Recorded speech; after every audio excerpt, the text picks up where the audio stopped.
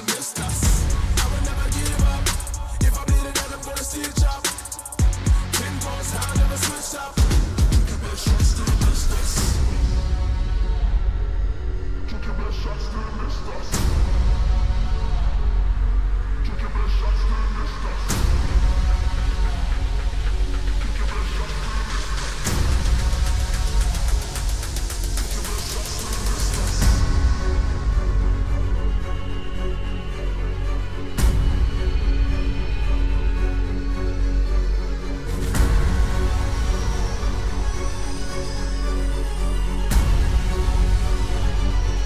Took your best shot, still missed us.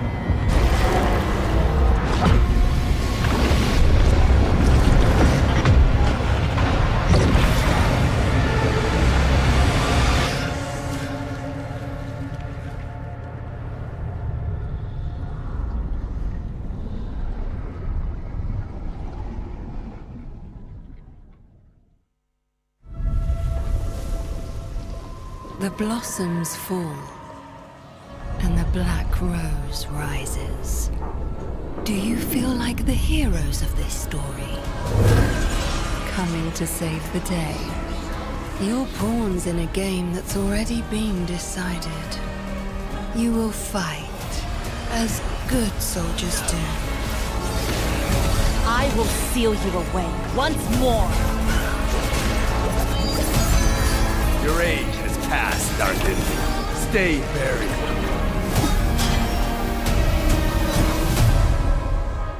And you will fail, as mortals must.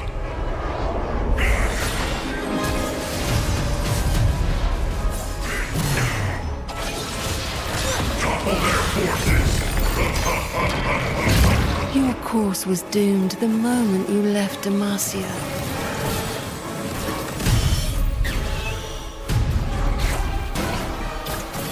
Behold my power! And entered my world of thorns.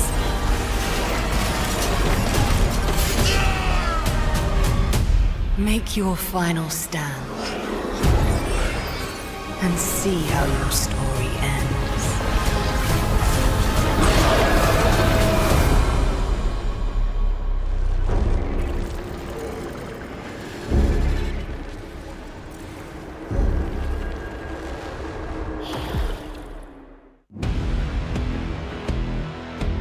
Go in for it, and here comes the steal! Between Worlds hanya menjadi pemisah ตรง dunia. นี้ดิโนเวิร์ไฟหน้ามายังคงรอชีวิตอยู่แต่ว่าไม่พอ Infected as well, and even full commit is sticking. But they should try to look for a combo here. The dragon is stolen away.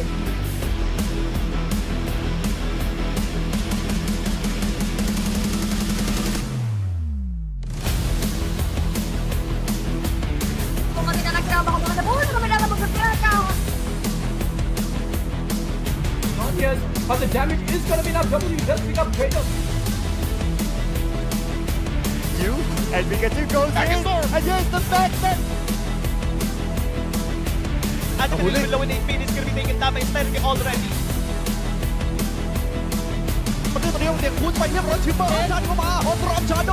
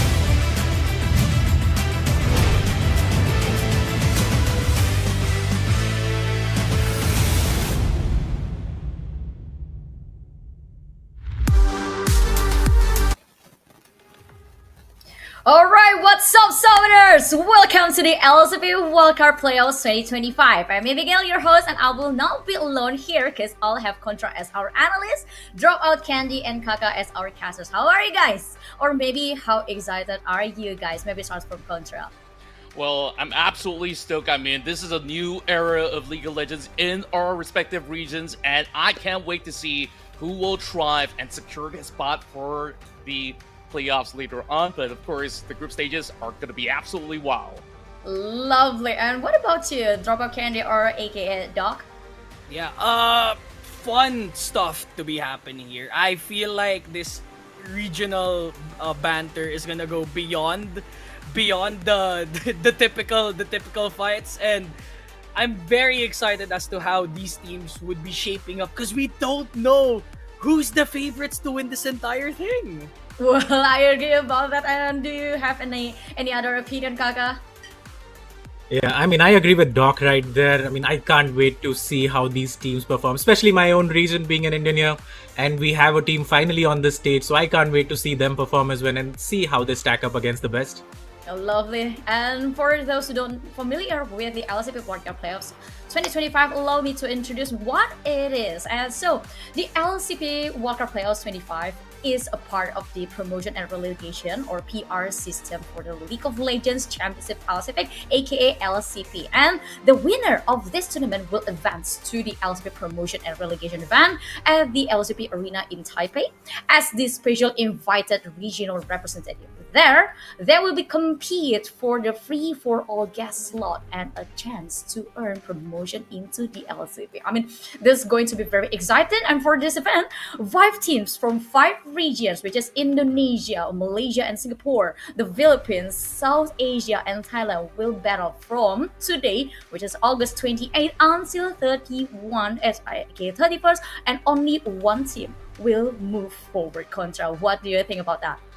Man, I am just super happy that, we have this grand revival of League of Legends esports here in our respective regions. And on top of that, we've already filtered through so many lists of names because I do believe there was about 450 teams all across the board competing. And now these are the best 5. And by the end of the day, we're only having that one team to be looking for that promotion. So that is definitely something to behold. So yeah, power level wise, it's still unclear because we were talking about a brand new era, and these teams, they're definitely battling for something bigger throughout it all.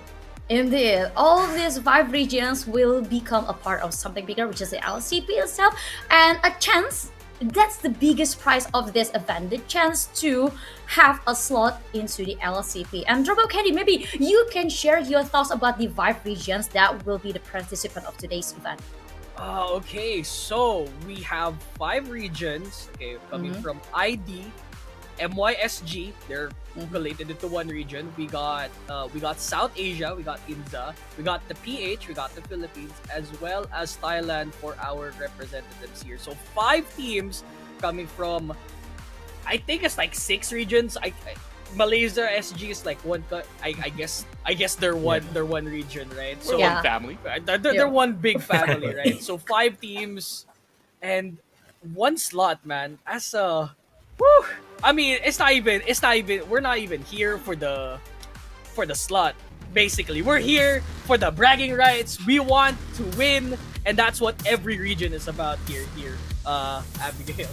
Exactly, and to be honest, the tournament format of this LCP Wildcard Playoffs kind of unique because the LCP Wildcard itself are split into 2 stages. The first one is a group stage, which is today and tomorrow, and the bracket stage on August 30 and 31st. And for the group stage, so 5 teams will play in single round robin, so each team plays each other once, and all matches are best of 2 using fearless drop. And point system is, if you got 2-0, you got 2 points. If you got tie, which is 1 against 1, so you got 1 point. And if you lose the match, you only got 0 point. So the top 3 teams advance to the bracket stage. And for the bracket stage, single elimination, aka knockout, will be applied.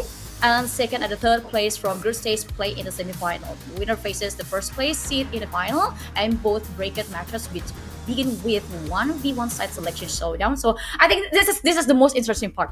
So, if you win the 1v1 side selection, you'll have a chance to pick if you want to go to the blue side or red side. And all matches are best of 5 using Fearless Draft 2 on the bracket stage. And talking about the very first participant of this LCP Wild Card Playoffs 25, we have young Dae Pal, consists players from Indonesia and also Vietnam. Contra, what do you think about them? I think that they are a really aggressive bunch, especially you got to keep your eyes out for players like Bum Chun Lee as well as Nick Lager, who's been the veterans of the scene, and they found themselves a Vietnamese ace with the name of ZFAT in the jungle that kind of allows them to play this high tempo stakes kind of matchup. So I'm definitely looking forward to what they do offer because they're looking super promising as they are the champions of Nusantara Cup. I love that you point out about the aggressiveness about Young Dae Pal itself. Because yes, since Zephad joined a Young Dae Pal, they playstyle kind of different than before. Because a Young Dae Pal used to be not really aggressive team, but Zephad controls the tempo within this team. And I think not only Zephad, who also plays a very important role in Young Dae Pal, but they are also Boomchan, like you mentioned before, because Boomchan is very well known with the carry bottom lane pick. And about the Faerie Charm from NYSG, I believe this is your place to explain, or maybe you can point out who's the best player in Faerie Charm Contra. Well, it's really hard to really tell you who exactly is the best players because these guys are super stacked. If you look into your rank leaderboards right now, you'll see multiple names appear. Savasky currently sitting at number 2 on the list. Nekudesu used to be holding that number 1 spot with his mid lane prowess as well. And then you got this cohesive bunch that can actually play a very adaptive playstyle. So of course, if there's anyone that we really want to keep our eyes focused on, it has to be their mid laner as well as their AD carry, Savasky. So other than that, it's pretty much a stacked roster that can play even fast or slow tempo. Yeah, but for Inferno Esports, on the other hand, the representative of Philippines, this is the Filipino squad who brings together a unique mix of experience and raw talent because they have a very experienced player and combined with raw talent, which I believe this is one of the most makes sense composition in League of Legends right now. Do you think the same, Doc? I think I really agree with that. Born this way, one of the few players that has domestic and international experience as well, both hitting challenger in both ladders, and that's gonna be a very interesting composition to see. Player to look out for, austerity, always the ADC to look out for, collecting so much experience all throughout Southeast Asia. Yeah, and Seoul Esports, the representative from South Asia. I mean, this is probably the youngest representative. I mean, in terms of the opening region, right, Kaka? Yeah, I mean, 100% might not be the youngest, but the most new, I would say they are.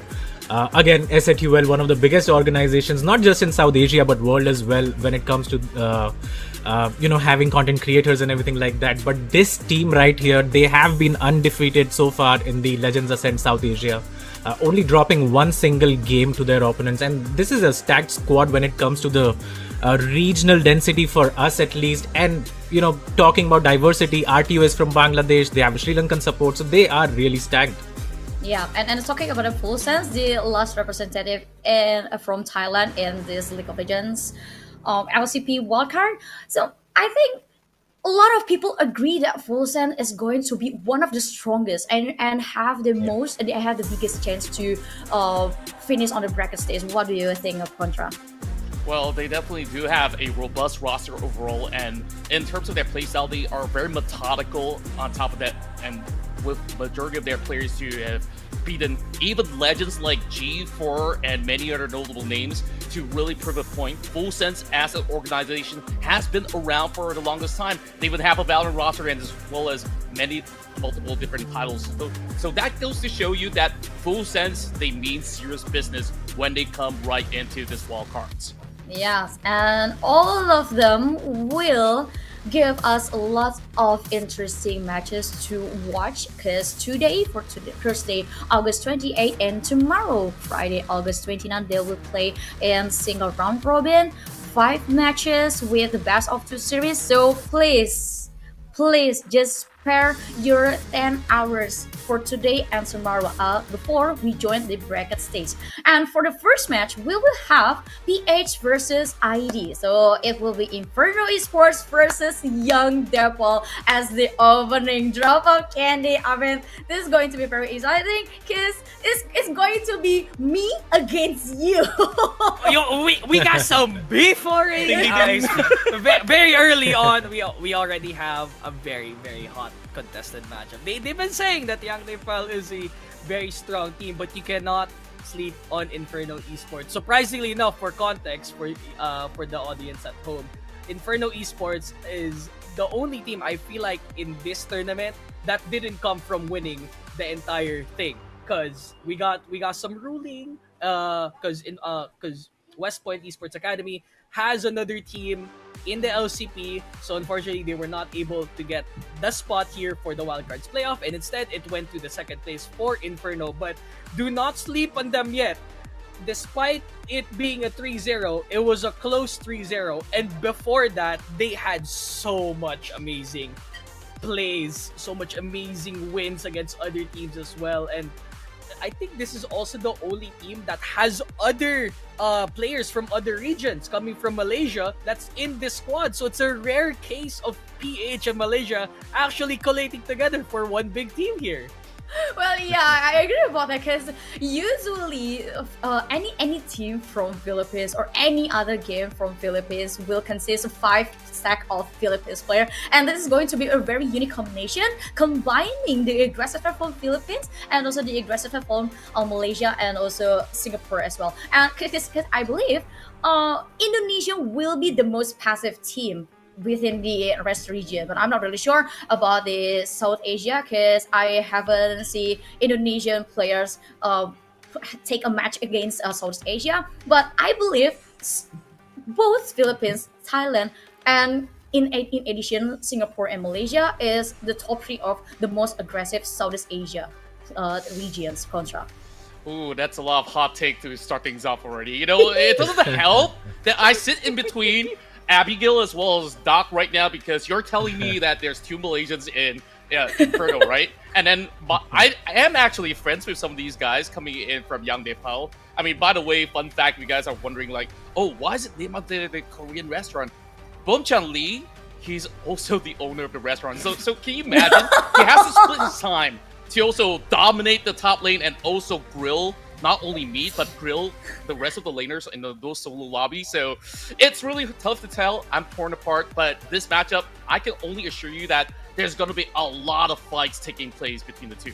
I agree about that because if you look through the demo of the young Dae Pal back then and the LNC, they will never start the game easy to their opponent. Invading is their middle name, Kaka. Yeah, I mean, all of these regions, right, they are so aggressive, and I'm really excited to watch the first game, especially because we have been discussing off the desk about the meta and what the reading is and how the patch will affect these teams. So I am quite excited about that. And as Doc said earlier, they might be the second best team in their region, but those games were really close. And if anyone who's watched that, the series score did not do justice to how they played, and they could have very well taken at least 2 out of those 3 games. So I think this is a very strong team, and again, I can't wait to watch them as well.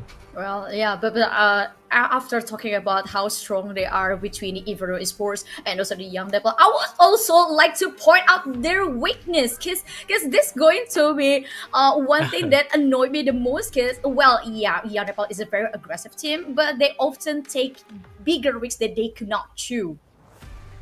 And what about the Inferno Esports? Can you be objective about what their weakness can be?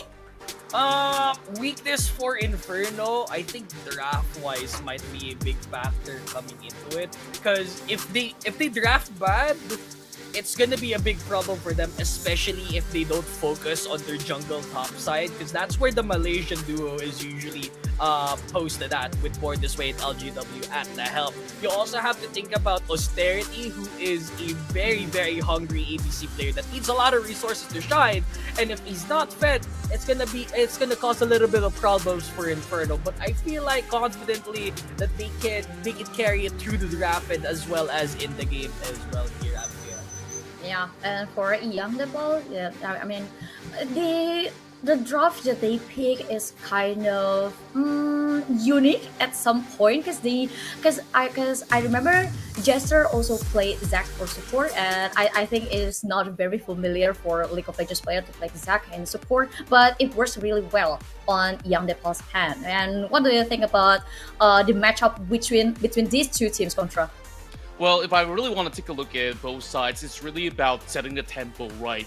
And that really focuses on both sides of the jungler. Like, yeah, how do you really get the ADC fed? I mean, it's not just a straightforward 2 versus 2 on the bot lane. So if we're looking into the jungle, I mean, ZFat, he's an up and rising name out there. I've heard certain news that, he's got some advice from a veteran LCP player, namely Levi himself. So like perhaps he's got a couple of tips and tricks coming from that guy himself. And on top of that, if you look back over onto the other side, Oh, we got Pat. for this week, he's also an EU challenger. So I mean, these guys, they're absolutely knowing what exactly to execute at every given point in time.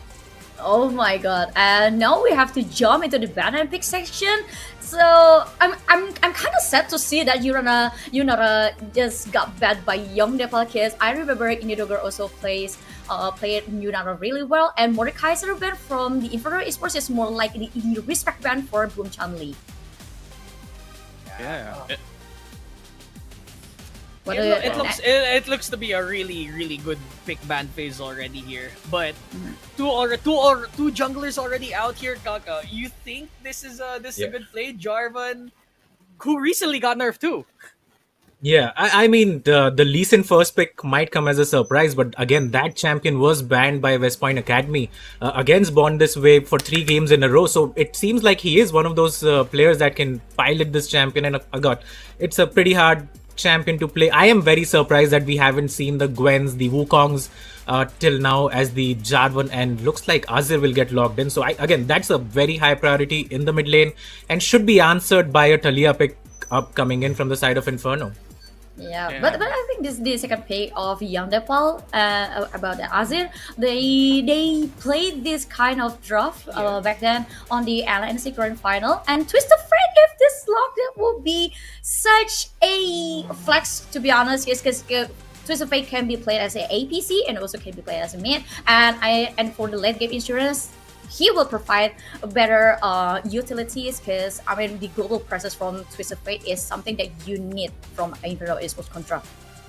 True enough, I mean, we're looking at not only the global presence that the TF actually brings, but you go into this kind of stacked lane, it does give off a little bit more of that early game pressure, where if you take a look at the entirety of the roster of Inferno right now, they can afford to dive, and they want to double down on that very same concept. So they're considering that Ambessa, but instead they lock in the Jax, which is maybe a little bit more secure, where you could still scale very well to the late game. Yeah, and for Young Dae Pal to play Jarvan against Lee Sin, I think it's more like to match up with the tempo, because if you have Lee Sin, you have to make it rough, you have to make it fast, you have to make it infading here and there. So I believe Jarvan is one of the most reliable one, and also if you take a demo about how Zifat playing Jarvan, it works really well, because they gonna play a circle theory. Kaka, Yeah, what do you think about we are off to a flying start here. I was not expecting the Darius to come in, and as we can see by the expressions of Contra as well, he has his mouth open, so that wasn't expected. But it does look like a team fighting comp versus a side lane comp, where you just want to take these turrets and play for the split push, especially when it comes to the TF and the Jax right there, the pick comp that is coming in right now. So expect more of these champions to come in from the side of Inferno. That might just enhance the abilities of the TF, of the Jackson, and lock them in the side lanes. But for the side of YDP, I mean, they look pretty strong right now. That top matchup can go either way, honestly, and it is quite volatile every time the Darius is on the Rift. Yeah, I absolutely agree. It's actually quite crazy. I mean, take a look at the matchup, where maybe late game wise, Jax might actually have a little bit more priority on the side lanes overall. But if you look at the second phase of the picks and bans, every engager support is currently eliminated from the list. So I guess there's only a few handful that they could go for, and I wonder what could that be. Probably Nautilus still open, and you can play Trash. Although I don't really rely on Trash. Yes, Trash is a very good initiator support, but in a late game, he's just like very squishy. What do you think, Doc? Yeah, I think any of these picks would be good. They just needed engage support. Most of these champions are really reliant on getting the engage in. So Austerity is gonna go to his good old Lucian. Just let him carry. Or could be a little bit more aggressive. Okay, Austerity, come on. You have so much ADCs left in the tank. Just play safe. Just pick the Lucian. Just call it a day. And then Moops will probably support here with not Rom. I think a Nautilus would be a good pick here. But knowing that Moops has a lot of good champions in the board, keep it simple. put out the Nami Lucian. Very aggressive bot lane from the start here. Yeah, it's very classic combo for Lucian. It's either Lucian Braum or Lucian Nami. But I'm afraid Inferno Esports will have a rough time without tank. Because there's no solid tank in Inferno's Esports lineup, Kaka. Yeah, I mean, I really like the comp coming out from YDP, but to touch on the IE draft, as you said, Lucian Nami, again, very strong bot lane, will have the prior for the Lee Sin as well, and that's what you need when you're playing the Lee Sin. You want your team to invade with you, you want your team to fight with you, get for these early objectives, so in that aspect, I think it's a great draft by them, but come the late game, I think the Sivir and Azid could just be too much wave clear and too much damage for the side of IE. Yeah, and also not to mention about the Inferno Esports, they have to make Jax have lots of items before the actual time, and I think this is going to be Young Dae Pal's main priority control. True enough, and then when we actually take a look at scalability, right, for YDP, they can afford to really play the long-standing game where, sure, you want to dive us, we're still going to be able to really farm up, and if it goes all the way past 40 minutes, the game is going to be in YDP's favor. You also take a look at how many tools they can actually look to disengage, which is already very scary thought on how they really want to try to really draw out these fights up against the rest of IE. So it really goes to show that if IE don't get things done in the early game, things are going to look a lot harder. Yep, and based on this luck draw from both Inferno Esports and also Young Dae Pal, Kaka, what do you guess? Who will win the first game? I mean, I agree with Contra right there. The longer this game goes, YDP is more favored. But I see a Lee Sin on the Rift and it's born this way, so I'm pretty scared. I'm gonna say maybe IE takes this one. Okay, what about the Drama Candy? I mean, you already know. You already know. It doesn't matter what the comp is. As long as IE wins the draft, I am all good in the hood. They pick their comfort picks. Most likely coming in from austerity and moves the one supporting. And I'm not I like the pick here from Crimson because I usually would see the Talia against the Azir in this matchup in particular, but the Twisted Fate is good enough because they need that skirmish potential to support the Lee Sin in their antics, right? So they need to hold the entire top side together, and then austerity, just leave him there. He'll do something on his own, right? Oh my god. And now I'm gonna pass the hot balls to Contra. I mean, who will gonna choose? Is it your friend or the Malaysian player from Inferno Esports, Contra? You know, I'm just gonna say this, maybe this draft, I will give it to YDP right now, but hey, I just can't wait for all these guys to show us what they got because it's an early game tempo versus long fight. Okay, so without any further ado, this is the very first match and the first game. So Casters is on.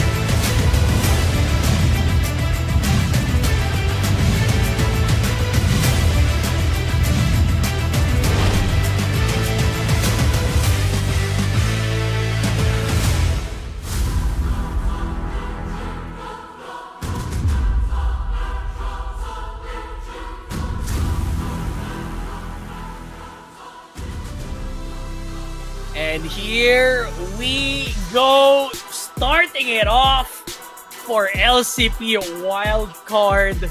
Day number 1, YDP versus IE. Kaka, how are we doing right now as we're entering into the Rift? I mean, there's a lot of heat in this matchup and on the Rift as well with the picks that have come out. My eye goes towards the top lane right there, the Darius versus the Jax matchup. I mean, that is just so volatile, and I can't wait to see how that turns out, as we do see a quite standard 5-point setup coming in from both sides, just covering their jungle. So no early game shenanigans. These guys, of course, playing safe at level 1, and the Jax is fishing. Hopefully for him, he gets the 10 gold. There's an early stun though, but it's a little bit of damage as the rest of the team rallies through. So this shouldn't put Raphael in a very preposterous scenario, so he should be able to recall here without any problem at all. And I do want to say that for Inferno Esports, Crimson doesn't really play the TF usually in Liga Republica, he was very well known for playing the Azir, very well known for playing the Clea. So this is the first time I've been seeing the Twist of Fate out here, Kaka.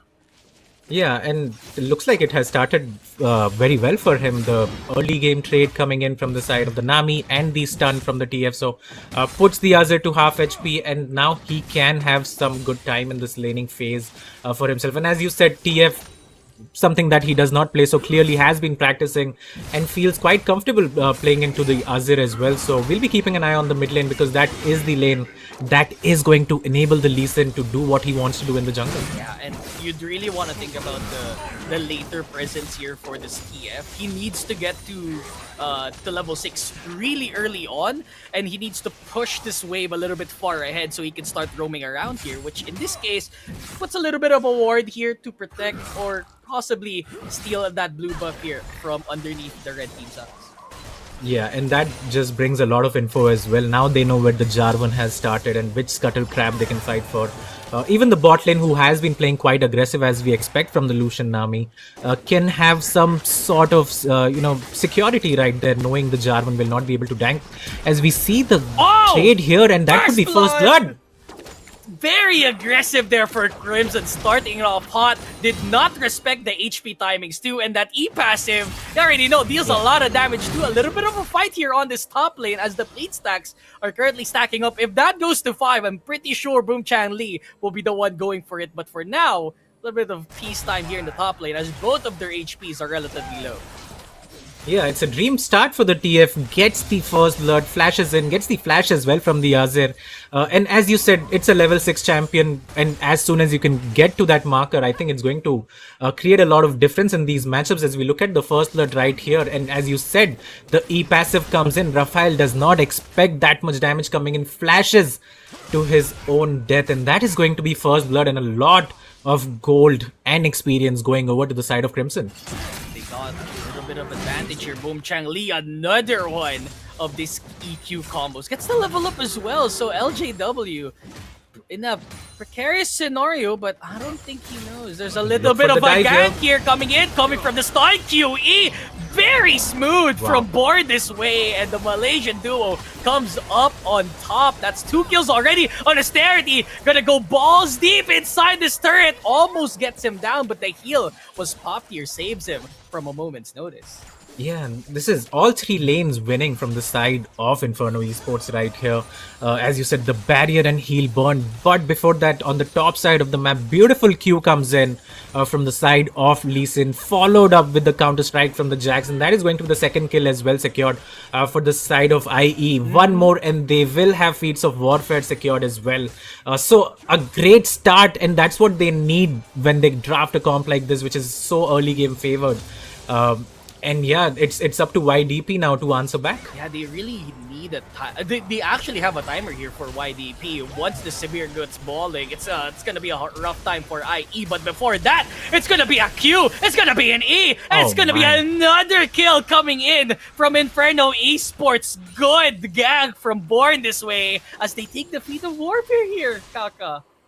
Yeah, and a beautiful play again. And this is why the Lee Sin was banned 3 games in a row against Bond this way. He's the one who's making the difference right now. Flashes in, uses the shield onto the Lucian right there, connects his Q onto the Milieu, who has to burn his flash and still ends up dying. So again, feats of warfare secured. And you look at the goal lead, it's almost around 2000 so early on at around 5 minutes. And Inferno just bringing the heat, as we said early on, and they are on fire in this one. Yeah, and they need to keep this pressure going. They have a very significant goal lead going on. Dragon's already up. YDP is looking to take this from beneath their feet, but there is a Destiny going on. There is a replay too coming in from that gank from earlier. It is a top lane gank, but another kill comes out again from that replay from earlier. But so many kills coming out from IE, and I feel like even out of this camera replay here, Kaka, there's more kills coming on here for the side of IE. Yeah, 100%. 100%. But having said that, now YDP make a move of their own, secure the dragon right there. Jarvan has an idea that, his camps are being taken by this Lee Sin, who is quite fed, has the pickaxe and the longsword for himself, is going to secure the Raptor camp for himself and get out. And you look at the gold lead, 700 gold up on the Lucian, and that is what you need from the Lucian Nami lane. You need them to get ahead. You need them to get these items earlier than the Sivir, because if it goes to late game, YDP is favored. But for now, i.e. 4 kills already, and we missed out on a kill, but it seems like Crimson used his ultimate towards the top side, and the Darius has started off to a 0-2 start. Yeah, they did give up on the dragon contest here for Inferno Esports, but I don't think that's their initial objective at the moment. I feel like grubs are gonna be what they're gonna be focusing early on in this game, because they need that pushing power here for the Lucian, who will get a little bit fatter here as he is nearing towards that Essence Raver, I assume. Yeah, and as you said, they need these grubs, they need the early power. So that's exactly what they're going to do. The bot lane from the side of IE goes top. They are going to get prio right there. Shove that lane in, be there first, secure the vision first for the grubs. And at that point, if all of these guys are playing together towards the top side, it should be uncontestable from the side of YDP. As we look at the action that we missed, actually the TF comes in level 6, way ahead of his marker. A pretty simple gank, honestly. Ghost was burned from the side of Bomchan Lee, but unfortunately he could not get out of that situation. Yeah, really has to play a little bit behind here for Bomchan Lee, as he's opted to buy the plated steel caps before even finishing his first component here. So he is very passive, very defensive right now, and as long as he gets one big item for Darius, I feel like he's gonna shine. But for now, not really much of a threat here on in terms of getting this gank down. They are nearing that grubs area as Zfat towards a gank here. Crimson gets the Cataclysm available, but there is a flash in time. Crimson gets his way out of that, does force an ultimate, but that is a flash for Crimson, so a big threat on the board already gone. You could re-gank him again if able. Yeah, but again, that TF is quite tanky with the Catalyst completed for himself, so uses the flash, gets out of that situation, but has the ultimate up again. And this is where Bomchan Lee has to play a bit careful, because the gank could come in at any time, and the TF does seem like has the push over the Azir in the mid lane. Although, some sort of CS behind, the Q does not cancel the Azir as he just recalls on the TF's face right there. The swaps have started to come in yet again. Lucian goes bot, quite standard right now. Now Darius has to go top and match that wave. And in these shenanigans, the top laners can sometimes find themselves getting lost in the transition. Yeah, and they're actually winning on the transition too, as i.e. they're already in their lane, just getting the swap aheads, and you'd want to expect that YDP, they're gonna be timing on this, but they're always a step behind at the moment, i.e. always getting a little bit of minions ahead of them. And as we're looking at the initial score, the scoreboard here, the CS, Lucian has possibly like twice the CS as the Severe, who the Severe honestly needs to get more CS later down the line here, Kaka.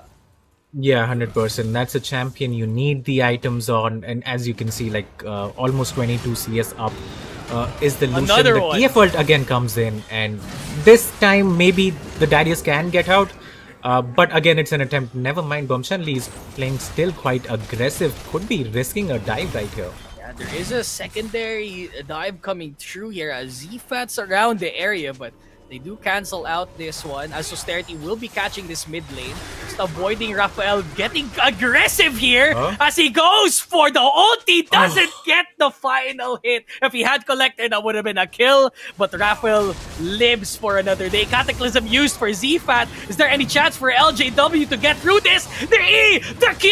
LJW soloing the Darius on the top lane. Doesn't matter if it's 1, if it's 2, or if it's 3. LJW holds his top lane, asserting dominance right now. Yeah, and just making use of the early help that he got. And now this matchup is well and truly over for the side of Bomchan Lee, who has died now in a 2 versus 1. 0-3-0 he goes. And look at the priority that the Lee Sin has. The bubble connects right there. The kick is going to follow. The Q is there. And that's going to be another kill. Unfortunately picked up by the Nami.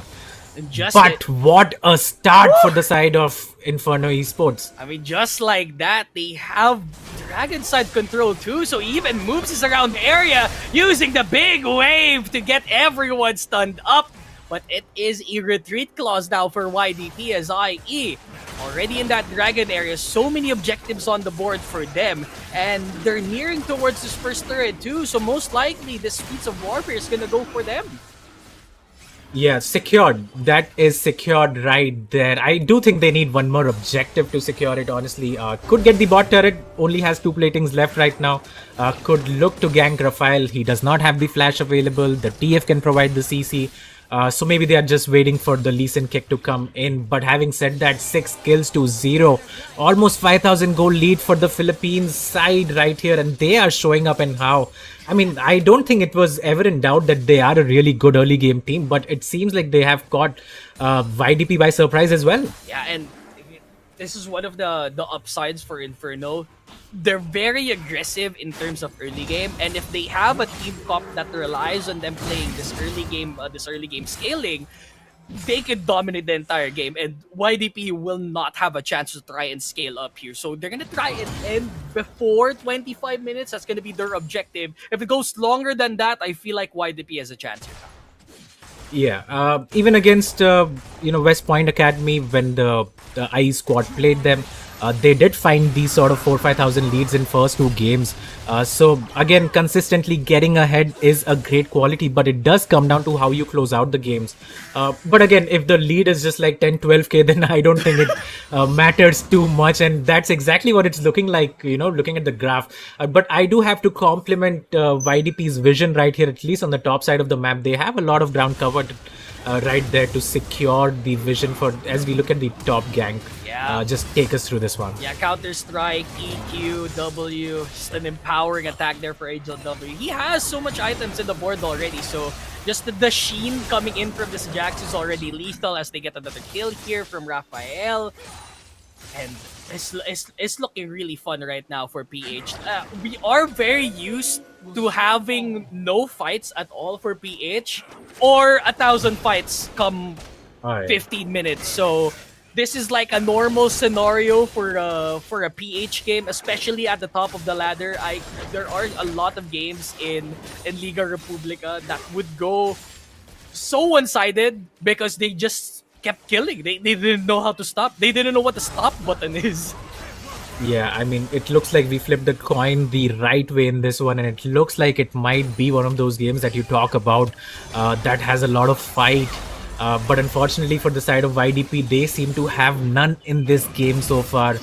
Succumbing to these ganks again and again. Bomchan Lee now might end up dying again. The kick comes in. The heal is huge, but he has to give up that turret, and that is going to be the feed secured for the side of Inferno Esports. Yeah, if Born This Way actually got the resonating strike there, he would have gotten the kill here for Bomchang Lee, as that HP scaling will be big enough to actually chunk his HP down, but they'll take the first turret instead, having a big source of gold for the side of Austerity and Co, as now there are potentially 2 carries now for the side of IE. We have the Jax online, we have Austerity with the Lucian, and we also have Born This Way to whoever is gonna be a unfortunate victim here of this Dragon Rage combo.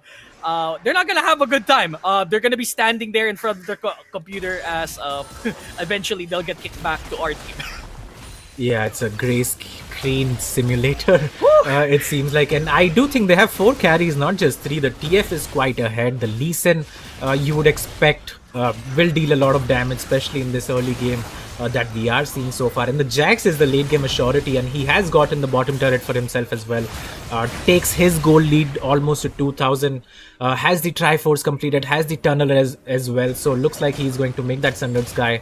And once he gets that item, I think it is just going to be obnoxious from the for the side of the Darius to even fight for priority against this Jax. And there you go, we see another fight coming in. The kick is great, but the Nami might be in trouble. They do lack damage sort of somehow right now. The TF ult comes in, and that is surely going to be a kill. Yep, that's gonna be a counter-strike. EQ Crimson is on a killing spree. Double kill for Crimson at the moment. And Austerity is going in, diving through the chaos. IE 3 kills to nothing as IE completely dominating the first stages of the game. And they're looking to get for more. They know they have the damage. They'll get Bomchang Lee out of the server as they'll push even closer to the turret. Tier 2 turret's gonna be gone. And I feel like there's gonna be one more charge here. Yep, get the last one too. No, he's going all the way to the other side. And we Oh no! Oh, okay. No. They kind of failed the driver's license test here for LJW. Yeah, someone check his license right there. But having said that, look at the goal lead right now. It's almost 10,000 at 16 minutes. This has been a very one-sided affair. Only dropping one dragon from the side of Inferno Esports. They have been flawless so far, and it looks like Jester might be in trouble as well. The flag and drag comes in to save Dragon's Rage. the support right there, but the kick is true, and Ned Hogger ends up going down. Born This Way flashes in another one onto Jester, and there could be one more. One more. This is done. Yeah, this is done, dude. Double kill for Born This Way. Resonating strike. Triple kill from him. He wants to get the fourth one, but Crimson steals it from underneath his grubby fingers. Unstoppable for Crimson as IE. My goodness, 17 minutes in with 14. That's like a kill every 1.25 minutes. Yeah. And that is a statement so far as well from the side of IE. To the rest of the teams as well that have participated in this tournament. I mean, 14-0 to start off your first game is just such a great confidence booster for the side of IE. And they are looking flawless so far, taking the dragon as well. The bot tier 2 will go down. That's going to be a lot of gold for the side of TF, who already has 2 items. So once he goes back, has the rapid fire cannon completed for himself as well. And this is what we talked about in the draft as well. The early game is something that YDP need to get through, and unfortunately for them it hasn't worked out at all. And you can draft all these late game champions, but if you don't get there, it does not really matter. And IE show us why this early game is so important. Yeah, IE with the skirmishing comp that's always focused on getting picks, and they know that IE, they have the experience for this. Even without any tournaments going around, Born This Way, always a very fruitful player to know that. We had an interview in Liga Republica where even through the adversity, Born This Way is like, yeah, we got everything covered, don't worry about us. Think about the other team that's gonna be the unfortunate opponent that's gonna be part of this scenario. And IE showing us that they are a threat here to the wild card. And now, maybe the power rankings will change. Moops is unfortunately in the middle of everything here, but he's still living. Moops, Austerity, the rest of the crew, they're already here. They're looking for a shutdown, as it's gonna be a 4v4. And ZFAT's gonna be disappearing out of the map. Count that in as Born This Way is dominating. They're chasing them down. The shuffle comes up. Where's the stun? Boom Chang Lee cannot move an inch as he's currently blocked by his own teammate. And YDP, they got 1 kill, but what do they get in return? 3 kills in the scoreline for IE. Yeah, you get the fish, but at what cost right here for the side of YDP? First kill of the game for them. And I have to say that is one of the best Lee Sin's performance I have seen internationally so far. I mean, this guy on this champion could just be the best player on the server as well. And he's showing it, and how multiple knockups on that Dragon's Rage. Time and time again, the positioning is spectacular as well. I mean, it's just a masterclass from the side of Born This Way.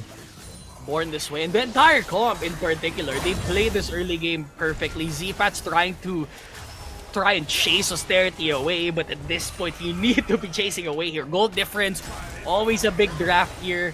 Always a big ups for IE. There hasn't been a single instance where YDP has shown the goal difference go down, as they're always looking for a pick, but they should have done that a while ago here, Kaka. Yeah, 100%. They could have, but they didn't have the resources, right? The game started in such a bad way for the side of YDP, and they still have not recovered, and I don't think they will in this game at least. So if I am YDP, I'm already thinking about the next game and how I can come back, because look at this.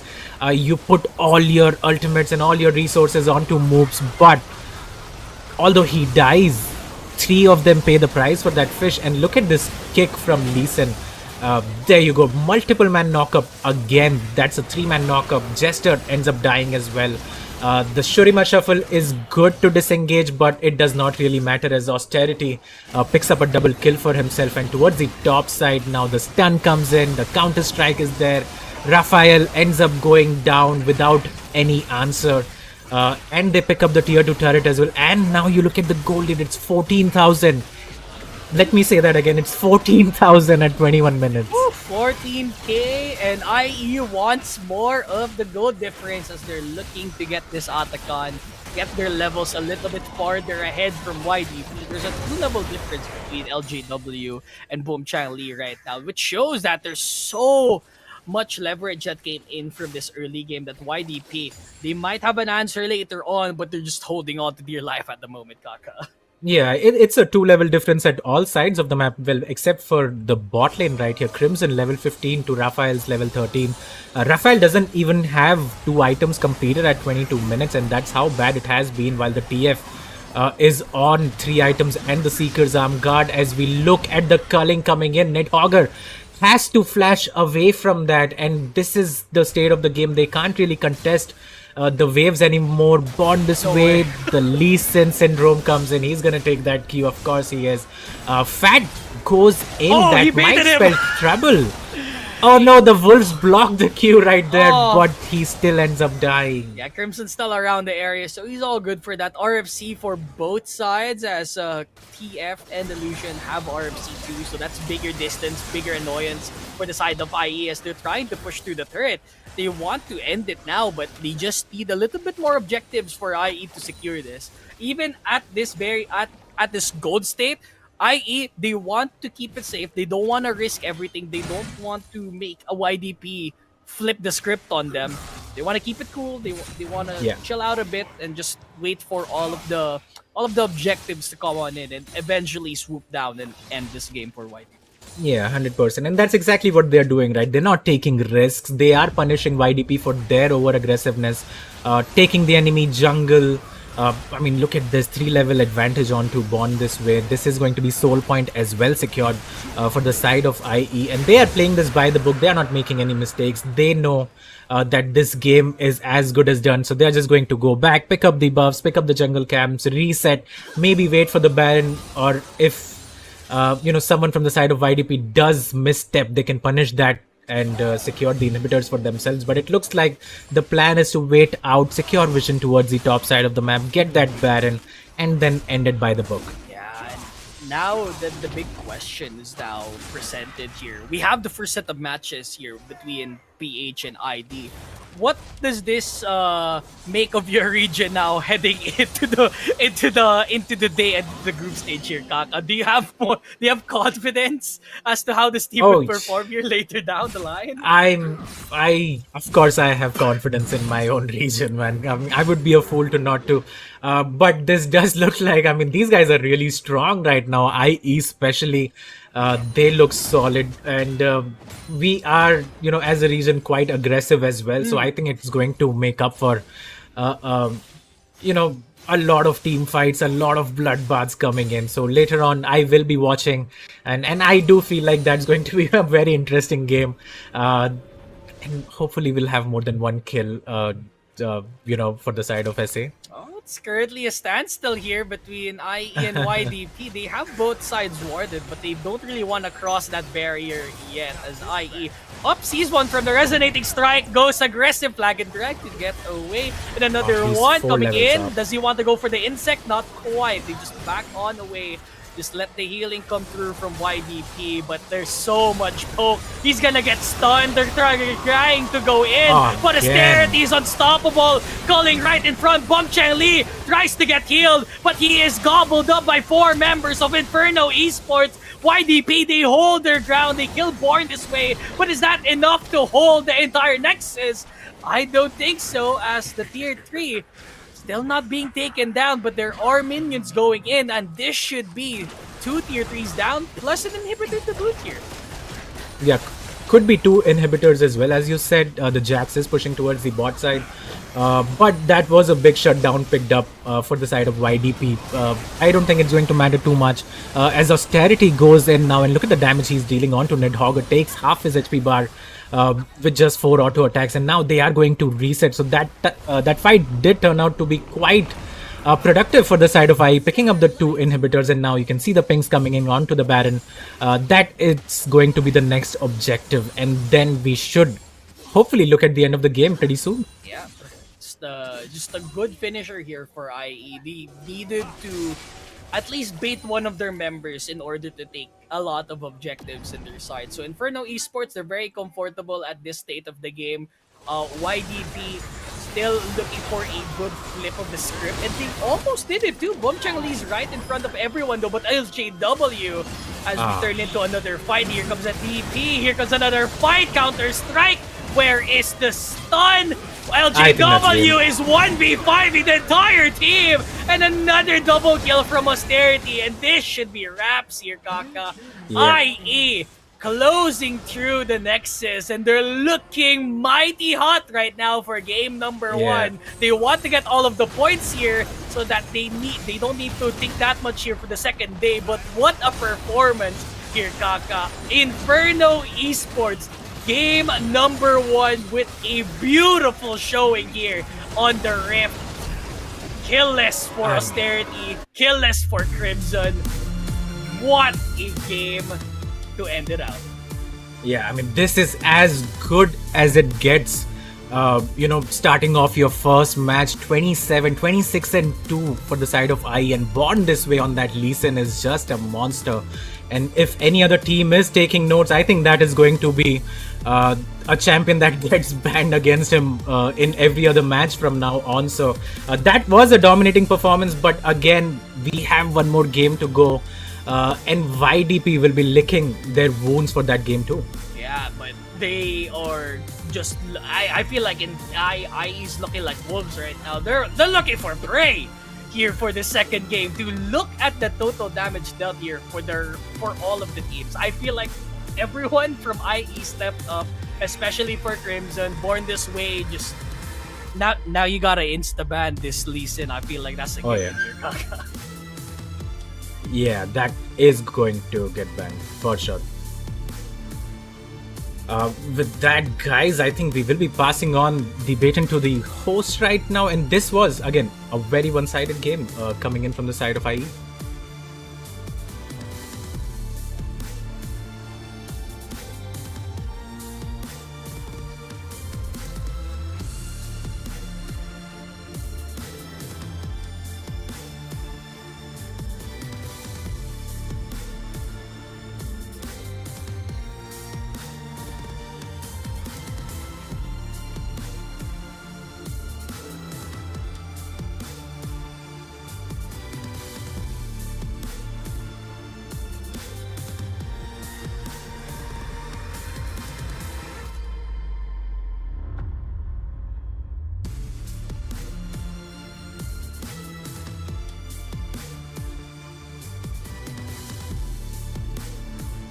IE was unbelievable strong with the ganking and to make Jack Rat faster than it should. Of course, one of their predative as well, but I would like to give a maybe more kudos to TF Pick, because the TF Pick is become very makes sense, because look how he controlled the map and it set the skirmish tempo, and it allowed IE to got a proper domination on freelance in addition to what Contra said before.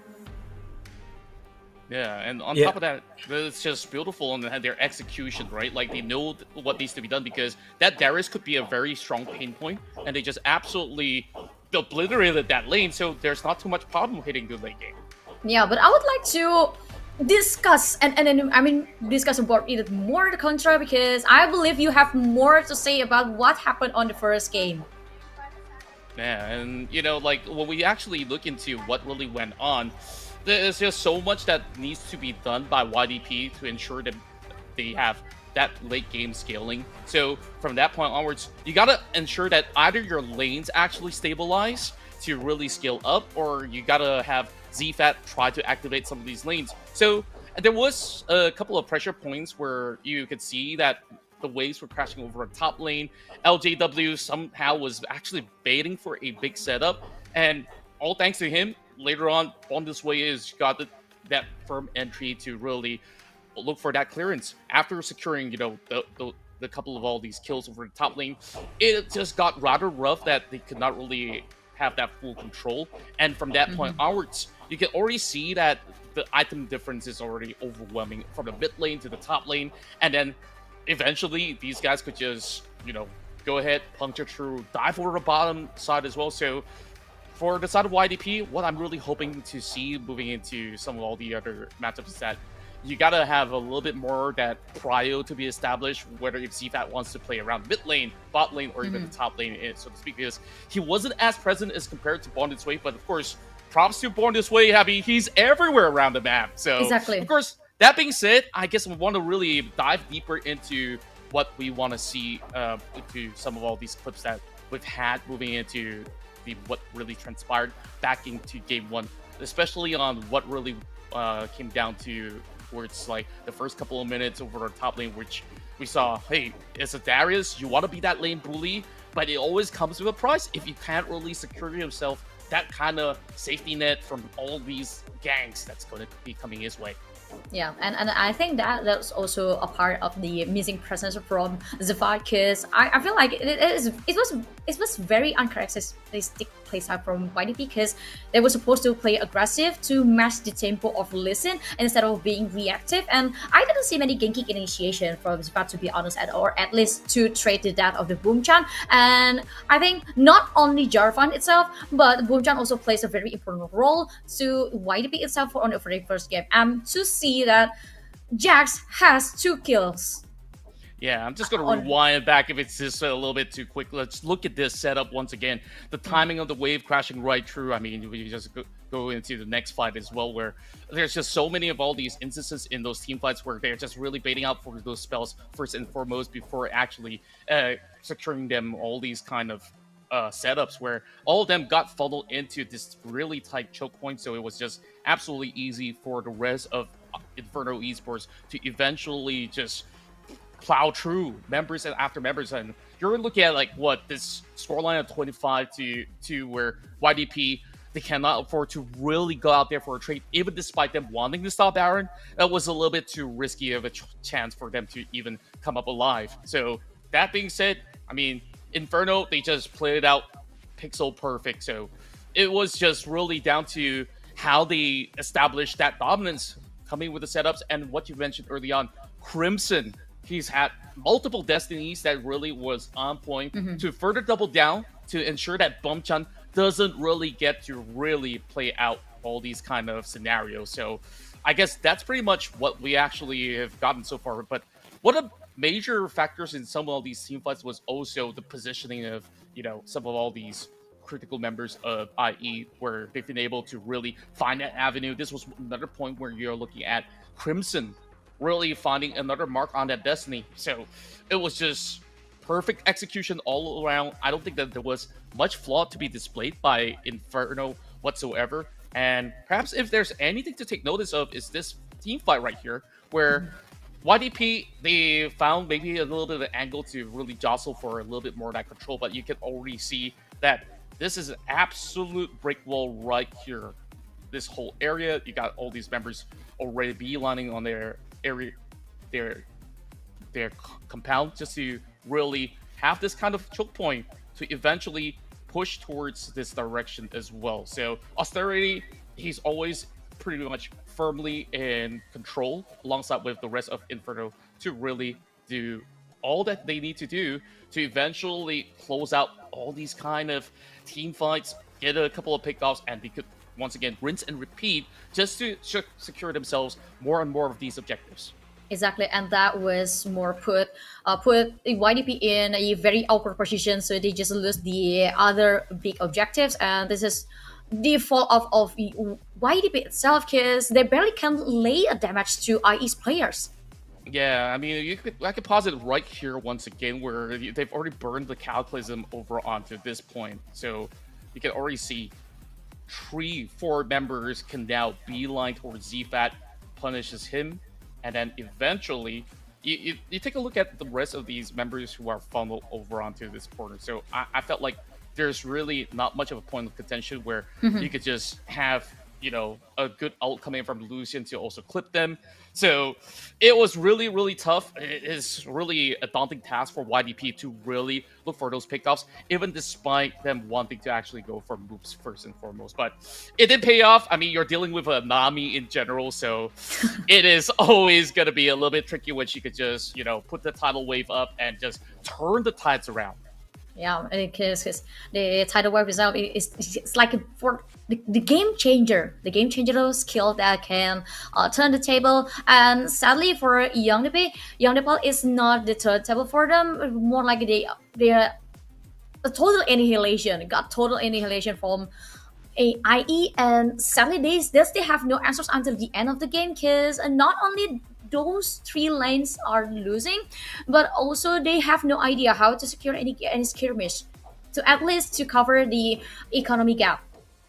Yeah, I really felt like they were really trying their best in that sense. And one of the most perfect instances was this from a pickup that they're looking for at least an exchange to get that support. But all in all, I mean, it's still not worth it. They're still very behind in goal. They were hoping to really form a pickup and run off, but you can just see how proactive Inferno was. They were everywhere in the map. Whenever a member gets hopped on, like, there's instant responses. So Inferno, now I'm further convinced. I mean, sorry to say, Bomchan, like, yeah, that was a shaky start for you guys. But hey, game 2, maybe if there's anything that we want to see, maybe a draft that does follow more of the playstyle of Yang Dae Pal, where they like to play maybe early to mid game. This kind of slow scaling doesn't really fit their tempo, right? So maybe they could stand toe to toe with Inferno if they were ever to draft something of a similar sort. Yeah, and this also happened during the LNC 2025 Grand Final because on the second game they were playing a very less active than usual, and it wasn't work really well on their part. So I think it's just you only have to back to their nature to become a aggressive player. And set a tempo around Zifat instead of Zifat trying to become reactive to what the other opponents trying to do to him.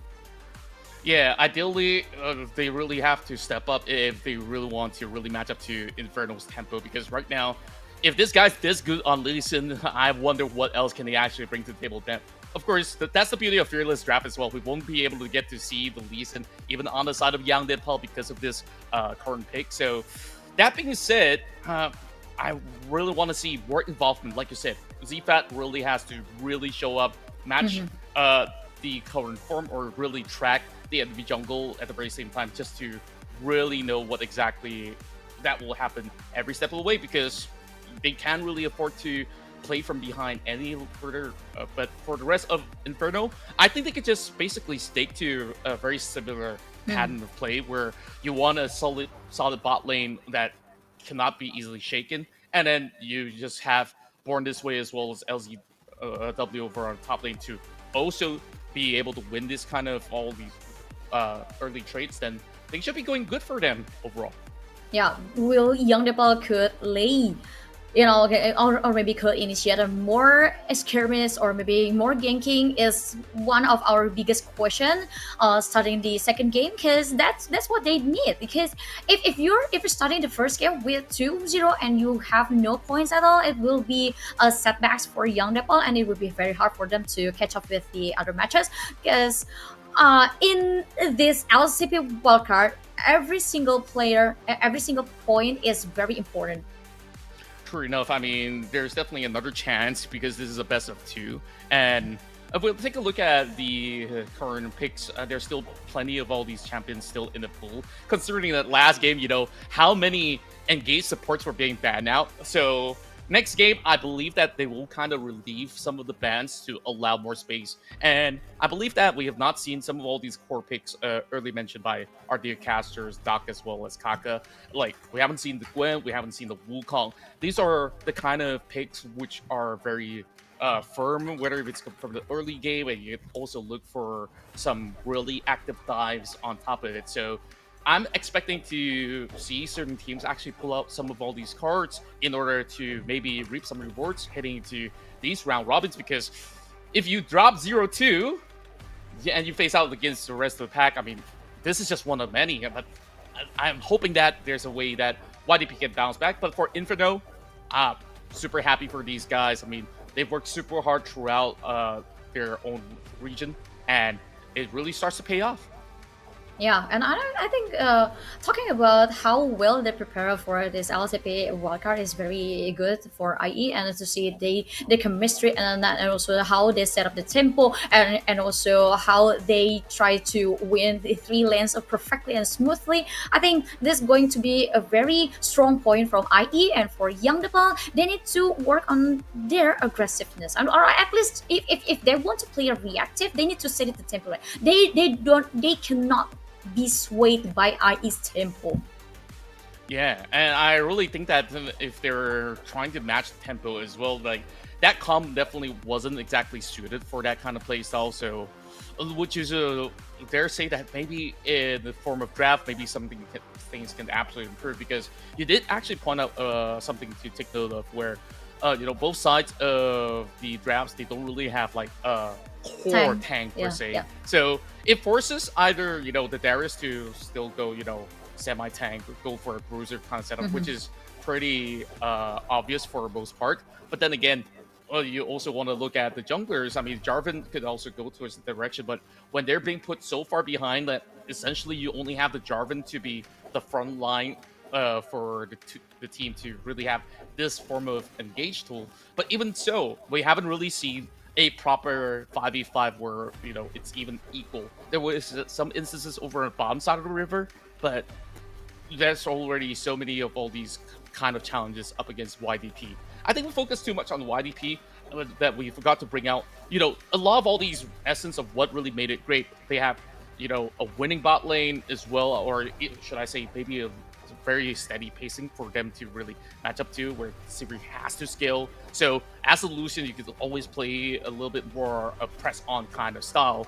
And on top of that, you take a look at, the top jungle synergy once again is just immaculate. And on top of all of that, to really top off the cake, of course, the mid lane has been the icing of it all. Yes, and I believe something needs to be changed for YDP for the second game, as we are preparing the second game draft. Well, to be honest, I don't feel like there's anything wrong with YDP's draft. I mean, it's pretty solid. You have the early games harassing power, and also in the middle game, they're also quite solid. But also the late game insurance is pretty solid too. But the only thing that kind of sad for YDP is how they try to maximize this draft. They didn't really try to at least invading, or at least try to cut the movement of Legend itself. So I think that's already become a problem for YDP on the first game. But for IE itself, because there's no one who can stop Legend. Legend is everywhere. Not to mention Legend, but TF actually also everywhere. Yeah, I gotta say that overall, Inferno absolutely understood the assignment, and I can't wait to see what comes up next for our next game. Yes, because the draft of the second game is now up, and the ban from both teams is kind of pretty much the same with the first game. Welcome back to Dropout Candy and Kaka. What's up? I mean, almost same set of bans. Do you want to ban the Varus for austerity though? That I think is the most important ban here, Kaka. What do you think? Yeah, I mean, that was first picked for them in the finals as well, right? So you are right, that could get picked. But I like the combination coming out from the side of IE in this one, picking up the Nocturne and Orianna. We spoke about it. Nocturne seems like one of the better champions on this meta right now. So especially with the experimental Hexblade buff, I think it is one of the stronger champs. And as you said, classic combination, just press R, kill the enemy Talia, and take it from there. So now I think we need a little bit more of a tank avenue here for IE. So YDP, they are playing aggressive as well. They have the likes of Talia, they have the likes of Porky to actually go around the map as well. And now they just need a good jungle to pair along with it here. Yeah, and I think if you pick a Thalia on first pick, I believe this is going to be very good utilities for Young Nepal, as well as the damage they can lay to IE. But Rakan played this in more like they want to try to play more aggressive than the first game, and this is what what YDP should do contra. Yeah, looking for what they're Yummy. really bringing up here. I mean, they're trying to really match up to the tempo where you see improvement in terms of like pick up the Thalia to also match to the semi-global presence. But then again, when you have paranoia, you gotta also track where exactly that is. I mean, that helps that they're definitely a setup of 5. So I want to see the rest of the composition. I definitely have expected that, they relieved a little bit more of the engaged support bands from the last game and now have been able to secure themselves the Rakan. So I want to see what pairs well with this Kaisa because so far, Inferno, they're really showing up.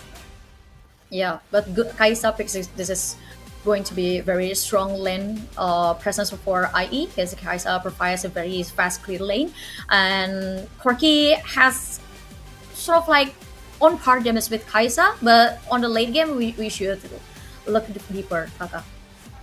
Yeah, 100%. And I'm looking at the Leona ban right here. Hopefully they do it. And if that does get banned, it does open up the rel as well for the side of moves to pick up. With the Kaisa, you need someone that stacks up her passive relatively quickly. And Leona generally does quite well into Rakan, can lock him down. But the Poppy actually is going to come in. So I do expect one of the the Rel or Leona to get picked up from the side of IE right now. And save the counter pick for top lane, because it does seem like if you punish Boomchan Lee, it becomes an easier game for the side of Inferno Esports. Yeah. Leona open. Of course, you're gonna pick Leona. I mean, she is the best initiator, one of the best initiator from support line. And I think that's going to be very good for IE to pick a Leona because basically you almost have the Infinity Stun with Leona contra. Yeah, if you really think about the current picks coming from Inferno, you have so many different kind of setup. Whether if you really want to come in with the ball onto the Nocturne or even a Leona for a big shockwave, it is absolutely feasible. I've expected Bombchun to actually go for some of his signatures, and now it is seemingly a Volibear that is very likely to go over a top lane. So over on the red side, you can always look for a counter, so I'm really wondering what exactly would be the response coming from the rest of IE. But I'm kind of liking that Olaf pick, but I'm not too sure if they will be able to really find those avenues because you can find ways to actually kite them. So I guess that could be one of the problems. But in essence, I'm liking maybe the laning phase a bit better than last game for YDP. Yeah. Jace Baron lane. I mean, Jace is very good. Jace is a very good pick. I mean, you can set him up as a melee or a range, and he's still doing very good with his damage. But this for me is like a 50-50 for Young Nepal and IE. What do you think, Robert Candy? I think that IE's this is their typical composition. I would expect this for Crimson and Born this way to play Orianna Doctor whenever they have the chance. Austerity is on his other comfort pick, Moves is on his signature pick, and LJW is there on the top lane holding Bomb Chang Lee out. So if any of these skill shots hit, YDP is gonna be in a world of hurt. The one thing I do want to say that YDP has, they have a lot of presence around the map, but because they don't have that much lockdown with any of their abilities, it's gonna be a little bit harder for them to get the finisher and the setup if ever. Yeah, quick prediction, Kaka. What do you think? Who will gonna win the second game? Is it YDP or IE with this drop? I think it's a quick 2-0 in my opinion. It does seem like Oh my god! Philippines! the comp from IE, I think it's just such a simple comp to play. You press R on the enemy champions and they die. While from the side of YDP, it does look like it's a very difficult comp, especially with the Olaf jungle. You don't really have a lot of setup in these lanes, and that's what Talia likes to play with. You give her the CC and she can do her combo. So that is what is lacking from the side of YDP. Sure, the Rakan is there, but again, he can get locked down by the Leona. So it's not reliable from the side of YDP, and IE just seem to have their number, at least in draft phase in this game too as well. For me, YDP still has a chance to win the game, but we need to look what happens between below 10 minutes contra. Yeah, I gotta say that I'm actually siding on every point that Kaka actually brought up. I mean, overall, for a realistic chance, we really want to look at the mid-jungle duo from either side to really be a lot more proactive. And in terms of ease of execution, you're definitely looking at IE in essence, where you're just going for a couple of all these, drop the ball onto anybody and then rupture them in those team fights. That is absolutely a big possibility. And on top of that, I do favor the Orianna a little bit more up against Talia. So, this is looking rather tough for YDP. So, it's kind of 3 votes for Inferno this time. Okay. And I think since we have a little bit problem with the banner pick section, I think it's going to be restarted for the banner pick section. We don't have any legit information what happened on the back end, but I assume we may see most of the drops pretty much the same, but maybe it's a little bit different with 1 or 2 champions. I think they did say the picks were gonna be the same. I think it's just an error. So just Riot things, small indie game film. But again, big shout outs to Riot once again, giving us the opportunity to have this event. Having the whole integration onto C is already a big W for all of us because we were stuck in our own region for a while. So there's no inter-region competition. There's no banter now that everyone's here. We have our own sense of what to say to the other team. I don't know if it's good or bad.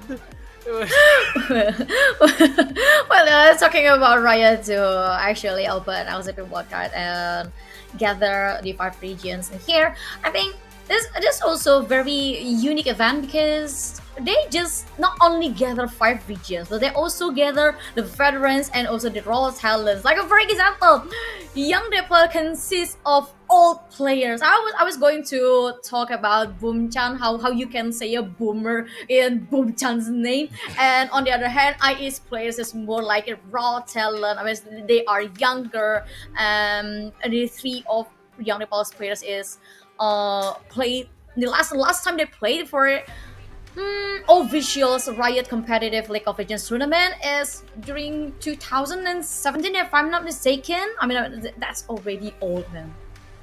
Yeah, if we're talking about veterancy as well, if you look into the Inferno lineup, I mean, maybe there's not many dinosaurs like me around to actually witness some of all these names, but if you remember LCW or LJW over on top lane, he has played for teams like Impurity, and for Born This Way, he's got, some experience overseas as well in Europe and in the form of like whether it's climbing solo queue. So that definitely helps to supplement on the kind of playstyle of what they really have to offer, and it just goes to show, I mean, their understanding of really playing out that first game on what needs to be done on the form of execution was absolutely perfect. So look at game 2 though. I mean, we've already had our thoughts on the draft in particular, but then again, when we take a look at YDP, they're still sticking to their mindset that, hey, we want to find that middle ground, and hopefully this time they could still find a way to scale. So I want to ask our dear casters, right? Like,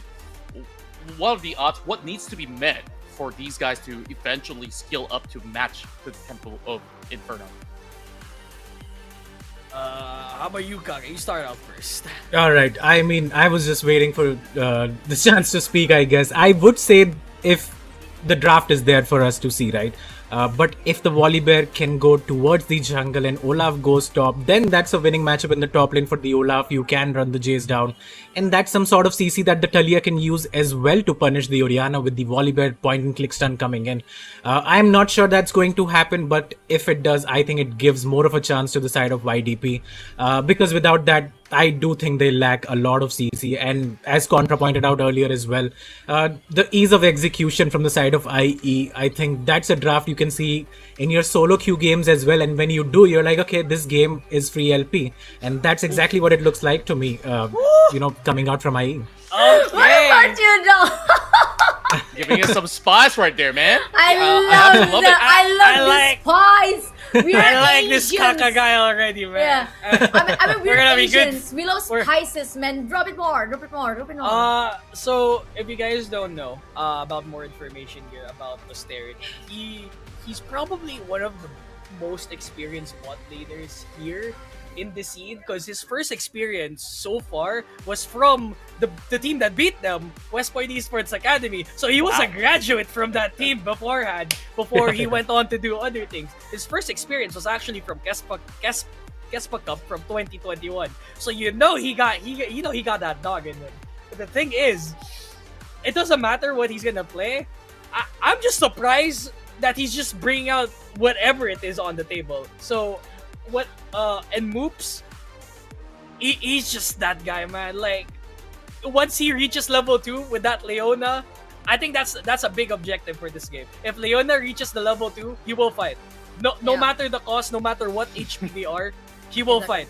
If there's a kill, he wins. If not, then we'll think about it later down. I absolutely love the Doc's prescription right there, you know. I think, like, maybe we didn't really highlight too much on, you know, the bot lane prowess that they displayed last round, because, you know, the spotlight was on the mid lane, the spotlight was on Born This Way, so much so that they were naturally winning out their lane as well. I mean, as a savior, you're supposed to be super aggressive, and somehow they managed to combat that because Moots, Nami, continuously help them sustain. And not only that, I saw some really sick bubbles that came out of this dude. I mean, like, it's absolutely fire what they really offered. Man. Yeah, they just got strong fundamentals. Yeah, they did strong fundamentals. Indeed, the IE's strong points, but to be honest, I feel like not only the strong fundamentals itself. I mean, like, the synergy between these 5 players is also already very, very good. I mean the way they can handle the setbacks on the mid lane and stuff.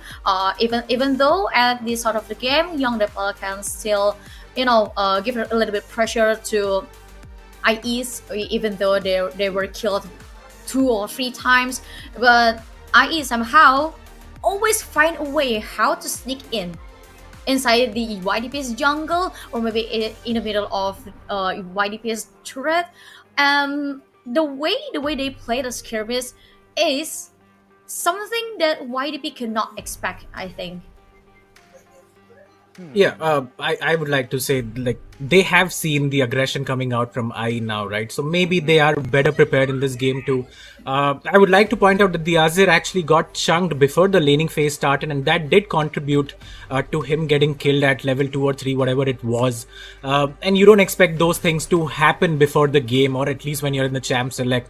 And that is something that they can easily work on, have a better laning phase and not die 1v1. And if that happens, I think YDP can give themselves a big chance to come back into the series as well. And I think talking about the best of 2 series, we're gonna restart the draft. So the band, so the first 3 bands is pretty much the same. The Oriana and Nocturne pick is also the same. And Talia first pick from YDP is also the same. So we expect Corki, Volibear, and Olaf. Or Rakan. Rakan is the third. Yeah. Yes. So I feel like these picks are the same, right? I assume they're the same pick band here. So there shouldn't be any difference. We're just here showing it to the audience what the champion picks are. If there is, they will have they'll probably relay it to us. But for now, yeah, IE, they have the same comp here. We have the Nocturne, we have the Ori, Kaisa, we have, who's the last one? We got Leona, and who's the top lane? The Jace. We got the Jace as the top lane. So I don't know if it's gonna be the same, but most likely, yeah, bans are in order, so we will be seeing the same amount of firepower from a while ago. I don't want to say though, Akaka, is Corki a good like ADC around in this meta? I haven't seen that much Corki too. I really like the Corki, I have to say, because he does have a huge power spike when it comes to 2 items. The Triforce Man Immune, you can poke quite a lot, especially with the Talia Qs as well. So I do feel like it's a very strong champion. The thing that I don't like is the jungle and top pickups coming in from the side of YDP. I think everything else they had going on was pretty solid. The Corki as well, huge mid-game power spike. Great laning phase against the Kaisa as well, who is relatively short-ranged. So yeah, to answer your question, yeah, Corki is quite strong. Yeah, I also want to double down on that as well. Strong spike potential, and on top of that, strong late game skirmishes as well. If you can actually go into a 5 versus 5, and look at this time what Inferno really wants to execute. Whenever you have an Orianna, you are going to be looking for those team fights, unless, you know, if Born This Way could just go for those solo pickoffs from here and then. And another point that I want to highlight is that perhaps there might be a case where teams would actually consider those early lane swaps just to try to, you know, stabilize things a little bit more, because as much as, you know, Bombchun was forced to play this weak side, and it won't be an easy task for him to eventually overrun that Jace. I think going even will be the best case scenario. Maybe just by pulling off a lane swap, that could already, you know, neutralize some of all these pressure points, so that if you're going to play the weak side anyways, you could just, you know, double it down, and this time put that focus back onto LJW, who will be forced to also maybe lose a couple of ways when he's trying to trade off over onto the side lanes. Okay, and I think that on the second game, Inferno Esports still has lots of chance to secure it at the 2-0, but I also hope for something from YDP, so we're gonna toss it to the caster. It's all yours. Thank you so much there, Abigail. And now we're nearing towards the start of the second game here for day number 1. It's been 2 games so far. Bro, it's gonna be a long day, Kak. Yeah, I mean, I am excited for it. I can't wait for this day to unfold as well. You know, speaking about the second game, I think this will not be as aggressive from the side of IE as the first one was, because they do have a lot of champions that spike at level 6. So don't be surprised if we don't see, you know, a lot of kills at least in the first 4 or 5 minutes, or at least till the Nocturne gets level 6. Oh, that's true. But I do want to expect moves. Got the Leona, reach level 2, get that Xenoblade, bang bang, stun. He needs to land that, by the way. That's the most important part here. But here we go. Showtime for Inferno Esports against Yang and Dae Pal, as they're vying for 2 points here for Inferno Esports, and they just want to tie it up for Yang Dae Pal here in our best of the series. Let's get on with it. And if you guys don't know, we are starting this patch on 25.16, so we are not playing at the recent patch that has dropped here, which does contain the Duplots game mode. So yeah, we're playing the previous patch. Yeah. Yeah, I think that's only fair. The new patch has been out for like a couple of days, not even so. Not a lot of practice that these teams can get on the current patch. But having said that, we get started. Oh, shenanigans! And we do see a 5-man invade coming in. Nocturne might be burned. Yeah, he's forced to use his flash, and that's a great start already from the side of YDP, already learning from that first game. Okay, he needed to use that flash, or else that would have not been a good moment for IE. But you know, getting that flash down earlier is better than getting it down later early on in the game here, because that flash is gonna be used for that level 6 perhaps.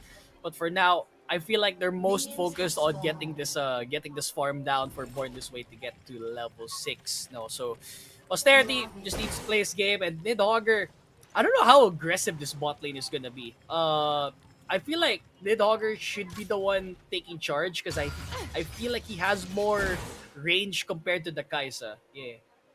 Yeah, I mean, at least at level 1, the Gatling gun can be quite obnoxious. The Valkyrie itself deals a lot of damage. Not only is it an avenue to get out of a sticky situation, but you can, of course, Valkyrie in sort of a mini Rumble ultimate sort of damage coming in as well. So that could play a factor, and we already see the trades coming in right now. Both the junglers now will be starting towards that top side of the map. So Inferno and YDP both have an idea where the junglers are starting, so they will be competing for that scuttle crab that comes around at 328 towards the bot side, and that is something that could be, you know, a trigger for a fight for these teams. Yeah, and I think early on, Olaf does have an advantage here against the Nocturne in terms of just spamming out skills. He also has the life steal coming out from his W, so big point of contention here for YDP to get that early pickup in the game. But ooh, Austerity getting that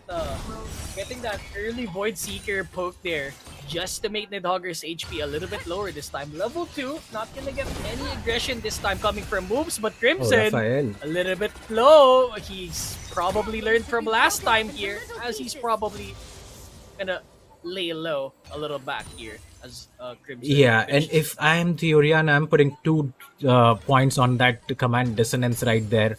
And trying to get the solo kill onto Raphael, who is quite low, has burned both his pots as well. And that's sort of how the matchup goes as well. The Orianna is just so strong, has the range, has the poke, scales up beautifully as well into the late game. So again, a very strong champion. And the Talia will have the wave clear early on, but realistically needs like 1 or 2 recalls and a few items as well to match up to the Orianna, at least in the early game. And that's exactly what we are seeing.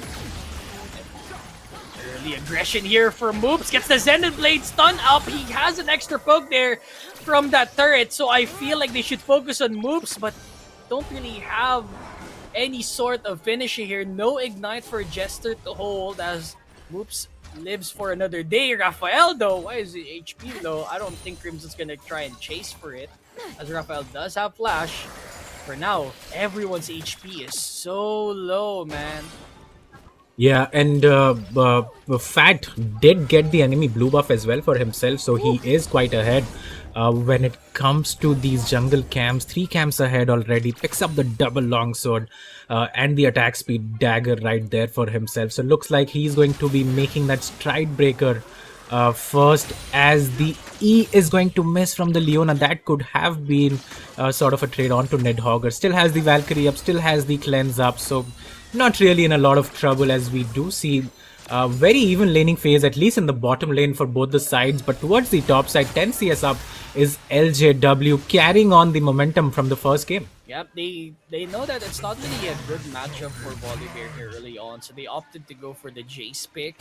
What type of build is he gonna run? Is this the tanky one, or is this the aggressive one? Because there are 2 builds that the Jace can still run here. Yeah, I think he goes for a tier into Shojin or something like that. Maybe the Eclipse comes in.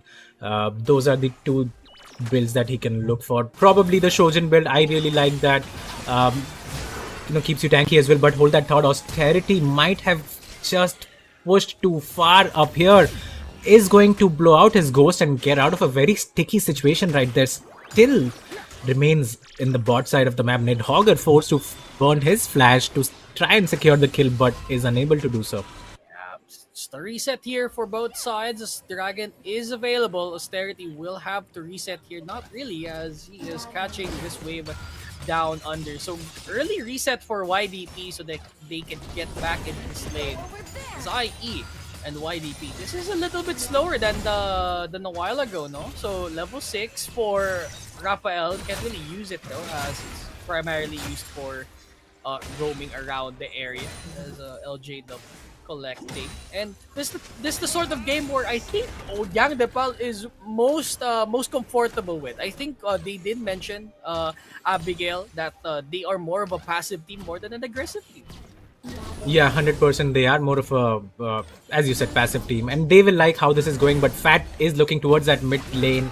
The Q misses, the phase rush is there for the Orianna, so I think he's just going to be fine. The shockwave is huge.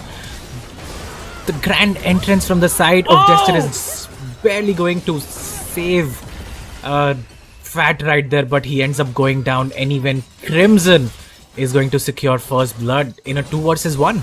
Yeah, I mean, their HP was relatively low, but I feel like Born This Way is in the wrong spot as he's currently getting poked out of his mind. Flash is out and he gets away at a moment's notice. Nidhogger gets the dodge away. That Voidseeker would have 100% killed him at that very moment. Would have committed that flash, but he has no flash.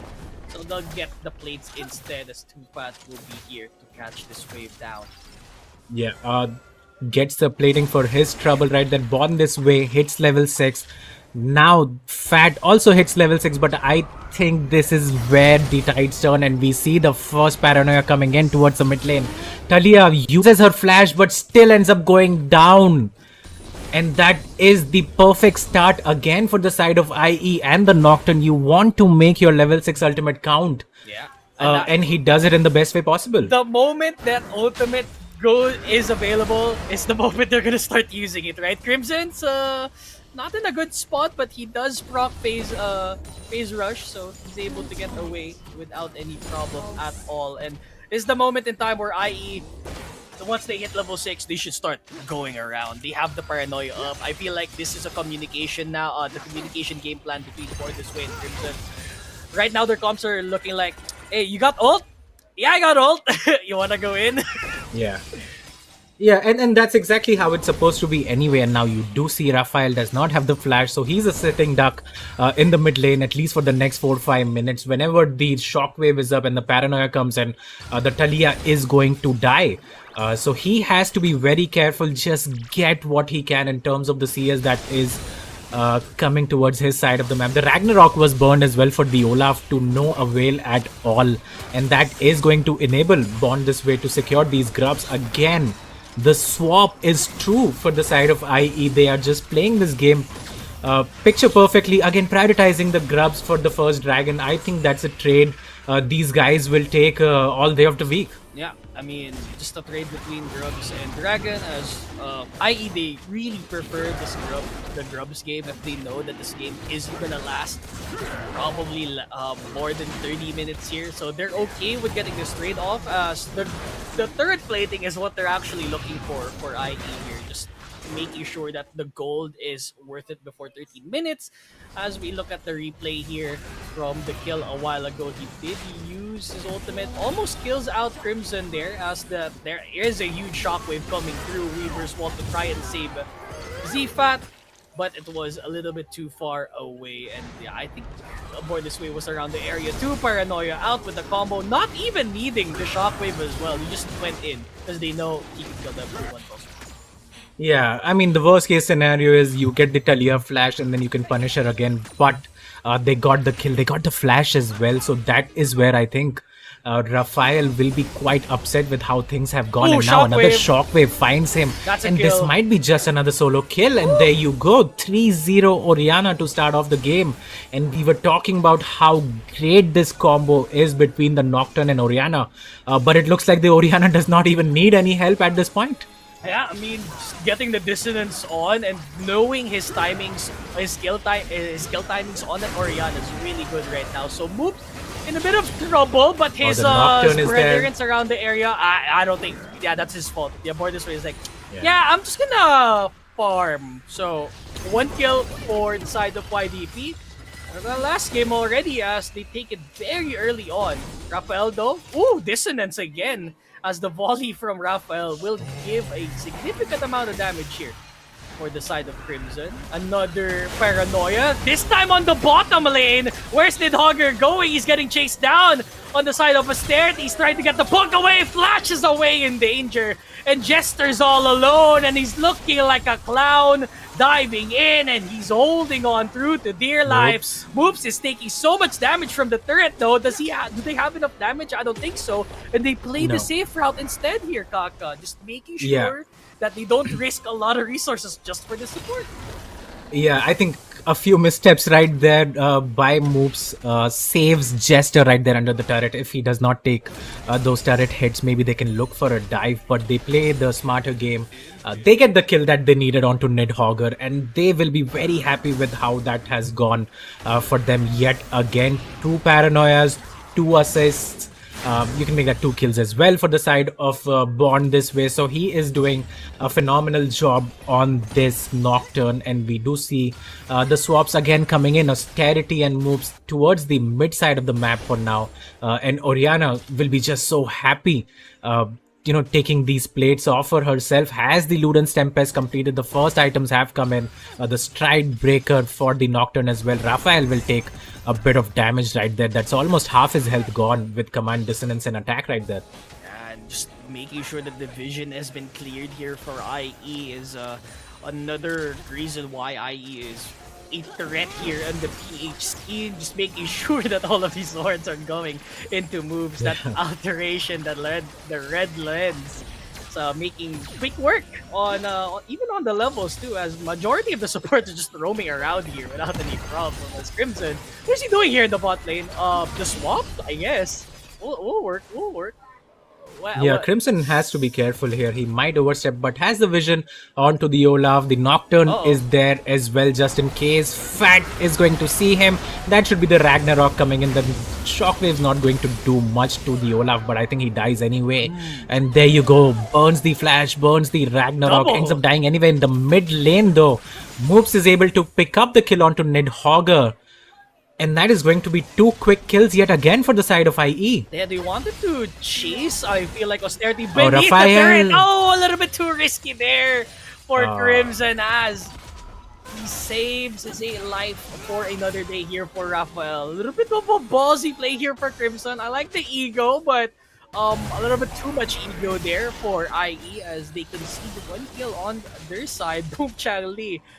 I think he's a little bit more worried about the EQ combo from the Jace more than anything here. Just trying to survive. Yeah, 100%. It looks like the Ghost Blade will be the item of choice for LJW on the top side of the map. So he's looking to become the obnoxious Jace that just pokes the living hell out of you. And that's exactly what he's going to do. But in the bot lane, Crimson with a small misstep right there, that could cause them because there was a huge shutdown bounty on his head, and the Talia gets the 1v1 kill and secures that for herself, has the Seraph's Embrace, has the Iron Boots completed as well. So he's not that far behind as of now. Bumchan Lee might be in trouble. Has taken quite a lot of poke right there. The last Shock Blast is not going to connect. And that could be first turret in the top lane for the side of LJW. Yep, turret's already not spawning. Moops is in a precarious spot, but he is okay because that is a Leona and she is pretty tanky. There is a dragon to be uphold though, and as well as that top turret, which is eventually gonna get taken down by LJW's Bumchan Lee. I feel like he doesn't have any HP to hold this this turret down. Another grand entrance and that's going to go out. Yeah. Oh, just a 1v1. What happened? LJW's HP so low, and he gets taken out. Meanwhile, here, a big fight coming in from the red side as no kills come out. But Austerity, the brave soul, goes in, but he gets taken out as well. IE, they have to go for a retreat clause, but that dissonance is so much damage. They'll let them live, but Bumchan Lee, what a reversal here against LJW in the top lane. Yeah, 100% gets the solo kill. But if you are LJW, are you complaining about it? I don't think you would. You get the first turret, you get the feats secured as well for your team. So I don't think he's going to be complaining about that a lot. But in the bot side of the map, the Shockwave finds the Talia and Austerity trades his life for the support. I do not think that was worth it at all for him. And they do drop a lot of priority onto the Dragon. But towards the top side, LJW uses the Ghost Blade and the Hex Gate is there as well for him to just run away to safety. Yeah, usually if I was another champion, I'd die like straight up if I didn't have a Hex Gate and the Yomu. So I feel like that's a good plan for IE. They'll take the Rift Herald. I feel like that's a very good objective right now to take for YD. But the Gates of Warfare going on the side of IE already, so pretty good objective nonetheless. Good trade. And IE, they now playing the scale game. As YDP, they'll take their Herald, and what they need to do here is they need to push mid lane and put that Herald down so they can get so much gold and so much laning prowess here to go around the map if ever. Yeah, 100%. But the map has opened up for the side of IE. The bot turret now is going to go down as well. Crimson takes a bit of damage for his troubles, but nothing going on there. The second item of choice for the Talia looks like it's going to be the Rylai's Crystal Scepter. And once that does come in, she is going to be tanky, but will not have the same burst available to her or the damage numbers that the Liandry's can provide. More of a utility champ at that point. And again, it's the ball is in IE's court to make these plays. They have the goal lead yet again, around 3,000 at this point. So of course not like game one, but they are doing what they can. And YDP looking towards the top side to punish this flashless Jace, and that seems like a good play. Yeah, they're going around the area here. I think LJW is feeling it, so he needs to clear up. all of these Oh, minions no. up in front of him, but they go in a little bit too far behind. Here comes the quickness coming in from Jester. It looks like a big fight is going through. LGW needs to get the hell out. The Z-Fat gets the likes of LJW. Another shockwave comes through, and it feels like IE has turned the tides around. Moops tries to dodge away, but austerity's around the area. Nidhogger, he might be a helicopter, but it's all going downhill. Black Hawk down, but this time around, IE just backs away and takes all of the kills from their side. 3-1, IE come out on top. That was a 4-for-1 actually that turned out in the favor of IE. And they are first to the trigger right there. The Always, paranoia man. comes in, Bond this way.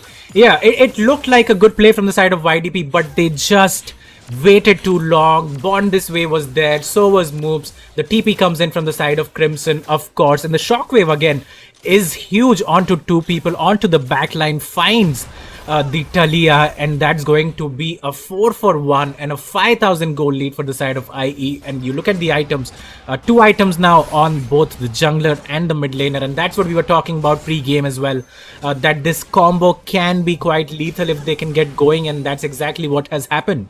Just keep roaming around here. Let the Nocturne play their game. And even if Crimson is around this area, not really doing that much damage, as long as he lands that big distance, the Shockwave ult is going to do so much wonders for them. So we start off at the start of the fight here, and they knew that LGW was a big threat on the board, so they tried to kill him first, and that's what Z-Pat does. But other than that, the rest of the members were so low in HP. I feel like YDP should have called retreat early on, because they knew that their ADC was not with them on that fight. So a big gap of damage is suddenly gone because of the Corki not existing. And other than that, Austerity collecting another kill here as Nidhogger, out of position, gets killed out.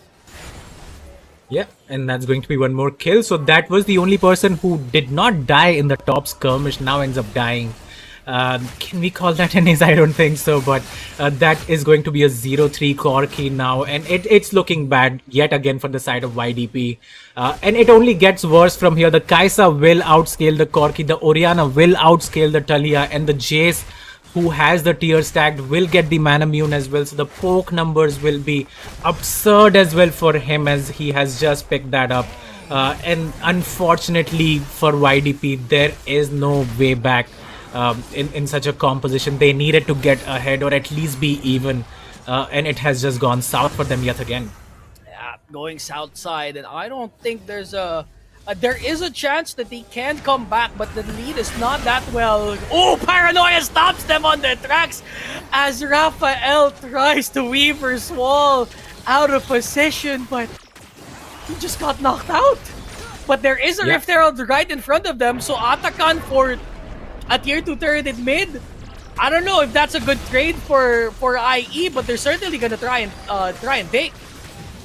Yeah, for YDP, that's 2 turrets for them, so I think they'll be very happy with that. Ragnarok comes in yet again. LJW should not be in trouble. Takes the blast cone, is able to run away, but towards the bot side there, Austerity finds the killer instinct, goes in. That's going to be one, make that 2, 3 kills picked up for the side of IE yet again. And that has been the story of these 2 games so far. Yeah, I mean, just looking at it, they just wanted to get trades back and forth, and for YDP, they thought initially it was a good trade. 2 tier 2 turrets in mid just to collect for the gold, but they overstayed their welcome here. Kaka gets punished by the 3 remaining members, mind you, who recently just took Atakan. They're like, okay, if you guys are just gonna stay there, we'll just get all of you instead. Yeah, 100%. It was a good trade if they had just stopped at that tier 2 turret in the mid lane, but they look for more, they greed for more, trying to get the Jace, and it backfires. And how 3 kills, the Atakan picked up, the Dragon picked up as well, and the gold lead as well now for the side of IE. And it looks like the repeat of first game again, where IE has been dominant once their composition comes online. I mean, we look at the replay here. It was a big big ult. I mean, just big damage coming in from Austerity and Co. And they're looking to find more. Zfat around the area is gonna go for Ragnarok. Very fast in his feet, but no damage so far. As a chunk of the damage coming in from that Volibear. As they basically just go around, look for objectives, try and get the tier 2 turrets. They'll get the heal up here from the redemption from the Leona. Yeah, that's the first item coming in for her. Yeah, some sort of saving grace for the side of Bomchanli that he has been doing what he can in this game, but I don't think it's going to matter too much as the Talia now goes down. Raphael going to get picked up behind the tier 2 turret. Not sure how that happened right there. We might get a replay of that, but again, it is looking dire and it is looking so one-sided. They're just, walking up, taking these turrets for fun, and there's nothing YDP can do about it. Yeah, because they took the grubs early on, they got most of their benefits here for IE. Just all of the damage coming into the turrets.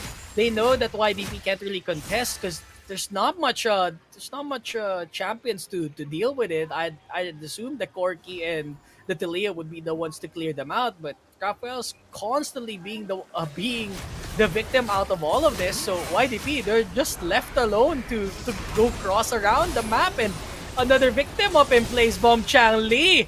Volibear up and Volibear down. Gets the slam dunk, but I don't think there's any ball to land on. As Born This Way, just racking up kills, still killless in this game here, Kaka. He has no deaths at all. Yeah, deathless so far. The Talia takes the wall, goes to, I'm not sure where, he's just going to try to recall from there.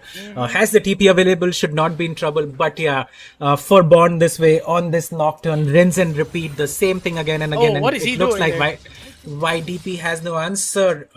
The W is going to miss from Austerity right there, but Raphael should have just TP'd out from that sticky situation. Now he's going to end up dying anyway, so I'm not sure what happened there for him.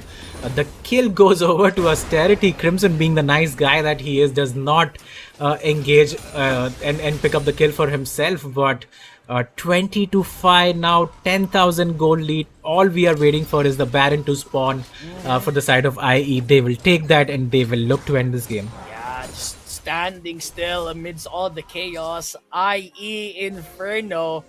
Looks like their flame has not burned out yet here at this first series at all.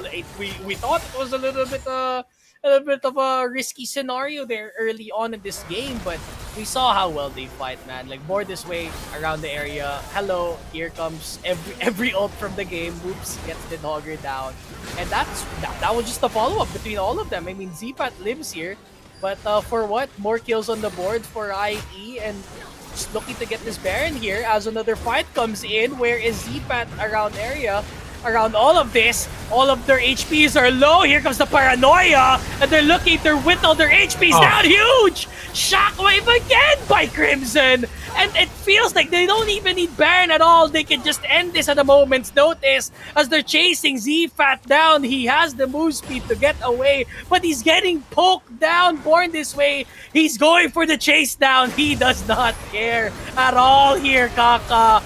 Oh, he even gets the triggered from that item, but it's an ace for Inferno Esports, and it's looking like PH is back on top for game number 2 for the first series for LCP Wild Card. Inferno Esports proved to be the better team here in this series, 2-0 against YDP. Yeah, they just look so strong in these two games, knowing exactly how to play out their compositions. Don't even need Baron, as you said, to close out these games. The Void Seekers just poking the Olaf, who was running for his life right there. And that's going to be the 2-0 for the side of IE, and they will pick up 2 points for themselves, and that is huge for them starting off the day like that. Oh yeah, I mean, how we say it in Philippines, we say paldo, which means we got we got the goods, we got the bag, and that's what IE did here. So other than that, very good game between IE and YDP. But enough about us. We want to know what the analyst desk has for us here as they take us through the entire game here, play by play. Take it away.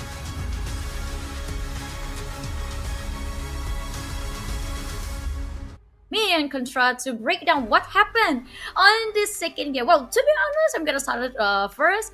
I saw that young Dae Pal really did a better job on the second game. They tried to trade and actually the Baron lane not really fall off because Boomchan actually find a way how to survive with Jace pick from the IE. But what something wrong with them is more like they didn't invest on the mid lane nor the dual lane of the team, which means got bullied by IE Contra.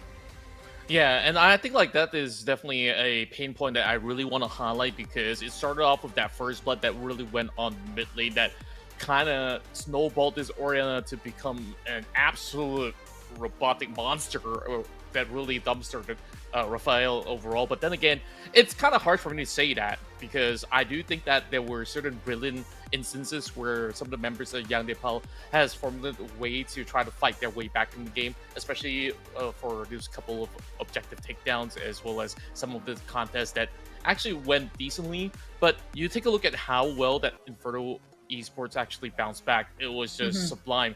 It all started out with this where they really want to find out where exactly does Born This Way start off. So they burn his flash, trying to put the Nocturne behind so that he doesn't really get his paranoia activated too early. And then you saw this instance, that flash coming from Crimson to secure the first blood, and then the collapse maybe came a split second too late, and hence why this became a scenario that was a little bit harder to control. And from that point onwards, they do know for the fact that, hey, this couple of submarines have been already burnt out. And then you see it once again, another punishment after a huge setup coming from Born This Way. And then this is where I really want to, of course, put a little pause because, sure, we had that brilliant play coming from Boomchan Lee over the top side that did manage to secure him the solo kill with the perfect W setup. But then again, take a look at this response. So this is the point where there's this Weaver wall that really dissected the fight, absolutely getting that isolation over onto this core. So that allowed the rest of YDP to eventually,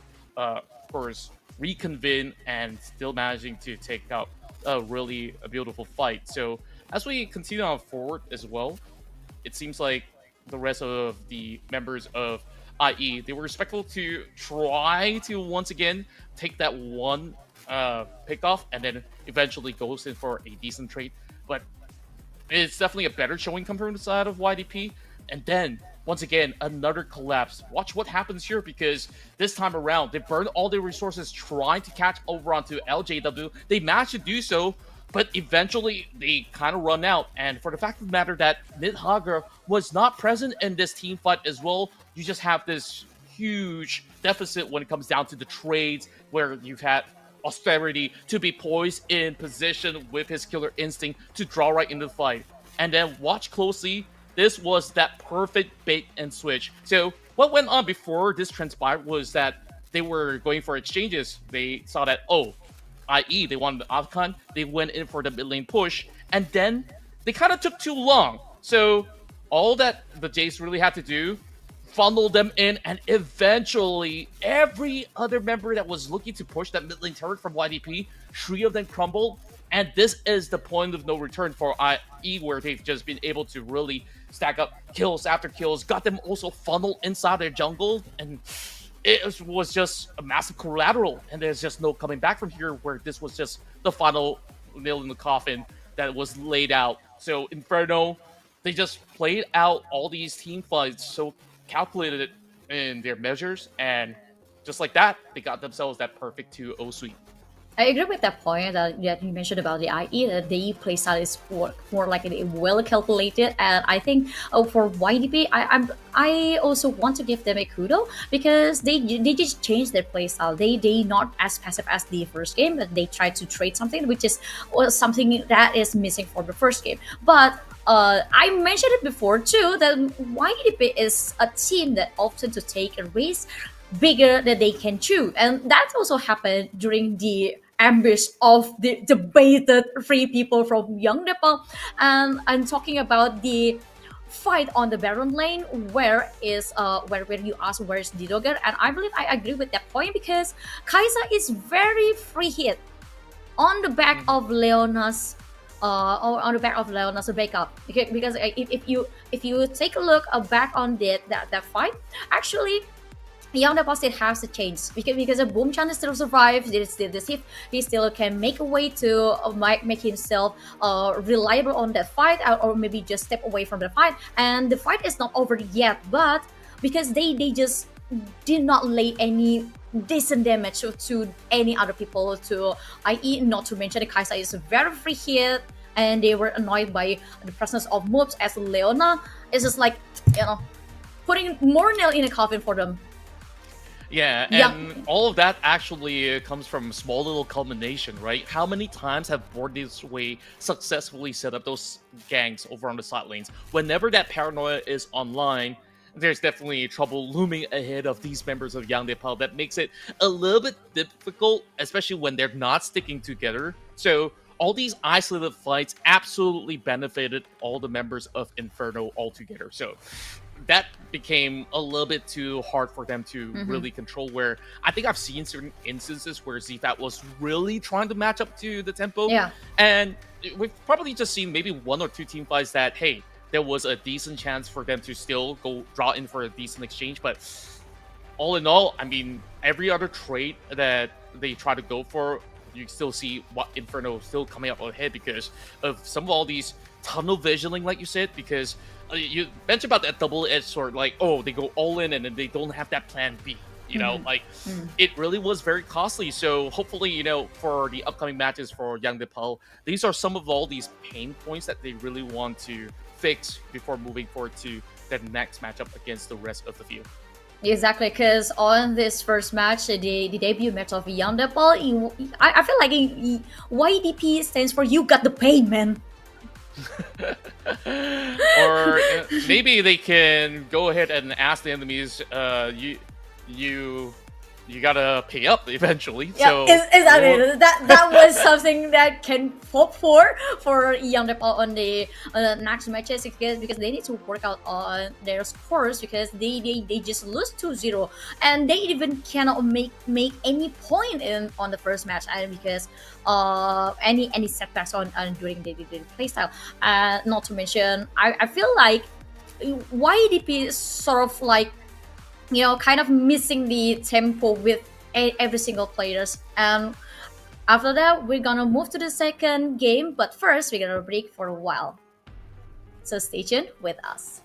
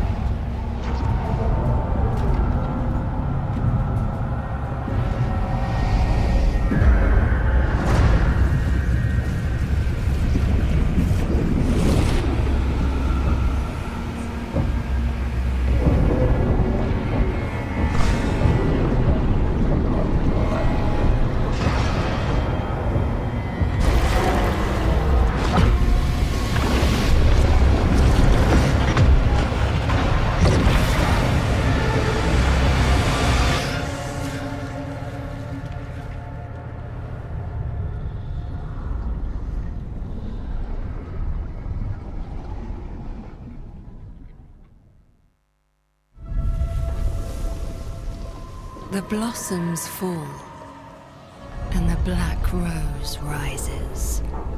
Do you feel like the heroes of this story? Coming to save the day. You're pawns in a game that's already been decided. You will fight, as good soldiers do. I will seal you away once more. Your age has passed, Dark Enemy. Stay buried.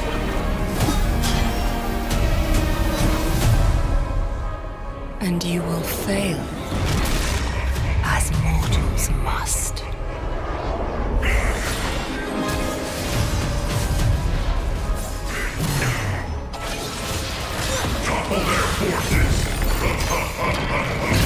Your course was doomed the moment you left Demacia.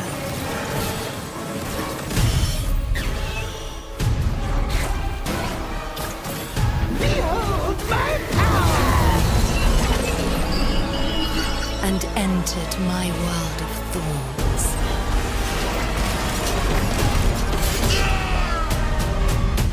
Make your final stand and see how your story ends.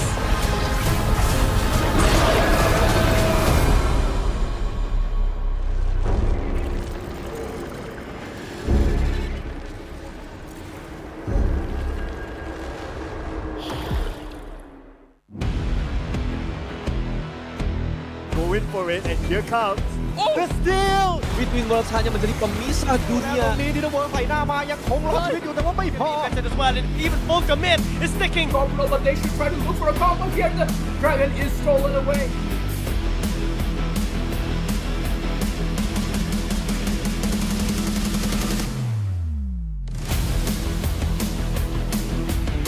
Kung kami na nakirama ko mga labor, kami na magkakaka. Not yet, but the damage is gonna be enough. W does pick up Kratos. You and Pikachu goes in, and here's the back set. At the below in HP, it's gonna be taken down by Inferno already. ตอนนี้เด็กคูณไปเรียบร้อยชิปเปอร์ชันเข้ามาฮอตรอมชาโด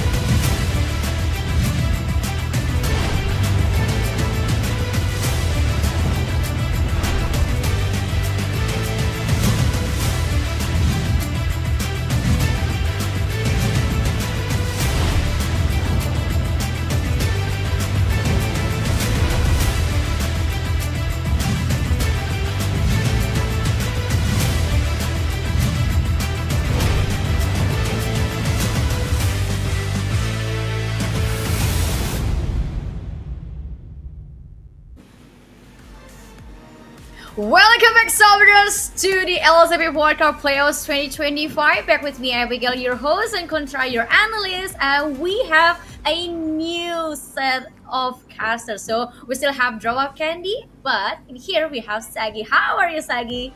I'm doing exceptionally great, and after that first series, I am hyped for the upcoming series that we're gonna have in just a short while here, Abigail.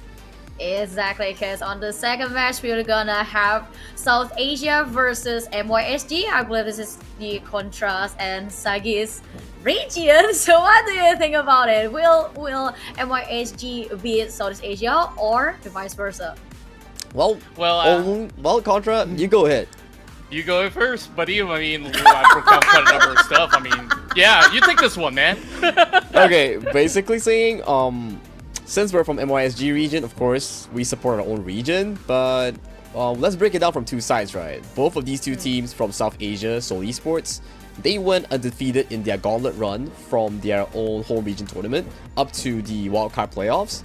Same thing happened for Faerie Charm in the Titans Cup as well. They went undefeated as well, so it's a bit of the same storyline, right? Both went undefeated, no one is able to challenge them in their home soil, so they come to the wildcard playoffs, and on their first match, they go head-to-head with another team that's unbeaten up to this point.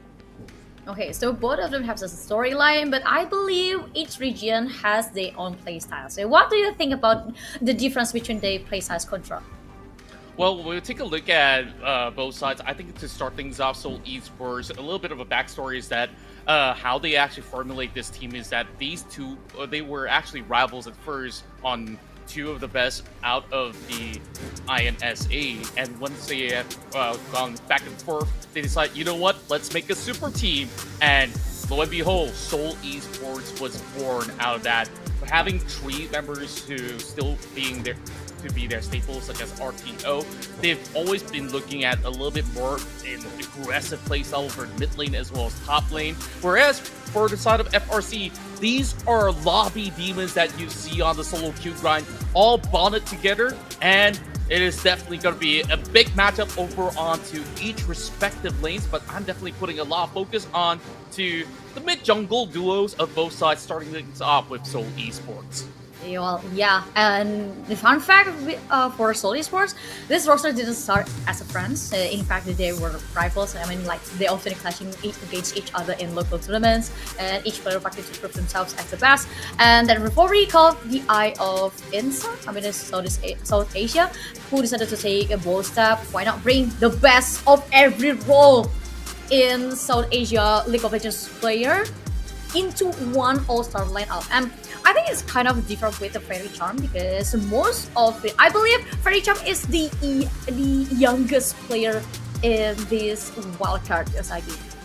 I do have to agree with you as well, and especially one thing's for sure, Faerie Charm star player Nekodes is apparently not playing today and will be subbed by Stellar, so that will be pretty interesting, especially Contra just mentioned. When we could go into this matchup between Seoul Esports and Faerie Charm, we're looking at the mid-jungle matchup. And what was the deciding factor that made Faerie Charm so dominant? It was their star player known as Nekodes, and today, he's not playing. It is his substitute, Stellar, being available here.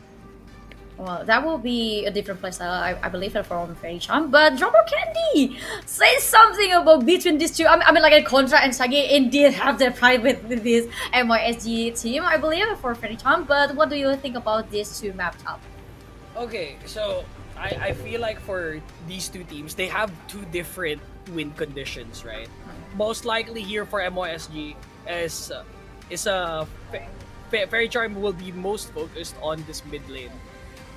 I feel like for S8UL, they want to focus on their jungle top lane matchup here. And now we're heading into our pick bans, which looking like the same thing from a while ago, but surprisingly enough, they saw Katarina in the name. They gotta ban the Katarina right now for FRC. And still no Yunara, but Wukong! Probably one of the meta jungle right now, but I'm not really sure if the Soul will put Wukong on jungle or Baron lane. But for me, Baron lane Wukong is viable, but you need to work on something on your drop. What do you think, Contra? Well, overall, I think like it's always good to actually start things off with a flex pick, though, such as a Wukong. And now that we are looking at, you know, a very different roster of the side of FRC, they still managed to secure themselves their usual staple. We've seen this aura before being piloted by Nekodesu. Now in the hands of Stellar, it might be pretty much a little bit more of a semblance. But then again, Savasky now on the top lane to match up against RTO. I have no idea how this one's going to go, but we've actually known for the fact that Savasky previously, before he was an ADC, he was a mid laner, so he's no stranger to handling a solo lane. And listen, we're probably in the second pick, but no, they lock Jarvan combining with Aurora, and it's time for Seoul Esports to pick it in second. Probably they're gonna pick the ADC or maybe mid lane to counter, or maybe to secure winning lane on their side, Sagi. Winning lanes will be very interesting here, but all these winning lane ADCs, they have this one common issue, right? They don't have mobility to run away from the likes of the Jarvan Cataclysm. No dash, no flash, it means that you're locked in the Cataclysm and you are spelled dead on the spot. So if you're looking for a carry here, maybe something like a Lucian or the recently popular Corki will be quite fitting to fight against this Jarvan and Aurora combo.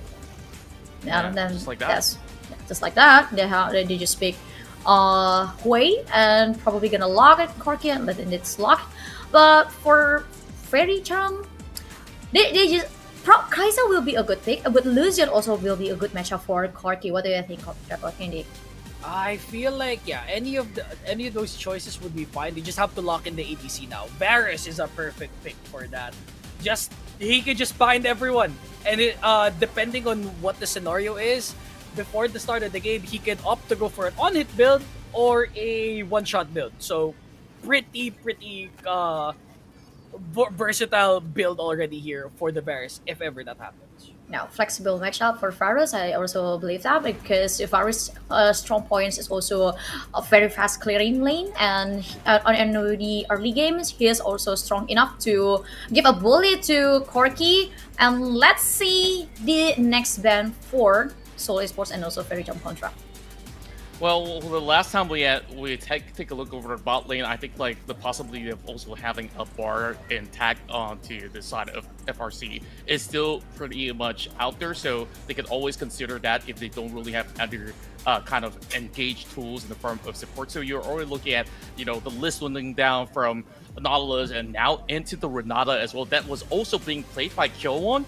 And look at the current setup from this side of FRC. There's already so much crowd control where Team Seoul also needs to handle that on top of multiple engaged tools that they can actually start with, whether it's going to be the Chains of Corruption, Cataclysm, or even from Aurora just jumping at them. So that's something that they have to be very mindful of. So they need to at least find either a countermeasure for them to peel back. Yeah, but one thing for sure, Faerie Charm has lots of area of attack that can put a pain to Seoul Esports, so they need something to work on that. Maybe a counter attack, like an AoE counter attack for Faerie Charm, or maybe an escape champion to make it even with the Faerie Charm drop candy. I feel like for FRC, they need someone to support this Varus. Supports that go into mind, Alistar, Braum is a good pick here. We got Leona that could be used here. Any aggressive champion could be used here. And Braum is the safest choice out of all of them. Just needs to stack up. And if that's going to be the case, he might go for an on-hit build, but decides to go for the Alistar instead. So it could be a one-shot build for the Varus in this scenario. So I do wanna think for the side of S8UL, they probably want a disengage like the Rakan that we saw a while ago from the previous game from YDP, but it could be someone else here. Yeah, but I actually really love the FRC pick it for Alistar, because Alistar is also very good for disengage too. In terms of but the downside is the disengage is only applied for single target. So I think Alistar should pick carefully to which one of champion from Seoul Esports that he wants to disengage contra. Yeah, we're already looking at a double down onto big AoE setups where whoever gets caught by either the Despair coming from the way or even the Solar Flare, you will definitely see an insta hop between either the Renekton or even the Wukong to also drop right in. So as a countermeasure, I think that this hover over onto Gragas could actually be the answer, because what better way to clear Wukong is to really either shove him further back towards your teammate or just make him waste his Cyclone overall. So there's a lot of displacement abilities coming from the side of FRC to, once again, counter all the kind of setups that Team Seoul is looking for. So it really draws down to whoever gets the perfect catch first, and FRC has got plenty of tools to do that. Yeah, and I also agree with that. And FRC, to be honest, I really love the way FRC set up the drop on this game, because they have everything. They have the early game pressure, they have the late game insurance, they have the engage, and as well as the disengage utilities from Gragas. Sagi, what do you think? Just like you mentioned, right? Left side, they are looking for this hard engage composition with the likes of Wukong and Leona. And right side, on the side of FRC, they draft this engage final pick onto the Gragas, which is very suitable, right? You win lane against a Renekton because of how strong you are and you sustain. and also you get this disengage from the ultimate, the explosive cast, to really set apart the battlefield, so your Varus and your Aurora gets to play the team fight a bit much more better here. So I do like this final pick coming in for FRC. It is one of those picks that they have shown us back in the Titans Cup, so I am interested. Are we going to see a full-on fledged engage coming in from Seoul Esports, or are we going to see FRC playing it slow and tempo and winning out the lanes that they have drafted for themselves that is just so extremely strong? Yeah, but for Seoul Esports as well, for Wukong itself, he actually needs to work on both Renekton and Leona. But let's see what will happen on the first game between the Seoul Esports and also Faerie Charm. So we're gonna toss it to the caster. It's all yours now. All right, here we go, Saggy. Series number 2 between MYSG and INSA. I am very excited for this matchup in particular because we were talking about it yesterday off screen about every team was saying that their team was not up to par against the other team.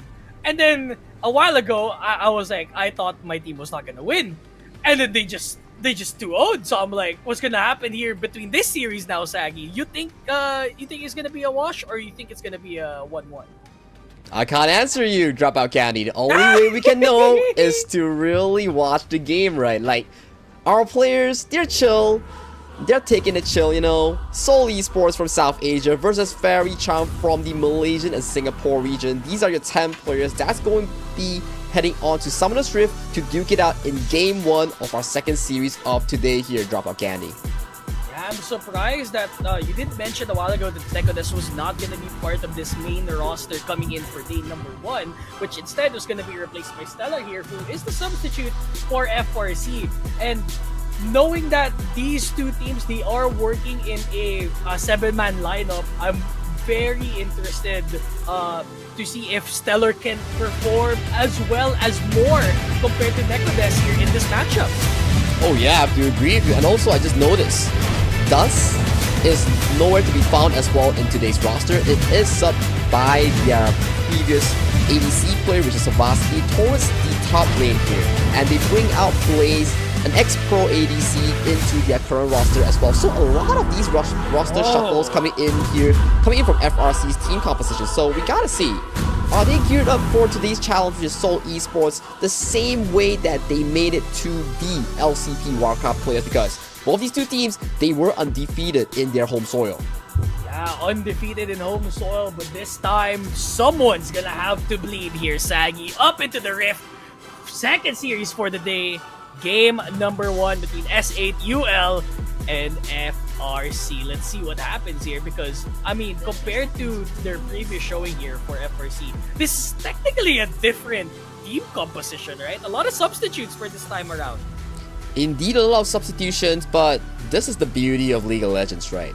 You gather a bunch of good players and you make the magic work here. Let's talk a bit about team compositions, right? FRC, I like their way of drafting very aggressively in terms of laning phase. I think that is one of their strong points. They love to play the aggressive laning. They love to play the winning matchup. On the side of Seoul, however, currently we are looking at a heavy engaged team composition between Infi and Kratos. If this Wukong and this Leona can find the angles, the first primary engages first, they might come out on top. I mean, initial backlash here for S8UL is that their team comp looking like a scaled comp. You know, I don't think this is a comp suited for the early to mid game because they don't really have any carry. They just have a lot of scaling on their side. FRC, I feel like has at least a leverage here for the Varus because the Varus can get strong early game as well given the right amount of items. But both teams, they are looking like both scaly teams. So compared to our first series where it was all push, go aggressive, it feels like this is a passive game, so to say. That's so to say, and we see all these 3 lanes. One thing I want to point out as well here, Candy. We know this for a fact that the thing that we talked about back in the pick and bans, what build is the Varus going for? We see a lethal tempo being set up here from FRC's Blaze on this Varus here, so we can kind of conclude that he's going probably for the Blade Rune King build into probably the Wit's End or Gunsu's build. I mean, the on hit is a pretty safe decision, honestly, compared to the one-shot build. They are pretty tanky on the other side for S8UL, so I would not be surprised if it is an on-hit build, which does a lot of damage compared to the health scalings of S8UL. So Savasky, I'm very surprised that this Gragas pick was out. On the PH team, no one picks the Gragas top. Why is it very compelling here in this pick for FRC in particular, Sagi? Okay, number one thing, this Gragas into the Renekton matchup, it favors the Gragas if played correctly, right? But hold that thought real quick though, as we see a bit of a firepower exchange here coming in from these two mid laners here. They are chunked extremely low here, so we might see an early jungle visit there. But back to the question you're talking about, right? Gragas versus Renekton. Gragas historically does pretty well against a Renekton, but Savasky, he's looking like an autofill situation where he's forced to play top lane in this situation, and he's getting bullied heavily by RTO, and the potential dive here might be just happening because Savasky is running out of mana. Yeah, no mana, half HP as well against the Renekton, who is full on HP, very low between Catbot, forces the flash out. Oh, very targeted there, and Stellar almost grazes by. There is still a flash here for Catbot if he wants to risk it, but there is the back row here. Flag and drag, EQ gets the scare away. That's the fear, and we have the Wukong up in arms, using his staff around. Will he have to pop the flash? He doesn't have a flash at all, and that is first blood for Infi. S8UL on top there, coming in. And bottom side, though, 2v2 happening between our two bot laners here. Lotus, face tanking between two players here. Heal has been popped. They're committing! Kratos extremely low here. One more hit will do it. Stun onto the third spell of Alistar. Pushes away Lotus for any further follow-up here. A returning kill coming in from FRC's bot lane. Yeah, and Blaze was so accurate at that. Gets the flash as well, and you saw the Alistar was able to get the headbutt on time. Not getting aggroed onto the turret as well, not getting that chunk of damage in, and potentially getting another kill for the side of S8UL. So equal showing, 1-1 between mid and bot lane. Not bad at all. This is the storyline we're talking about, right? Both these two teams, they came undefeated from their home region here, and they are here to show who belongs that title here. But man, mid lane, that outplay from Catbot was so crucial here. Baiting out the flash from Reverie's Jarvan immediately, landing that counterplay stun. All mobility spell was expended by Reverie on this Jarvan, and he was punished heavily by Infi, the Wukong, who arrived just on time. Yeah, just in time too for another set of kills here. And now RTO. Not in a good spot, but it is a croc. You got the lifesteal coming in from the Renekton, and yeah, I mean, I am seeing this Gragas play working out because he does have a little bit of lifesteal. So we saw at the replay here a while ago, gets the fear exactly on point there, and Inti was there to punish Reverie, who unfortunately used the flash just to try and commit on Catbot. He gets the kill with the Q, and meanwhile on the bottom lane, we do see a very overcommitted fight between S8UL and FRC, and in time, Kratos was very low, wanted to commit with the Zenith Blade, had to get out in time, but there was so much flashes used between FRC. The headbutt to get away there for the Corki just did not get any extra damage, and another kill from out of the camera here. S8UL with another kill onto Infi. Onto Infi, and Infi, I believe he got a kill onto Sterile in the mid lane, who does not have flash onto this Aurora here. But probably the observers will give us a replay shortly here. Top side, RTO yet to find his first recall here. He's still one recall up Savasky into this top lane here. However, we are seeing a bit of an objective take here coming in from FRC. The first Cloud Drake will potentially fall into their pockets just 2 minutes before the first grubs. Yeah, it's a good objective start things off for FRC, as they know they probably need to get their timings, probably swap around the bot and the top lane here. But Kratos a little bit stuck here. A little bit of poke. Here comes the temples currently up. No flash, but there is the E. The Hail of Arrows connect, and another kill for Blaze. And you don't want to give any kills to the Varus as well, because he is one of the more potent champions still irrelevant in this meta today, Zach. Strong in lane, strong early to mid game scaling here. Once he hits that 2 on-hit item power spike here, I doubt any of these members coming in from Soul can realistically tank the hybrid damage here coming in from Blaze Varus here. So giving him 2 kills, not the best idea here, Soul Esports. Yeah, 2 kills, but RTO, I mean, looking at this, Sabaski, he wanted to go for the commit, but he did see Reverie early on in this lane, so good call for RTO to just back on away and not risk getting killed here. He does have ult, does have enough rage stacks to get it going, but Stellar, this was the replay from a while ago. He did get the kill onto Infi, so as the rest of the team was just trying to chase them down, RTO is around the area, denied Sabaski of any support whatsoever, and now a 2-2 FRC and Seoul. Never mind. It was a tie scenario. So pretty passive 8 minutes in. So not a lot of kills on the board here, but I feel like Grubs will do something else here, Mr. Sag. Grubs will indeed do something else as both teams have rotated their bot laners and support towards the top lane here. But Kyo, you're getting caught out. Cyclone to raise up the stakes here as they do get a kill, and that does secure Grubs for them, as amount of champions on that lane is not enough for FRC to get things going. So S8UL, they got the timings correctly, they got the Cyclone out, and once they secured the kill, that's their time to take all 3 Grubs potentially, but FRC back at it again. They want to secure the 3rd one, so at least they have a consolation prize. But 2 Grubs for S8UL just to get the Void Grubbies out later on in the game is a good prize for them. If I'm SAUL, I call that worth. Getting 1 kill and 2 Grubs, I call that worth. I take it anytime. It's a super good deal here.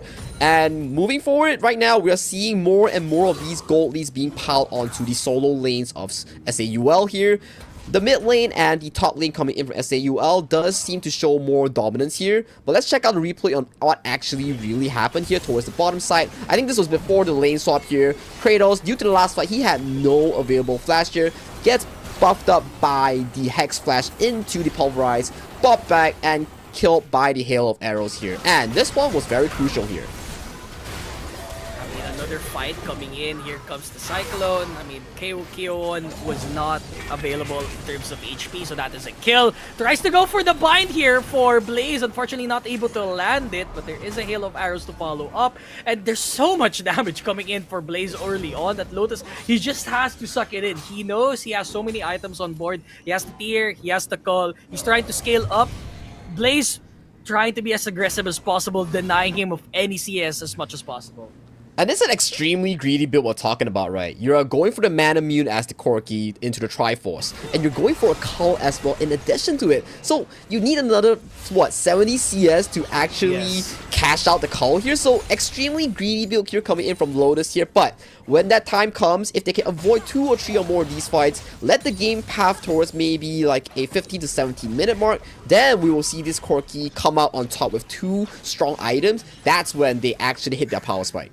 Yeah, they need to shine on through if they want to make the scaling count. And this is what it looks like when you go passive. You have to start scaling, and it's pretty slow between all of them too. Pretty greedy for the Corki, and compared to the Varus, where all of it is based out of that attack speed, he just wants to get things going and one-shot someone at a moment's notice. So we talk about all these one-shots, all these poking playstyles, right? But we take a step back. We look at SAUL's team composition, right? We have Corki and we have Hui. 2 extremely long-range caster type of like damage dealing. Hui, you have all these spells that can hit you from afar. Corki, with the big ones launching towards your enemy. So a lot of these pokes can be done by SAUL. If they want to play the long game, control river through their pokes, they can definitely do that as well. Yeah, and that really begs the question, and how are they able to reach them if that happens? But oh, very low. Here comes Between Worlds coming by the Aurora. Cyclone used by Infi. Cataclysm to stop Infi in his tracks. Everyone's pretty low though for the side of FRC as they try to crush them down, and they do so without taking anyone. For the side of S8UL, 2 kills to nothing. FRC come out on top, and there's not a lot of objectives on the board. They'll just pick the kills regardless, as they'll secure the dragon. Perhaps the second one for this game. 2 quick kills into a dragon here. FRC, I call it worth. They take 2 kills thanks to Kyo1's key engage. Blast Cone into the engage onto Infi here. Even if he burned out his flash there, it was too little too late as all the damage was already going through here. And Kratos, we talk about the Blaze Varus pick, right? So fed, so much damage items here. Kratos, he can't tank that much as a Leona, especially as a support. I mean, very behind in terms of gold leader. Even though he is a support, he needs to at least live so he could use the flurry of abilities that Leona has. One of the best in this game, in particular, Xenoblade, Shield of Daybreak, as well as that Solar Flare. So many lockdown abilities that you could use against the Aurora, against the Varus, which unfortunately not able to happen because they were not together at the same time. The RTO almost gets killed, but Sebaski, I don't think he's gonna get any kills whatsoever. The Aurora's around the area though, but they have to call a retreat. There is another person coming in, and that is Catbot. And I think the way is gonna go into a spiraling despair. Not quite. They'll just stop them in their tracks. Stellar actually played really well there along with Sebaski. They dodge out all these crucial spells, the potential engages and CCs here, making sure that RTO has to back off due to his low health here, and they went away, dragging so much resource coming in from SAUL's team, making 2 members commit to them, and the bottom side and the mid side now suffer from all the wave pressure. Pressure between the two of them, man. I mean, there is a little bit of a gold lead here for FRC, about 1k gold. So put it all in the Varus, I feel like that's a pretty good gold lead for in terms of FRC. Has the Blade of the Ruined King up, he can start going around and start killing everyone, it seems, because the Corki is still not online. The Triforce still nowhere to be seen. Nowhere to be seen, but he's 30 CS away from unlocking his Cull cash out here. So given a bit like maybe 7 more minutes into the next dragon fight, and we might see this Corki bloom into fruition with the 2 items such as the Triforce and fully stacked Mana Mune here. But if you're FRC, you're not going to allow that because they are pathing aggressively towards their 3rd dragon, which will be up in about 3 minutes time from now. Yeah, 3 minutes for now, as the Crubs will be spawning in just a bit. They need to secure some of these they need to secure some of the objectives here for SAUL. They started off pretty hot there with the Grub secure, but they need more than that to at least get a foothold in terms of major objectives. As FRC, they're slowly scaling to what it seems to be a Varus-sided game, as top lane. Top side is a little bit stuck here. Where's the Dominus? We need a Rage Stack right now. Here he comes! Rage Stack stun on top. He's still living, but nope. Gets exploded without any reparations. Catbot goes in time, but very late for that. Between Worlds for Stellar just to get away, and I feel like FRC, they are getting the skirmish game done just in time for the objectives too, but Infi's around in the bot area, so it should be a pretty uncontested objective here coming in for FRC. And Sebaski popping a teleport just to make sure that Stellar, his mid laner, will stay alive from any potential dive coming in from Infi and friends of SAUL here. At mid lane, another kill goes over the pockets of FRC here. Infi wants to look for an engage, but Reverie is here to guard his ADC from any potential dive. He needed to get that E down for Infi, so he could have at least used an ultimate, but there was a big Jarvan with a stick, and yeah, when the Jarvan comes down, I don't think you should be around that area too. A 3v1, yeah, not today, bro. Not today. And due to that, long range of exchange based on the map state, objectives all went in favor of FRC here. Hence, we see this gold lead that you mentioned. It was 1,000, now it's 2,000, and the Varus is sitting on a 337 gold bounty here with the potential Herald that may clash towards the mid lane here. So that is more additional gold here. And this play was so beautiful as they CC chained the Renekton so well, leaving him no room to exhaust his flash. By the time he had to CC for the flash, it was too little too late here, and Catbot into the mid lane gets headbutt pulverized and gets executed by the Alistar Bell. Yeah, the Infi was not there to react in time, so FRC still leading the charge with Varus still keeping his lead up against the Corki, but good thing he's able to cash it out in time. He does have one more call stack. The Triforce is available, so Lotus should be online now. Also gonna be primed for that Mana Mune as well. So SAUL, they are going towards that mid-game spike, but they still have to suffer the consequences of it as the Rift Herald gonna get one charge there as that tier 1 turret is gone. One charge towards the mid lane here, and right now FRC has so much control and power spike based on their items here. This is Soul Point we're talking about for FRC. If Soul fights here, it's gonna be so crucial. Huge pulverized for KO1. They just walked into it. And now, between worlds, between all of them and FRC, they're looking very low. Where is Infi? The Cyclone's there, but there's not enough damage for FRC to hold as S8UL. They go for a retreat. Catbot's all alone, but I don't think he's gonna live anytime soon. There is a cow coming in. Where's the headbutt? Pulverize shuts him down, completely explodes. But there is 4 members of FRC, and it might be an ace, and it's gonna be an ace for Faerie Charm as Blaze secures it for them. 5 kills to 1, FRC securing Soul Point. Securing Soul Point, securing 5 kills at Salt to the Wound. They are going for the bottom turret as well here. From a 2,000 goal lead right now, they're pushing solid, heavy towards a potential 5,000 goal lead here, Candy. And I gotta say, that team fight was so critical coming in from Kyo1, landing that 3-man pulverize into the Gragas cast of the 2 main carries there. So beautifully well played by FRC, knowing their power spike and knowing when to fight. Yeah, I mean, we can see the replay there. Kyo1 fully warded. Headbutt, pulverize in. There was no one stopping that 3-man knockup. There was still a little bit of hope for S8UL here at the start of the fight. But Blaze, he was just not getting hit at all. He was full HP at the start of the fight, and he was full HP at the end of the fight. And there was a little bit of a consolation prize here for Catbot, but at the end of the day, that's 5 kills for the side of Faerie Charm, 1 for S8UL. And they're looking pretty nice heading in here as another fight is happening in place. Spiraling Despair doesn't matter. He's a tanky fat boy. Gragas will be securing that solo bolo kill. Solo bolo bomba kill for Zavasky here, securing another kill. And right now, 5v4 situation happening on the map here. FRC claiming almost total control of the current map state here.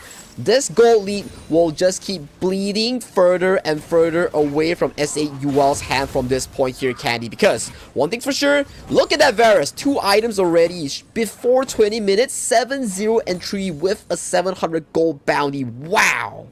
Yeah, I mean, he already has his 2 items on lockdown. Like he could build tank, and no one would mind for the side of FRC. He can just build tank. Probably I think what was that item that gives him like armor and magic resist on hit? Terminus. Forgot the name. Terminus. Yeah, Terminus. Yeah, but that's the name of the item. But Wei shuts him down. A little bit too cocky there for Zavasky as FRC there gearing towards that Otacon pick. No one around the area though for S8UL, so it should be a pretty safe keep for FRC. Do they want to expand the TP here coming in from Catbot? It doesn't seem to be the case as Infi is nowhere to be available near the objective. Not at all. Yeah, not a contest at all. And right now, they can't get anything in return. They get the Otacon. Right now, they skill exceptionally well thanks to the extra AP-AD adaptive and also the EXP here. So, trading Zavasky for an Otacon, FRC claims it worth right now. TP to come back to the lane, stopping any potential tower from being taken away here. Man, this map control coming in from FRC, so solid, so clean. Yeah, I mean, at the start of the 10 minutes, it was looking clean for S8UL too, but it went out of the wayside as FRC just kept getting objectives left, right, and center, and the goal difference just a little bit too big for them to handle. It's still doable though for S8UL. One big fight could counteract everything that has happened here earlier, but they need a little bit of tankness here in the picture. Zavasky, this was the replay from a while ago as Catbot, so much skills used, so many abilities on his arsenal, just killed by a W, an E, and a Q, and an R. Solid Gragas gameplay there. But this one a little bit too cocky. Zavasky wanted to commit there on the body slam, but yeah, it was a bit of a rough shot there as he took 2 turret shots and was not to his liking there. But the tier 2 bot lane is a little bit too low now for S8UL, so that's their next objective here for Faerie Charm. If you're S8UL here, Candy, you might be wondering like, man, the next 2 objectives here, 3 minutes onto Baron and 1 minute onto the Soul Point with Soul. You have to choose. The Dragon Soul here. So do I really fight FRC here? Because that Varus is so stacked. All of the members coming in from FRC is so well equipped with items here. My Corki still does not have the Muramana unlocked yet here. No. So what is the choice here coming in from SAUL here? Do you give away the soul? Yes, no, and maybe try and fight this out. Here comes Between the Worlds coming in onto Envy. Another fight coming in on the blue side of the map. Kratos is very low in HP, and there's so much move speed onto Blaze. Kratos cannot run him down, and the referee tries to get the chase down, but Lotus is around the area. Still no mana immune to boot. Still doesn't have the enchanted version of it, so very stuck in it as F4C. 30 seconds left. The spawn timer for Infi and Kratos is not going to be in time here, Sagi, and it feels like Soul Point will be secured. No contest, no smite as well to use for SAUL as they'll try to secure this tier 2 turret first. Securing this tier 2 turret will be not an easy feat because Catbot on this play is extremely strong. Kyo1 gets hit by the stun. Flashes away from the projectiles here. Look at Stella's position. Coming in from the back here. Oh, Stellar sneaking around. He got the smoke out and ran away without any problem. Sebastian with a double kill. What happened? Eh? Okay, I guess the rest of the team just helped him just in the nick of time. And oh, there's a stare down between Sebastian and Kratos. What is going on? There is a stun, there is a Zenith Blade, but I don't think they should chase him down.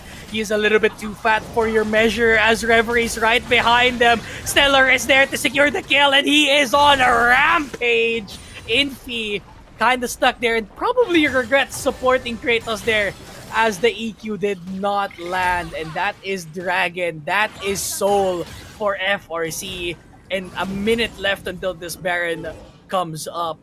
This should be Faerie Charm's game to lose now here, Sagi. 8,000 gold lead, has the Dragon Soul, Chemtech Dragon Soul, and right now 50 seconds like you mentioned onto Baron Nashor here. If you're Faerie Charm, set up the vision, force SAUL to walk into you and force a big fight here, because as of this point, Blaze is left untouched. Even if you engage on him, he's gonna be destroying all your health bars with this on-hit Varus build here, and that is so painful to watch here. And look at Kyo1 here. With the Unsealed Spellbook here, he has prepared the smite for this Baron take that is about to be spawning in less than about 20 seconds.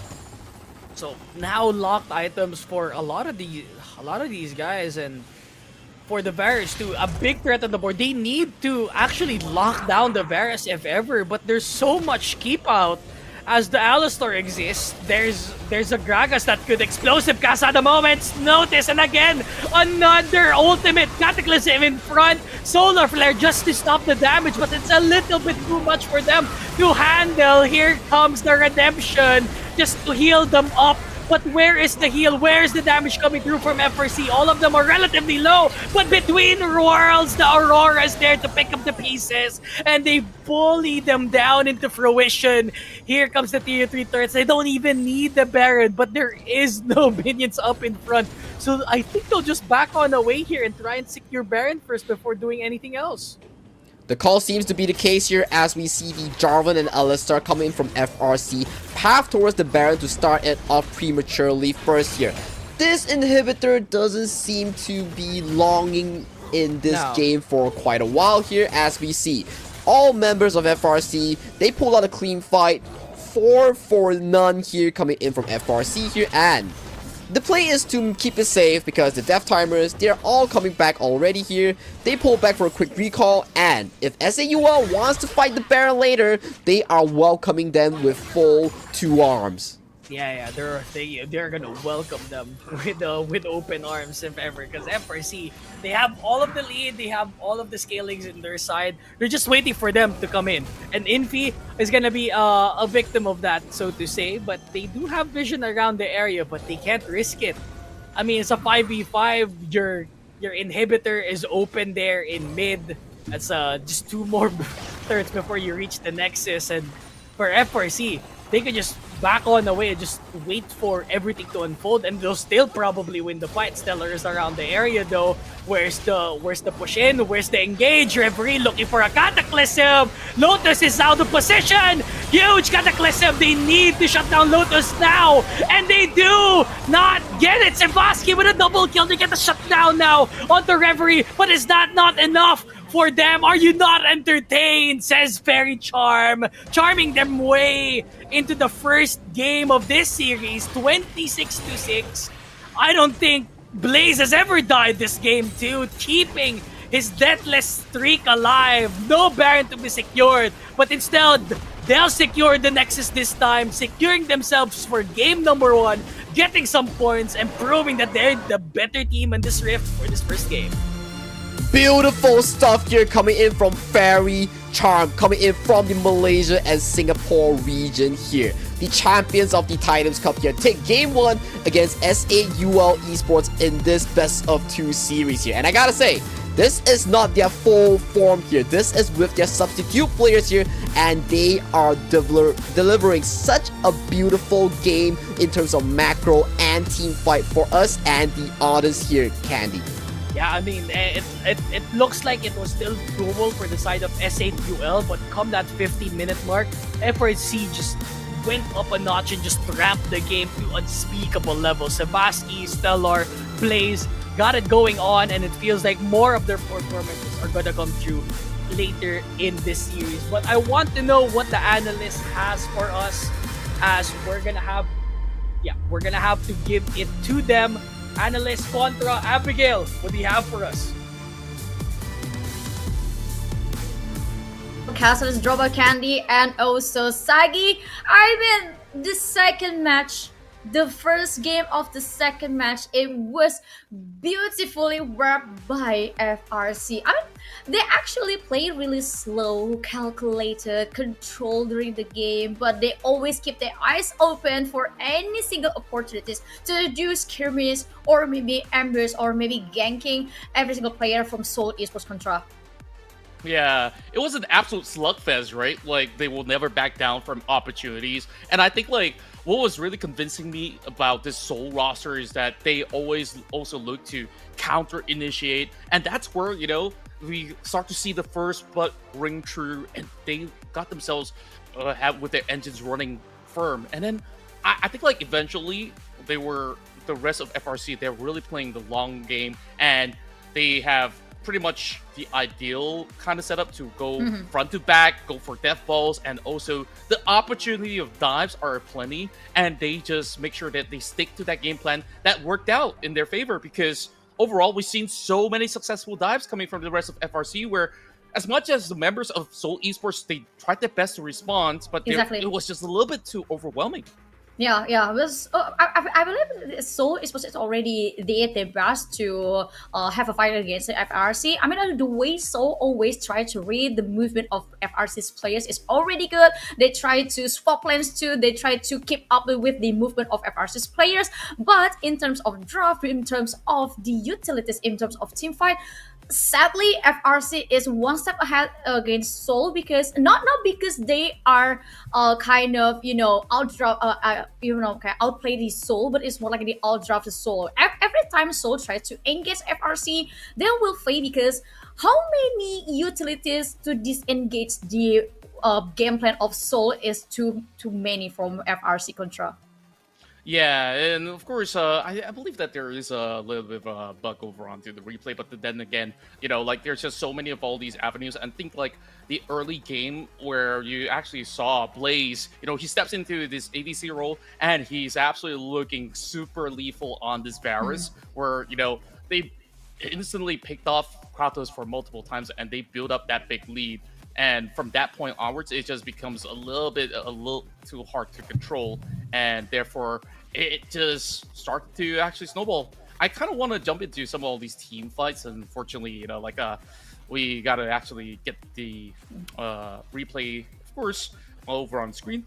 But overall, I think we've mentioned about all these huge dive bombs that really turn the tides around, especially towards the mid game, where we've seen so many instances of those responses where they just basically lock in, and it's just so difficult for the rest of Team Seoul to decide, okay, when do we actually want to fully commit? Because by then, that Wukong, as much as you have the Cyclone, you're going to be quickly targeted by all the other members of FRC. And we talked about the disengage tools. They have, like, the exploding casket, and on top of all the other arrows that will also connect. So it makes things a little bit more harder for those members of Seoul Esports to actually go in for that full execute.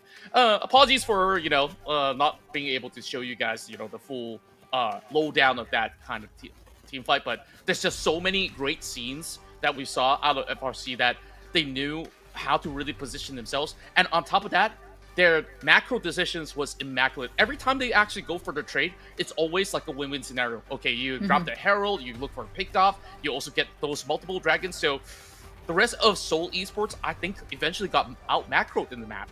Yes, because you can look how strong the follow-up of every single FRC's players and how strong they are to seek any other trade. So if Seoul Esports got one kill from FRC, that will be an immediate trade from FRC. I mean, that's a very strong point of FRC. And yes, I would also like to give the Seoul Esports kudos too, because they always try their best to at least make it every single fight is even though on the late game, start from the middle game to late game, I think it is already fall off for Seoul Esports, because they lose 3 dragons, which is very hard for them to secure the late game, because the FRC just already built a very strong late game insurance.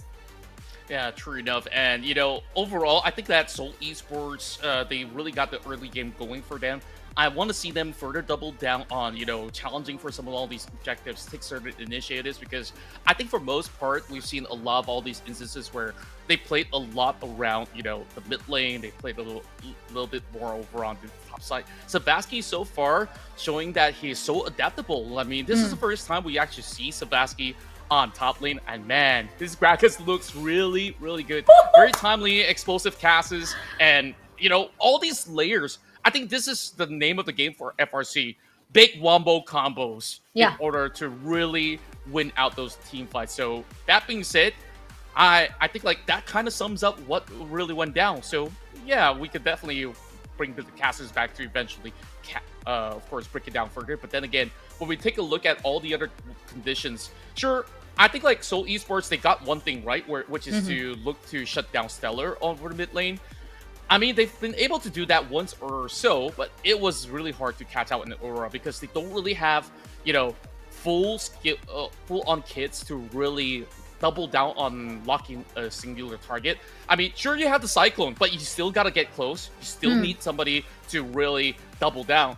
And when you look at a Leona that's being set all the way back, she's not gonna be so tanky. She can't exactly initiate the fight, so it was rather unfortunate that, Kratos didn't really get to be all too involved in some of all these skirmishes because of that suppressive bot lane. So kudos to Q1 as well as Blaze for that. So it was just wonderful. I mean, FRC, hot start for them as they've been able to really convincingly win out majority of the team fights. Yes, and your explanation also pointing out what Seoul Esports drop missing is the flexibility, and FRC has that because Seoul Esports only have like maybe 2 or 3 winning objectives if they want to make their drafts work out. But for FRC, anything that throws against their face, they just ready. And in this situation, FRC's pick like Alistar and also Graga's pick is become very makes sense because look how flexible they are, trying to control the tempo, even though Seoul Esports trying to do all-in dive to FRC.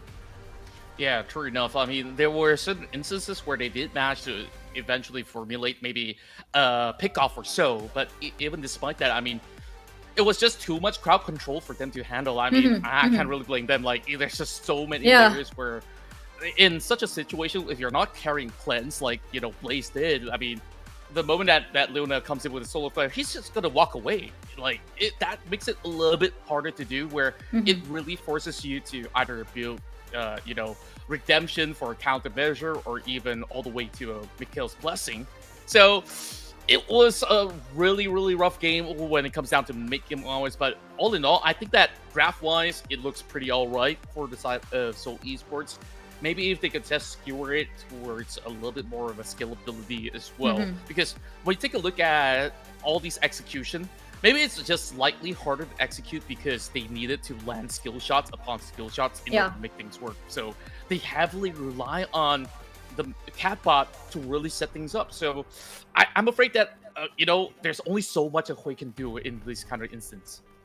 Exactly. So I think a little bit adjustment with the draft for the second game will be probably the best chance for Seoul Esports if they want to secure the very first point of this today's matches. And for FRC, they just can't play like what they did on the first game. I mean, did follow up itself, how they try to control the tempo and how they try to measure every single lanes perfectly. That's already the strong point of FRC. And for Seoul Esports, they just kind of not only follow the tempo of FRC, but they also try to find a way how to make a big gap between them. But sadly, in terms of the team fight, if you rely too much on skill shots and considering the AOE area from FRC is already too many layers to handle, well, yeah, I guess it's already, you have to wrap it up. Yeah, and then when it comes down to, that very final skirmish that happened is because of, a certain contest of Baron, right? At that point in time, I felt like Seoul Esports should have actually let that one slide. I know it's going to be a slow chokehold eventually for them to really raid the Nexus, but then again, there's still possibilities of defending it rather than, you going blindly. There's not much vision being set up over onto that top side of the river. So it becomes incredibly risky when they actually try to go for that kind of 50-50, and that absolutely did not pay out. Despite the odds, I do think that there are possibilities for, Seoul Esports to also look for certain alternatives on how they actually handle certain situations. So, some losses can be cut, and, you kind of want to look for different avenues around the map, which I think they did excellently for the first 10 minutes of the game. Beyond that 10 minutes, I think that's where things get a little bit more hectic. So I can't really blame Seoul Esports for that. Other than that, I think I'm pretty convinced that, FRC, they just have super strong fundamentals. Yeah. Well, from, the way that they handle the draft selection, finding the Gragas to also counter that Renekton as well, brickwalling him. So there wasn't too much of that impact as much as, I want to see a little bit more of his fight. But hey, Zavasky, I think he read it like a book. Yeah, and then also talking about Zavasky and he has Gragas. Gragas has had no any spotlight until the middle of the game, and once one big fight happened, he suddenly became one of the richest guy on the lineup of FRC, and it went beautifully because I feel like it was a time for Gragas to unleash the maximum potential of his barrel, and even he can solo kill Hui. That's already a red flag from FRC. Yeah, we look at Zavasky, he's not your typical semi-tank Gragas. He just went full on AP. Like, halfway through, I was seeing this Dark Seal stacks almost reaching up to 10. Is he going to convert it to Magi's? Until, there was definitely the exchange over bottom that eventually got the shutdown for those members of Seoul Esports. Despite that, that's just a little small matter, right? It's great in response that, Seoul Esports, they have been practically looking for avenues to still go in for some of all these pickoffs, but look at the kind of comp. It was just too difficult to actually find even any form of avenue to get close to Blaze, because that's your priority target, and he's absolutely fed. Like, he went unkillable this whole round, and you have so many different ways to defend it other than having the Alistar. It's just layers upon layers that he becomes untouchable, and that was the cause of the issue. So moving into game 2, maybe they want to consider, okay, can we find ways to kind of put a little bit more pressure on that bottom lane of a Faerie Charm, because Faerie Charm so far, a lot of their executions look pretty clean. Yeah, and most of their executions are clean, and I think the only way if Seoul want to give a lot of pressure to Faerie Charm is having a very strong bot lane, or you just invest in the mid lane. What do you think? And I really do think that, if they're going to really double down on those kind of team fight sort of setup, then you gotta really look for something that could also have multiple layers, right? Because, yeah, sure, you have that Wukong as a solid pick, but you also need a secondary follow-up. But I guess the idea of having that is to do just that. But overall, I guess like you just need to also create something of similar sorts in order to have multiple threads for the side of Seoul Esports to thrive. Yeah, but still waiting for the second game. We also hope a better scenario for Seoul Esports. Talking about the draft and talking about how they execute. But to be honest, on the early game, everything was so good for Seoul Esports. The problem is just the mid to late game. I mean, like for example, like on the early game, they have a very strong hold against the FFRC, but starts to the mid game until the late game. I don't know why. It was like they have a very big wall in front of them, and that they need to break it, but they just couldn't.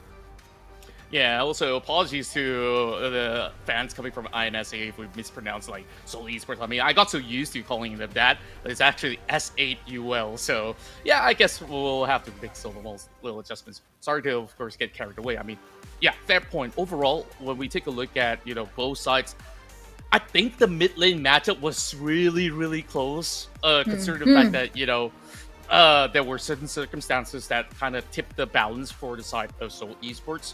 And then when you take a look at FRC, I mean, they were not really phased about, the couple of instances of pickoffs in the early game, because they know that, hey, we're going to be playing a lot more on team fighting.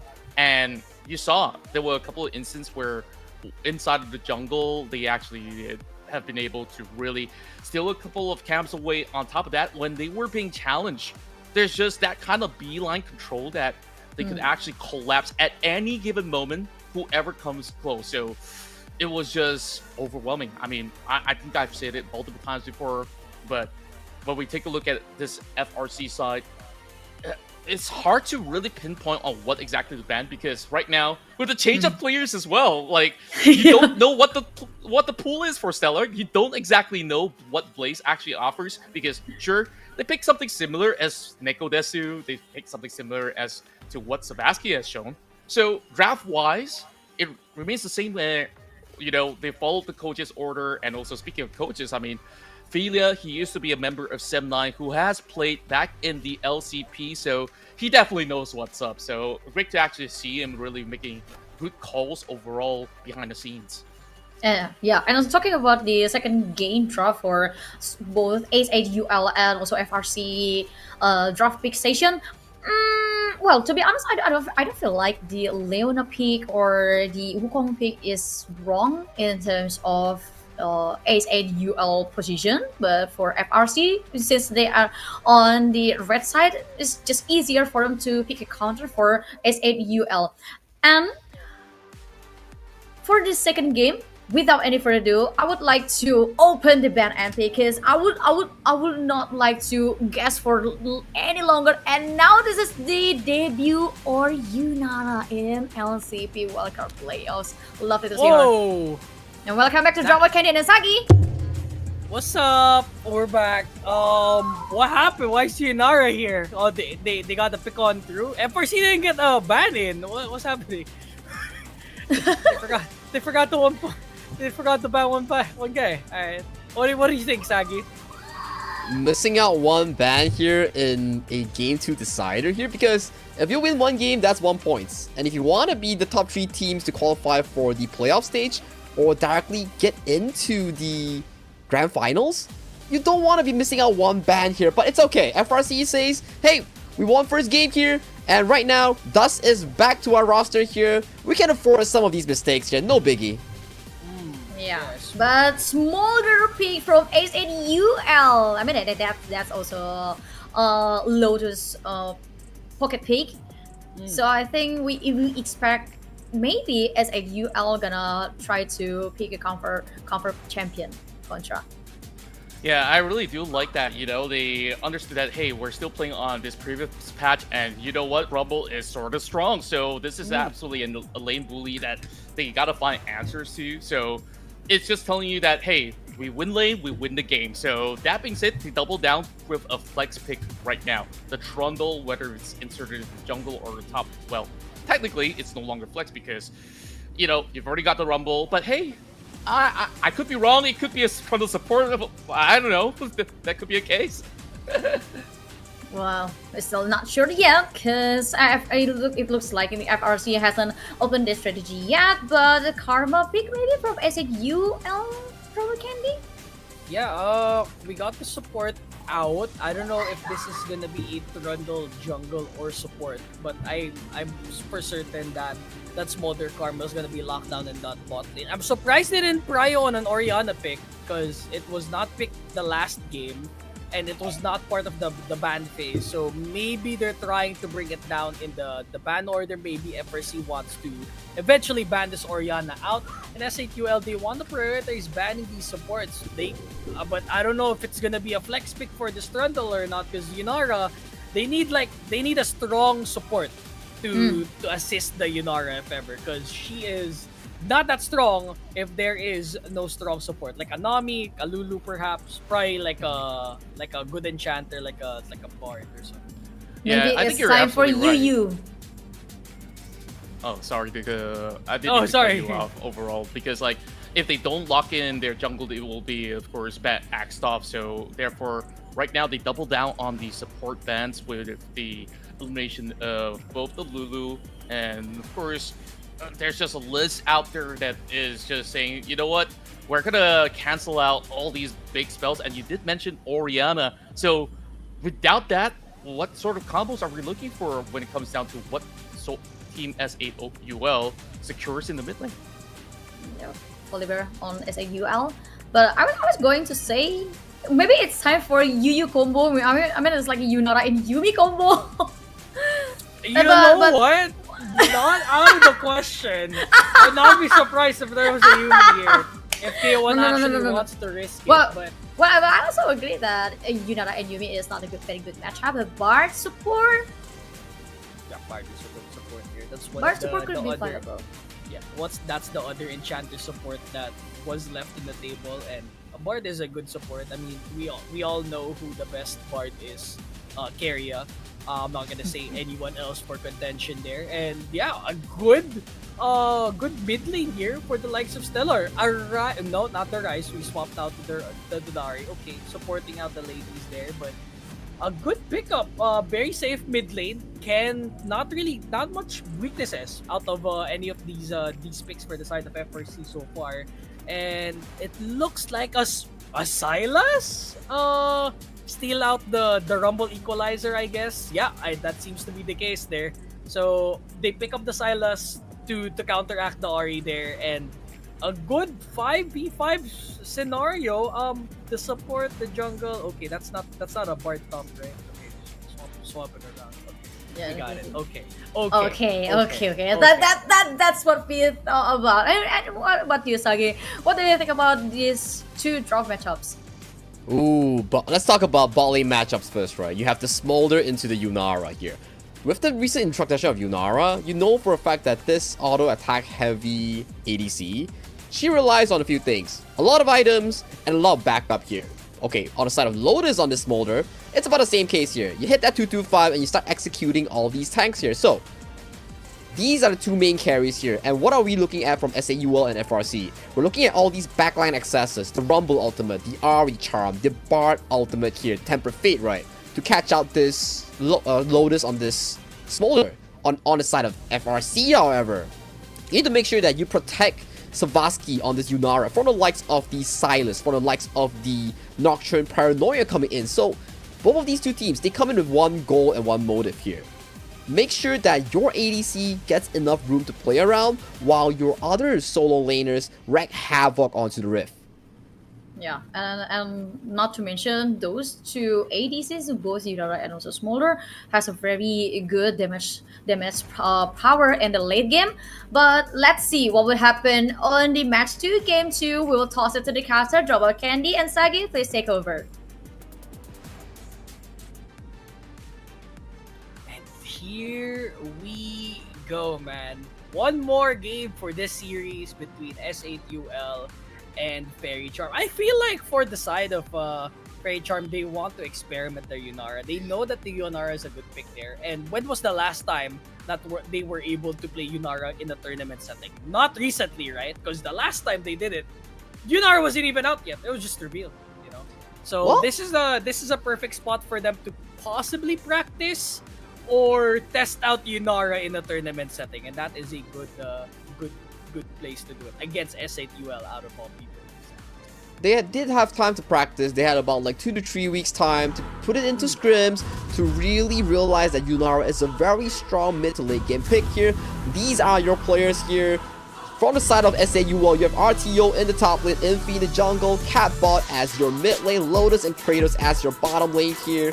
On the side of FRC, however, we see a new addition, which is thus their original top lane back into the roster, and Savasky going back to his original role being the ADC here. Both these two teams will clash once again for the final time today in this best of 2 matchup here. The winner will take the dub, and the loser will take that 0 here in Canada. Hey, let's get out of the picture here. Does S8UL tie up the scoreline and make it a 1-1 affair, or will it be Faerie Charm making it a 2-0? Just have to wait and see here. Faerie Charm, they're looking like the stronger team to beat in this series now as we're headed into the Rift. Game number 2. Yunara, haven't seen a lot of her. It's been a while since I've been into League. There's a lot of champions and also a rework for Xin Zhao. Yunara seems to play like a Vayne, I assume, right? Like I think very fast attack speed, needs to hit the same person. Am I correct here, Sagi?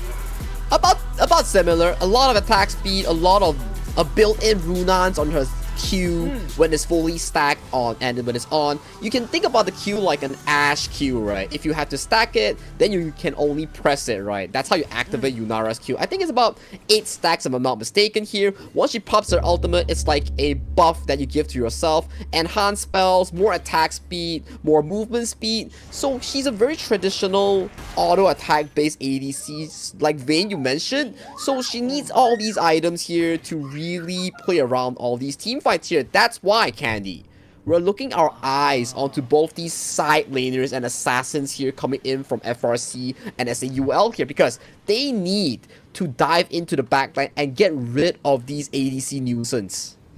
Yeah, that is a big concern too, because some of these players not really the most mobile out of all of them. I feel like Yunara only has a dash when they have their ultimate available, and that's gonna be a big concern here later on if he doesn't have any ultimates, does not have ultimate available. That's a free paranoia for the Nocturne to go into. So it's just a measure of how well is the Yunara able to circumnavigate across all of the CCs that will come their way, because on the other side we also have the Smolder, who in turn has a good built-in ability that could go through walls, but they could just chase them over with the Ahri there. So big concern between the two ADCs, and it's a scaling battle. I feel like Yunara does get their items a little bit earlier compared to the Smolder, but maybe that's just me. What do you think, Zach?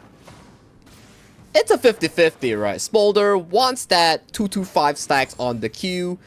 Savasky on a Yunara wants about like 2 to 3 crit items here to get going, right? So we gotta see who farms better and who lanes better here. And onto this early game, however, RTO once again putting dominance into the top lane here, forcing Dust out of the EXP lane, but RTO takes a hefty chunk here and is still trying to force Dust away here. But mid lane, however, though, Candy, big trade here coming in from Catbot. Yup, Catbot very aggressive, but there is minions to boot. First blood in the top lane as Dust lives. Full on that HP, gets to live for another day. And it looks like Catbot wants to go aggressive. Where's the flash? Ooh. Gets the bounce, and Stellar gets solo bowled as well. Mid lane, top lane, once again a repeat of last game here. Both of these two solo lanes coming in from FRC and SAUL. They are relentless and they want to make sure that they win the lane here. And FRC, they get the first blood. Catbot on SAUL, however, he says one thing: I'm gonna get that first blood. I'm gonna punish Stellar for the overly aggression here. Yeah, very aggressive it seems. But Stellar gonna have to hold things a little bit back. As they did, Dust did take first blood first before SA2L. So they at least have a little bit of gold in their side. And Rumble being fed is not really a fun time, especially if you're against the Volibear. Even though they're both melee champions, it feels like Dust is not letting him play the game at all.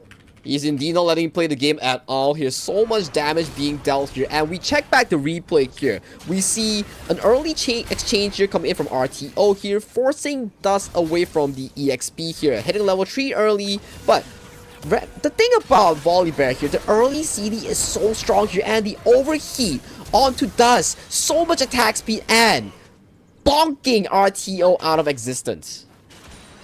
Yeah, that was so simple. Like, they didn't really need to think about what to do about that play. You just need to walk him down. Catbot though getting punished. 3-man gang. No flash. That's the Pillar of Filth, and that is another kill for FRC just in the nick of time. Not even getting any trades whatsoever.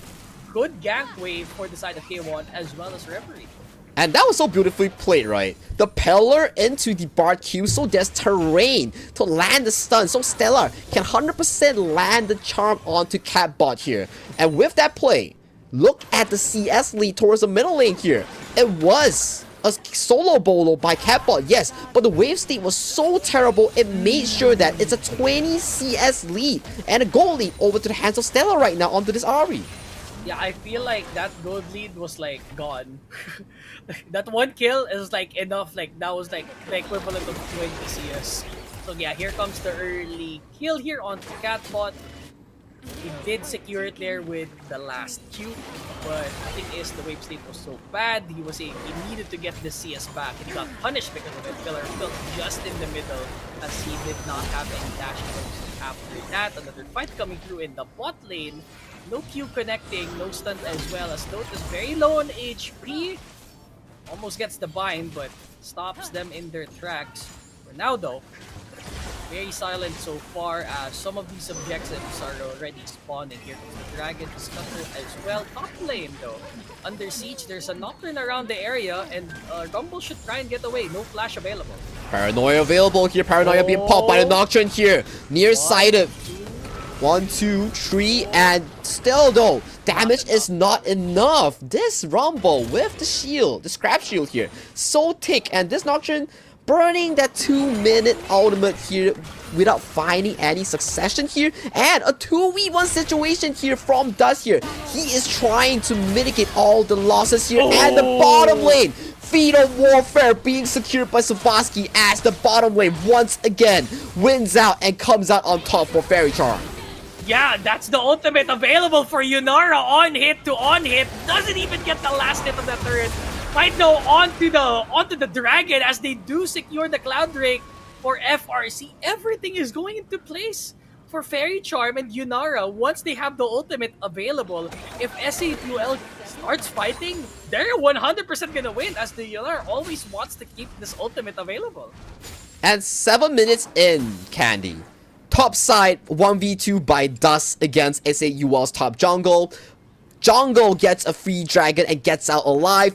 Bottom lane gets a 2-for-0 trade, winning out a 2v2 here, making this Yunara even further into the item power spike here. Everything, like you mentioned, going into perfection for FRC coming into this early game. Early game for SAUL, not in their favor. Not in their favor. Yeah, they're looking for vision around this red area. Grubs though. Sure that, not too much of a push here as the Smolder. I know that it deals a lot of damage, but the Smolder cannot finish anyone yet. Very, still a dragon link, you know, it's still a little dragon, but eventually, he'll turn into a big one later on. But for now though, he just has to keep hitting champions the entire time and making sure that the stacks is available by then.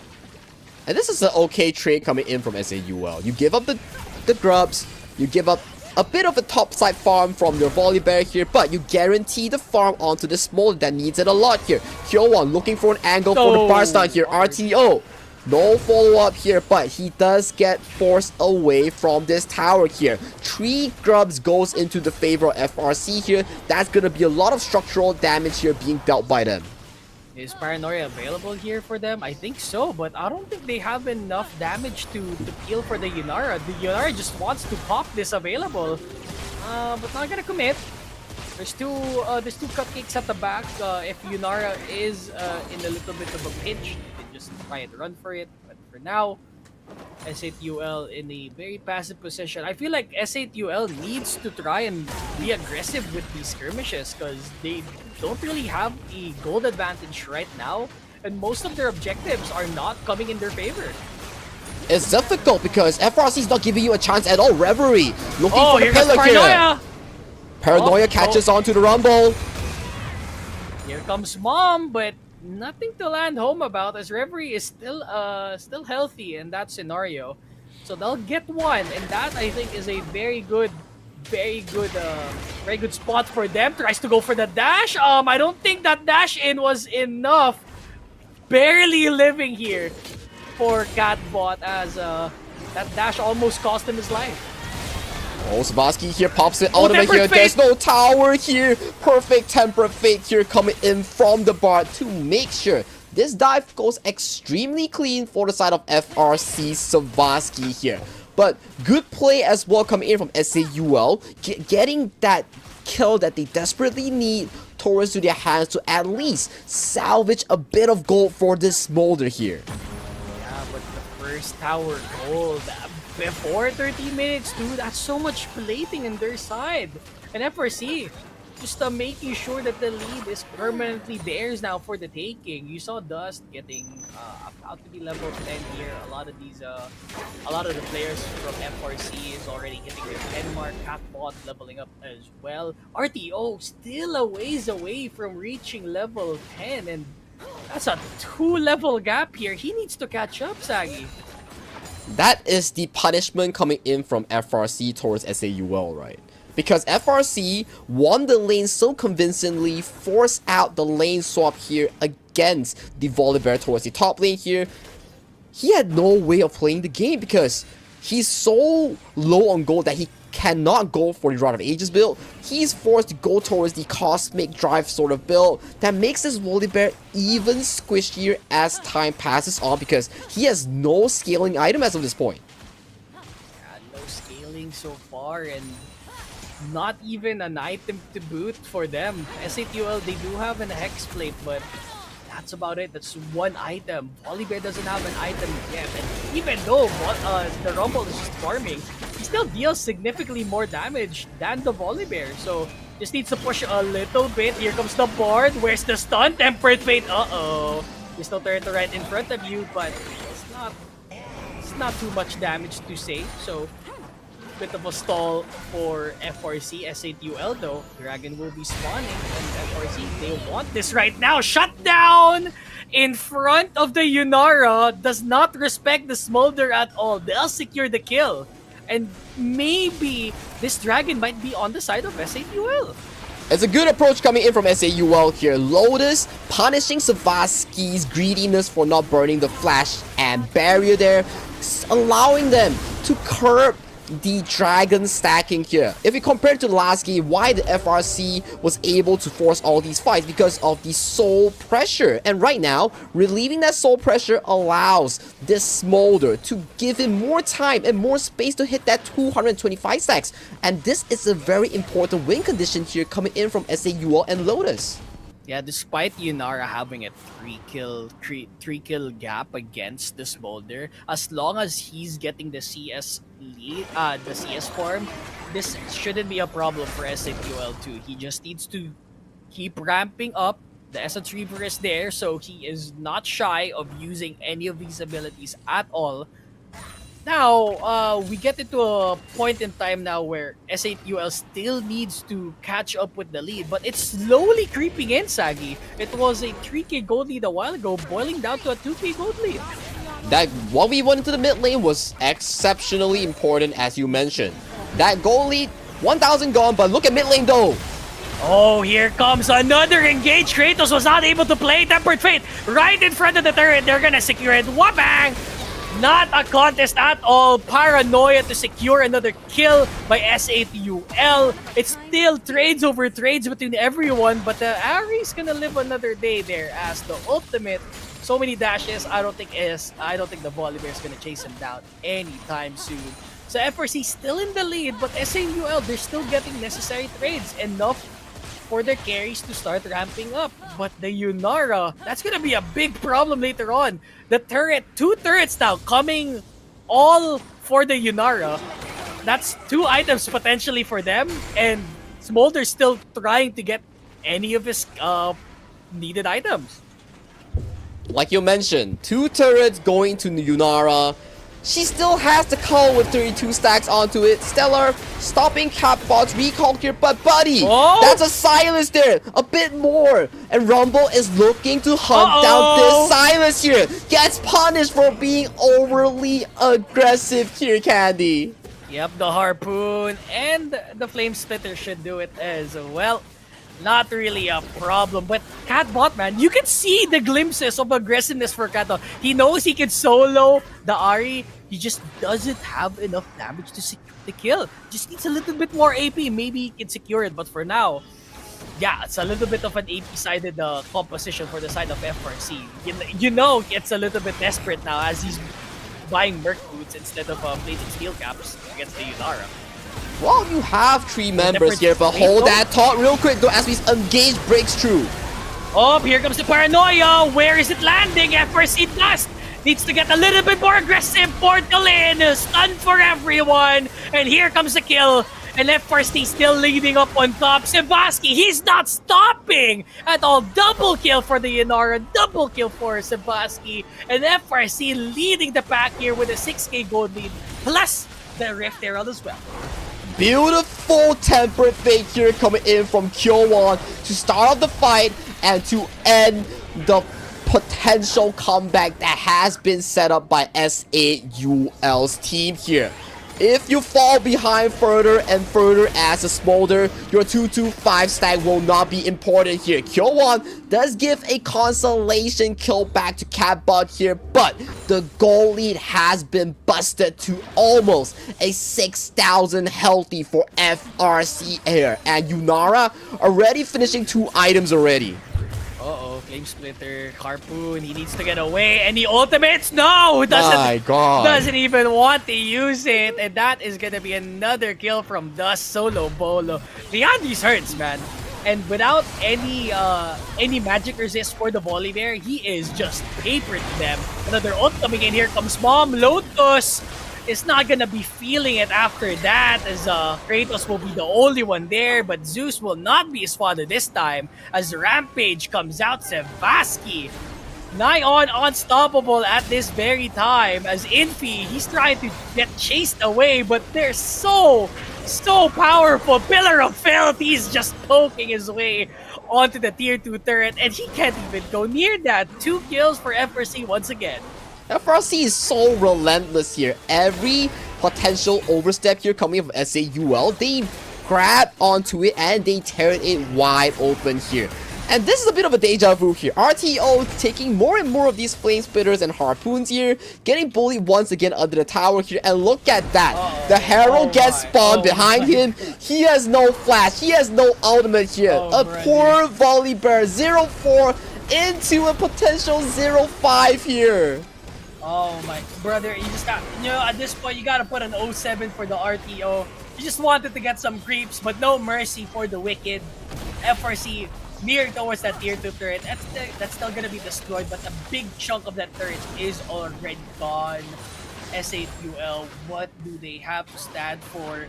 They try to scale up, but they're getting outscaled by the other scalers. FRC still up on top. Sebaski, so much gold.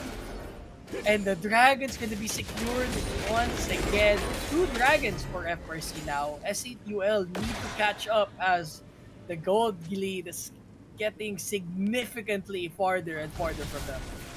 And let's check out back to this fight right here, right, Candy? This fight has been started by the Temper Fate here. Lotus, the Smolder gets charmed after the stasis effect here. And after this, no damage dealer, no sight of the silence, however, here. The bar Q lands onto 2 here. The final red carpet here to seal Infy's fate here. By the time Catbot arrives, the entire clan has been eliminated here. He gets a solo kill onto Q1 here, but that's 4 kills towards to the pocket. That's Herald, that's tower control, all giving up to FRC thanks to the Bard ultimate. Bard, man. The playmaker that you think that it's not going to be contributing so far, it looks like Bard is supposedly the most important person in this team. Despite the Yunara getting 7 kills, it was just the Bard. He's getting the stuns, getting the Temper Fates, making sure that the disruption is there for the side of FRC and S8UL. They don't have any answer. This bot lane is completely shut down by FRC's bot lane. And if you're FCUL, right, you gotta revisit your game plan coming into the further days, right? Because if you're playing a Smolder setup and you are trying to fight all these objectives, it is a wrong approach here because Smolder wants to hit that 225 as soon as possible so he can get that execute and burn damage in. But if you keep forcing him to fight in these awkward positions, it's so difficult for the Smolder to scale into fruition. Oh, Catbot there, trying to solo bolo. It feels like it's gonna be enough. Paranoia just to secure the kill, but he gets traded out. Doesn't matter if you get the trade, as long as the rumble's still gone, they'll take it. But in turn, FRC, they're like, okay, all of you are on top lane. Let's just get this Atakan out of the way. They know that the Nocturne's not there to steal it, and that's a freebie for them. 17-6 now. FRC is looking to lead the pack here in our series for today. I think if this goes on their way, they're gonna be standing right next to Inferno Esports in terms of point standings. Don't you think this is a bit like reminiscence? Because last game we had the Gragas on the hands of Savasky, solo bolo, getting a few kills. After that, he got killed. The Atakan goes over to FRC, and this game, the same stuff happened. Dust was the top lane, they go for a solo bolo play, and in the end, they get back the Atakan instead. And look at this 1v1 play here. Overheat, locking Dust away from any spells to be used. Equalizer has been traded here, but the Leandries, the final burn onto there, was just enough to kill it. But on the live, a fight breaks out. Oh, their last hurrah. They're trying to go in. They secure a kill though. Reverie doesn't get the stun, doesn't get the lockdown. But K1, a ways away. They got the TP up. Who is arriving? Here comes Dust. Equalizer separating both sides of the front right now. S8UL has no HPs. No surrender for FRC. They get 2 back after that 1 kill. S8UL 3 men down, and FRC, they're looking to secure this tier 2 mid turret. And that's without Savasky, their most fed member coming in from FRC. He got exploded by Catbot at the start of the fight here. So, good shutdown here coming in from SAUL. They get the big bounty on this very, very fed Yunara. But that team fight, 8,000 behind. Without Yunara, their biggest carry, FRC still came out on top here. I mean, the goal difference is something to show for FRC. Just leading the pack all throughout the game. There was no contest there. Even at the start of the game, it was all FRC from here. And so, they're trying their best, but they're clinging on to dear life here for this first series. Clinging on to dear life. Make sure that this Smolder finally hits its 225 mark here, because this poor Smolder at 22 minutes mark, he has just barely finished his Q maximum stack here. And let's look at this engage that has been brought us by our OB here. Kratos gets caught out. Savasky wants to go in for that all-in here. The Temper Freight does land onto the turret here, but Savasky overextending into the tier 2 and tier 1 in the middle of no man's land here. As of this point, our top lane Dust here still yet to be seen from anywhere here. Pops the TP here. Look at all the health bars here. Catbot already expending all the spells here. Dust comes in with the Equalizer, with the Flame Spitter to seal the deal and bring it back for FRC. Oh yeah, trap, and another dragon this time. Inferno Dragon secure. That is soul point, I assume, for the side of FRC. And it is Inferno Dragon, no less. This is one of the most powerful dragons to secure if you are an ABC like the Yunara, like Stellar, like Dust as well. It's just insurance, just in case they don't go. It doesn't go their way for the side of SAUL. As just keeping on farming, they need to catch up. Whatever it takes, they just need an item, a miracle, a sunlight here. It's still a 7k gold lead though, Sagi, but still a ways away. Catbot's the only one with a gold lead against the Ahri. If another few of those misplays come in for FRC, we might see this Smolder get more and more out of control here. So there is still a window where SAUL gets to claw themselves back into this game, especially where the Dragon Soul is still so far away. 4 more minutes, there is room still for this Smolder to grow into a bigger dragon, a bigger threat here to actually allow SAUL to carry the game. Yeah, they need to align here, but there's almost not the case for SAUL. They try to shut down the Bard, but he's a little bit too mobilized, very fast in the move speed. Has Dead Man's Play. He just go around, just slow someone. Not any problem. Here comes the Baron spawning, and now this should be their closer for FRC. This shouldn't be a problem for them. SAUL, they need to flip this if they're gonna go for it, but there's no vision at all. They're gonna have to just peek on through and predict. It's halfway gone now. There is a cheeky ward right behind Sabaski here that's spotting out all this here, but Kyo1 goes for engage. Fight breaks out. Oh, here we go, another engage. Both ADCs might be gone here as Lotus still alive, 2 kills.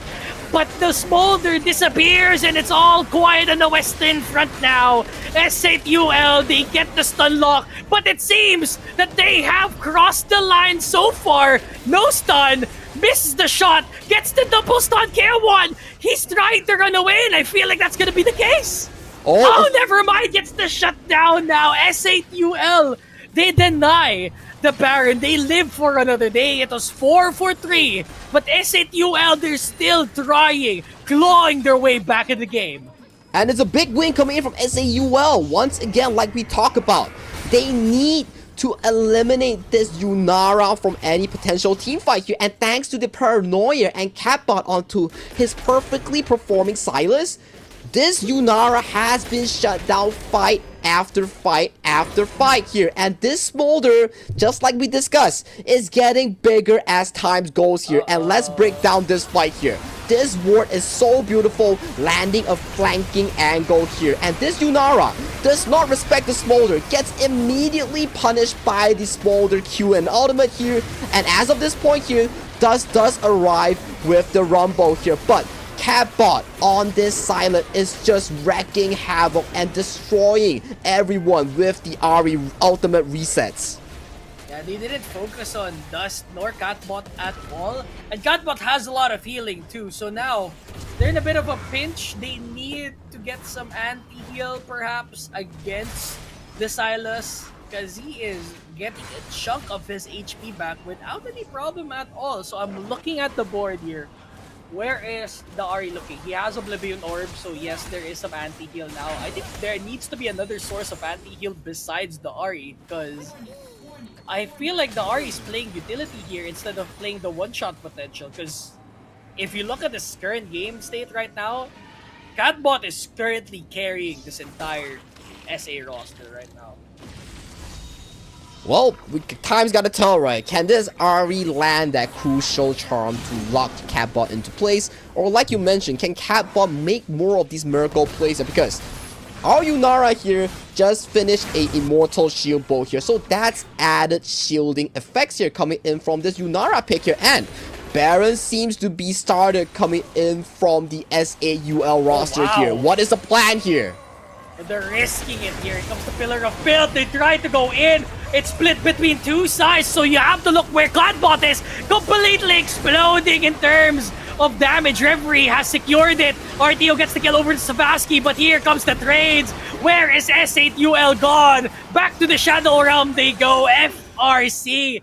They said, time's up. It's time for you to get back into your place as they secure the ace. They secure the turrets. And maybe, just maybe, Sagi, secure this game for them.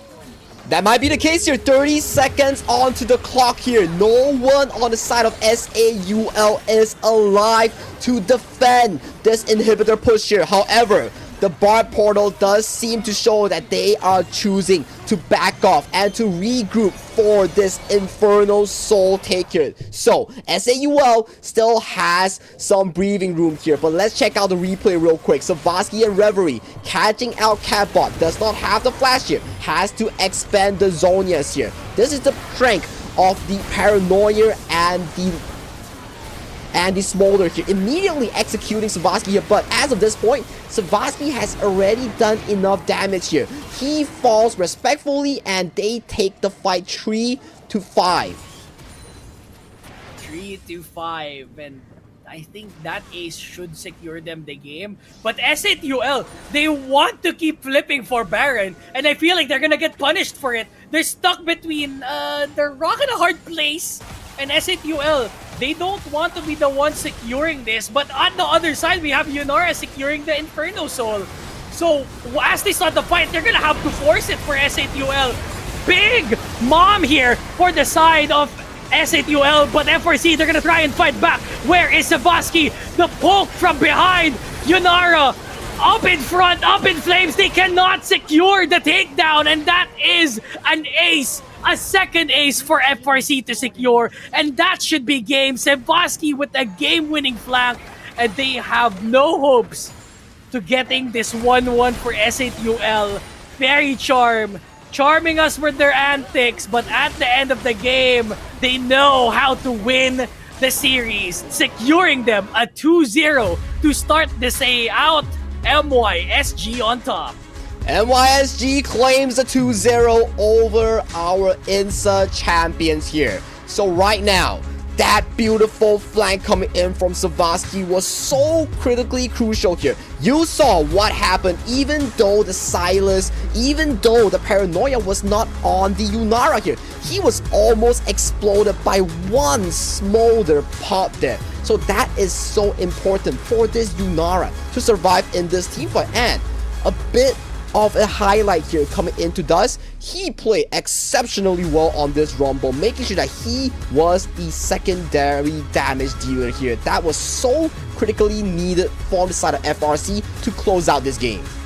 Yeah, they were really prosperous at the middle of the game, right? FRC just needed to get the access to the backline, and it really showed too. Big props though to Catbot and Lotus. They held the game to their side pretty well, and they made sure that the game was still a doable scenario up to that point where they just kept flipping on Barons here, Sagi. I have to agree with you, but all of this cannot be done without a proper game plan, a proper arrangement of macro and micro here. So let's toss it over to Caster, Contra, and Abigail to further break down on what really happened between FRC and SAUL.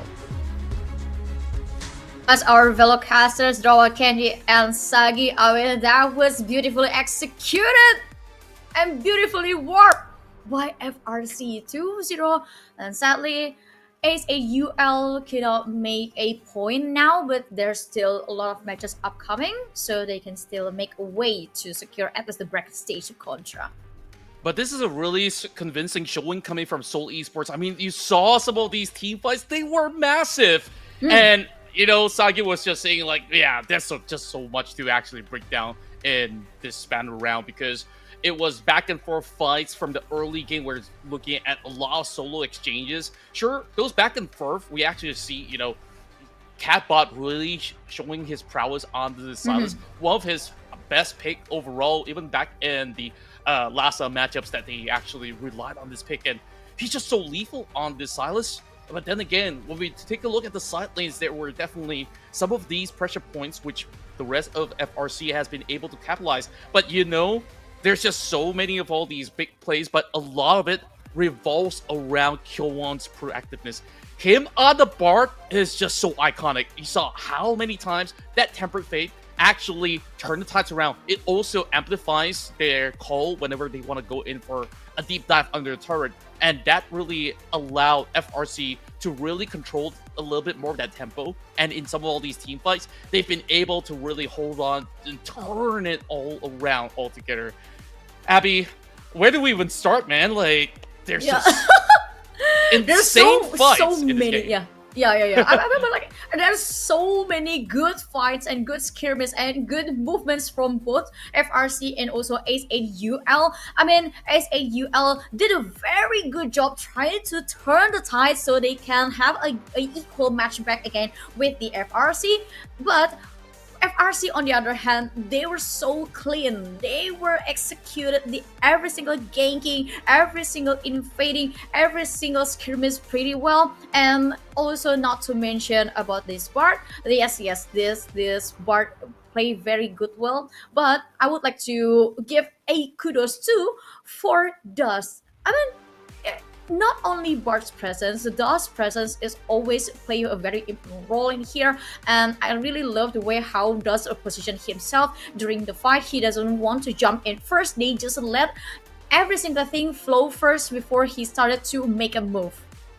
Yeah, true enough, and there's just so many pivotal equalizers out there. I think we can highlight a lot on the proactivity coming in from the side of FRC, right? The way that they've always been able to really play a very controlled play style of a team fights. But then that battle for Baron is where, you know, there was a flip of a coin that Seoul Esports have been able to execute so perfectly well. I mean, I want to really break down that fight because that was one fight that Catbot absolutely popped off, securing the ace, and then it becomes a 50-50. And then all the other fights towards the late game, it's really boiling down to who really controls that Baron pit. And then when that fight was being called, you still see the kind of composure, the way that they've been able to really create that zone. Having that spatial awareness was key towards FRC's success in that final two team fights. Yes, but we could not also deny that the main key to success for S8UL is the catwalk as Silas. I mean, how he plays out, how he turned the tide for the S8UL to have a position. They tried, they already equal back again with the FRC. It is very good enough, and not to mention the middle game fight that we would like to show you, but apparently we're still waiting for the highlight to be shown up. And that was a very beautiful fight back from S8UL. Although they were pushed, they were pressured really hard by FRC, but they still find a way how to make it even.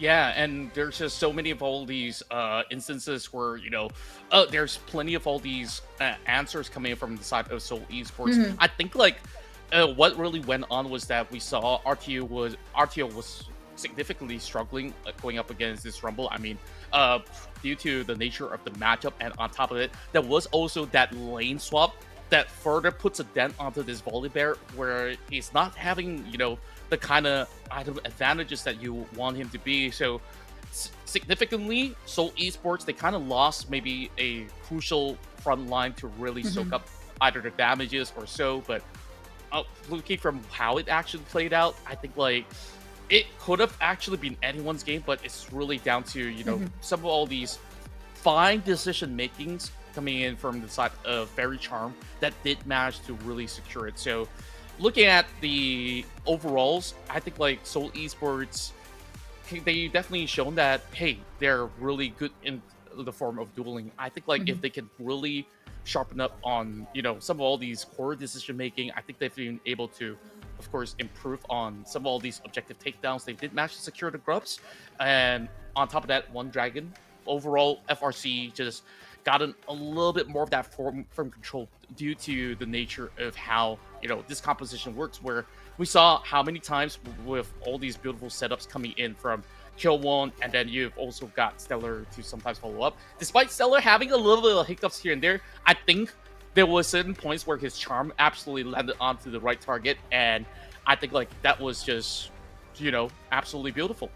Yeah, and to talk deeper about how Faerie play. I also really love the way they try to set the tempo differently with the first game, because on the first game you see how controlled they are, how content they are, but on the second game they went full chaos. I mean, you saw Sevasky play as Gragas, and he is so controlled, he is so calm, he's so chill until the moment he got enough items to fight back their opponents.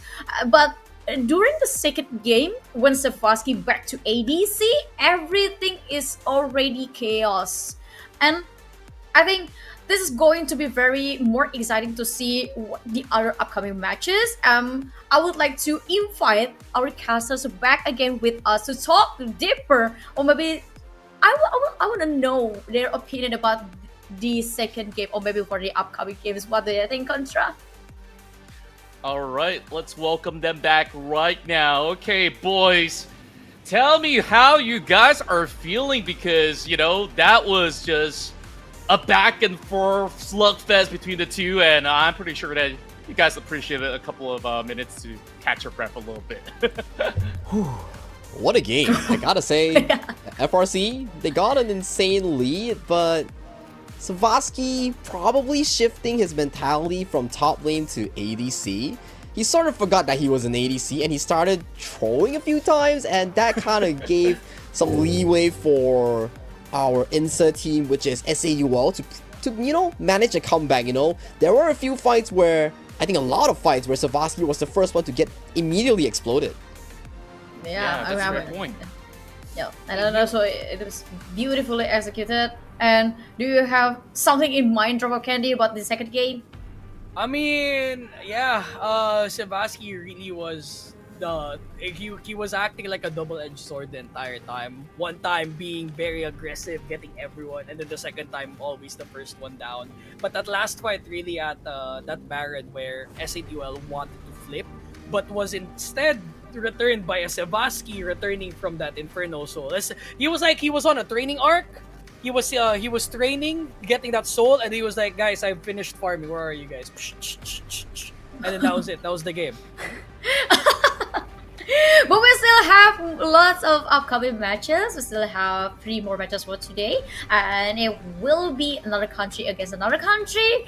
And I think we'll take a break for a while. So for any people in here, don't go anywhere, because we still have lots of interesting matches. But for me, for these 2 finished games, so far the second match between S8UL and also Faerie Charm is one of the most enjoying one. But I believe there will be another more enjoying matches to watch for. So we're gonna take a short break. Don't go anywhere.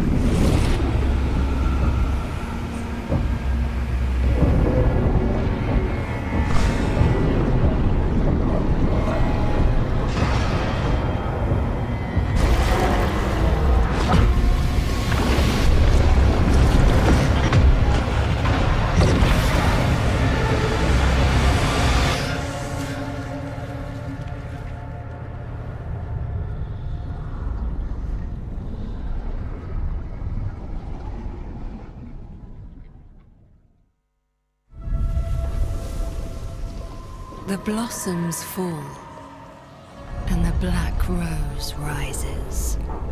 Do you feel like the heroes of this story? Coming to save the day. You're pawns in a game that's already been decided. You will fight, as good soldiers do.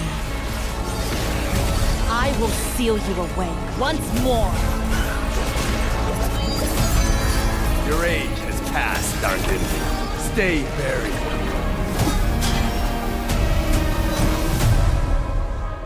And you will fail. as mortals must.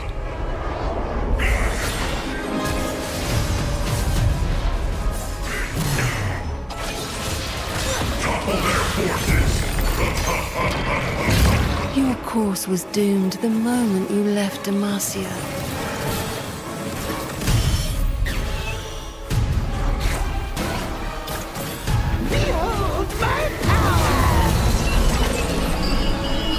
And entered my world of thorns.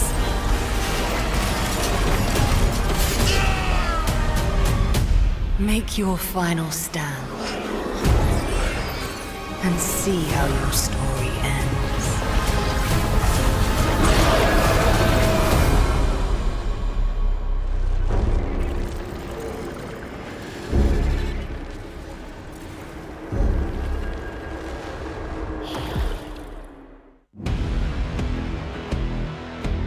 Going for it, and here comes the steal between Worlds hanya menjadi pemisah dunia. Ini di nomor Faerie Charmยังคงรอดชีวิตอยู่แต่ว่าไม่พอ Defense as well, and even full commit is sticking. Terminal, but they should try to look for a combo here. The dragon is stolen away.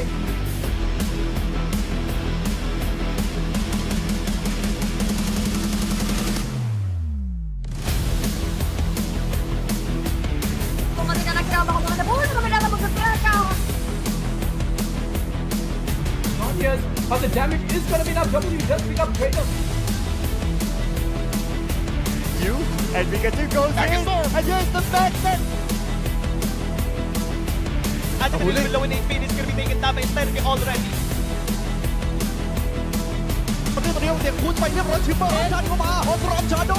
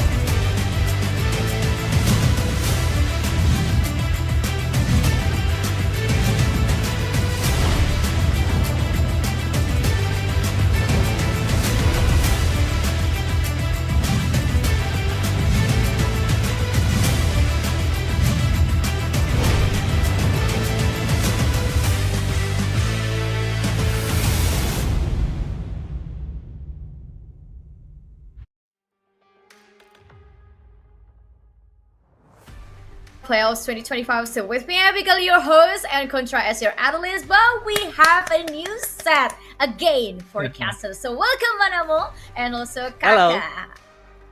Nice to be here finally after watching two matches that really I said match one. Yeah, we don't talk about that, especially if you're Indonesian. But the second match, I agree with Contra, Candy, and Sagi. So far, the closest one, and yeah, we'll see. We'll be there if there will be more close matches. I mean, there's still 3 matches left today, right? Exactly, and now we're going to start the third match, which is Full Sense against Young Dae Pal. I believe Full Sense is one of the most voted by a lot of casters, I believe, to be the representative of Southeast Asia into joining in Taipei. Or any other opinion, maybe, Kaka? I mean, after watching that first series, I think Inferno Esports could be a really good competition for the side of Full Sense, who we are yet to see. So let's find out how they look on match day. But for the side of Inferno Esports, I think they had a fantastic showing in both the games. It wasn't like just a one-sided single game. It was the whole series. Yeah, it was a very beautiful whole series. But for Young Dae Pal, this is their second chance to at least score a point, Maramo. Yeah, I think the first match we saw how like Young Dae Pal cannot keep up with the tempo of the champions from the other regions. Like we know in LNC, they set up their tempo, especially from their jungle. They play hyper aggressive in the early, but we didn't see that in match 1. So hopefully we will see in this match they found themselves again. They play like usual, and especially from the draft, I hope they cook something in this match. I agree with that point because it's very unusual and uncharacteristic from young Dae Pal to play that passive, to play reactive instead of proactive. And the only thing that I always wait from young Dae Pal is how they invade their opponent's jungle starts from the game start. And talking about Full Sense itself, Full Sense from Thailand, we also know that Thailand region is always become the most aggressive in every single game that they play contra. Yeah, I mean, not only are they aggressive, they are very calm as well as precise on the maneuvers as well. So when we take a look at the roster, who are we actually keeping our eyes on? The jungler of Full Sense, as well as Ite on the mid lane. I feel like they have an incredible champion ocean. It's not just a pool, it's an ocean that they can actually play. And then bot lane, they have the steady hands of Nat Pawab as well as Yuyusaki to be able to really hold firm. So all in all, I think that this is a very stacked roster in essence, where Excellency's also shown that, hey, if you want him to play a carry type of top lane, or even if you want to default back into, that kind of front line tank, he could also do so. So Full Sense, they're going to be packing a whole lot of surprises up against young Dae Pal. Yeah, and also another thing about Full Sense is, Full Sense divided teams led by experts like G4, Warlock, Rocky, Hollow, and Kerr. It's showing that they climb wasn't built on weak opponents, but on topping some of the most respected names in Thailand's league scene. They even gained international exposure, going head-to-head against ex-LCK players like Khan and Al in a cross-regional tournament, an experience that sharpened their competitive edge. On the other hand, young Dae Pal, after they lose on the very first match of today, they need to work on something. I mean, young Dae Pal, to be honest, in my perspective, it is not a biased opinion, but I sense that young Dae Pal is already a good team. They are already a strong team, but I don't know why today they just played very uncharacteristic and not their playstyle. I mean, like they just need to come back to their sense. Anamo, what do you think? Yeah, and like we saw earlier that Zfat actually not playing this match. He's getting substituted with Cruz, and in LNC, Cruz actually never play. Zfat always play in the jungle for young Dae Pal, so I think there will be a difference from the playstyle. We know Zfat actually the hyper aggressive jungler from the early phase of the match of the game, but we'll see. I mean, like we saw in the match 1, the tempo of young Dae Pal itself, like it's really getting slow pace. They want to scale. Maybe Cruz suits better in this match. Yeah, and we both agree that young Dae Pal isn't a team who can play slow tempo. They need to play aggressive. They need to play fast. But for the band and pick itself, I believe this is going to be very interesting too. What will a Full Sense pick, and what will young Dae Pal play? What do you think, Contra? Well, if you ask me, I mean, earlier you mentioned something that I almost want to make a pun of, like, it doesn't seem like they come to their full senses yet. You see what I did there? So hopefully now, going up against Full Sense, nice one. They'll be able to do more. So now it definitely looks a lot better on the kind of bands where we're looking at stock standard stuff like Nico, which is definitely a heavy engagement tool for all these supports to really play out all these massive team fights, of which we've seen so much coming from all the rest of the region. And then you got, some of the staples coming into flex picks in the jungle as well. But without the presence of Talia, I guess that kind of eliminates one big threat out of all these, semi-global elements. And they start things off with Wukong. So Full Sense is not really telling too much of their cards just yet. Yeah, because Wukong basically can be played at jungle, can be played at Baron lane. For young Dae Pal, they took Aurora. I mean, this is quite a solid pick from young Dae Pal. I remember during the LNC, they also picked Aurora and they played really well, but need a little bit adjustment probably for the dual lane because there's no Yuna Ramanamo. Yeah, and actually because there is no Zfat, there's no need to ban Kindred because it's one of his main champion. But Full Sense giving Mordekaiser, Volibear, and Darius to Boomchan, I think that's maybe that's their plan. They have counter to those top 3 pick from Boomchan. And for the mid lane, Aurora, actually Raphael is one of the better enchanter mid, so I think it suits him well, but there's still a lot of counter. Sylas, like we saw earlier in the previous match, maybe will be a great counter, especially there's Between Worlds and Stormbringer that can immediately took an effect actually at level 6. I mean, they have Wukong.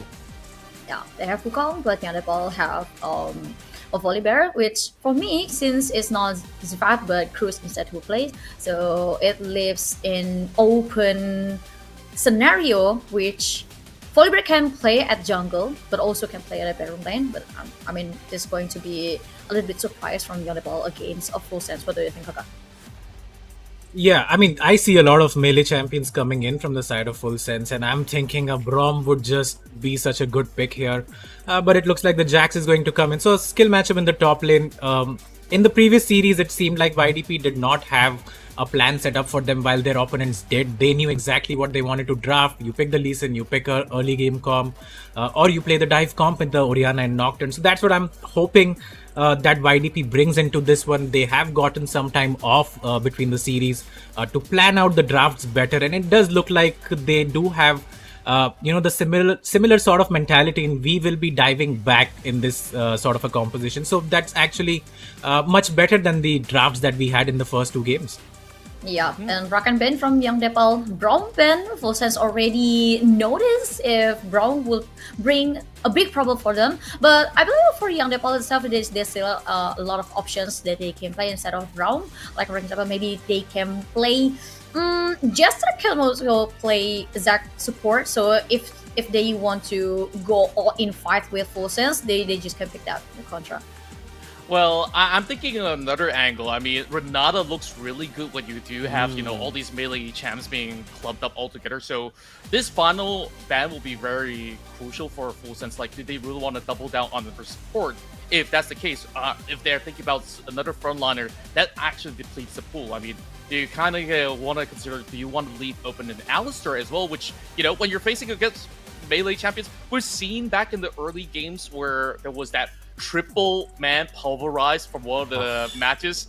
It was just so nasty, right? So that is definitely one thing that they wanted to not factor out. So Nidhogg as well as Jester, they will get a little bit more of that priority, but then again, Full Sense kind of have the last say to try to counteract that.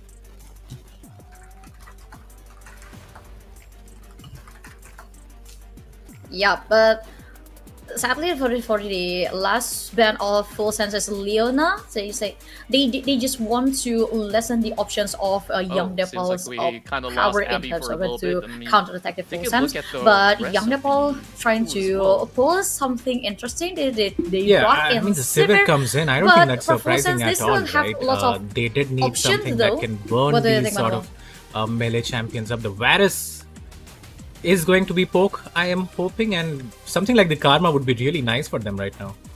Yeah, and I think like overall it definitely gives them a little bit more of that safety net for the bot lane, especially you can just maybe block away a piercing arrow, or even better if that's gonna be the chains of corruption to be dropped right there. And we did mention about the Renata. Here we go, Full Sense. They saw that picture and say, you know what, we actually land first dibs.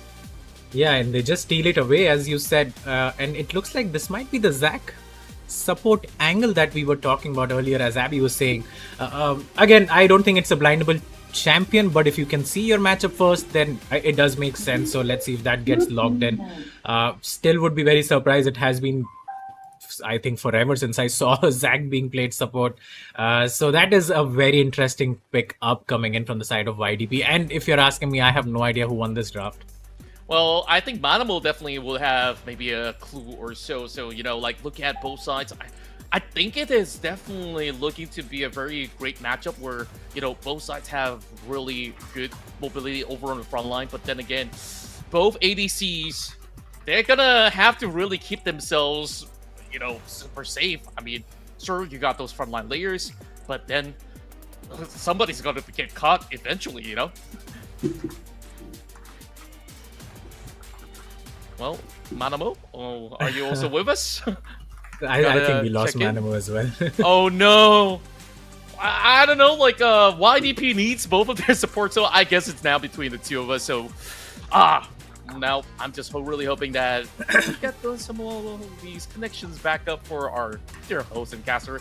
I mean, it'll absolutely suck for you, Kaka, I mean, to cast alone, because we definitely need that back here. Yeah, sure. I don't mind it at all, but I just wanted to say that it does look like the Jax is going to be jungle. That is not something I was expecting when it was picked up at P3 right there. The Volibear again goes top.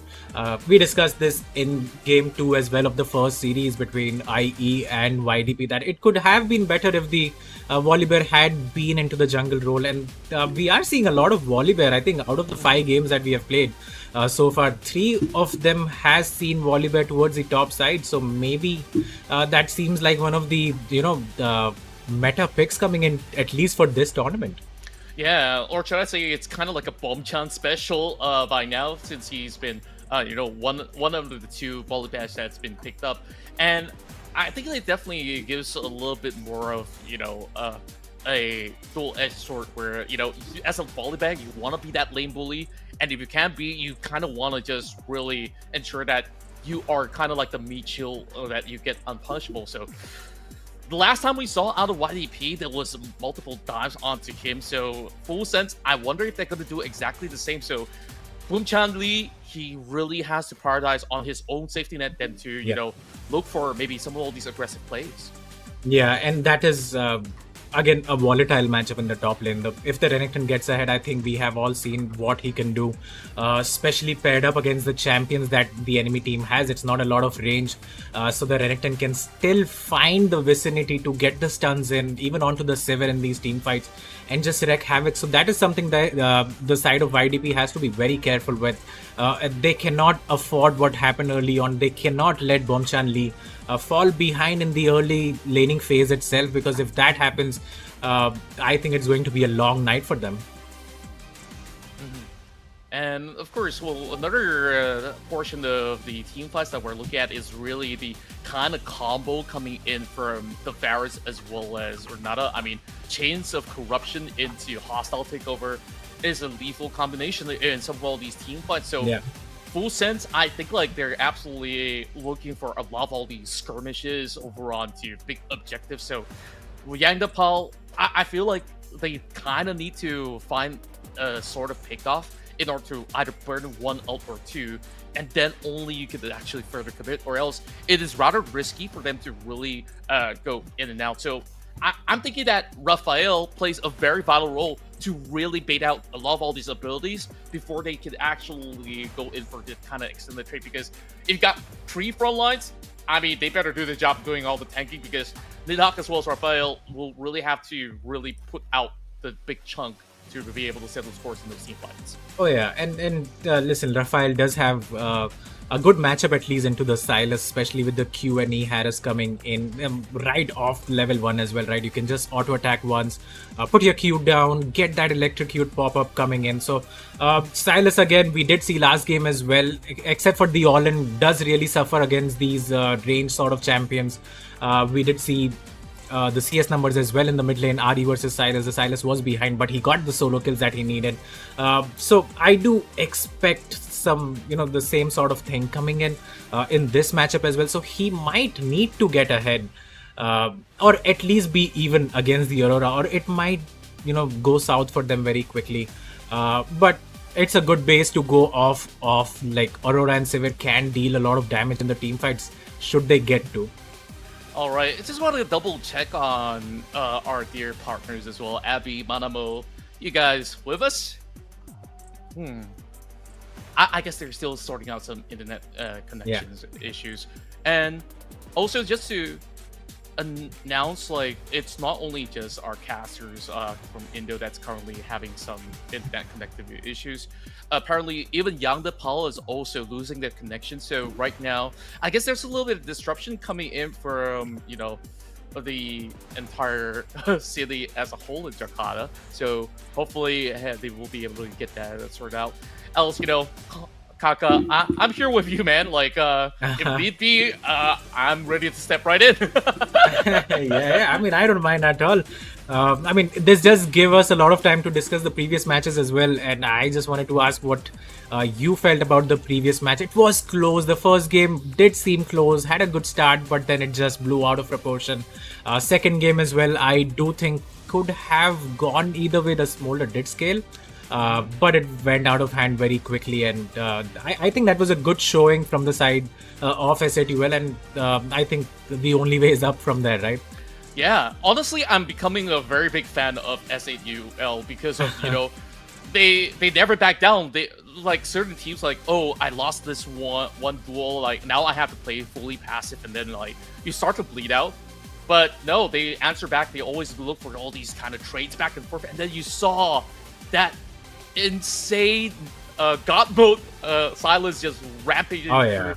I kind of wish that I brought, I kind of had a few clips that I wanted to display early on where he stole the Spirit Rush coming from the Ari, and then he looked for kills after kills. Yeah. Getting that reset was so huge to ace out what we saw early on up against FRC. So, I'm expecting, this kind of full-blown kind of fight coming from FS as well as YDP. Now that, this time around, if you're having three front lines coming in from YDP, I'm very sure that, there's going to be a lot of scuffle that happens from the early game all the way to the end because, last game, if you're going to have it in China, you'd think it was about engaging or so, but this time around, it's the whole spark. Yeah, 100%. And listen, you do not expect the Zac support, and that guy can, after level 5, he can jump from anywhere towards the mid lane, towards the bot lane as well. So essentially, playing out as a second jungler, if it can be called that. And that seems like the role of the support as well so far in this tournament. You can leave your ADC alone, you can roam, get these leads elsewhere. That's what the Bard did last game anyway, and he was so good at it. As we said earlier, he was everywhere, and that's what we expect from Jester as well. It is his pocket pick. This is the guy who we have been hearing since the start of this morning that can bring out the Zac support. Well, finally it's here. It does look like the situation favored him to pick that champion up, and I am quite excited to see that bot matchup between the supports. Especially, you called out the Renata and it came in, and Abigail called the Zac and it has come in as well. So I think that makes up for a very interesting matchup down in the bot lane. Yeah, I mean, when do you actually ever get to witness like a Zac support ever? Like even in solo queues, it's actually quite rare. I think like maybe a couple of patches ago, it started to gain a little bit more traction as well as popularity because it's so hard to really punish that Zac. I mean, the passive itself, you gotta kind of go up against him twice, especially with the blobs, where sometimes the TP comes in for a save at the very same time. So this could actually allow certain plays to happen where Jester could just be, that kind of bait for Full Sense to fall into a trap. And maybe this is where, when we take a look at the full grand spectrum of what YTP offers, if they can pull through from that mid to early game, then late game, once again, I think it's a similar story of how game 1 went, right? It's a scaling composition, but this time they double down with, the kind of picks that still allow you to play on a double-edged sword setting where if you want to go on aggressive, you just gotta make sure that that play is gonna be clean. Especially looking at a Jax or even the Aurora that can have that high catch potential. Yeah, 100%. It can play the role of that disruptive champion as well that the Greg has played in the early series. Against something like the Wukong that wants to get in, you just press your R button, you are dealing a lot of, coming in with a lot of crowd control and not letting the Wukong do his thing that is going to the backline. So I like it. I am excited to see it. I don't know what to expect. I don't think I have seen it too much. I have seen Aatrox support and Darius supports, but Zac support is still something new for me. So that is going to be very interesting in this matchup. And again, I'm just excited to see what Full Sense can bring, since they have been touted as one of the better teams participating in this tournament so far. And with the draft that they have gotten for themselves, I think they could make a strong case of winning the whole thing. Yeah, and you talk about all these cheese picks out there. I mean, I can sort of smell a little bit of that funk over here. But then again, we touched so much on YDP, what I really like about the Full Sense roster is that if you notice quickly, every single champion has a crowd control.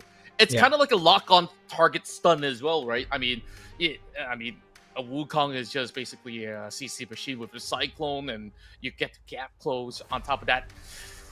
I just feel like there is definitely a lot of pressure for YDP to kind of hold themselves a little bit to really see how many kind of resources could they actually follow through. And, just like you guys, we're hoping to actually get the game started, but looks to me that we do have news that we're going to restart the lobby, so you guys got to be a little patient with us. We do apologize for any form of wait, but we assure you that these are quality games that we are getting here, Kaka. Yeah, 100%. I mean, so far it has not been a letdown. First series, again, to recap, the whole thing was pretty one-sided, but that was down to Inferno Esports playing out of their mind. And remember, that is the only team that has not won their domestic circuit. Yet they perform like the champions, so I think that is a great showing for them so far in this tournament. Previous series, again, SATUL versus Faerie Charm. Pretty close, but again, first game, Sevaski playing the top lane and then coming down to the bot side of the map. Blaze having a great performance on that. Varus was 10-0, something like that. Performed really well. And in the second game, it was quite close, but it always felt like Faerie Charm had the upper hand, and it was more of an eventuality, rather than it being a very close game, or it could be, that SATUL could win. And so, maybe it could have been different. But yeah, we'll have to see how this one goes. Yeah, I mean, there's just so many storylines brewing so far. I mean, these are just like, their first meeting. Tomorrow, there's another day of playoffs, but that's kind of like a do or die situation, right? Which is why day one is just as important as day two. I mean, these best of twos is a platform for them to really solidify themselves. And then day two is all about all these firm adjustments that they need to make every step of the way that they actually battle up against different teams. And then when we look into, what the current power ranking looks like, it's kind of hard to gauge because we haven't seen this matchup coming in from Full Sense. How do they really go in for the execution? I mean, we rave a lot about them, but I think we definitely need the action to do all the talking. Yeah.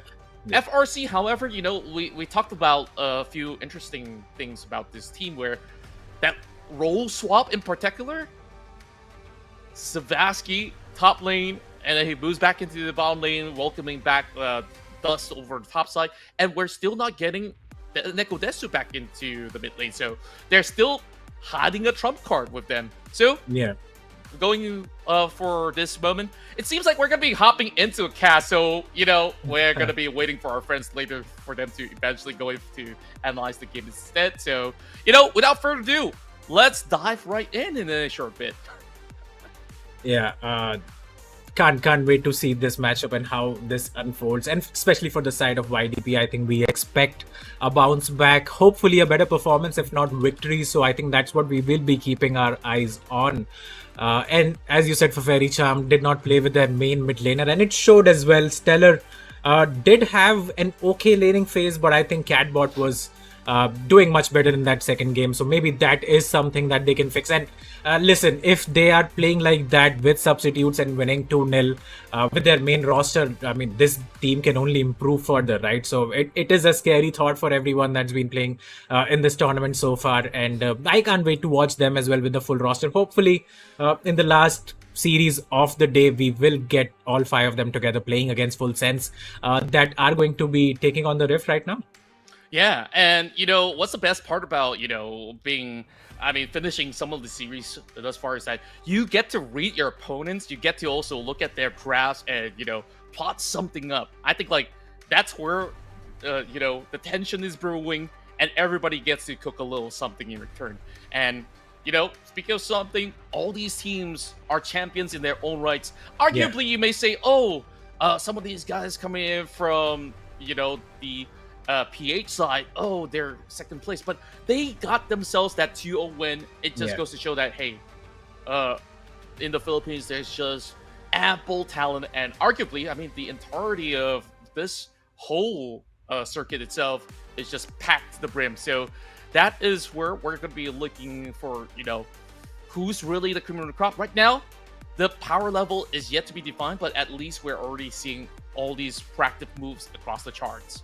Yeah, I think at the by the end of this day, we will have an idea of who stands where and where these teams can, get the points from. Always great to start off with a victory, I would say, even if it's a point or two. I think that can be a good, solid base to, a great foundation to have, basically, and that's what Inferno Esports have right now, and that's what something Full Sense would be looking at as well, especially seeing how YDP performed. They must have done their homework as well, both of these teams. So for YDP to come back into this tournament, of course, having lost the first series 0-2, they need to start stacking up these points and victories, because by the end of the day, it could already be too late. Yeah, I mean, this is definitely going to be a very, very crucial matchup in order for them to really gain any tempo. I mean, it's too risky to settle for third right now. I mean, nobody wants to be at the bottom of the barrel, but it's the nature of the tournament. So, that being said, though, I mean, I've got to give a quick check. Is Manomo back?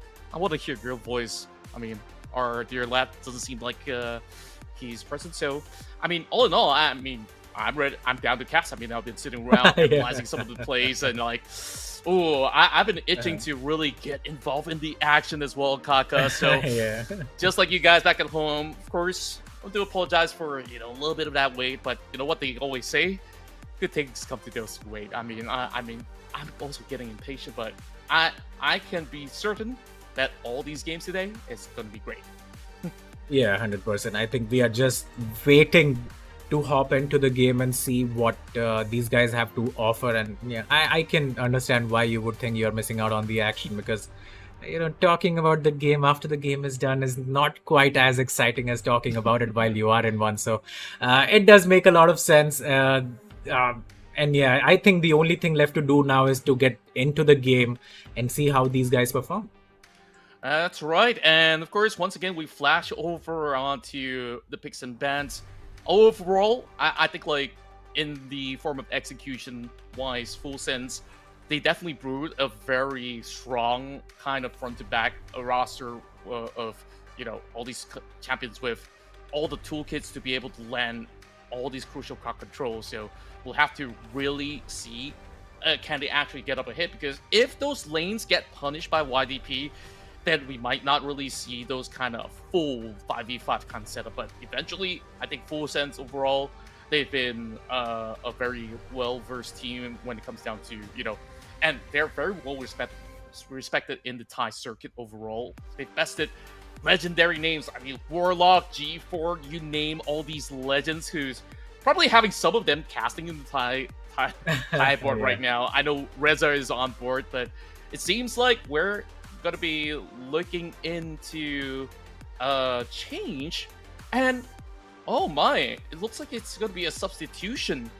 Instead of having Nidhogg to be on the ADC, it is going to be ZFAT to be on that Sivir. So, I think they kind of took a page from the playbook of FRC's, like, okay, let's throw a curveball. This is not going to be the same playstyle. It looks the same, but yeah, it is definitely some surprise in the way. Yeah, and look, we'll have to see how he performs. Of course, I am a big believer that ADC players cannot jungle, and vice versa. So this is kind of, a curveball that they have thrown in, and we'll have to see how that works out, honestly, for them. But his work should be cut out for him, right? Get to those 2-3 items, scale up, just farm up. You don't need to do anything fancy as long as you can just farm. But having said that, Jester might be the one who suffers because he has picked up his Zac, and I can't really make out how that works out for them. Yeah, and speaking of which, we're already getting ourselves ready for this best of 2 series between the finest of Thailand and the finest of Indonesia. Let's get this one on the road, as we've got the best 5 stack from each respective areas. And now we go right into the rift for our first match between Full Sense versus young Dae Pal. See what they're cooking.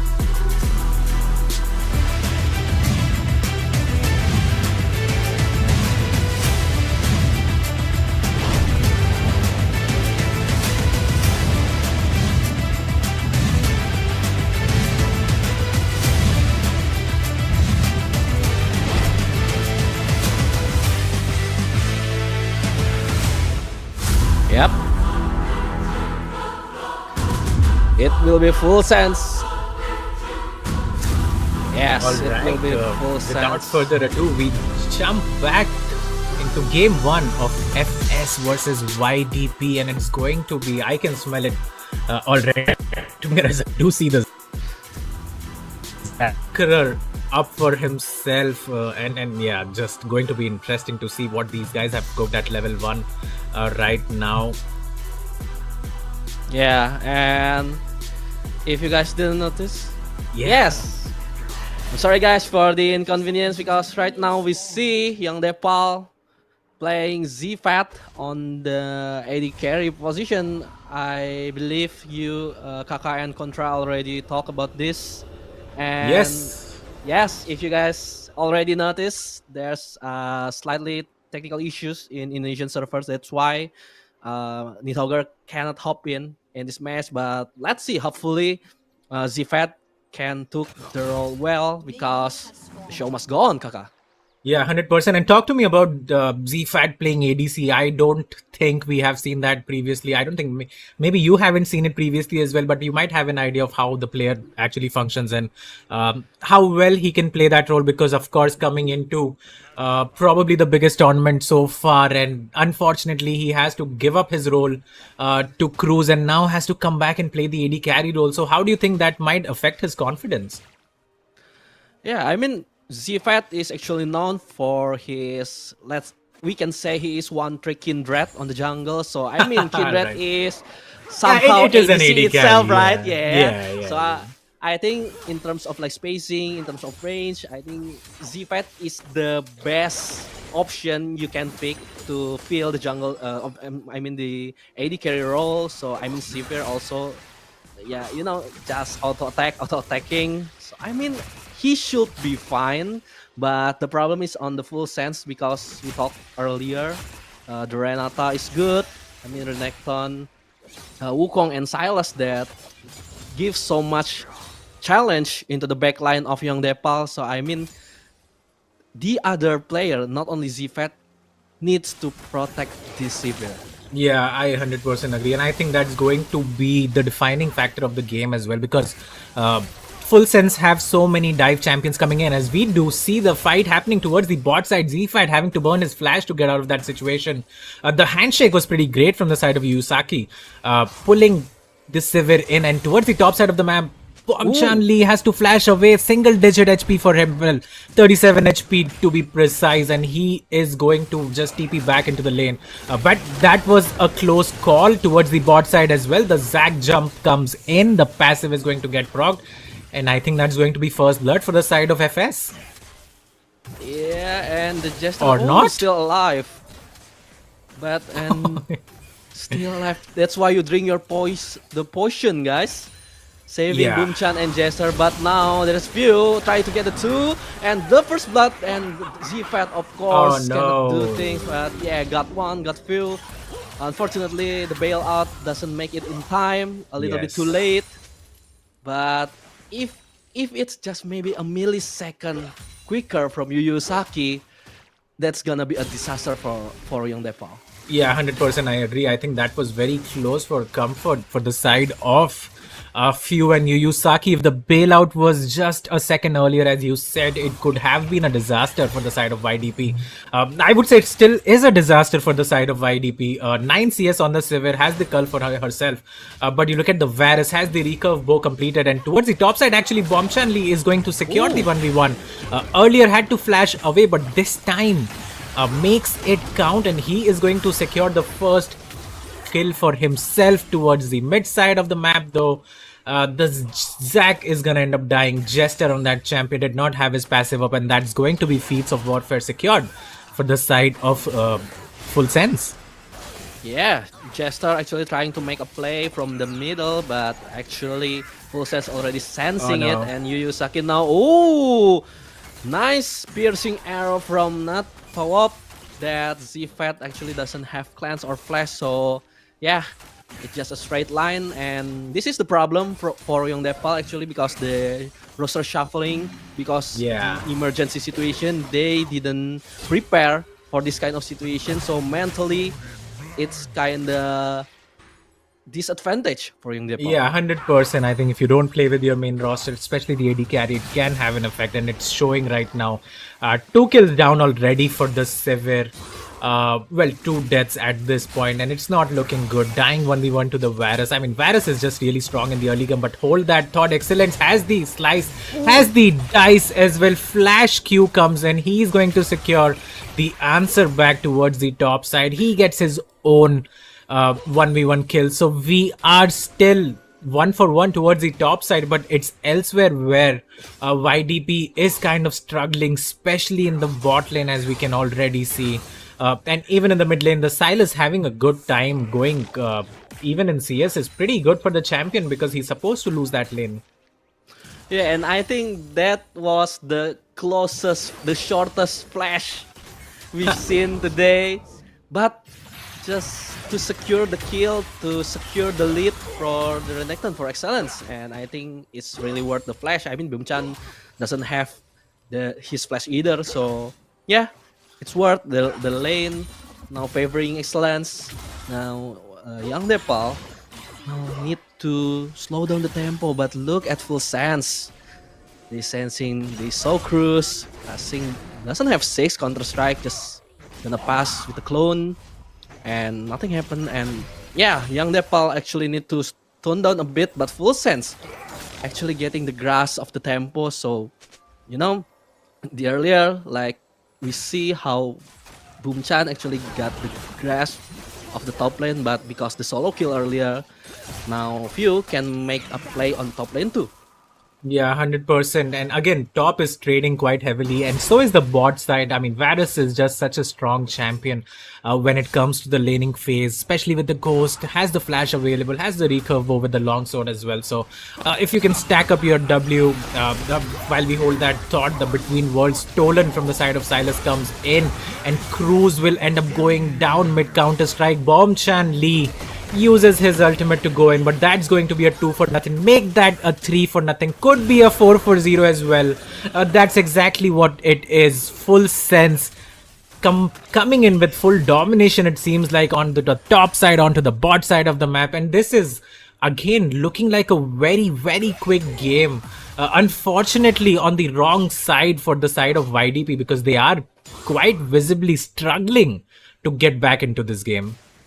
Just like we talked earlier, Kakak, like the Excellence already got secure his lane, so Few can make a play on the top. And you said that Faris and Renata, how annoying they are in 2v2 situation, and yeah, they got 4-for-0 just because of that. I think just because of that Renekton solo kill earlier. Yeah, 100%. And the Silas was there as well, first to move as the boots completed. So that is kind of expected. They are now going to spot Few taking on these Void Grubs. And the answer back is quite strong. They are going to get their dragon for themselves, which might get stopped. Maybe it does not happen. The lane swap has come in from Natpo. I'm not sure how to pronounce his name. If I'm murdering that, I'm really sorry. But having said that, they do swap it towards the top side of the map. So clearly giving out the priority towards the bot side of the map. And Few is going to get that red buff for himself and all the camps on the enemy red side. As we look at this 2 versus 2, and tell us what happened here. Yeah, just like you said, the Silas actually already got his boots, so can help into 3v2 on the top. And in the bottom, I think it's just the difference on the spells. Look, Zac doesn't have the flash, Sever doesn't have the flash and plants, and it will be easy for 2-range champion like Faris and Renata. So it's just like in level 6 in the earlier stage, Faris obviously with his passive gonna be much lot dealing more damage against Sever, and that's what Sense do, and I mean it's gonna be snowballing actually. Yeah, and while we were catching up, there was a kill in the mid lane, but we hold on to that thought. Dominus gets procced right here. The stun is going to come on to Cruz. He's gonna die. The Q is dead. Not before getting a return kill here. Jester does have the passive available, but it looks like it's not going to be needed. Excellence cannot find his range right there. And early on, Ite did fall to a gang coming in from the side of Jester. So he is doing what he can on the Zac so far, has 3 kill participation out of the 4 that his team has, but towards the top side, the volley now goes in, could not. Well, that could be a problem. Bailout is still there, so I don't think they have. I mean, he has the damage to finish off the Varus, and that's exactly what happens. Another death for the side of Bomchan Lee. In the mid side of the map, though, Aite goes in. Wow. 1v1, plays that beautifully and secures the kill, but Jester is here with his hop, and so is Cruz, and that is going to be a return kill for the side of YDP. But if you are Aite, you're not complaining, you get the kill. You get the 1 plating as well. So that's a lot of gold that just went to the Silas. And so far, FS just looking like the more proactive team, have the 3000 gold advantage as we look at the replay right here. Yeah, and actually like this clean 1v2 from IT, like Jester, we know that he actually, if he plays Zac, he knew he want to be tanky, but it's still earlier stage. He still doesn't have that tankiness. And in other side, like Full Sense, maybe only 4,000 gold leads, but look where the golds is. Necton with 1.5k, and in the Silas and the Fire, so Full Sense knew the gold is on the right place. That's why the damage that been dealt from Full Sense is actually much higher. And Young Dae Pal, by playing Jax, by playing Ziver, you want to kite, you want to poke, but they didn't have the chance. And right now, teleport let me cast it from Raphael just to push this 4-player back. And yeah, the push again, Kaka. Yeah, the dive was going to come in from the side of Few. It might still happen as he finds the Cyclone onto the Zac, who goes down. The passive is not going to save him this time around. Aite picks that one up. Another TP comes in, this time from Bomchan Lee. But the turret is long for this world. Between Worlds comes out, double bounces onto Raphael as he's trying to navigate his way onto this team fight. But unfortunately, the rest of the team has fallen. Cruz goes in, but the bailout is there. Triple kill for Aite. And a double kill actually for Cruz, who might still get something back. Gets the triple. If he has the counter strike, no he doesn't. If he had that up, I think he could have gotten the quadra, but unfortunately for him, it is still going to be a 4 for 3 in a 5 versus 4. So I think again Full Sense is quite happy with the outcome of that fight, as Excellence should be able to pick up this bot tier 1 turret for himself. Yes, actually the biggest prize is 5 plates for the Renekton. Like you said earlier, it's 4v5. Actually, Young Dae Pal made it, so the threat is not looking bad. 4 to 3. But the Renekton, the Excellence, we knew if this Crocodile gets his item, it would be a menace, actually, especially in the back line. And Boomchan now, 1 level difference, look, half HP. Just and simple combo. That's just the power of the Black Cleaver that has been completed for Excellence, and he is yet to go back and pick up his item. So that Crocodile is only getting stronger. Aite looks for a trade in the mid lane.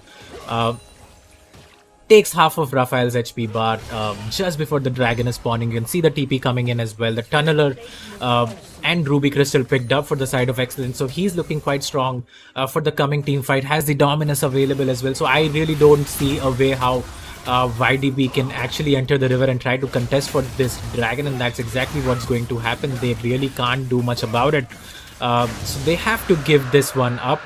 And that's going to be the second objective, it looks like, picked up for the side of Full Sense, and they are looking to invade right now. Cruz might be in trouble, never mind. Places the ward, hops away, but again has to give up the blue buff for his troubles. Yes, and still 14 minutes, and I think mid, because we see chain corruption into the mid lane, into the Zfet actually, but no minion wave, unfortunately, because if this outer mid turret is open, I think it's done for Young Dae Pal, because we see how their draft works. It's really need item, it's really need to farm, and the space is already taken by Full Sense. Yeah, 100%. As we look at the top team fight right now that had happened earlier, the TP did come in from Bomchan Lee. Jester, of course, went down very early on, and the Silas gets a triple kill, and it was looking quite shady for the side of YDP, but then Cruz comes in. He is able to secure 2 kills for himself as well. First one on to Few, who ends up dying even despite the bailout right there, and then the Silas dies, and then the Renata dies as well. Fortunately, the Varus had a lot of HP left still, and the counter strike was not up for Cruz, but he did secure a triple kill for himself. He is still ahead in the jungle, has completed the Triforce. Looks like he's going to make the Frozen Heart second and go towards that tanky route, because honestly, the other champions or the players on his team are struggling to make a few items in this one. Yeah, for sure. And I love like how Full Sense immediately pull out the referral, because they knew they need tempo.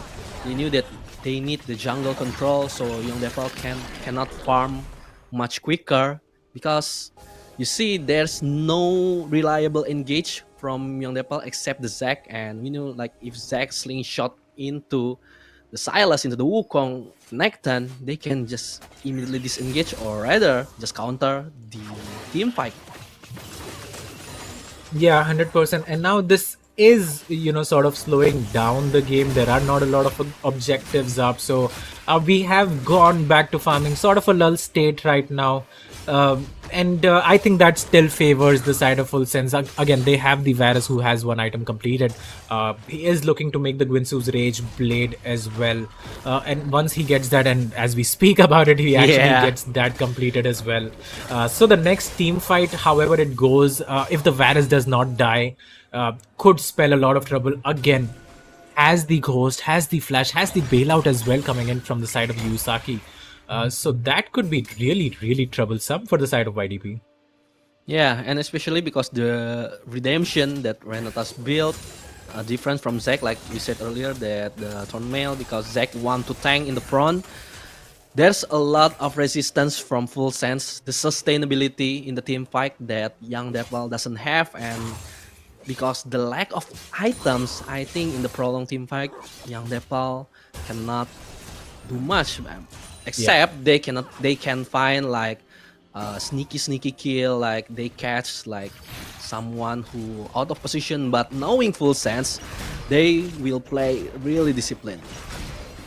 Yeah, 100%. And they don't really need to overextend or bite more than they can chew anyway, right? As YDP will pick up their first turret of the game, the T1 towards the top side. ZFAT still farming up as much as he can, still 140 CS at 17 minutes. It's not too bad.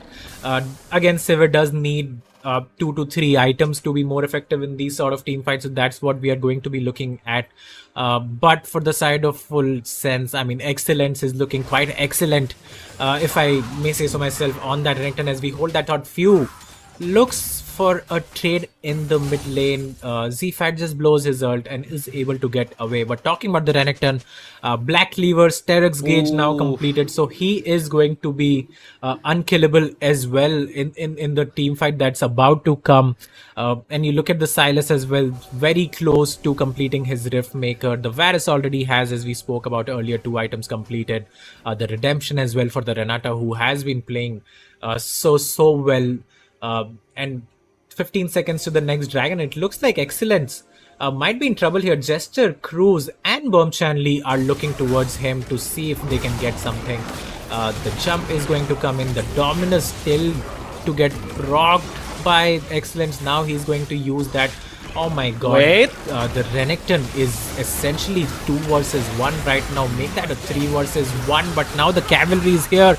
Ite comes in and gets the kill onto Bombchanli. Raphael is going to TP in, but it's not going to matter. Yusaki spots out Cruz. Raphael now going in. Let's see if the handshake can come in. No, it's not going to. So that's a lot of resources burned from the side of YDP, and they are not even able to secure any kills for themselves, and also losing out on the dragon. So that's a huge misstep and a disaster for the side of YDP. Yeah, I think Excellence just want to be a bait because their friends want to take the dragon, and he will be happy like 3 people goes around him. But the Dominus, the Sterix Gate keeping him alive, and because the Varus is there on the Drake speed, Actually, they finish the Drake quicker, so why we not help them? Help Excellence and the beautiful turnaround. Young Dae Pal doesn't have the damage because look at the item build. There's no one can burst, especially Renekton. Yeah. They need time, so yeah, when the Silas came, it's already over. Yeah, 100%. They don't have the damage. I mean, they started the fight 2 versus 1 as well. It was only the support. But we do see Bob Lee now flashing in onto Excellence, dealing a lot of damage. Excellence uses the W and is able to get away from that situation. Lucky for him. And let's really hope it does not greed for the wave right here. He is going to actually, the Sterex gauge is going to get popped. Jester is looking. And he's just hoping that Bombchan Lee can somehow spot the Renekton, and that's not... actually, that might still happen. The Zac is turning towards the top side of the map. As you can see, the Atakan has spawned. Few Yuyusaki and Aite just fishing for any sort of kills that they can find. The Atakan is just burning because of how much damage this virus deals. I'm really surprised at that.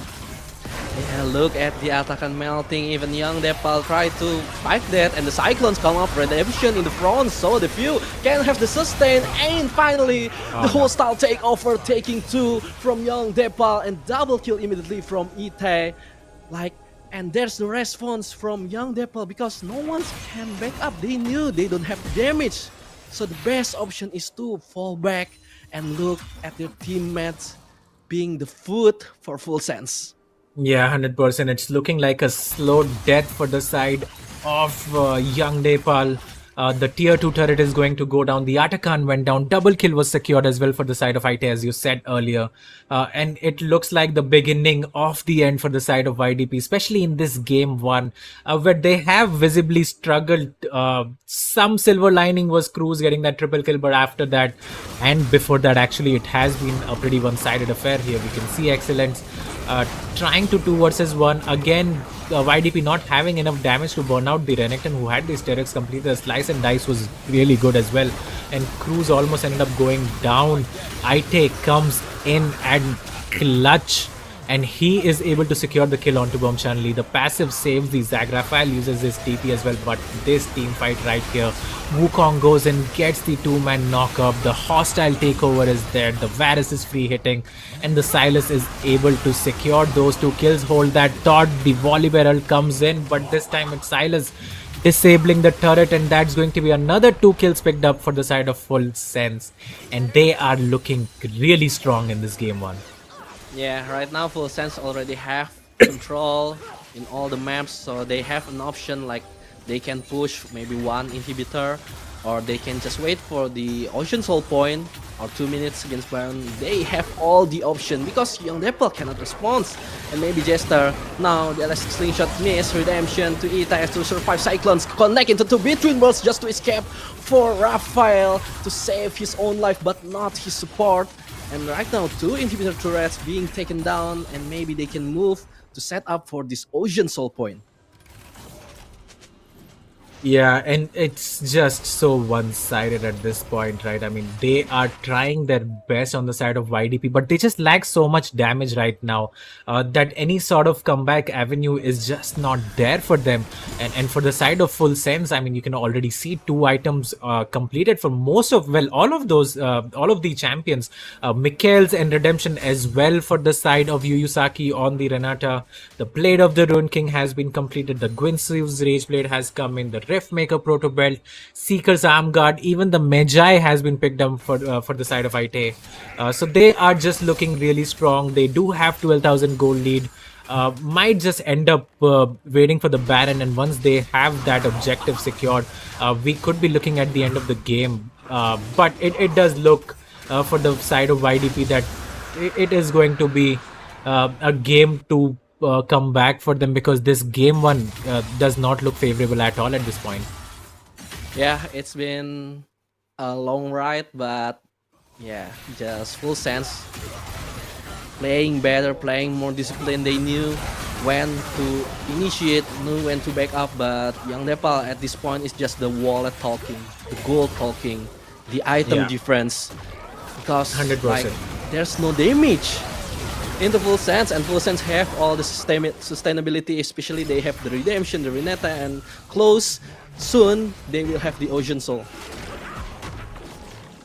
Yeah, I think we might just see the end of the game before that Yeah. even comes in. As Few is looking at the backline, the Cyclone is there. Bombchan Lee is going to dodge on the abscond right there, but Burns, his ultimate, still ends up dying as Nat Pop goes godlike 7-0 and 4 on that champion. Is just looking so strong, and they turn their eyes onto this Baron now, and surely that is going to be it, right? I mean, you get this Baron, you get this objective, not a lot of wave clear coming in from the side of YDP, especially because of the lack of items onto the Sivir.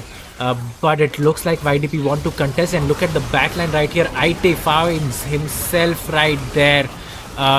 Varus is actually going to go down, but the bailout is there, so maybe not. The hostile takeover is great. Aite onto the backline, kills the Sivir, almost kills Raphael as well, and that is going to be the objective secured for the side of Full Sense. Yeah, even one lone Varus they cannot take down. That's the difference. That's the gap of the gold of the item. That's the state of this first game on the match 3. Full Sense securing themselves the Baron. Young Dae Pal, they knew it's their last ditch effort to stop the Baron or maybe stole the Baron. But Full Sense, knowing they have this massive lead, they said, let's fight. And yeah, they rolled that fight really well from Full Sense. Yeah, and Nat Power-Up as well on that Varus just refuses to go down.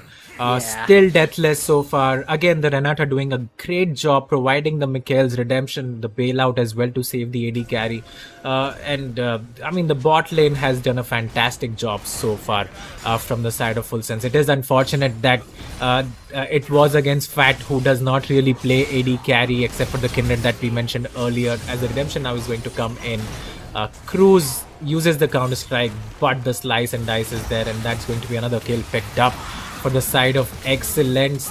And Bombchan Lee falls for the 8th time, well, the 9th time in this game, and this should be game 1 secured for the side of Full Sense, who have looked quite dominating since minute 1. I don't think it was ever in doubt who was going to take this game.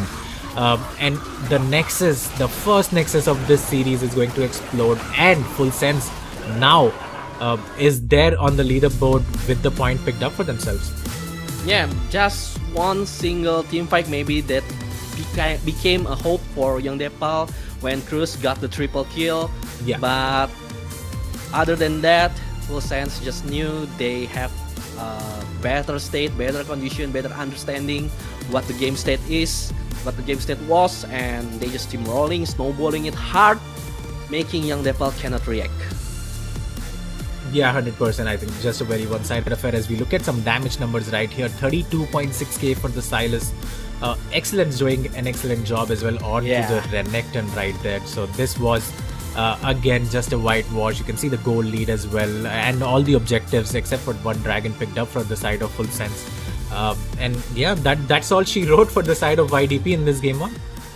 Yeah, because Full Sense already playing really disciplined, and I wonder what our analysts said. So let's invite Abigail and Contra to talk about this first game on the match 3.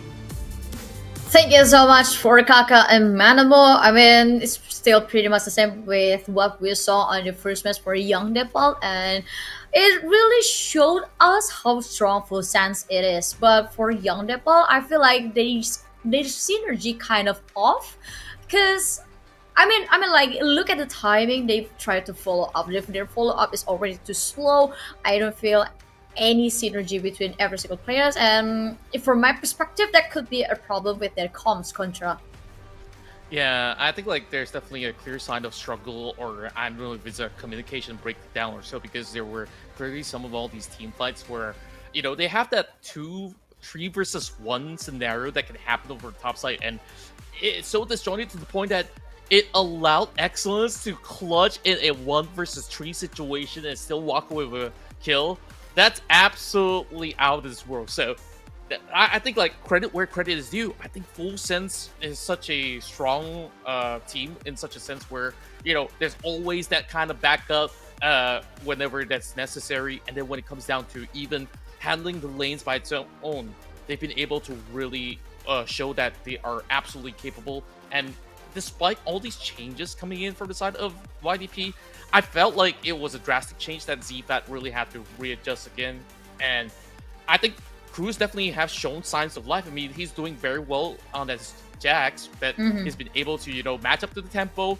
It's just that there's just too many punches around the side lanes as well when he's trying to at least fix some hole somewhere, wherever the leakage was. But it was just slowly a drowning puddle by the end of it all. So that being said, though, of course, we want to deep dive into what really transpired in the early game where, in the early scuffle, we actually saw some proactive moves coming from Faerie, where they've been able to find a beautiful catch onto this Cyclone, and that's where they get that collateral. Even ZFAT comes in to chime in, but it's too little too late. They cannot really salvage that point. And this is where I really want to put a little bit of pause where, they come in for a dive, and then the TP came rather late. So it allowed the rest of these members to really eventually collapse, because you can already see that they've already got one member being caught out right here, and then you've already had like how many members to be able to also go in for the full collapse, right?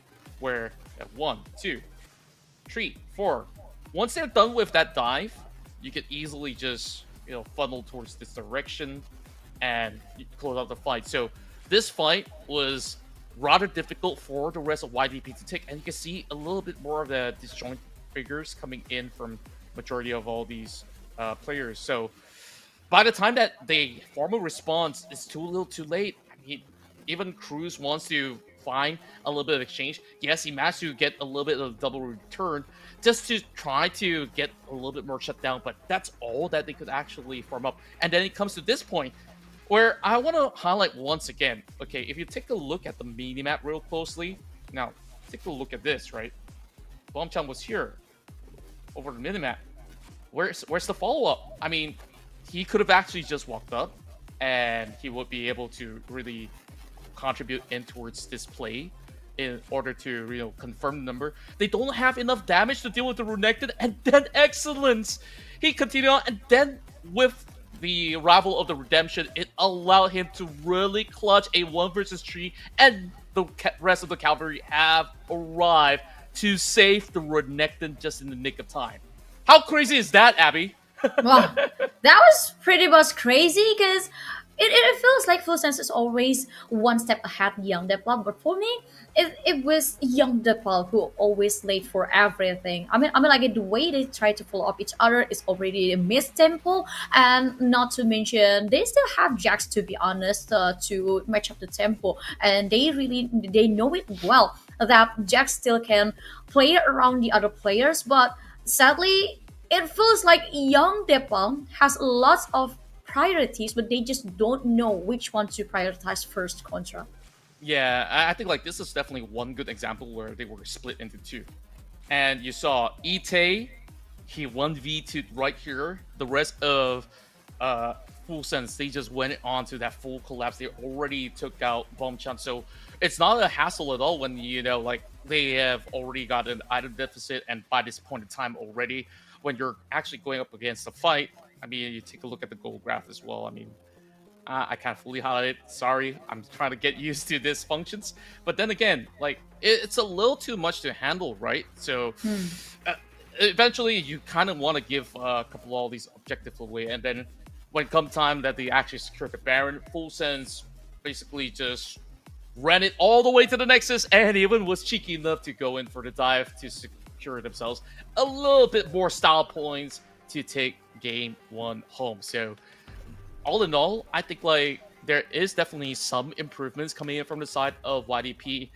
I don't think that all these changes drastically could have actually been efficient to be done within a day. So what they really have to do when they go back to revisit these VODs on the remainder of the rounds, that's where they really got to formulate, okay, there's a couple of things that they need to fix. They also have to identify that, hey, we need a little bit more proactivity coming in, maybe from Raphael or as Jester was actually playing onto Zac, I think like ideally you kind of want Zac to also have certain impact, like making a surprise gank over the mid lane, or even do some maneuvers over the top side.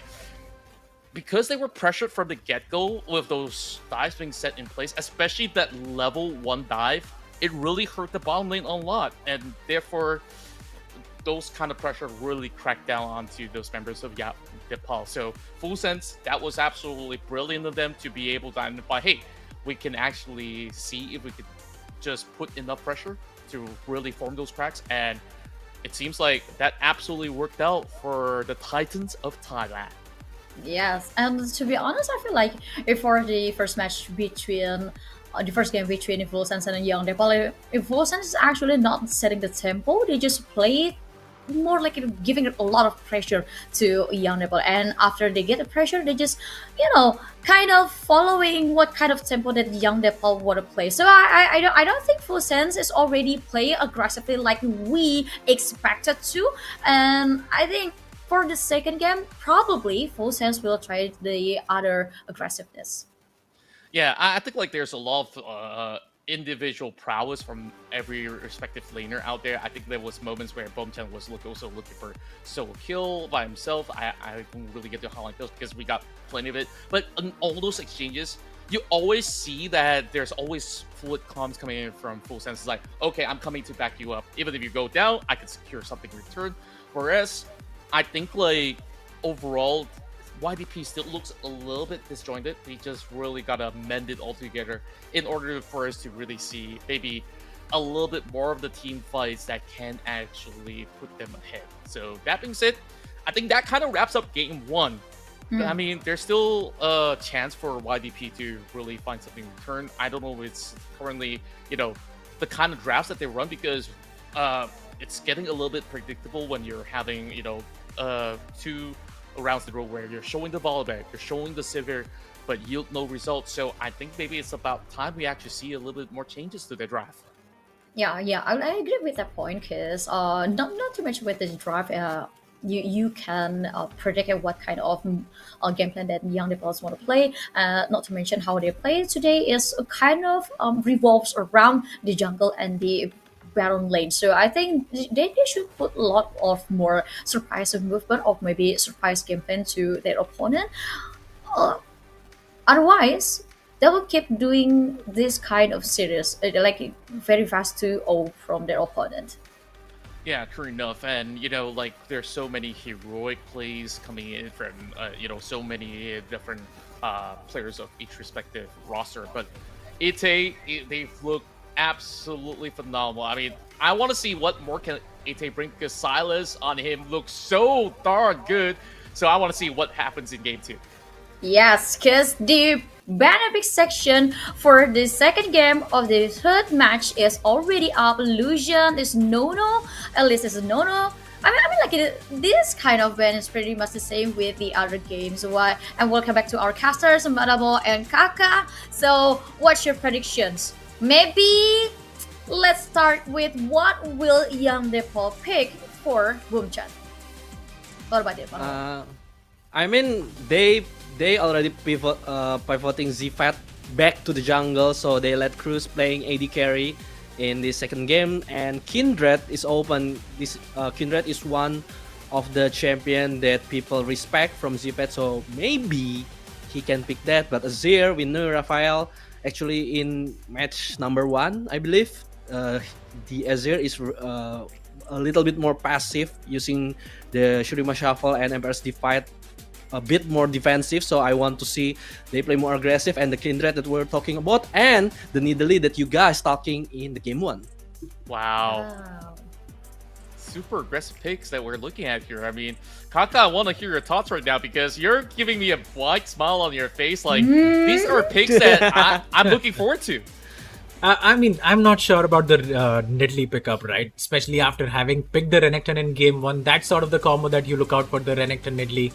That's not there anymore for the side of FS. So I'm not too convinced as of now. But of course, they can change my mind by picking some champion that can go well with it. And for the side of YDP, it does look like a lot of comfort, and that is something I like when teams do that. Just pick your favorite champions, have fun while playing the game, and that should be the priority as well, because that is what opens you up to winning more games. Yeah. But I feel like there will be a problem for Full Sense, because the first 3 champions that they pick is squishy. Yeah. Like, for example, like Yone, you cannot expect Yone to be a solid tank. Nidalee, indeed, is very squishy, and not to mention the Gwen. So I'm kind of confused to which one we will go where. Contra. Well, that's where I'm really thinking about what do you really want to secure as a top lane right now for YDP, right? I'm looking at more of a defensive option because you already got a Kindred in the jungle, which means that this is going to be mainly your tertiary or secondary carry in a sense. So I'm not too sure if Ornn actually fits well, because either way, if you take a tank, you're also going to get melted with the Gwen. So you want to go toe-to-toe, you want to match fire with fire. Perhaps the answer could actually be something like a Fiora, something that, right-clicks her to Oblivion if you really just want to win that solo win. But that does not guarantee you anything, right? Because right now, you have a Yone up mid lane, interchangeable as well. It really depends. Like, if you want to answer back for the Galio, I mean, I don't know. Perhaps that could also be some form of the answer, but it is still a little rather risky. Oh my god, that's gonna be tough for young Dae Pal. And no Darius, no more Kaiser, no set. So I think it leaves Boomchan to a very limited options for a champion that he can pick. But you also cannot use a Volibear, but Aatrox still open, Manamo. Yeah, I also agree. Aatrox that first come into my mind, especially we're talking about Boomchan here. He doesn't like playing that in the far back like Ornn Sion. He wants to be in the front. Aatrox fits him well, and actually, like, maybe this is like they already lost game 1, so maybe they just want to open the path open. They have Azir, they have Alistar to set it up, and because there's Gwen, Yone, Nidalee, and right now Jhin, I think the chance is getting bigger. But Yasuo, Whoa. Yay! Okay. I think it's for Cruz. Wow. I think it's for Cruz. Yasuo! So maybe they want You're the absolutely Aatrox. right. Aatrox is right, but I didn't expect the Yasuo. Yeah, the only thing this Indonesian didn't expect is just the Yasuo, aka Yanto. So I'm gonna wait if it's gonna be the power spike Yanto. Wait, what? Anbis. Oh, okay. It's still looking rather good, right? Because like you got the Ambessa to really go in with the setups, and then you could just come in quickly with the follow-up, and you have so many different tools to provide that knockup in order for him to really get everybody airborne for a little bit longer. But to also add to back, I mean, take a look at that. You have that staple Jhin Leona dual bot lane setup that is looking rather scary, because if you ever were to overextend, sure, then you could actually come in with multiple stuns as well as snares. So the timing for the wind wall needs to be perfect for Cruz to pull this one off. Yeah, but for me, young Dae Pal's work will be very heavy on Jester, because he is the only one who can set up and also disengage the Full Sense. Well, yeah, Full Sense has Leona, and of course Leona will play aggressive once she reaches level 2. But this is going to be a hard work for Alistar. Alistar should prioritize which ones he want to do, if it whether he is want to engage or disengage. But let's talk about the predictions. Will young Dae Pal can secure first point with this draft, Kaka? Yeah, I like what I'm seeing from young Dae Pal, at least in this game too. They do seem like they have a plan. Even if it's as simple as Alistar, go and try to knock as many people as you can. I think that sounds great to me, especially with the Yasuo. They do have the AD carry in the Kindred as well. Of course, it's in the jungle, so it's not the weirdest comp you'll ever see. It can work, and I do think it will work pretty well for them, especially looking at how many squishy champions that FS have drafted for themselves. So if YDP can just survive till they get a couple of items onto their carry, especially the Yasuo. I think this is a very doable game, and again, they do not lack the options of these knockups coming. The Azir Shurima Shuffle can knock people up. The Alistar is there. The Ambessa ult as well can knock up the priority target. So I think it's set up quite well for Cruz to follow into, and I am just excited to see what they can do. And dare I say, it could be 1-1. Yeah, it could be 1-1 and could be the very first point for Young Dae Pal, which is what they need the most. Because one thing for sure, any single team today could not live with only 0 point. But so far, Young Dae Pal still has no point yet. But probably this one will do. But for full sense, I believe with this kind of composition, yes, they have 4 of champions who are squishy, but if you play aggressive, if you can make Gwen get her items faster than it should, probably the game will secure 2-0 for full sense. But let's see what will happen on this second game of the mastery. So I'm gonna toss it to the casters. So for the casters, take it away.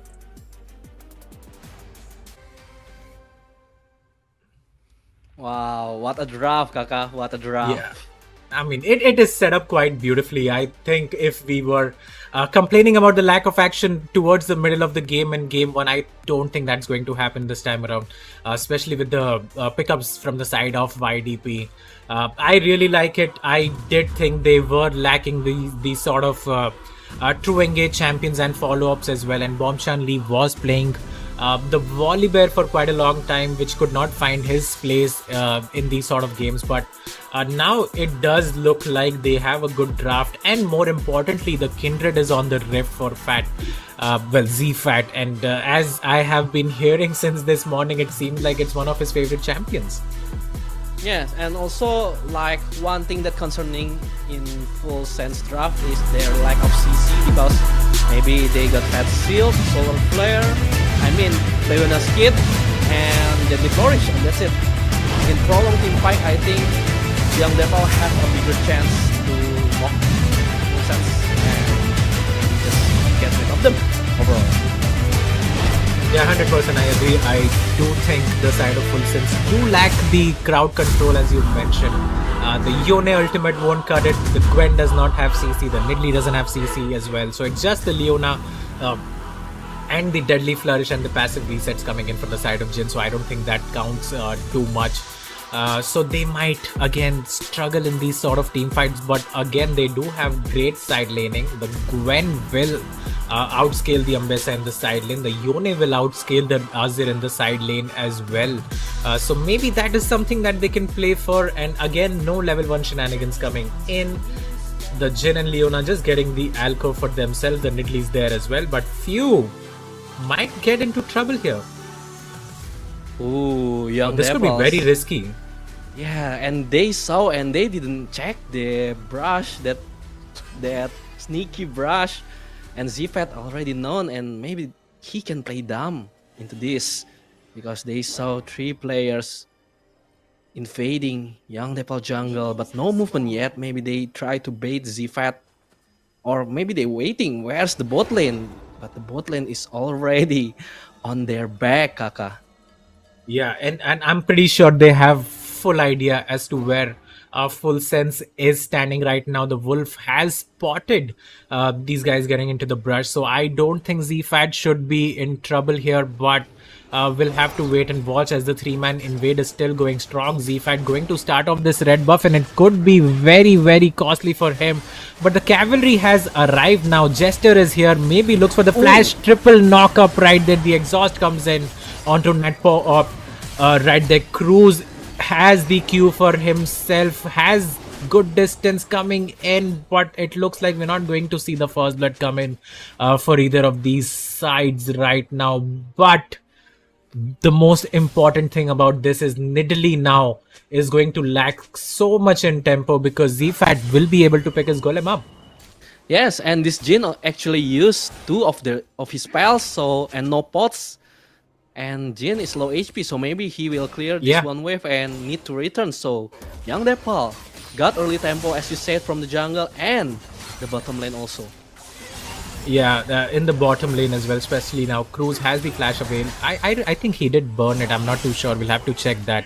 Okay, has the flash, doesn't have the exhaust for himself. So 2 versus 2 should not be a problem for the Jhin. Can farm up in peace, but as you said, does not have the summoner spells. The Leona doesn't have the heal as well, which was used early on as the headbutt now comes in to knock Yuyusaki away. Towards the top side, we can see the struggles again from Bombchan Lee. 6 CS to 14. Had to take a really bad base as well.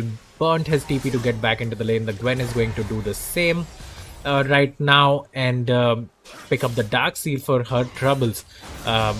So yeah, quite an even start. You can see the gold as well, quite even. The CS numbers replicating the enemies as well. Raphael, though, is having a pretty good time in this 1 versus 1 in the mid lane.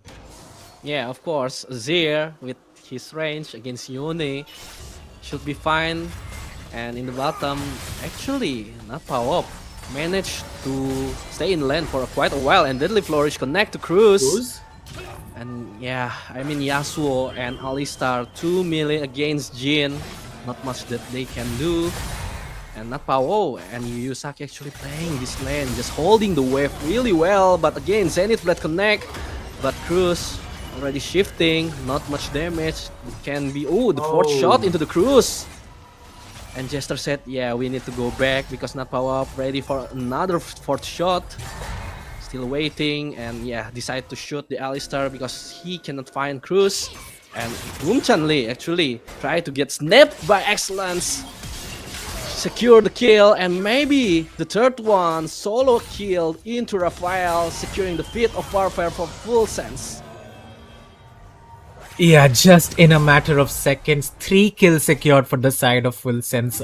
2 solo kills. Bombchan Lee ends up dying to Excellence once again in the 1 versus 1. And in the mid lane, Raphael goes down to Ite in the 1 versus 1. The Yone burns his flash. The E was there to finish it up. Zenith Blade actually is going to miss as we are fighting for this bot Scuttle Crab. The 2-man knockup comes in, make that 2 kills for the side of YDP as they show some sort of comeback right here. 3-3 in kills, and the Kindred will not get the Scuttle Crab. Crucially, that was the marker as well for her, I feel.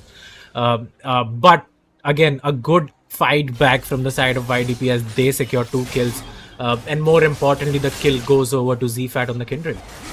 Yeah, collecting marks and marks to Kindred and ZFAT. Like, looking more comfortable playing in the jungle at his own area. And it's really contrast into game 1 that we see how young Dae Pal play really passive. In the game 1, Full Sense took control, but right now, like, young Dae Pal see a chance and they said, like, let's do it, and they tried. Maybe the trade wasn't perfect, but at least they did something, Kaka. Yeah, Bombchan Lee with a very weird pathing actually gets the wards in as we hold on to that thought. We are fighting towards the bot side. Natpo might be in trouble here, goes down in the 2 versus 2. The knockup is going to come one after the other, and I think that's going to be a double kill for the side of Cruz, who goes 3-0 on the Yasuo.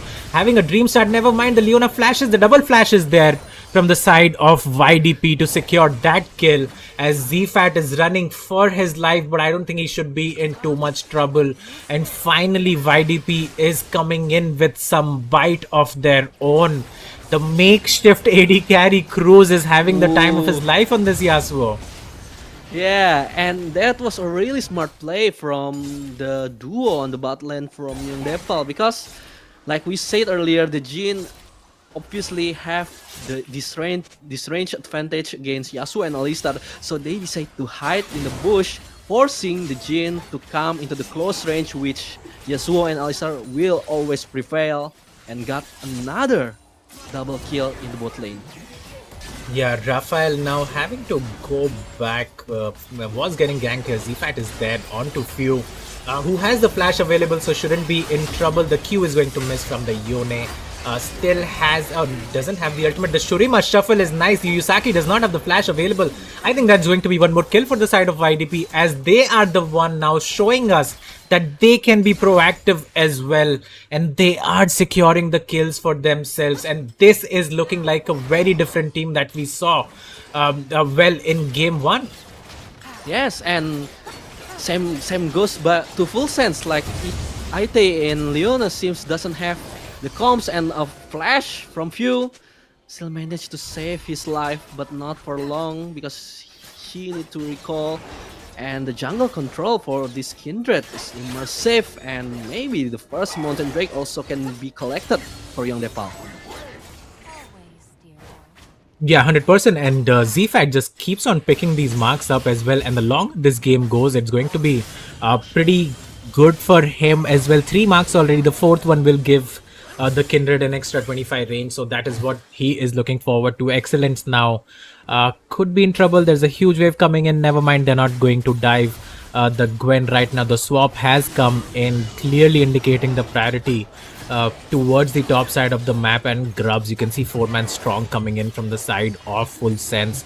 And this game, again, at this point, it is really close. We might see the dive come in onto the Gwen actually, but I think it's going to be quite hard unless the Alistair goes in first and the Yasuo is able to follow that up. ZFAT is still taking the Grom, so that might be not the play. I think he could have just waited a bit there, and that's why this dive has gone how it is. I think that was a huge mistake from ZFAT, clearing out the Grom first instead of diving the Gwen, and that misplay is going to save Excellence from getting killed. Yeah, I agree. Like, there's a chance that 3-man gangs, but ZFAT wasn't there. He have ult, and ult really late, actually saving Excellence. So one missed chance from young Dae Pal, but nevertheless, the pressure at the full sense still managed to be held by Excellence.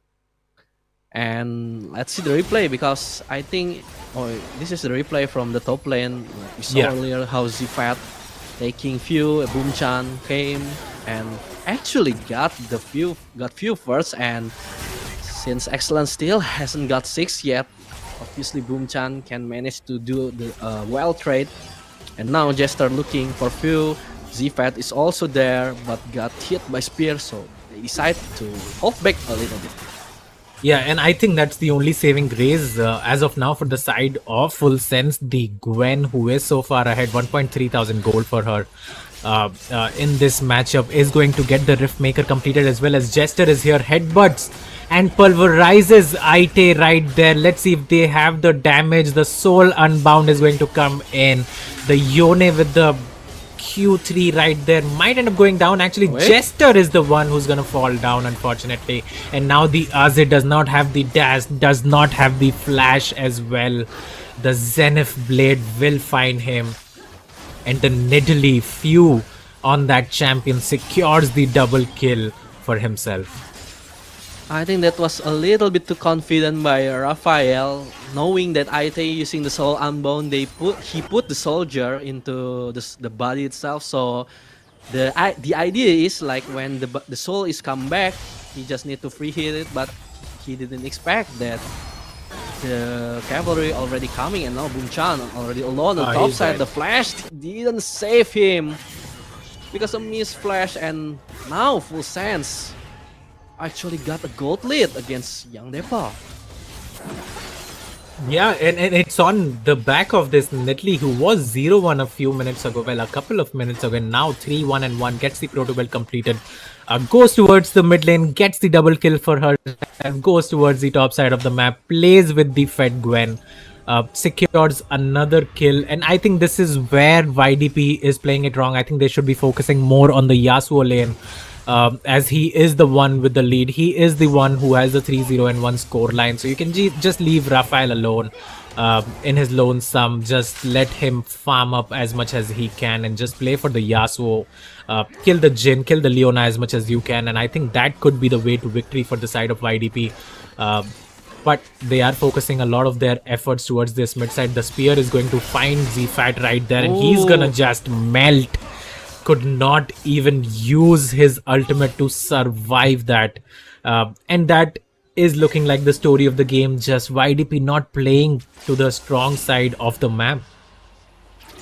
Yeah, and like there's a like unnecessary mistake, I could say, like the positioning. The Zfat have no urgencies to be there, but it's giving full sense a kill, and Boomchan right now can't even 1v1 against this Gwen. 2-level difference, and he needs to be back. Excellence just waiting for the time to snip this Ambessa. Just lacking a little bit, 30 HP. But this first turret, Full Sense got it from the hand of Boomchan. So right now, we saw the pressure is on into young Dae Pal. Yeah, 100%. Excellence picks up the first turret, is 40 CS ahead already at 12 minutes. Has picked up a lot of platings for himself, has the 2 kills for himself, has the Rift Maker completed, now the plated steel caps as well. 2.4 thousand gold ahead on a champion that scales really well into the late game. Is going to spell a lot of trouble for the side of YDP. And now we can see Few as well, just invading as much as he can. Raphael not going to find his ultimate, gets placed right there. With the ultimate coming in from the Yone, the Fate Seal, and now the engagement continues. Ambessa onto the backline. Aite is going to get onto that killing spree, slaying the Azir. Well, not before Zfat is there to answer a kill back onto Yuyusaki, but look who's here. It's the Gwen. She's quite fed. She's going to pick up the kill onto Boomchan Lee. That was the first one. Make that the second as well, as Jester is going to go down. Excellence. Still quite healthy on this Gwen. The snip might not be enough. Actually, Cruz picks up the kill. That's a huge shutdown picked up for him. But meanwhile, Few was picking up the dragon for himself. So a pretty even skirmish. But again, Full Sense getting that dragon for themselves and just getting that objective and making it a better fight than it was for them, because the Yasuo again just keeps on getting ahead. Yeah, and I think that was a wrong decision from Full Sense. Like they giving the shutdown into the Zfat, into Cruz. Like we see this, it's the replay from earlier that look, Raphael waiting for the soul, but didn't expect Yuyu, Saki, and Few already been there and can finish Yone earlier. So it's gonna be a double kill. It's double kill for Full Sense. And more, lots of 1v1, like Boomchan Lee interrupting Gwen actually, and he needs to pay that with his own kill on that. And yeah, this is really gonna be a long replay. Zfat off position, and we haven't even arrived to the main phase yet, but there's some things because Zfat too far away and gonna be kill. Fate Shield combo out being casted from Zfat trying to survive, but there's no follow-up. Actually, Zfat still alive, but Few gonna finish it. Raphael try to escape, but it's just a buying time because his friend is nowhere to be seen. The Jester actually tried to stop IT, but yeah, the Herald already been crashed, so Full Sense gonna be satisfied with the outcome.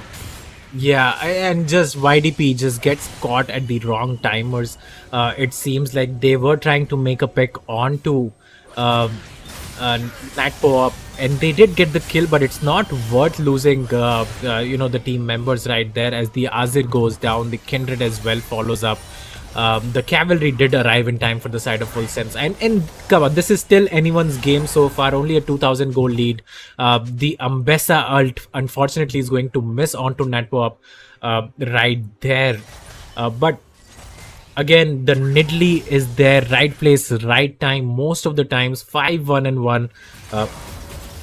Has the huge shutdown bounty as well. As we look at this earlier replay, Natpo ends up going down, but Zfat just takes too much damage, and now you can see the Rift Herald was picked up. Yuyusaki is there with the Leona, with the Solar Flare, gets the Zenith Blade, the Fate Seal comes in. The ultimate is great from Kindred as she is able to survive all of this. But Raphael is the one who pays the price, ends up going down alongside his jungler.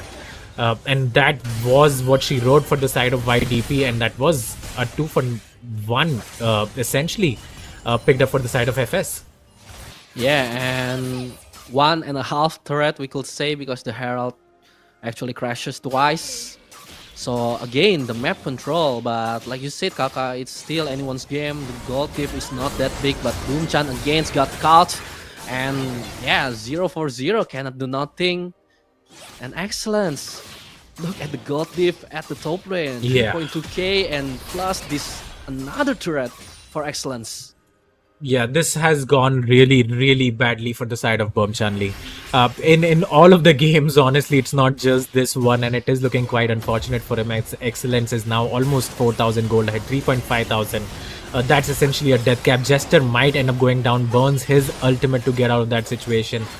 But it is not enough. The Nidalee is too fed. The Gwen is so fed right now. Is going to pick up the Nashor's Tooth as well once she decides to reset. And that is the story of the game. The objectives do get started from the side of Full Sense, and there's nothing that YDP can do about it because of how fed the Nidalee and Gwen are. Even the Yone 3-1 and 4 now. Blade of the Ruined King completed. Did just go back, picked up the Noon Quiver alongside the pickaxe. So he's going to be very strong as well once he hits his 2-item power spike. And at that point, it just looks like it's at a point of no return for the side of YDP.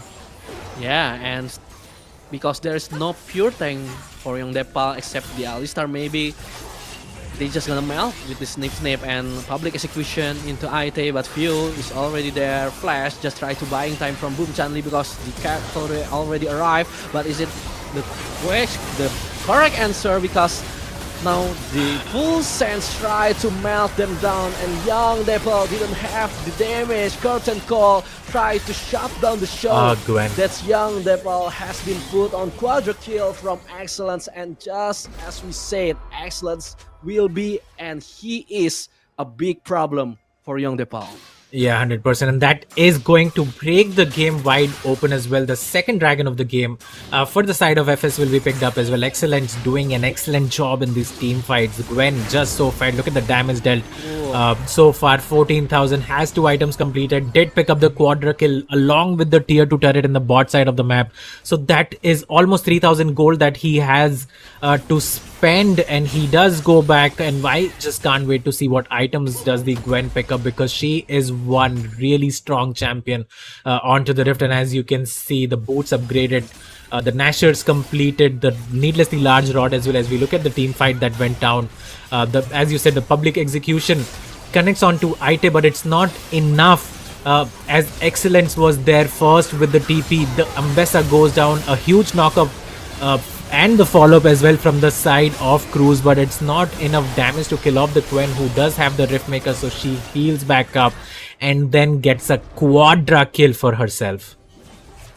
Yeah, and close to Ramadan, to the death cap actually for Excellence. Wow, 5.5k gold lead, and I don't think this Yasuo is enough for young Dae Pal, because right now Atakan and young Dae Pal, if they want a last ditch effort, they can contest this, but realistically speaking, they still didn't have the damage for this Atakan. And yes, it's gonna be Full Sense Atakan, and young Dae Pal need to buy more time trying to get farm, get more items, so at least they can deal some damage, especially to this Gwen, Kaka.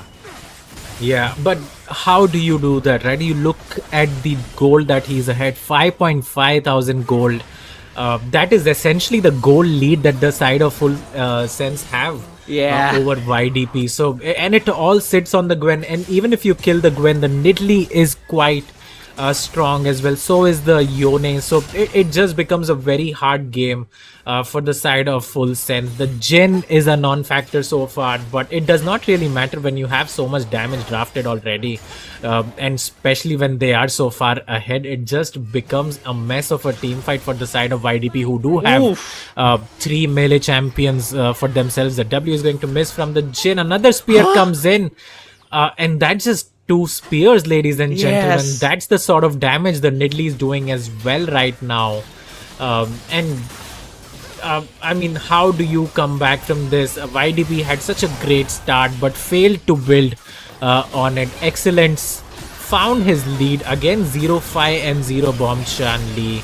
The ultimate from Gwen is going to come in. The curtains do come down as well. And that's going to be one more kill picked up for the side of Few onto Jester right now as they turn their sights on towards these jungle camps that are coming. And the Baron is not yet up. And I think that could be the final nail in the coffin for the side of YDP. Yes, like we can see like how young Dae Pal really cannot enter the territory that has been set up by Full Sense. You know, like you need to pass the spears, you need to pass the trap that has been set by Not Power Up. And if you went too far, there's a Gwen with her big scissors, and Gwen is immune also and try to escape 1v4. Actually, maybe too much or not, maybe for excellence, because right now Full Sense knew they have the lead, they knew who their carry is. I'm the carry now, says the Gwen, and yeah, young Dae Pal maybe need to find an opportunities, but the spears from Pew is really hurting, Kaka. Yeah, the jungle top from the side of Full Sense, right? They're 8-1 and 4 respectively on their roll, so that's a pretty good stat as well for the both of them. But doing so well, 700 gold shutdown bounty as the Solar Flare is going to come in. A huge knock up again, but is it enough? Another Shurima shuffle. The Jin goes down, but it's all on the Gwen, who is still alive, and she's gonna go down as well. The triple kill comes in for the side of Z. Fat may look for more as Cruz goes in, slays the Yone, and that was such a big team fight from the side of YDP, and that is what we were talking about. They do not lack knockups when it comes to these sort of team fights. The Alistair engage, followed up with the Yasuo, followed up with the Shurima shuffle as well, and just like that, the whole squad of Full Sense end up going down to a beautifully executed team fight from the side of young Dae Pal. Just as we said, young Dae Pal, can they create a chance? That's maybe I should say it's really it's really need to be perfect, and 4-man knockout from the Pulverize, follow up by the Last Breath into 4 people.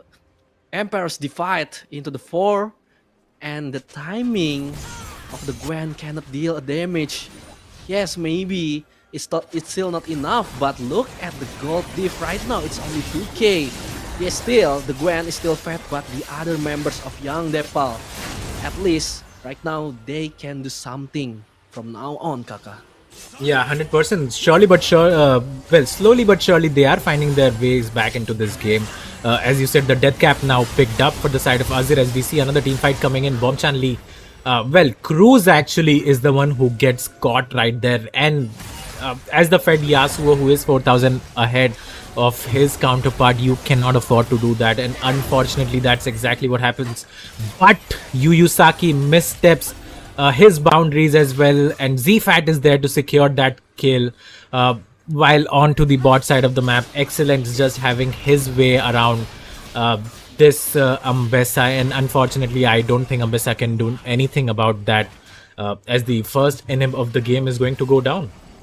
Yes, this is the second plan that Full Sense have. If they cannot win the team fight, they still have the push power because they have Gwen, they have Nidalee, and that's when young Dae Pal need to decide, like, they need to respond this Gwen, because look how quick this Gwen took. One set on the bottom, one set of inhibitor at the bottom side. And yeah, maybe Baron will be set up right now, but no, it's 2v3. Zipa trying to deal damage. Still, the stasis out from Few, and still the ultimate is ready. Public execution shutdown to the Nidalee, but they need to find the Gwen. IT still managed to escape, but Excellence full HP. Still not touched, and Boom Chanli tried to deal damage, but he is alone. Try to 1v3 to the way, I think that's but game. That's it. 5 men downs, there's a wave in the mid, and Excellence actually no, there's a wave on the top, and he can push that. And yeah, maybe you're right, Kaka, and maybe that's it for young Dae Pal today, as Full Sense push their base. Yeah, and what a team fight yet again. I mean, started a bit abruptly right there. It was young Dae Pal trying to make the play onto the side of FS, but if you play without your Fed carry, it's not going to end well, and that's exactly what happens. Cruz was not there to start off the team fight, and there you go. FS wins again. That's going to be a 2-0 for them. They pick up 2 points as well for themselves, and now we have 3 teams actually running in 2-0 at this point of the tournament. But having said that, young Dae Pal just fell short in this game. I feel like they had the chance to win this one, but it was just such a big top gap coming in. Excellence doing a great job on the Gwen, stacking up these kills. Look at the damage dealt as well, almost 30,000 for the Gwen. Yeah, and also like there is no response. The top lane Boom Chan maybe knew that he need to play the weak side, but yeah, the Gwen just snowballing really hard, and when young Dae Pal knows it, it's already too late. There's a few minor mistakes from young Dae Pal, giving a free kill to Full Sense. That's really enabling to not power up can support. And let's see what our analysts would say. Abigail and Contra, please take it away. Thank you so much for our caster Kaka and Manamo. Welcome back, Contra. I mean, that was the most impressive game from YDP so far for today. Sadly, they still couldn't make it to 1-1. Yeah, it's been a series of grueling ride coming from YDP, but you know what? They saw that the members of Full Sense say, hey, we want to play fast tempo. You know what? YDP says it's all in or nothing. They also doubled down as well. I mean, the pickup of the Yasuo definitely bear a whole lot of fruit when it comes down to how they've been able to win those duels. I think like it was down to those early skirmishes where they kind of disrespected the output of what the Yasuo brings to the table. Because if you realistically take a look at it, I mean, this bot lane is absolutely a direct counter where if the Leona wants to jump in, you get to shove them back. And then, of course, back to what Manamo did mention as well, like Bumchan were forced to play on the weak side, and they've managed to consistently put down that Mbessa, all thanks to, you know, all these proactive moves coming in from the side of Fury. And from there onwards, you not only see excellence snowball, there were a few visits that also allowed this Nidalee to continuously stack onto that Magi Soul Stealer that she also brought into this matchup. So that being said, there was still instances where they kind of ace each other out. So why not we go ahead and break down all the action? I mean, just a few snippets because there were so many explosive fights.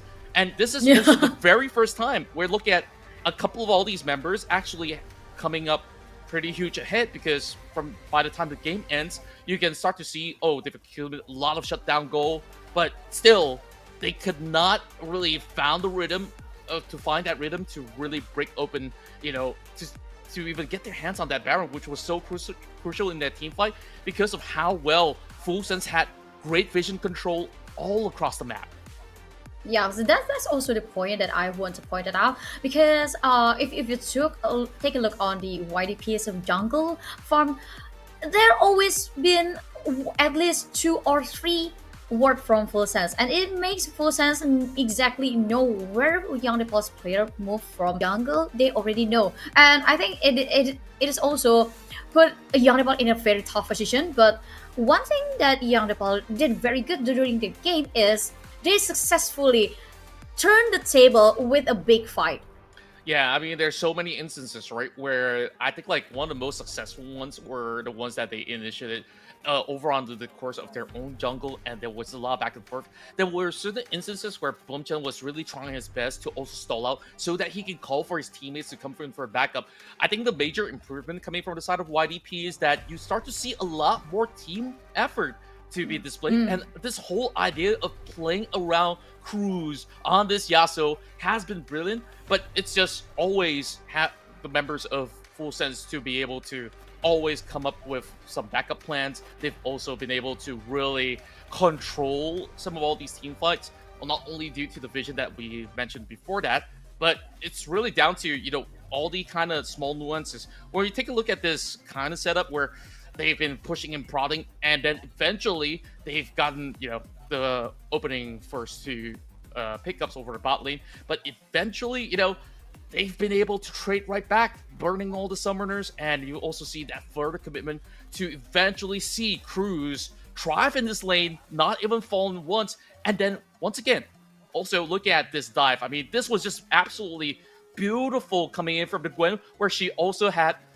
this instance where she was not only saved by her own pallet miss, you also had the time being bought because of Zfat's very own ult as well. So that being said, this Lamb's Respite actually allowed them to really play for a longer duel. So we continue on with what went over onto the course.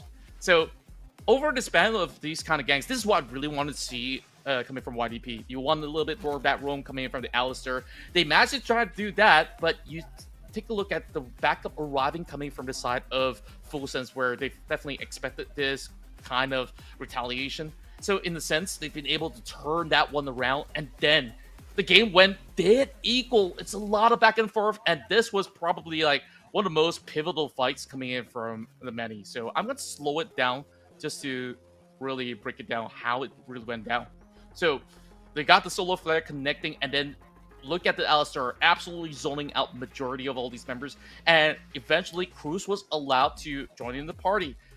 And later on, even when Neely comes in, this is where they found that perfect opportunity, opened up that curtain call, and found themselves the perfect lineup to really choke them in their own jungle, which is where they still managed to do decent trades, but it still favored the FS in return, because this allowed them to also secure more of the objectives, where they've been able to end up with majority of the dragons, and they start to get the better of the tempo. And from that point onwards, I felt like they just have another side quest. You want to put that Ambessa as behind as possible.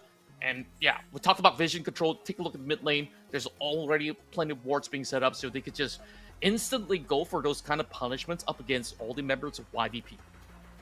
Yep, and also I would like to mention that in pointing out about how young Dae Pal often to fall off, because Frozen's basically trying to very simple-minded game. They just want to separate each of players from young Dae Pal, okay? Because they know if a young Dae Pal goes with one full vision, one full strike, that will be a problem for Full Sense, since they have 4 champions that are squishy. And a Full Sense, in terms of that, they just open a curtain call, and this curtain call often become a very major part for the winning fight of Full Sense.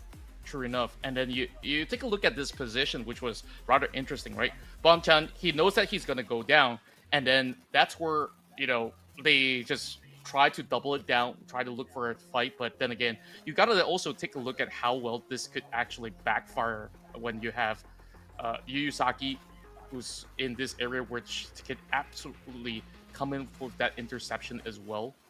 And we'll just actually let it play out, it's just going to be increasingly more difficult, as they've already burned out a lot of all these spells. Sure, you have the connection of the last breath, and then comes the follow-up. Look at the back. Like, that was just perfect angle coming in. And yeah, this was the moment where all of them just got funneled into this direction where it's just so difficult for YDP to get out of. So this was the first ace that really put FS all the way forward, and it was just a very tough fight. And then what was the big shock factor was this very moment where they kind of pushed too far forward. The winning waves have already depleted, and you got the Shurima shuffle instantly connecting.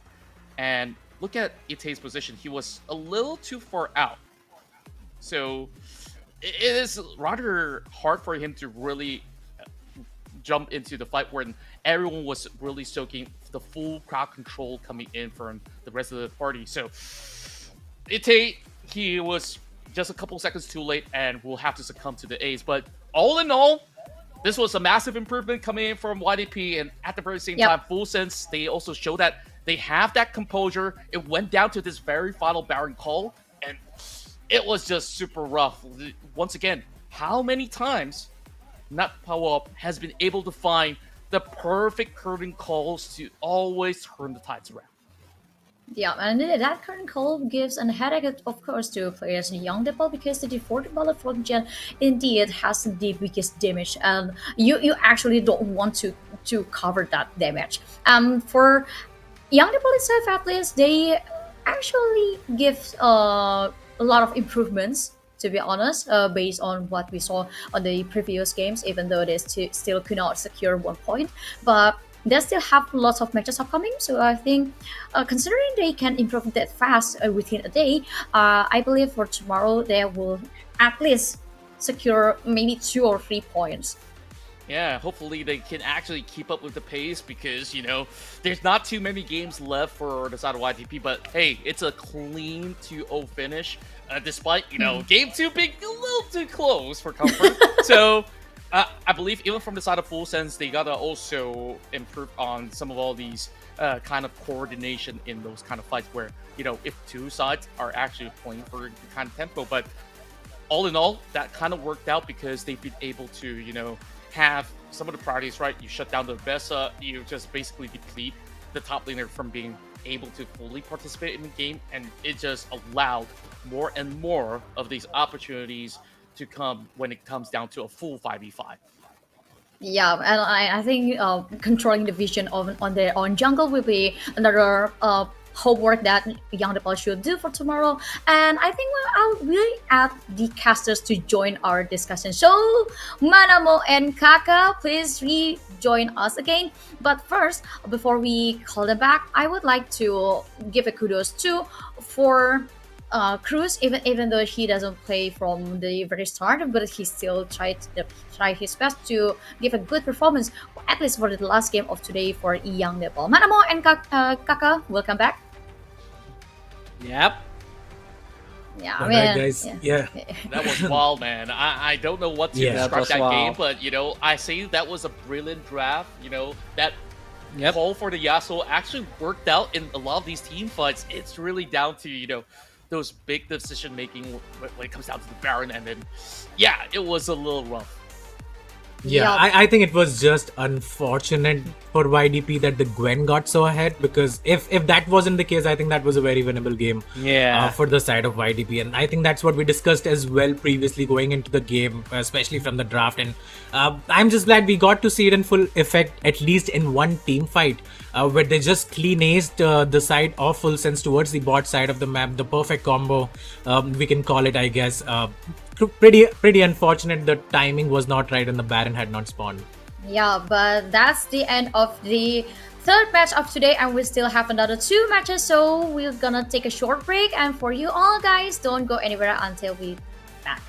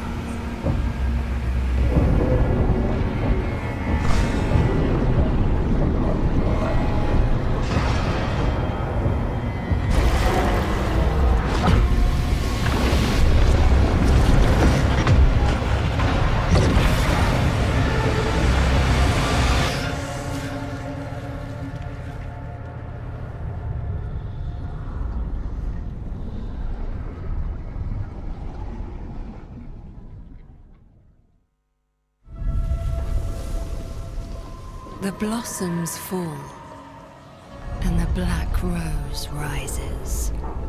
Do you feel like the heroes of this story? Coming to save the day. You're pawns in a game that's already been decided. You will fight, as good soldiers do. I will seal you away once more. Your age has passed, Dark Enemy. Stay buried.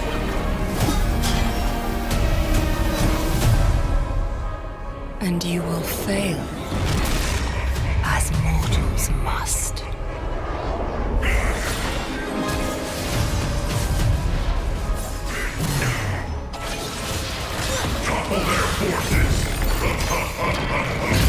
Your course was doomed the moment you left Demacia.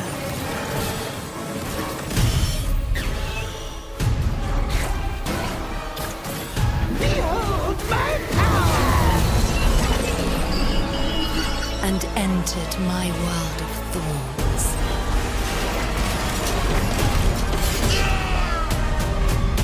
Make your final stand and see how your story ends.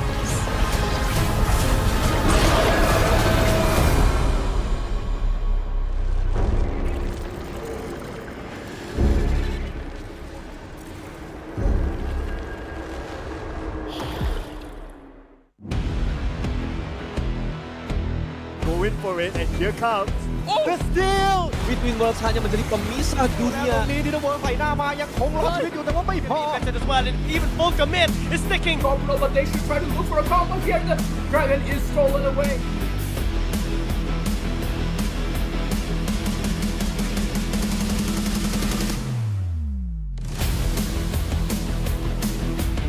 Kung kami na nakirama ko mga labor, kami na mag-prepare ka. Not yet, but the damage is gonna be enough. W does pick up Kratos. You and Pikachu goes in, and here's the magnet. At the really low in HP, it's gonna be taken down by Faerie already. ตอนนี้เด็กคูณไปเรียบร้อยชิปเปอร์ดันเข้ามาฮอตรอมชาโด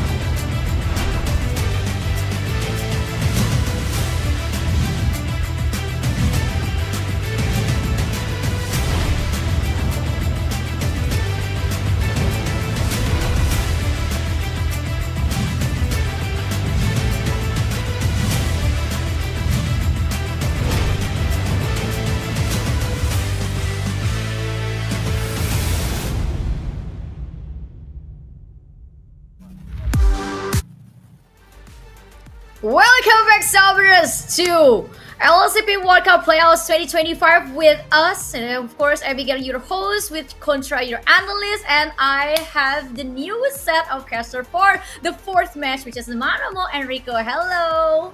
Hello, happy to be here.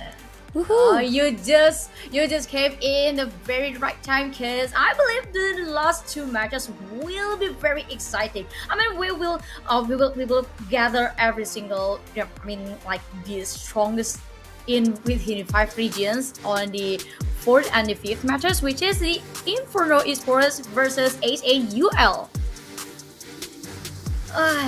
That's gonna be very exciting, and since this is your country representative, Riku. Yes. Have you watched their play on Oh the yes, first game? I was watching their matches today, and their performance has been incredibly impressive. I think they are extremely aggressive right off the bat, selecting a lot of focus on making sure that all lanes are incredibly gankable, big level 3 and level 6 early game spikes. Basically, if you decide to play the scaling game, they're definitely not gonna allow you to make it there. Yeah, and I really love how the way he moves play as a support for Inferno Esports. He wasn't only just set up the games, he also engaged everyone, and he also plays the tempo for Inferno Esports itself. And for their opponent, Ace8UL Esports, they also showed us how well South Asia can play in League of Legends, and especially they are also the youngest region in Southeast Asia, at least Contra. Yeah, and overall, I mean, they're definitely hot prospects right now where they've merged two superpowered teams in the INSA region, and we've seen how much damage that Catbot can do when he secures picks like the Silas or any form of assassin, and he's been well respected for being that one-trick Katarina that's been banned all games round. So I really do wonder if we finally get to see it in some of these matches. Yeah, and talking about the Inferno Esports and Ace8UL Esports, which consists of pretty much the same playstyle, Manomo, who do you think will secure the very first point of this fourth match? Yeah, I think Inferno Esports as a whole team is already close to complete, I could say, because their teamwork is perfect. Their drafting, I think, is the best so far. Which, like Contrast said, the S8UL is heavy on Catbot to carry the game, but other than that, like if he got the Enchanter Mage, actually it's kind of lacking a little bit for SAUL. So I think for them, they still need a bit more time to, I think, change their strats, so not solely focus on Catbot. So I think Inferno Esports still will take this game, I think. Well, I agree at some point with Inferno Esports because I don't see any, weakness or maybe any flaws in the middle of Inferno Esports plays. But well, yeah, we see that Ace8UL could be shaky during the mid game to late game. But let's take a look at the ban and pick. This is very interesting one. Aurora, Wukong, and also, oh my god, Kalista. This is very long time for me to see Kalista back on the draft Contra. Yeah, it's definitely been a while, and I really do like, when it comes down to the advance, it will just went by so swiftly where you take out a lot of all these powerhouses for the top lane. And of course, in due respect to what Born This Way has been able to excel at that, at least a bit, they got the axe away. But take a look at this, they're still looking for a lot more of those kind of avenues of teamfight for IE. So they're definitely looking to secure those big knockups, big AoE kind of team fights, and then you have Soul to also counter response with the Crescent Sweep that can be brought forward with the presence of the Xin Zhao. Yeah, and I actually love this Xin Zhao pick from S8UL because it's already a natural counter for Kalista, but for Hui and Corki, I think it also applies a more decent damage for AP and also the AD because Corki has a very strong lane clear, and I believe this is going to be very interesting to see the matchup between Kalista and Corki Manamo. Yes, and I think the Hui and Corki we saw earlier against FRC been played by Catbot and Lotus, so I think it's also comfort for SAUL itself. But like, to be fair, I prefer when they play Silas, they play a little bit aggressive. So I think there's a still chance because right now they have Infi on the Xin Zhao and they counter pick the Nikos, so the Kalista won't get that Nico Kalista combo. I think it's quite a little bit good drafting thinking from SAUL. And what do you think will be the perfect counter for Nico or maybe the rest pick for SAUL, Rico? I really like this draft, what's happening here. I mean, we saw the Nami Lucian being picked up by IE today, but also if they pick a catcher champion, if you will, they're picking through Nautilus, Thresh, Pike and a Blitzcrank, I think it would be really perfect to catch the Nico, as they've already pretty much shown their cards on how the lane is going to look like. Exposing the Hui, that means the Nico is definitely going towards the bottom side of things, but the Zed being picked up for Krim here is going to be absolutely spicy, because we know for the rest of the team, they're most likely saving the last pick for topside, and I'm really interested to see how this is going to work out, because I feel like S8 I think that's where they struggled in their 0-2 match earlier, is that their topside feels like something that IE could possibly take advantage of.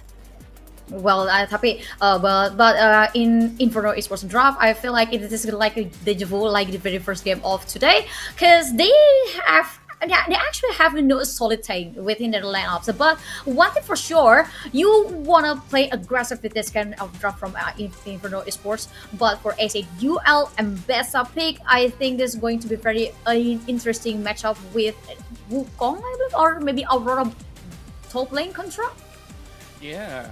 If we take a look at this interesting graph, right, over on the side of IE, you know, they kind of throw us off a little bit, and they thought that, Aurora's going to be over mid lane, right? And then, like, wait a second, now you got a favorable matchup, because that Zed generally could easily dodge a lot of all these spells coming in from the Hui. So that is definitely going to be a big consideration, whether if they're going to look for those early lane swaps. And then you take a look, there's just ample of assassins to be eyeing out on that Corki. So I wonder if Team Seoul or Team S8UL will be able to really find a certain safety net in that sense, because you got to have Infi as well as Kratos to work in tandem in some of all these crucial team fights to get those crucial picks. Yeah, but one thing for sure for S8UL, since Inferno Esports has a very strong burst DMS from Pike and also Zed, that will be a problem for their squishy champions, for example, like the Corki and also Hui. And it's very easy for Inferno Esports to set up an ambush playstyle, ganking playstyle for the mid lane and also the dual lane. So S8UL, one of the best chance if they want to survive, they need to drag it to late game. But I would like to see what would happen between these two on our fourth match. So I'm gonna toss it to the caster, Manamo and Riku. Please take it away. Wow. That draft was interesting, Manamo. There were a bunch of mind games. Inferno Esports picked up the Wukong, and then they banned the Lee Sin still, just in case the Wukong goes up top. But at the same time, guess what? It is the Aurora that's going to be matching up against the Ambessa, which, again, the kiting capability, the Hui being going up against the Zed, which is, it does feel like individual lane prowess has been the key to victory here for Inferno Esports. Yes, and I think this draft really fits IE well. Like we said earlier, that hyper aggressiveness that they show in the first match. And now they have Zed, they have Wukong, Kalista with the Pike. So I expect that they gonna pressure the SAUL from early on, and like we saw Sinjao, we saw Nico, Ambessa, they kind of quite reliant on their ultimates. So yeah, it's gonna be a hellish 5 minutes from the early game for SAUL. It will be, and I feel like that's going to be the name of the story. How do you transition?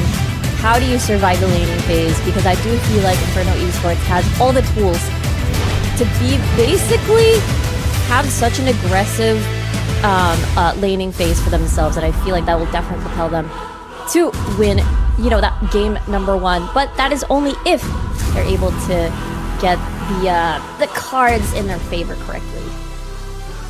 Yeah, and since right now League of Legends has been implemented WASD control, I finally could say IE draft is W gaming.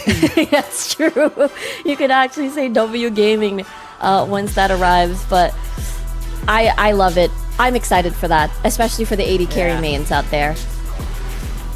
Yeah, like we saw the clip, like AD carry has been smiling all around because the WASD, but we'll see how IE still managed to play aggressively from the early on, because Seoul, SAUL to be precise, they still have the advantage of the range. The IE, yeah, they still have some range on Aurora, but we know Kalista known for her low range, so short range, so SAUL still have an advantage if they can pull it off. I agree 100%. If Austerity is caught out of position, considering the fact that there is no disengaged champions on the board, that will definitely be an opening for SAUL to sort of take advantage later on when it comes to the team fights or the possible skirmishes. What I'm expecting for this laning phase, however, is that for IE to be hyper-aggressive, sort of punish Kratos whenever the root is off balance, is off of cooldown. Krim, on the other hand, just making sure that the lane is poked out, because in general, Hui definitely has a much more aggressive wave clear, I suppose. But when level 6 comes, you gotta make sure that you marinate the lane. Chunk Catbot down into really dangerous numbers. Level 6, pop your ult, win the lane. And that is the expectations for Krim here on the mid lane. Yeah, and since SAUL have a Xinjiao also, that we knew that maybe level 2, level 3, he can pick a lane to gang and maybe to the bot lane, since Nico and Porky should have an easy early game since they have the range advantage. So Xinjiao maybe can look to gang in the bot lane to make a delay to the growth of Austerity and moves. But look at the top side, LGW with the range advantage. It's gonna be a hell for RTO, like we said earlier, Riku. Yeah, that is rough, Manamo. I think we did mention this in the draft. Hold that thought though, Kratos. I thought that was gonna be it. I thought that someone's gonna die. I thought it was gonna be the death of Kratos and Austerity, but looks like the trade was a little bit in favor because the AD carry was the one that was taking a lot of the hits, but forced to come home back is going to be a little bit interesting. At least the junglers are hovering a little bit on towards the bottom side of things, and therefore we might see some action if Austerity and Moops don't go home.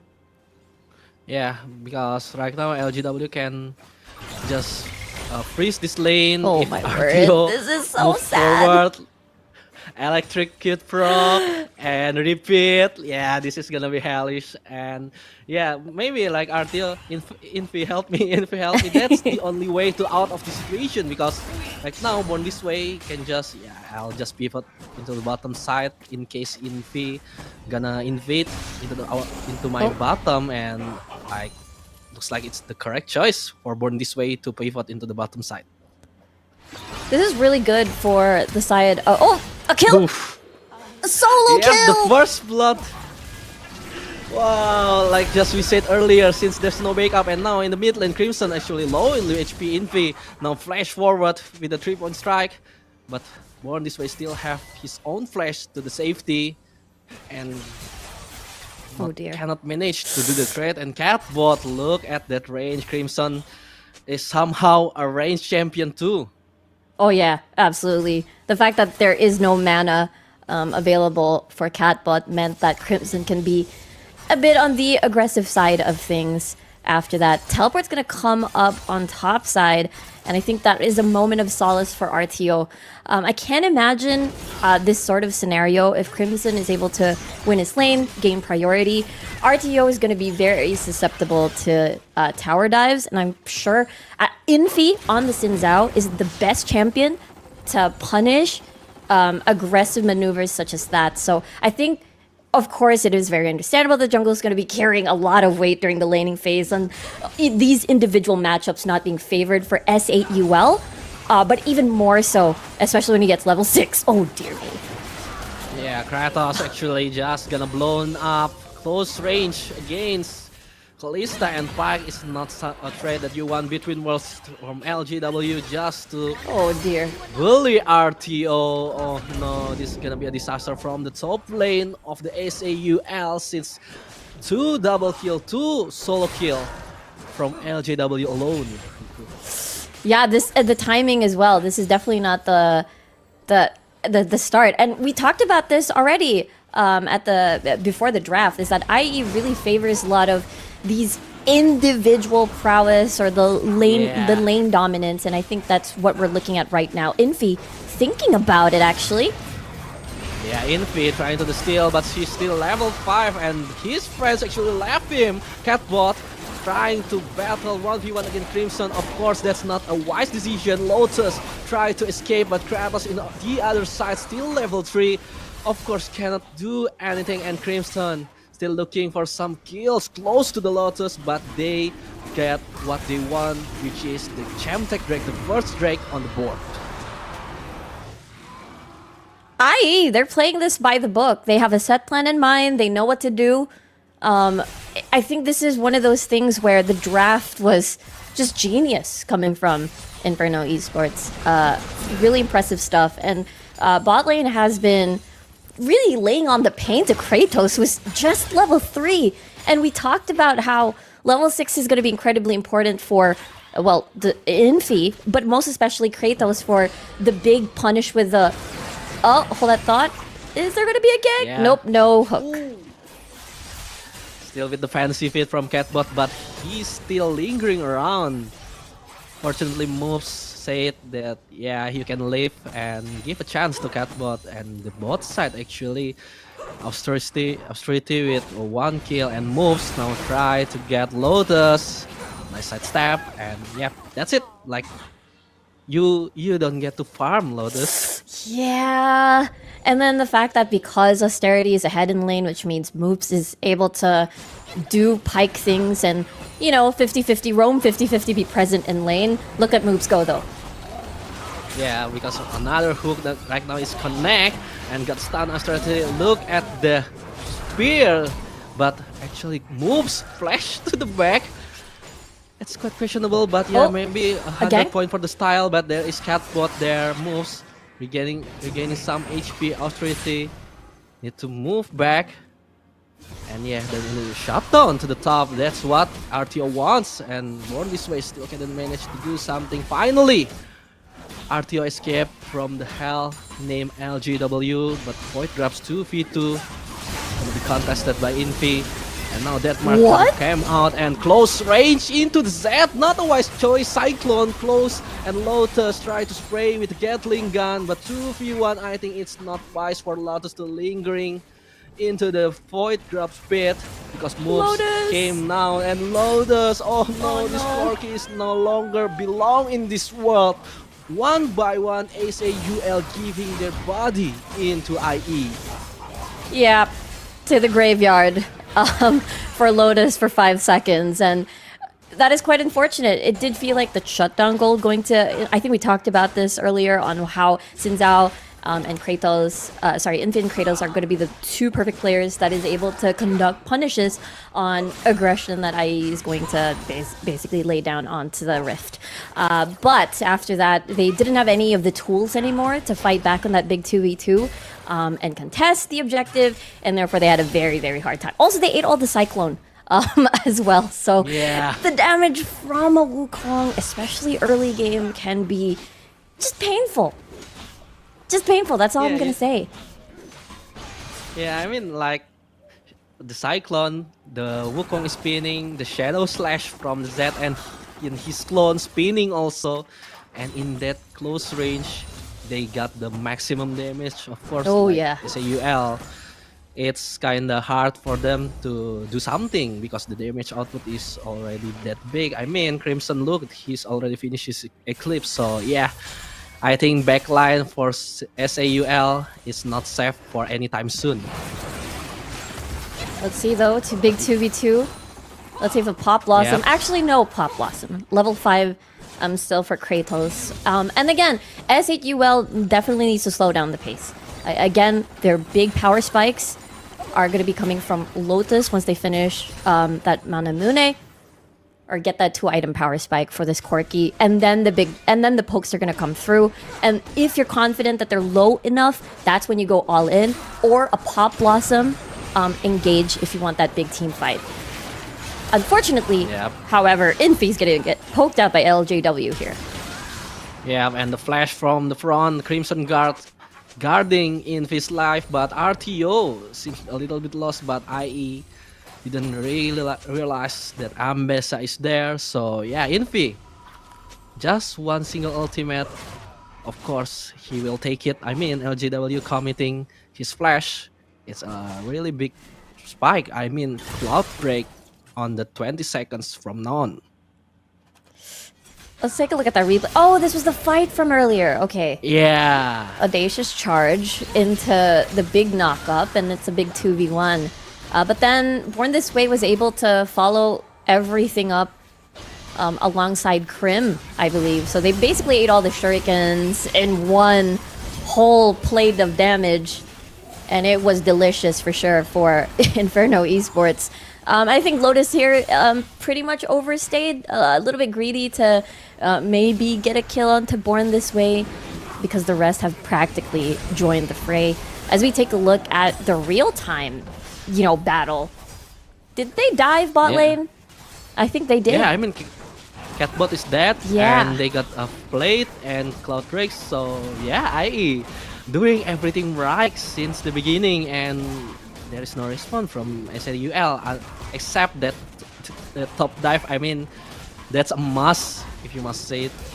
But anything else, there's no proactiveness from SAUL. They knew they need to farm, they need to play safe, but IE, they gonna blow up, they're gonna snowball with the lead they have. And yeah, I mean, in the early mid game, that's their spike 2 items, and they're gonna roll SAUL if they keep it like this. But a root perfect to Born This Way, stay too long to the 3 people, still shut down to the Catbot. Finally got the revenge that he wants, and a little bit breather for this mid lane from SAUL. Yeah, I agree. Shutdown gold, very important.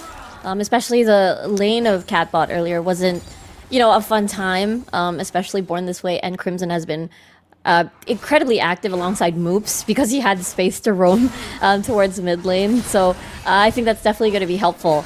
One thing I want to point out, though, is again, we're waiting for the 2-item power spike for Lotus. I think that's going to be really extra, especially with the Triforce. Crimson known to Catbot. Catbot again, 1v1 against the Zed, but the Zed thinks it doesn't matter because the top side, actually Envy, Crimson Guard still protecting his life, but not for too long. Flash into the front, Lotus is there for backup, but the ran damage is enough. Lotus, miss spear from the moves, so they IE decided to back down after that failed spear, but they got Envy. Oh, this is so suffocating! Inferno Esports just knows what to do with the pieces that they have. I think the scary part about this PH representative is that once they're in the lead, they know how to play the lead that they have. They know how to fully take advantage. They know how to take a lot of space in the map. Once they get, prio, they know that they're like this, aggressive. There it is. Yes, and the Pop Blossom saving moves actually. And that from below, actually, that second one, Lotus got the shutdown, but Austerity with all the kill, jumped from the wall, but there's the follow-up from Born This Way. Double kill, of course, shutdown to the Lotus, but 1, 2, 3, another shutdown actually from Catbot in the bottom lane. So I guess it's not too bad, because 2 shutdown goes to SAUL, but yeah, IE, I think could play that better. And it's crazy to me that Austerity was not even pressured the press flash at all. All defensive summoner spells are still intact, which means that it wasn't exactly necessary, despite the Pop Blossom hitting, despite Austerity taking tower hits underneath that skirmish. Again, a lot of trust and movement, and to belief on the lead that they have, that they don't really need to do stuff like that. So the fact that they have surplus after means that they're really far ahead. But good thing Lotus is able to dodge that. Yeah, and Lotus actually got the shutdown kill, I believe. So that's a goal too, but look at the difference on the AD carry. Still 2.8k the difference, still a long way to go for Lotus, but IE, at least, they knew they overextend once. I believe they won't do it again, because Catbot right now under the turret, there's no wave minion, but look who's staying.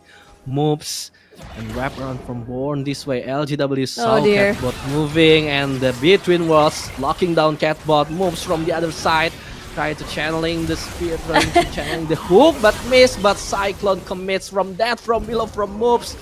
A little bit unnecessary, but yeah, we'll take it, says IE, and this turret on the top lane will be theirs. And it's one of those things where three. You get to see three up top, and they weren't able to punish Austerity being solo. But here we go, Pop Blossom. Yes, Pop Blossom and Flash finally from Austerity because there's no one to back up, so it's a wise choice. But Austerity, look, running become a menace, but he don't see Infi. After the spear, a wise decision to back out. And SAUL, at least they got the flash from Infi. I think it's good enough, but Crimson now came, so SAUL decide they need to back off. This is going to be very Austerity's mechanics and microing on the. I thought there was going to be another fight, but they are really poised to have another fight. No Pop Blossom, no key ultimates that can punish them. Infi's now forced to back away and respect on top of the dragon timing, so they don't have a lot of space to sort of challenge this, which is again, they're sort of grasping for straws here. They're going to be dropping the Herald as mid might be broken. They gotta respect this, by the way. Yes, and Fate's Call, Austerity trying to save moves once again, but LGW into the backside. Oh dear! Look at the Herald into the back line. Trying to cyclone into the 2, and the front line gotta be a mass death march into the catbot RTO front, soloing. And right now, yeah, Born This Way, I think that's not the way, bro. But shout out for the effort because still 1, 2, 3 straight, they will take it. Yeah, there's no way Born This Way used the Herald as like an Uber, dropped off behind the second tier tower into a cyclone. We could see another fight, by the way. Yeah, because moves can found Infi, pushing, baiting the Crimson Guard.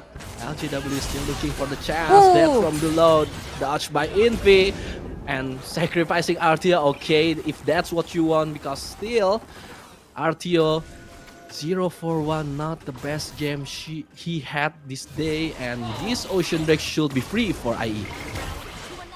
100%. I think all the lanes pretty much have been kept shackled by Inferno Esports. They know their timings, you know, objectives about the spawn. We're going to try to find a pick, use moves to land these deadly hooks. Especially that the timing of Kratos of the Pop Blossom, they wanted to punish Austerity being alone in lane when they saw 3 people up top. The problem was, I think it was a little bit too late on the timing, and therefore it timed perfectly during these skirmishes that was about to be forced by Inferno Esports. So they really do know when to reel it in and when to be extra aggressive. Yeah, because IE right now has an option like force the Pop Blossom from Kratos or just separate the team fights so there's no big wombo combo from SAUL, and they will be happy with that. And right now SAUL trying to set up another trap. Oh, nice ward there, nice Crier to found the Kratos and RTO. I think it's really a nice beat, but Catbot actually got some damage. That mark into the front. Catbot, still there is some damage, but still not enough because Crimson already finished the second item, 2 items Z against 1 lonely magician. Of course, Catbot need to respect it. Yeah, I feel like Crimson will always put a target on Catbot's head. I think before the match even started, it's like, okay, I'm gonna be playing Zed. Okay, I will put the I will make sure to focus on Catbot every single time. Keep him in check. Keep him where he needs to be, so he doesn't deal these massive AoE damage onto these skirmishes where he's important. Because I do feel like the key to be able to punish is not only the Sin Zhao ultimate, but also, of course, Wei alongside the Pop Blossom. And if you separate these, you know, moving parts, then it doesn't really equate to success. And I think this sort of separation that Inferno is doing, which is divide and conquer, is what's really resulting this lead. Ooh. Yep, this Pop Blossom shot down finally, and IE actually got some damage, but it's not enough because Austerity right now got the triple kill.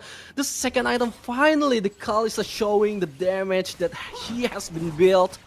And SAUL, it looks like a good team fight for them. The Pop Blossom connects into 3. But actually, there's the problem, the damage itself. Like IE They have Aurora with the Malignance. They have the Kalista that free hitting with her spear. And there's not much that SAUL can do, Riku. I know! This is definitely I think this game is 80% draft, not gonna lie. Maybe even 90%. Yes. They've definitely won, again, winning all these lanes and winning all these matchups was the key to sort of really enhance the playstyle that IE likes to do.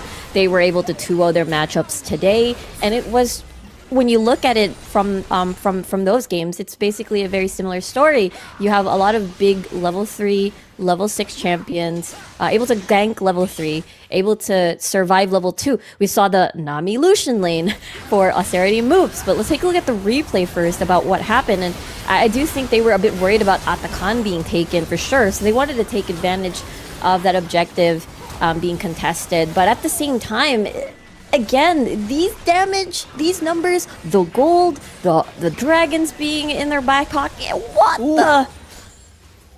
Yeah, Actually, that happened. Wow. That happened, yes. That happened, guys.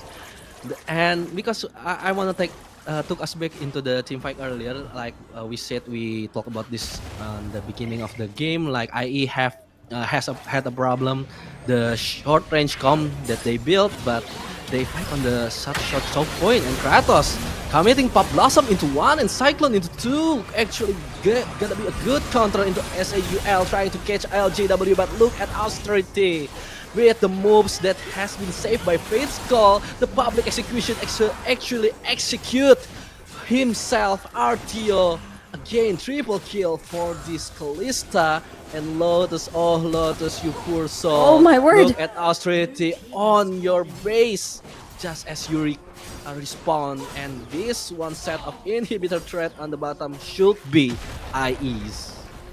The Rend stacks, it's just too painful. Austerity, what a monster of a player, what a monster of a Kalista this guy is. 12-0-5, just what, 1 item ahead, 2 items ahead practically. This is just so much damage to manage. Crimson, look at him go even. Just, I don't mind. I'm just going to destroy this tower or chip it down and add pressure to the mid lane while the rest gets a lot of space. I think what impresses me coming from IE is that despite the lead that they have, they're still very disciplined. We're going to get our dragons. We're going to stack it all up. We're going to still side lane and make sure that they don't have enough space to come here. And I think that's a sign of a really disciplined team.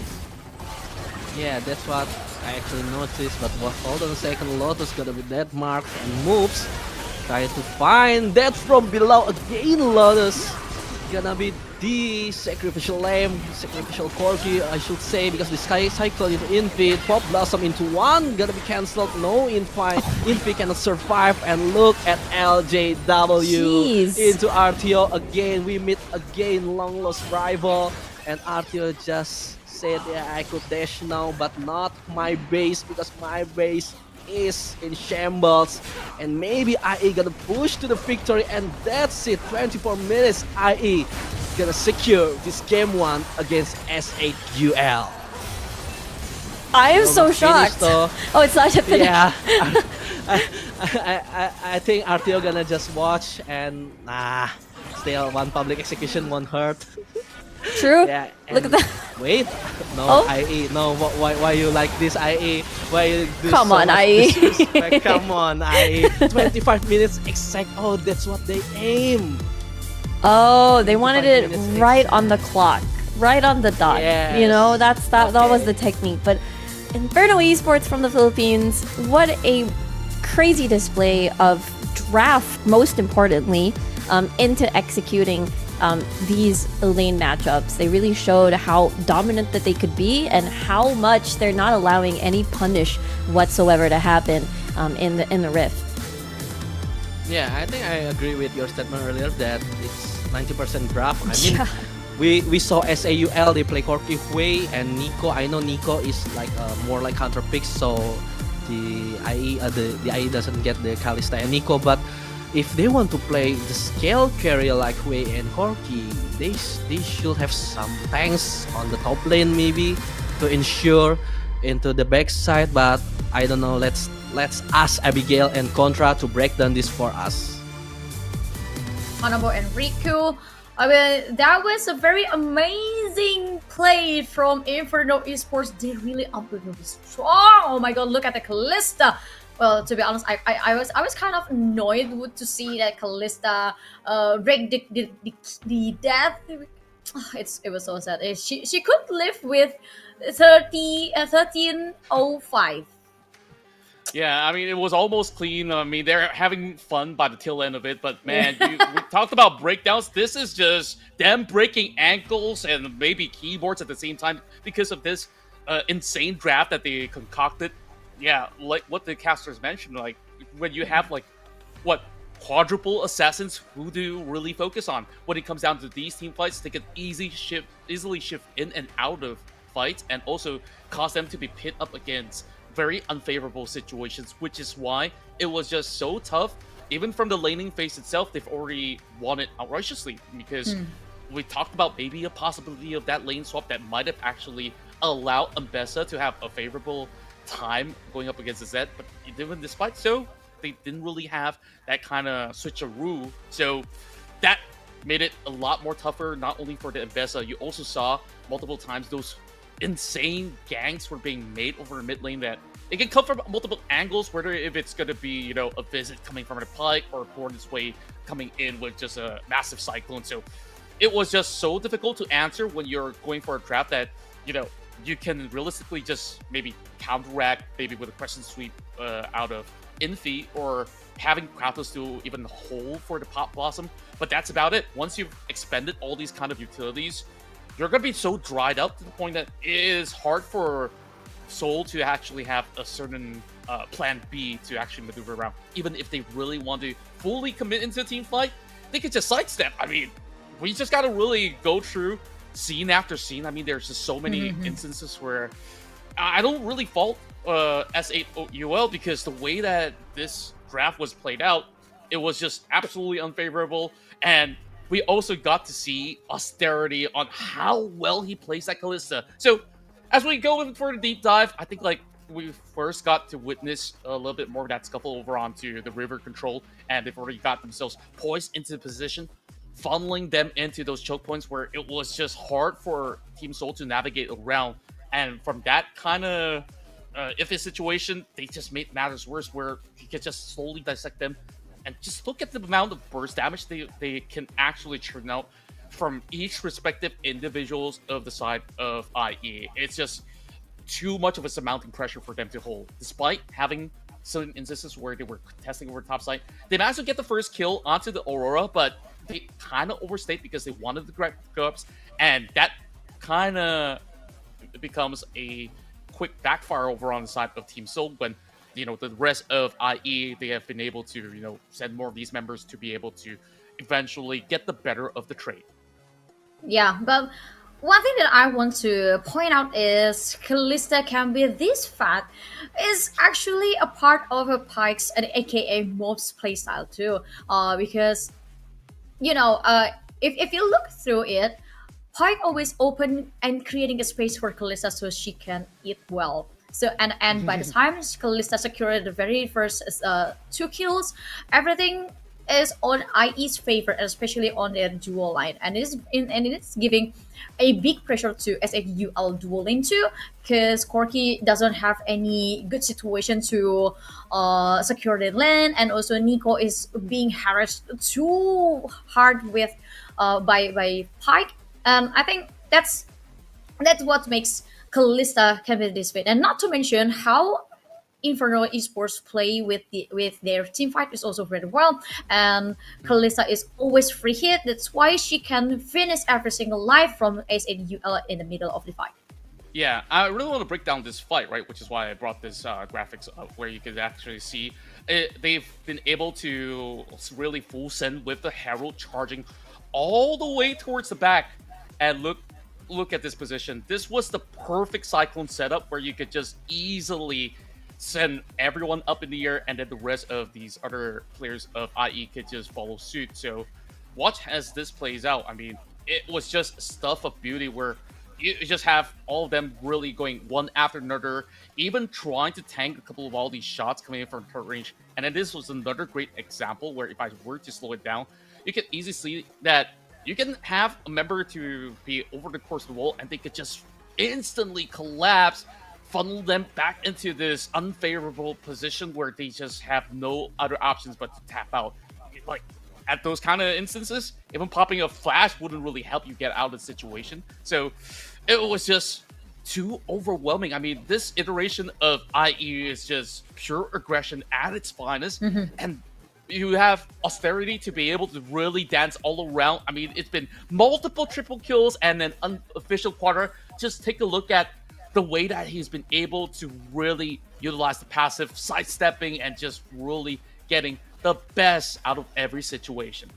Yes, and not to mention how big the whole within this H8UL composition too. Because I mean, basically, if your opponents having two assassins like a Zed and also Pike, you need to hold it as long as possible. You need to drag it to the late game, so by the time you have item, you know how to counterattack them. But sadly, the way Inferno Esports plays, they not just over aggressive, they just not pull aggressive play towards the players of A8UL, but they also did not let A8UL to play as a team. So they just play gang here and gang there, and it worked really well because A8UL really frustrated about how to play as a team if they were always separated by IE.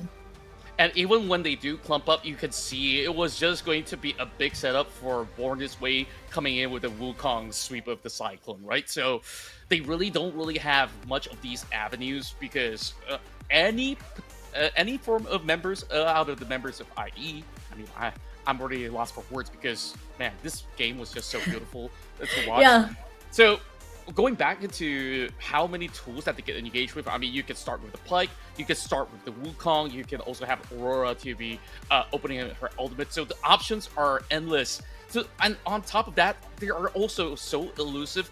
Almost half of the squad could actually go invisible for a split second. And you even saw that Pike gets to dive in so freely because, of course, he's soul binded. So any given moment, if he overcommits, you can definitely tell that Austerity is always prepared to bail him out by having the Fates call. So this was a very well thought out composition that they do have. So I guess that Team Soul now witness it firsthand.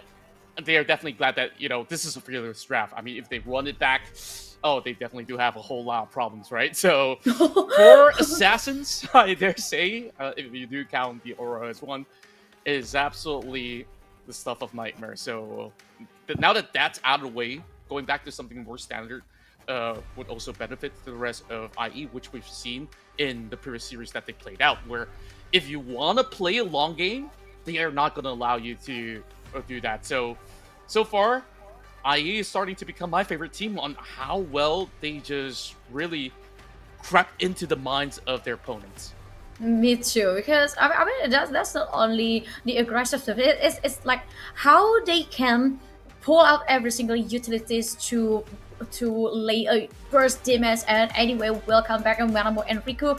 I mean, I believe you guys had a very enjoyable match on the first match of IE versus A8UL, but back to the second game of the fourth match between A8UL and IE. I mean, A8UL needs to find a way out how to counterattack this aggressive playstyle from IE, not to mention how well their synergy, Riku.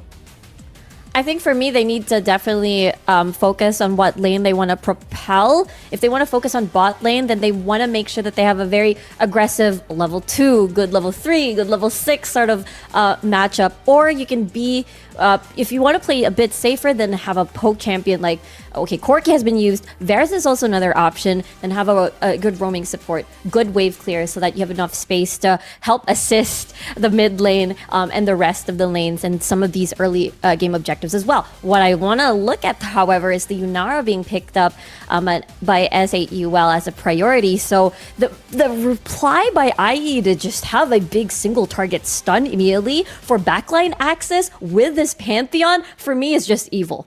Yeah, that was Cyrus. I'm like the moment I saw, you pick Yunara, I'll go straight to her immediately, Manamo.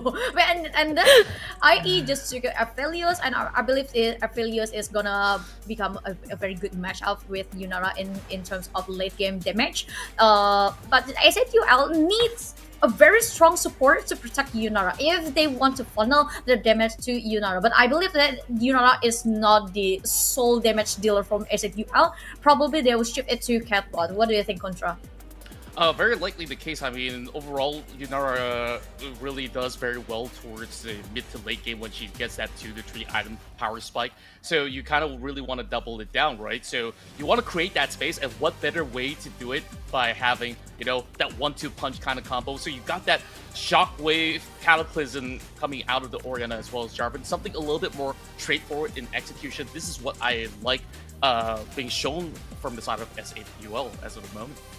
Yeah, but I say you already have 2 late game champions, which is Yunara and Orianna, and I really love the combination of Orianna and also Jarvan, so they can just pull out the Cataclysm and also the Shockwave from Orianna to lock their opponents. And Trash pick finally, since LNC, I haven't been able to see Trash in the draft, and now it's time for Trash to shine. Thank you so much for IE, Manabo. Yeah, I mean, it's kind of obvious because, like Contra said, there's a combo like Cataclysm and the Shockwave, and one way to escape from the Cataclysm, especially if you're Aphelios, like the Lantern, like a way out. I also think about Tahm Kench, but I mean, Trash, looking at Moob's playstyle, liking to hook here and there, yeah, Trash fits him better. So I guess it's a good trade draft, and like what I want to see from SAUL is like, I don't want to. Their draft is driven by what IE pick, because like we saw that in game 1, they counterpicked the Nico, and Nico didn't contribute that much. So I just want to see SAUL playing like their own playstyle, and I think that's good enough for them. Yeah, but I really love how IE trying to predict that SAUL indeed need a good support, a solid support for Yunara. It can be a tank, it can be an enchanter that can open a space for Yunara to doing a very good laning phase, because we all know that laning phase is Yunara's biggest weakness. But LeBlanc, the mommy, Yunara's biggest weakness. Oh my word. Oh my god. No, don't do it. Don't do it. Yeah. Please have mercy on Lotus. Have mercy on Lotus. Oh my word. I just want to say that SAUL, so far, their first 3 picks, they want to play front to back. Most of the disengaged champions, like the Lulu, being taken off the table to make sure that Yunara is safe. And then you have this backline access. Okay, that's also the next best thing, right? You have the Braum. Yep. But of course, you have all these champions that can go from many different directions, like the LeBlanc, like the Pantheon. So again, I do feel like Kratos has such a huge responsibility to just make sure that Lotus is well protected.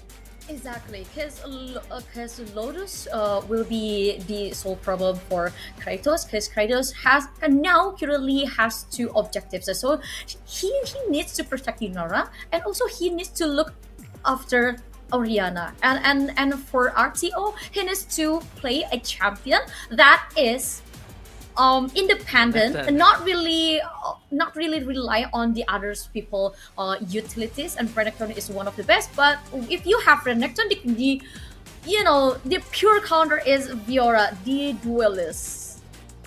Wow, this is absolutely lovely. I mean, you take a look at the entire composition coming from IE, everyone provides some sort of crowd control, so it will definitely be a deterrent for Seoul Esports if they really want to full commit in some of all these team fights. So doubling it down, wow! Even considering the fact that K'Sante has been opened up, man, they're just really looking to once again cause havoc with. Wait a second. Is that a trash mid lane that I'm seeing? There's no way. No way. They're not that crazy. I was holding my breath to see that. I don't think the trash can be played in a minute. Oh my god.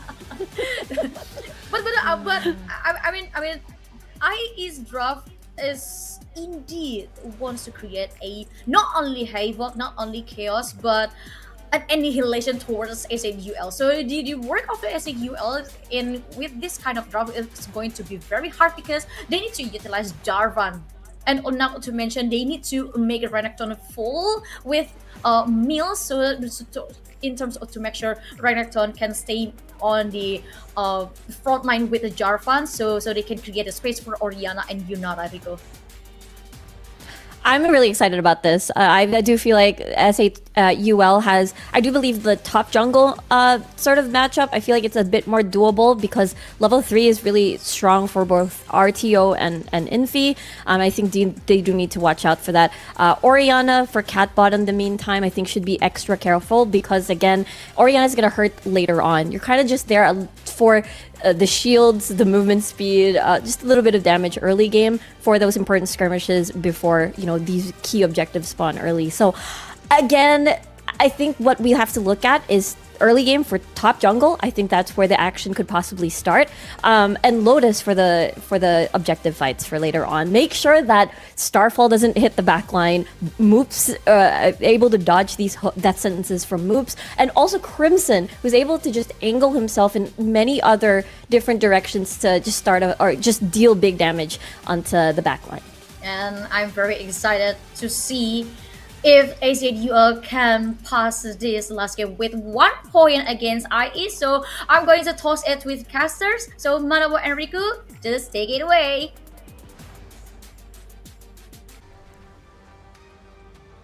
I see what SAUL trying to cook, you know, like the vision is there, like the Cataclysm, the Shockwave, and Renekton dives in with Dominus, and then Yunara free hitting on the back line, but this is IE we're talking about. Like, yeah, they usually the one who initiate first, breaking up the formation. So yeah, SAUL, they need to step up really big because the wombo combo is there. The draft, I can say, is good for them, but the execution, the tempo, are they gonna be driven by IE again, or finally SAUL gonna break the curse? Yeah, I'm really excited because it is undefeated so far for the side of our PH representatives, Inferno Esports. So just as you said, maybe this is the time they're able to assemble. But I think quite similar to their previous drafts, it does rely heavily on making sure that they fight 5v5. Meanwhile, for the side of Inferno Esports, their composition, amazing with roaming, amazing with these skirmishes, a possible pick comp as well in their back pocket with the Thresh and the Pantheon, with just making sure that everybody's just stun locked in place and all the damage will be funneling into one target. So again, they have to watch out for these timings and make sure that they're able to dodge these opportunities as well. Yeah, because we saw from game number 1, Inferno Esports know well how to snowball early leads, and they did it well with a full discipline, not overcommitting much, and just steamrolling the game like a really good textbook. And let's see in the game 2, can they execute this well? Because right now SAUL also have a good draft on their hand, Riku. We'll see. I do think that this is a much better draft compared to earlier. I think this is a much better fighting chance. I do think, especially top jungle, I think my biggest worry is that, again, this composition, it's a lot of moving parts. They definitely need to be together to be extra effective, and a lot of pressure for Lotus as they're trying to maybe find a pick onto Crim? Question mark. Oh, the timing couldn't be worse. Like, it's also also Crimson who disconnected also, like SAUL, and yeah, they should already see the Braum. Yeah. Hello. Let's see. We're back. Yeah, because there's a pause, like you see, like SAUL. Yeah, SAUL wants to do, like, they want to get the tempo early. That's why they set this kind of trap. And just like you said, they have the big wombo combo. They can execute well with the draft. So yeah, SAUL won't go without a fight in this game too. I'm really excited about how this is gonna pan out because again, as long as they survive the laning phase, I think they have a very good fighting chance at winning some of these team fights. I can imagine how it's gonna go. Very classic front to back with, just as you said, Manamo. It is the Renekton with the Dominus just being the annoying crocodile alligator. I know the difference, just not right now, but we are going to head back to the game real soon as we are getting that prepped up for you. But I'm sure a lot of the, especially the PH fans, they've witnessed 2-0s today in their matches, and it's going to be incredibly, well, amazing if they're able to 2-0 this series against SAUL as well. Yep, and looks like there won't be a problem against Crimson like the earlier gang. SAUL decided to back off a little bit, but Austerity, with the range advantage of Aphelios, especially early Aphelios, Yunara could not trade that well. Looks like early pot needs to be consumed, but in the mid lane, actually, Orianna. Yeah, the two champion of the Unkillable Demon King facing each other. That's true. Yeah, and in the early stage, I prefer Orianna. Oh, may I ask why? Is it because of the trading capabilities? Much stronger. The trading capability and the shielding also from Orianna gonna make it a lot harder for LeBlanc, but we know Crimson, he knew not to overextend, but look at the board. Kratos actually need to flash a little bit early, and yeah, this bot lane's gonna be toasted and need to wait for Infi. Oof. We haven't speak about Infi a lot in this game because Jarvan is one of the jungle that can do early ganks to any lane, and hopefully SAUL notice this and punish this Aphelios. Yeah, I agree. I think, oh, mid lane. Yep, cat bot. Look, Crimson low HP. Born this way need to cover him up, and this is the prowess of the Orianna. And yeah, Crimson needs to back up. Cat bot needs to notice that yeah, mid lane's gonna be toasted, and Born this way will sometimes came along to disturb this Orianna. Yeah, because so again, so far it has been. Oh no, Catbot took a turret damage. Oh no, that's so unfortunate because Catbot was winning the lane, but hold that thought. Bottom lane, however, is going to be a 3v3 situation. Yeah, and now 3v3 Austerity with the Gravitum can stun, and Lotus still hasn't got that damage yet. Kratos will be the first to fall down. Infi in the other side, try to get one back, and it's Born this way. Austerity still trying to find Lotus in the alcoves. Doesn't already lost his flash. Oh yeah, Lotus the cat already emoji. on the vision. Look at moves. Battling against Infi. Infi know that he can do nothing, and against Trash, the soul has been slain from Infi, and already 4-1 Austerity eating a turret shot, but it should be no problem. After this wave, they need to go back, and wow, 2 minutes and already a lot of things happen, and it still continue. Crimson still managed to do some trades against Catbot again.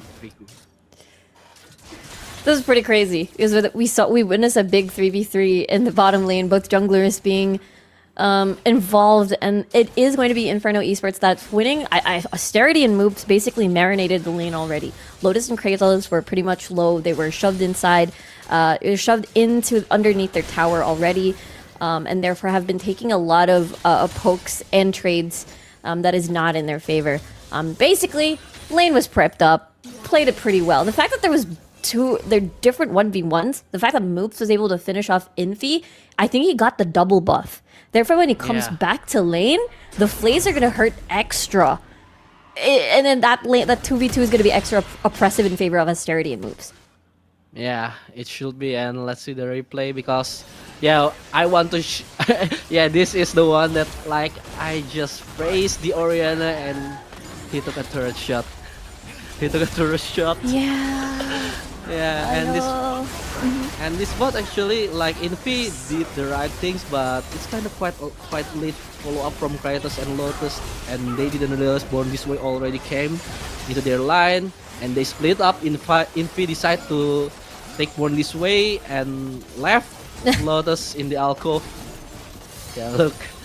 It's not much that it can do then. And Infi actually stay a little bit too long, giving the kill to Moves. Actually, also a quite questionable move from Infi. Yeah, that's true. This is gonna make things extra difficult. Austerity and Moves, this is definitely their win condition, if you will. Now that they've started to ramp up, that means they have space to take the dragon. They have space to contest later on. I feel like Moves is gonna make sure to rotate, help out mid to make sure that Krim is gonna get prio into the lane.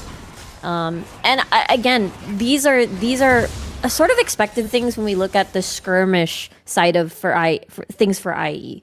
When it comes to the big 5v5s, we do expect a lot more friction happening between the two teams where S8UL can make it extra competitive. But it all started here. Austerity basically was able to have those concussive stacks sort of expire. Therefore, the stun didn't hit. Therefore, the trades and the fighting prowess basically pendulumed back to Austerity and Moves. Yeah, and Austerity actually got one more kill into Lotus, into the Yunara. So yeah, this definitely is gonna be hurt. And already switching lane from IE, trying to peel the top lane turret plating. But yeah, Infi, Kratos actually should be visible from the ward. And yeah, it's gonna be a little bit low state earlier, but Crimson, because the lead that he's got earlier, having the confidence to do a trade with Catbot. And yeah, we don't watch this until a mid game, because yeah, Sante and Renekton, not much to watch, not much to do, unless the jungle, like, yeah, I want to gang this top laner. But yeah, LGW actually got a lead 20, actually 30 CS lead. What? LGW? So yeah. RTO can farm? It is going to be rough. It is going to be quite the rough lane without the involvement of junglers. Meanwhile, 3v2. Infi already came Cataclysm into the trash itself, but Grand Star falls stun into the Lotus again. This Yunara has been shut down.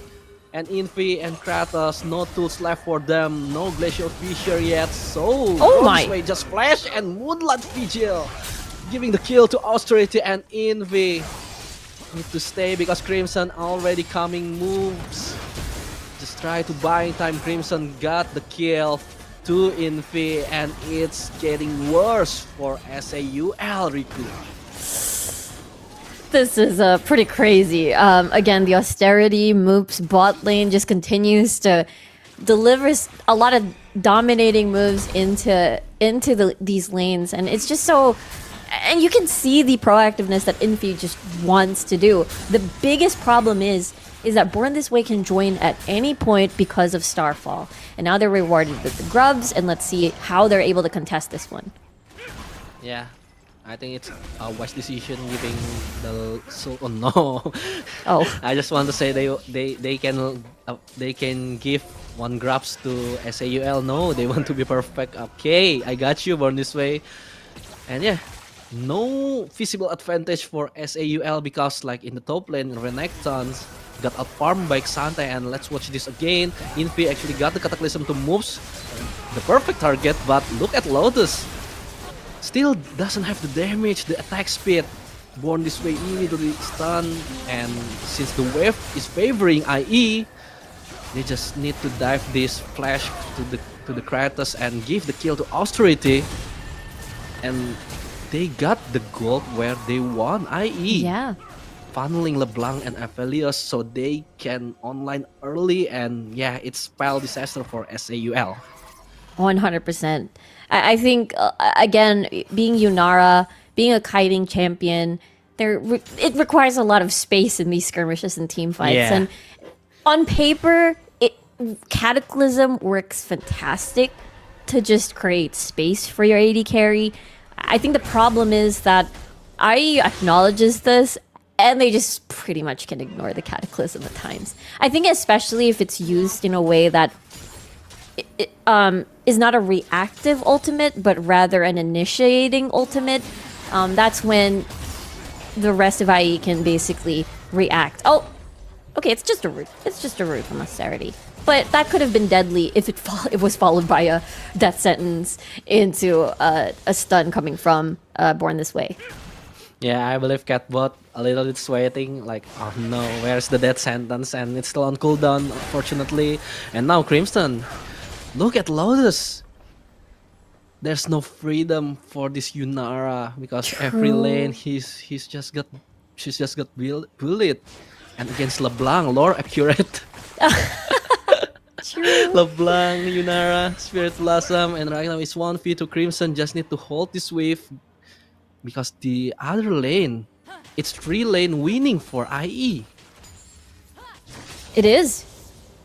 A top lane, unfortunately, I think the focus just definitely wanted to relieve pressure on the Yunara lane, which is very understandable because that is your number one source of damage. You want to make sure that Yunara even survives the lane, and that's why RTO is able to be alone and left to his own devices. And I think I would say this is a much, much better lane compared to the Ambessa Aurora lane from earlier, but still not being able to gain priority, which is unfortunate because that's the reason why you sort of want to get Renekton, either to sort of match or to be able to win your lane and be able to contribute in these skirmishes and team fights alongside your jungler. Meanwhile, there's a lot of space for IE to take this dragon, and they're just doing the Inferno Esports formula. Lane dominance equals to map dominance equals to objectives and possible tower dives as well. Yeah, because right now Grand Starfall into the box to the safety just for the style from IE. Like, you see, I can dive you in the turret and still come home safely, said IE. And yeah, because the Infernal Drake from earlier, they got the feats of strength for IE, and the top lane LGW looks not unbothered. And Catbot, a weird positioning actually from the arena. Why she's there? And right now Crimson got one plate for that kill. Catbot, a little bit questionable actually. Yeah, maybe seeing Crim having half HP could be a possible solo kill into Shockwave and Dissonance. Maybe that's why. But at the same time, gotta keep worrying about the Thresh. You know, it is very scary once Moops has enough space. That means you have to think about that the Thresh is most likely going to be, well, everywhere and roaming. Meanwhile, mid lane could see some action. Yeah, and Kratos, oh, that sentence got missed. So Kratos now can escape with his life, but second that sentence won't miss right now, Kratos. I give you a chance and you waste it, and now Crimson Moonlight Vigils into Invi. And look at IE, they did not overcome it again, just like you said, Riku. They know how to extend, they know how to stop, and just play safely, play discipline. Yeah, again, they know how to use their composition to its maximum and most optimal use. It's basically, again, the LeBlanc we talked about during draft, how a LeBlanc can basically ignore positioning. You can be a bit more creative on your point of attack. You can come from chickens, from raptors, as we've seen there. Austerity can basically put Lotus in dangerous, health numbers, and then you've got LeBlanc to finish the job. Same thing once Born This Way dives right in. There's many ways for them to eliminate the possible problem, and I think the laning phase being uncomfortable for Lotus makes this whole IE death ball, or rather assassination squad, if you will, sort of much easier to pull off. Yes, and we Shockwave into the Crimson. Yeah, wow. Like you said, this LeBlanc have that flexibility in terms of positioning, found Infi, Bale in Cataclysm, clone, return again. And yeah, just playing with these two people from SAUL, buying time, buying space, and she's escaped. And there's a blast gone to the safety. Oh my word. Oh my lord. Teleport. Bye. Goodbye. Have a good time. Have a good time.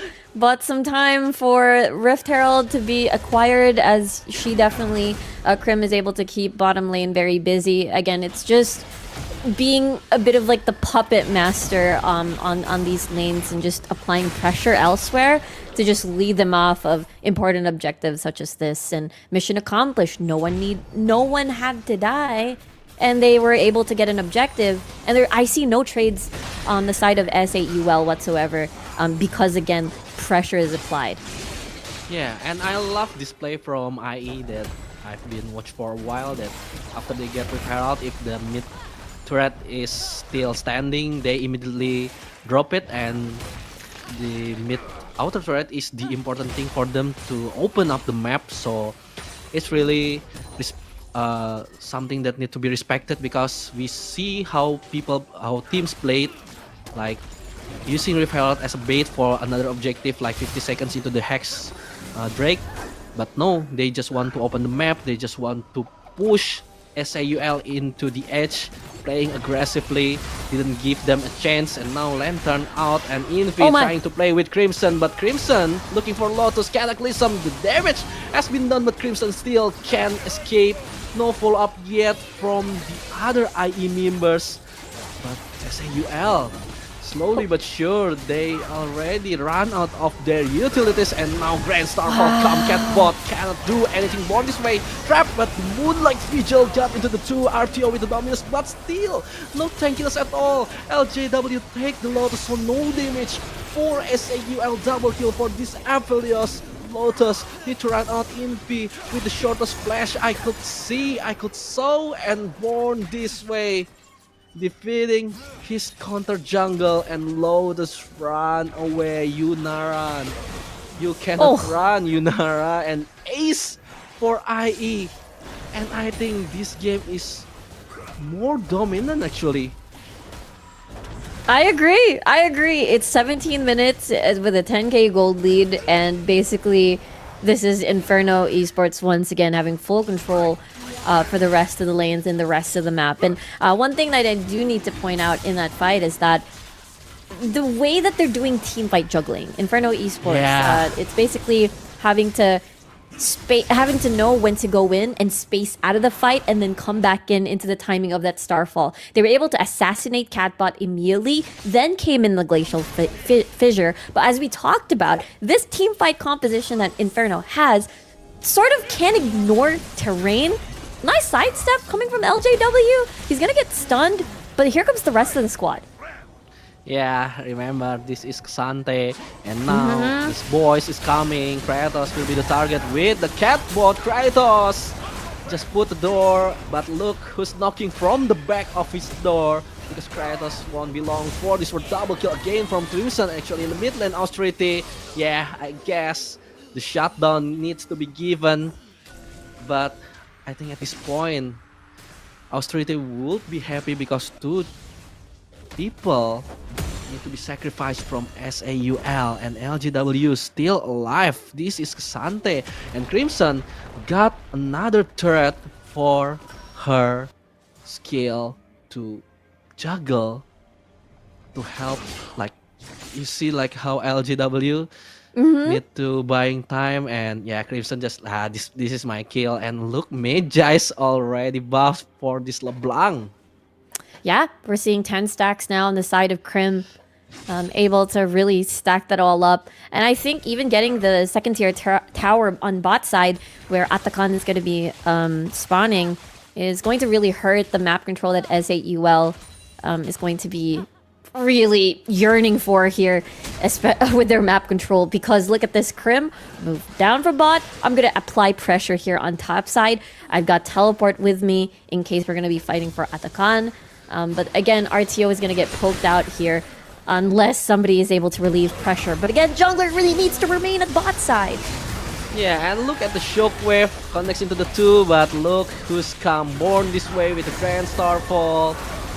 And it's always a bad idea to commit into the Xante. The Evelius still alive until now. Cannot be touched. And double kill to the Phantom. 4 people needs to be sacrificed because they tried to pick off this Xante, a champion with 4700 HP. Nah, I won't go there. But yeah. True. That is so relatable. I think, Inferno Esports, macro is fantastic.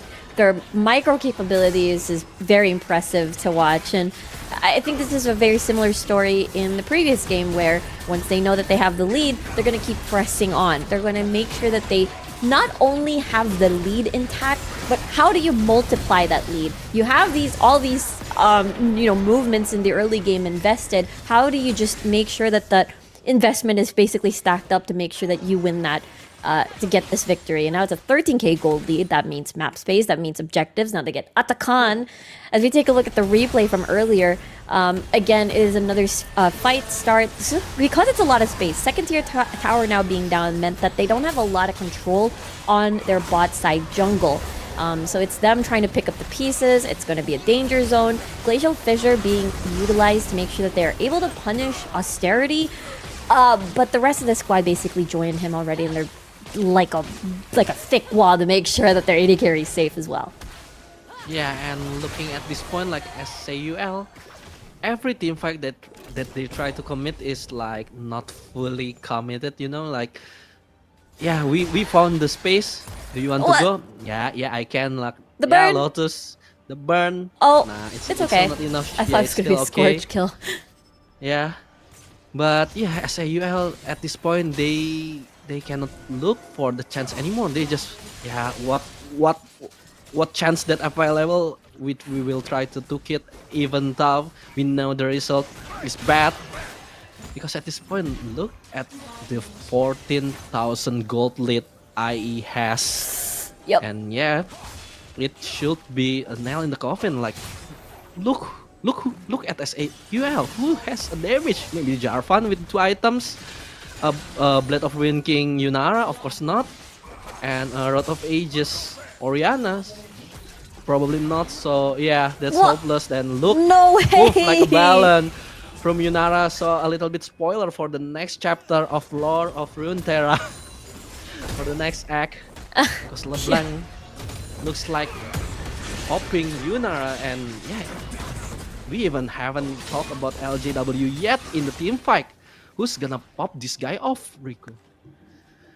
I mean, I think the solution was supposed to be maybe Lotus, but if Prim is able to reach Lotus first, then I guess there is no solution. Kazante's just gonna go wild in these skirmishes and team fights, but I feel like everybody will be... Oh, Posterity is just gonna skedaddle there and get out of there. It is going to be the Soul coming right up for IE.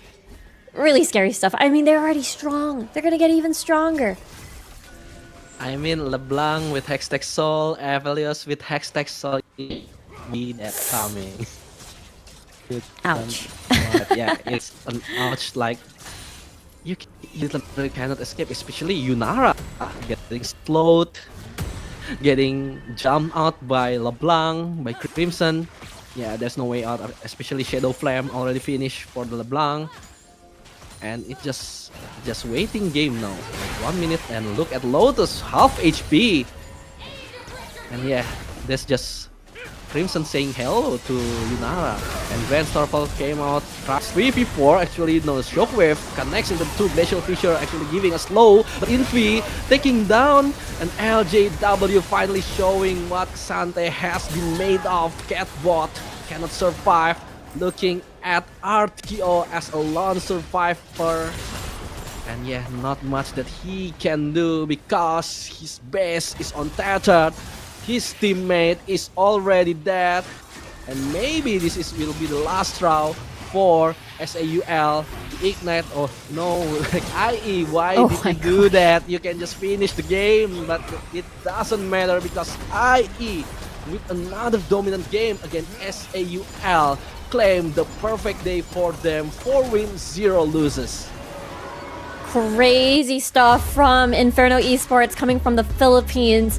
They really have shown their prowess when it comes to drafting individual mechanics, their laning phase, the macro when it comes to the mid to late game. This team is such a scary team to fight against, and I'm pretty sure the rest of the squad over here in LCP better watch out for them.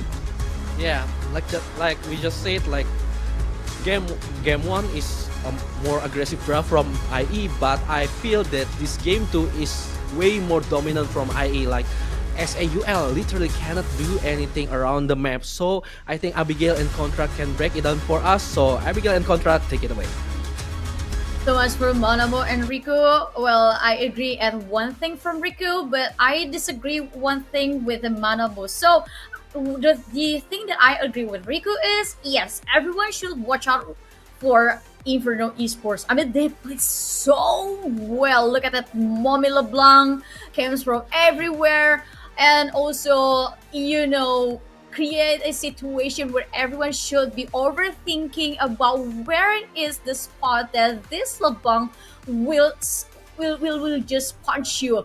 And the thing that I disagree with Manamo is, this is not just a more dominating match from Inferno Esports, but more like this is a massacre. I'm totally sorry for saying it, but it is.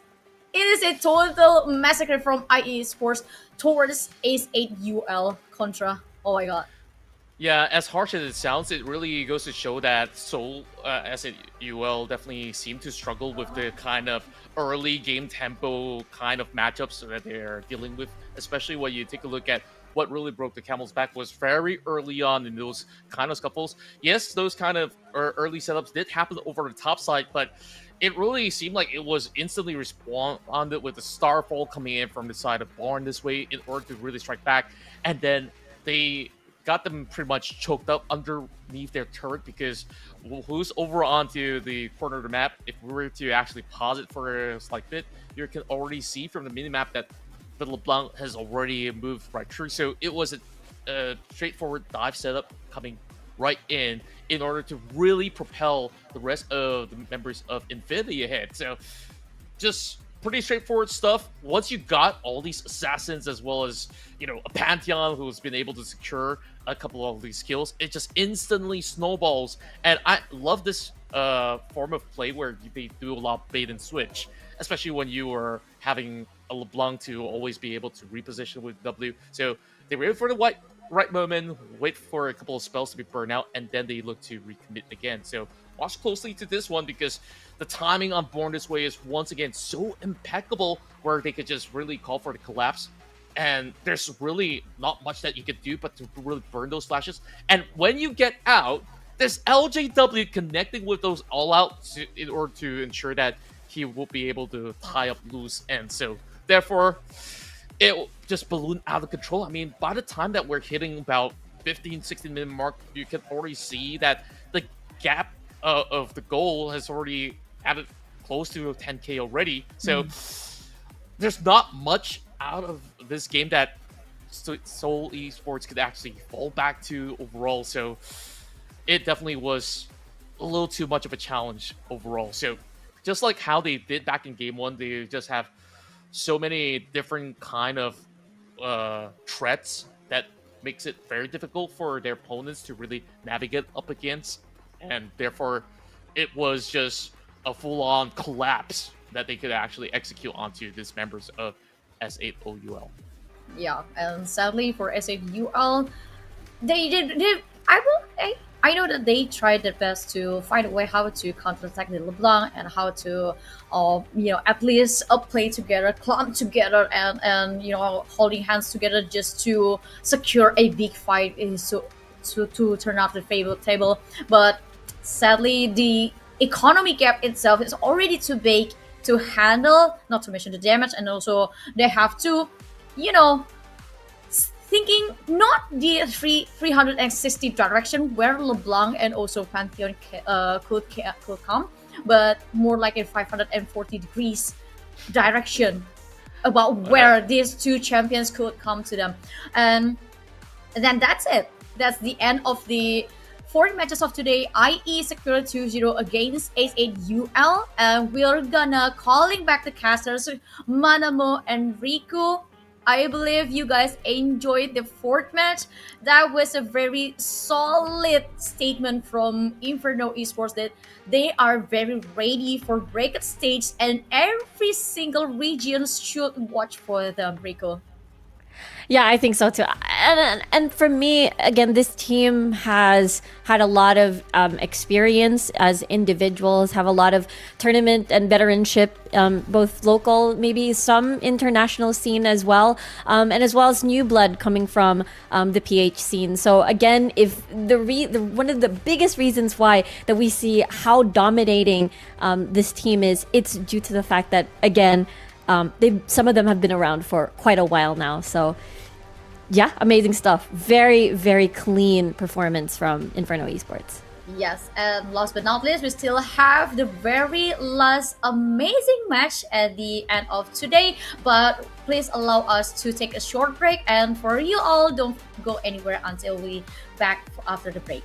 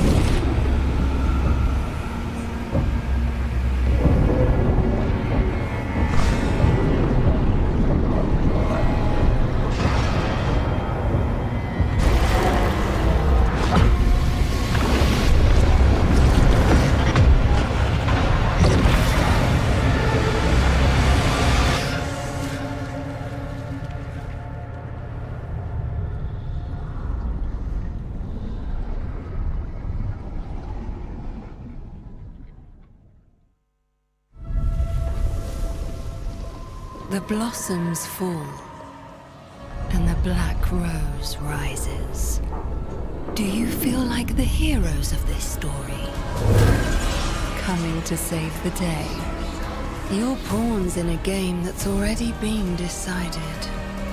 You will fight, as good soldiers do. I will seal you away once more. Your age has passed, Darkin. Stay buried.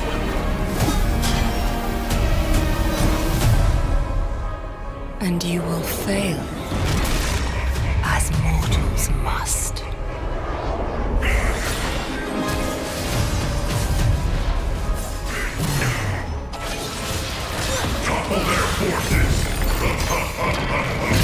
Your course was doomed the moment you left Demacia.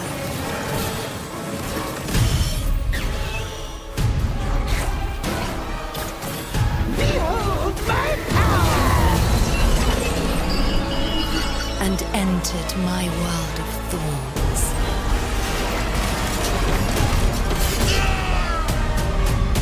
Make your final stand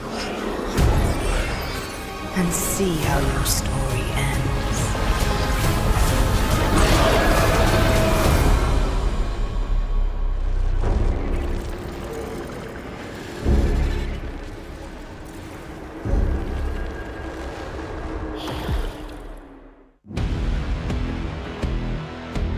Going for it, and here comes the steal between Worlds hanya menjadi pemisah dunia. Ini di World Fightหน้ามายังคงรอชีวิตอยู่แต่ว่าไม่พอ Defense as well, and even full commit is sticking. Combo, but they should try to look for a combo here. The dragon is stolen away.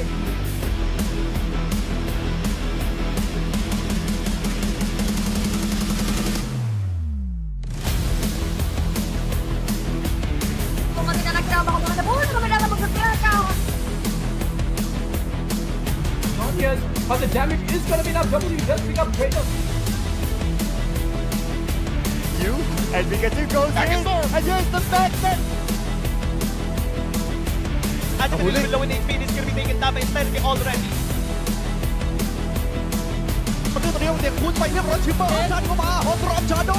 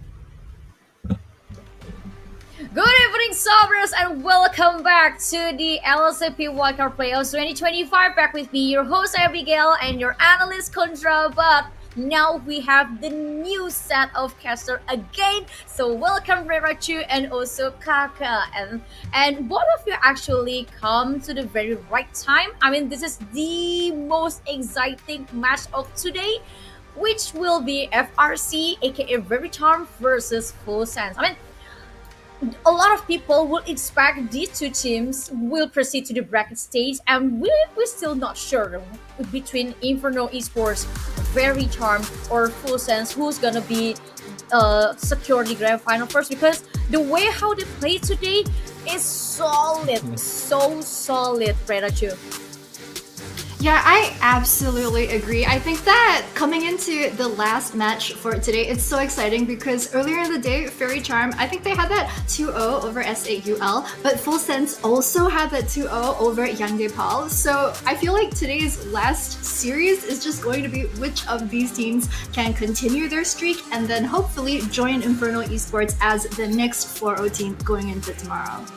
Yes, but Faerie Charm has one player who had one player who didn't play during their first game, just Nekodesu, and we expect Nekodesu maybe can play in this game. If Nekodesu can play for Faerie Charm during this last match, this will be banger because we can see the full potential of Faerie Charm. What do you think, Kaka?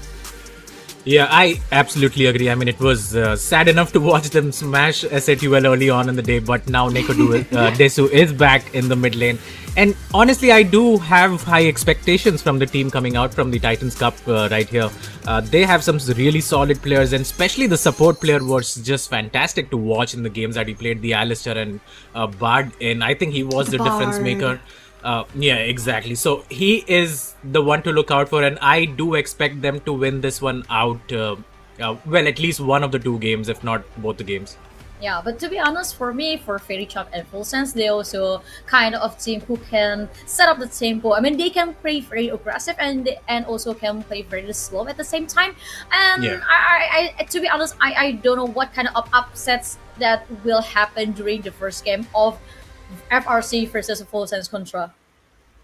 Yeah, I mean, when we take a look at these two really stacked rosters, I mean, we're definitely keeping our eyes fixated onto the mid lane as well as the duo bot on both sides. I mean, they are just showing really immaculate display on team fights and when it comes down to control in certain areas, when it comes down to objectives, they always nail it down, pinpoint. So right now, it's somebody breaking the streak of, you know, their wins, and it is definitely sad for whoever takes the L of the series. So who knows, it might still end up in the draw. So when it all comes down to these factors, this is where both of the junglers need to really activate each side of the lanes. Yup, and Wukong first pick for Faerie Charm, and no Alice again, but it's kind of sus to see Full Sense ban Annie towards FRC, because I don't remember FRC played Annie.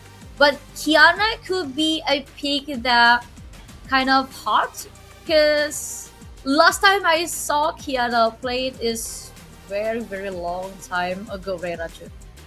Yeah, I think that the Annie, lately, like we've been seeing in the meta, Wukong Annie is a very strong duo. We've seen it a lot, like lately in the LCK as well in the last couple of weeks. I think the recent meta has been a lot of like very CC heavy champions. So there are a lot of good picks for Rumble. Yeah, I'm surprised that that made it through. There are a couple of champions still open that could deal with the Rumble. There's like Aurora, which I'm surprised made it through this ban. There's also Ambessa. So yeah, we'll have to see. But there's a lot of things left open. I kind of feel like this happens when we see like a regional competition such as this. We see a bit more of maybe more targeted picks, I think, than like just meta good picks. Yeah, but Unara pick for the third pick of FRC, so they just open every single type of stealer that they can open for from the FRC. Same goes with the FS, but if you have Rice, if you have Kiana, now down to one problem: you need someone who can stand in front of you, Contra. Yeah, when we take a look at this matchup where you're having big question marks, is it going to be like a Rise that's going to be over the top side? Are you going to get that Kiana in the jungle? So definitely this kind of mixed situation might throw a little bit of a wrench over on the side of FRC. But then again, if you realistically look at it, it could be a decent favorable matchup if you actually have the Rise being sent over the top side where you have that range control then to be spit with all the flamethrowers in front of the face. So look at the rest of field. I'm really liking that they're starting off very steady for the side of FS, where, you know, the Kaisa can still be able to complement with whatever support they do pick up later on. Yeah, and then Oriana's win from Full Senses very makes sense for FRC because they want to deny the combination of Shockwave and also Cyclone from Wukong, not to mention the Equalizer from Rumble, but there's still a lot of options if you want to make a combo for Wukong, Kaka. Yeah, I mean, the Galio's still up, right? So that could be something that FRC can look to ban as well. Again, a good matchup into the Rumble. And as you said, you need a frontline. What better than Galio playing against two AP champions? So that is something that can be looked at for the side of Faerie Charm. And if I am Faerie Charm, I'm also looking at Rakan right now, because that is something that can get picked for the side of SFS since the Kaisa has come in as well. Yeah, Rakan will be a good match too for Wukong, because every single skill that Rakan has is a crowd control, so it will be open a lot of options for FRC how they want to initiate the fight with Full Sense. And Full Sense, I'm still waiting what kind of champion they will pick. Aatrox, Wow. solid, and in more of like a double late game insurance for Full Sense, because they already have Rice and now they have a strong factor, which is Aatrox. So they just need some champion, or maybe one champion who can give lots of buffs towards these two champions contra. Okay, I think like this is the angle where Full Sense is actually sending the Kiana into the jungle, or I mean, in the form of clear speed, as well as the kind of angles that she can really look for. It is definitely going to allow her to really create certain spacing and just come in with those huge AoE ultimates in order to overwhelm the rest of FRC. And if anything at all, if that Rise happens to be nearby, they could actually level up to bail out a situation. I was thinking about a Nautilus support or something that could really fully lock onto the target, but instead they went ahead with the Leona just to ensure that they could really try to close the gap.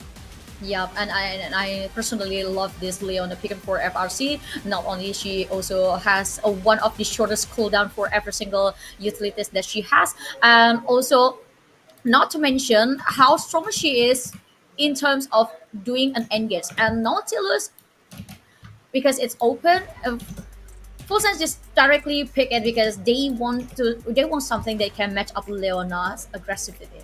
Kaka. Yeah, 100%. I think it's just a great combo down in the bot lane. Kaisa, Nautilus, you press R, you can use the Killer Instinct, get to the backline, right? I really like what Faerie Charm have drafted for themselves. It's a lot of team fighting. It's a lot of late game damage as well coming out from both Yunara and Aurora, and the disruption that the Wukong can provide with the CC with Leona. I mean, that's just a perfect draft for them. So in my opinion, I do favor them just based off this draft. They got what they wanted and they limited the options as well from the enemy side. For me, I think Full Sense. I think Full Sense will shoot good. I mean, I agree with Kaka, because and this is not just my bias, that I'm all for Faerie Charm over here, MYSG to Inska. It's not just the national bias that's coming in, but I think that Faerie Charm have a simpler composition to play, very, as you said, team fight oriented. There's the Leona that can go in, there's the Wukong as well, very good engage. Also a lot of disengage tools. If you miss your skill shots as Aurora, you can still kind of back out from that team fight. Whereas I feel like Full Sense has that a much more tricky composition to play. I think we saw it even with just the first 3 picks, right? When they went Ryze, Kiana, as well as Kaisa. We're like, how are they going to play this? There are kind of a lot of opportunities where it could go wrong, where they could maybe fall behind late, they could get ganked, that sort of thing. It feels a bit more of a solo queue composition as opposed to a 5v5 sort of composition. But I mean, if they can pull it off, it could still be good. Okay, so I think I'll just leave Rachu and Kaka to have deeper discussion and also lead the first game of the last match of today. So I'm gonna toss it to you. So Rachu and Kaka, please take it away. Well, thank you for that, Abby, and welcome to the desk, Ray. Again, I think we are in agreement that the draft has been sort of won by Faerie Charm. I would have liked to see the Y actually come in, and that would have made it better for the side of FS. But it seems like you have something to say, so I'm not going to stop you there.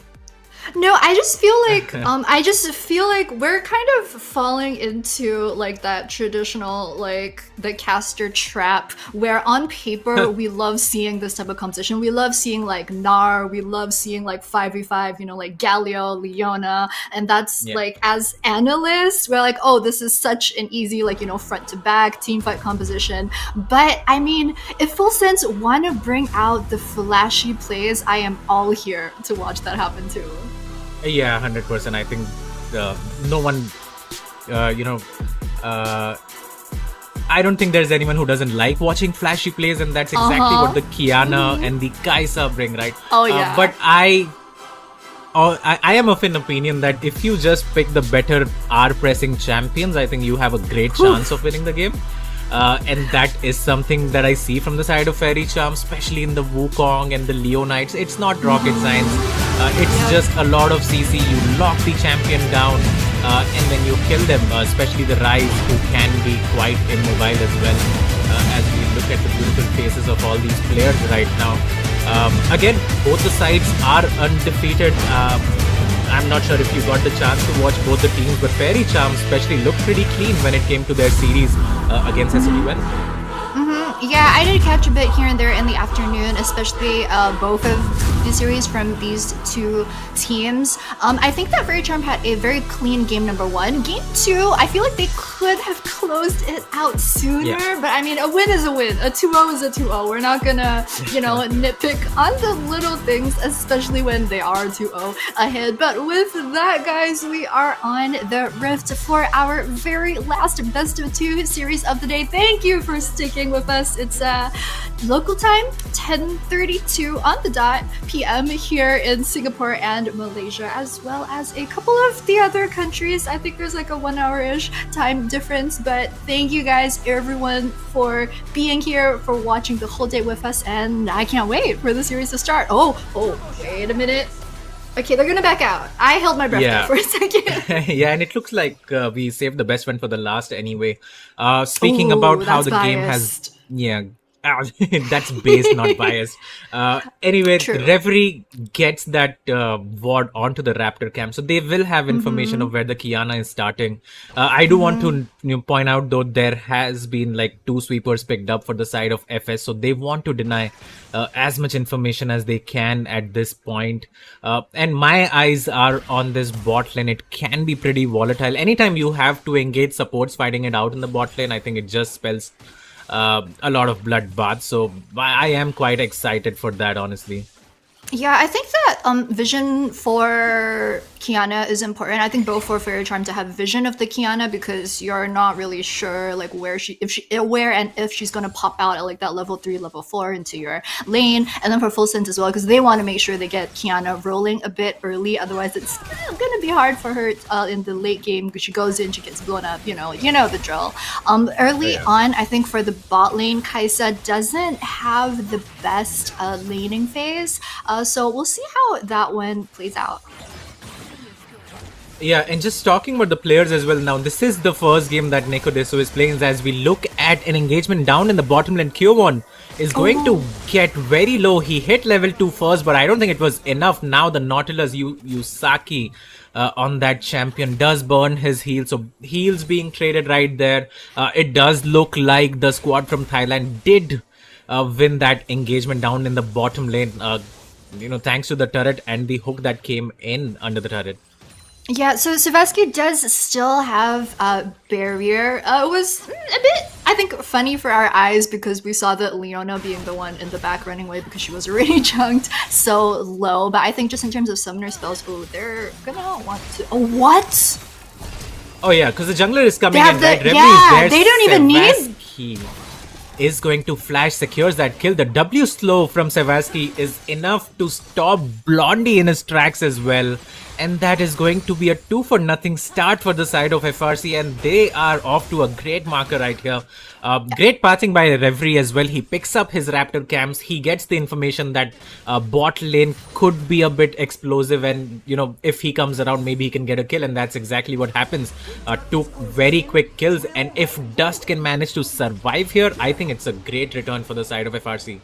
But good timing for Full Sense as well. They recognize that, you know, stuff's happening down in the bottom side. So they did path the Kiana up towards top. But I think they're deciding to not do anything sus on the Rumble, instead opting to maybe see if they can get anything on Aurora. But the mid wave is kind of just going to meet in the middle here. So it's not really going to be easy for a gank. And yep, she's just going to walk on back down towards Scuttle. Nautilus came up to help, but yeah, absolutely cracking start from the side of Faerie Charm. Honestly, didn't even need the Wukong to get the first kill. Of course, with the help of the jungler, they managed to win the 3v2. And let's see, Kaisa does still have cleanse. The Keel is maybe about halfway or so up. So, yeah, looking good for the side of Faerie Charm.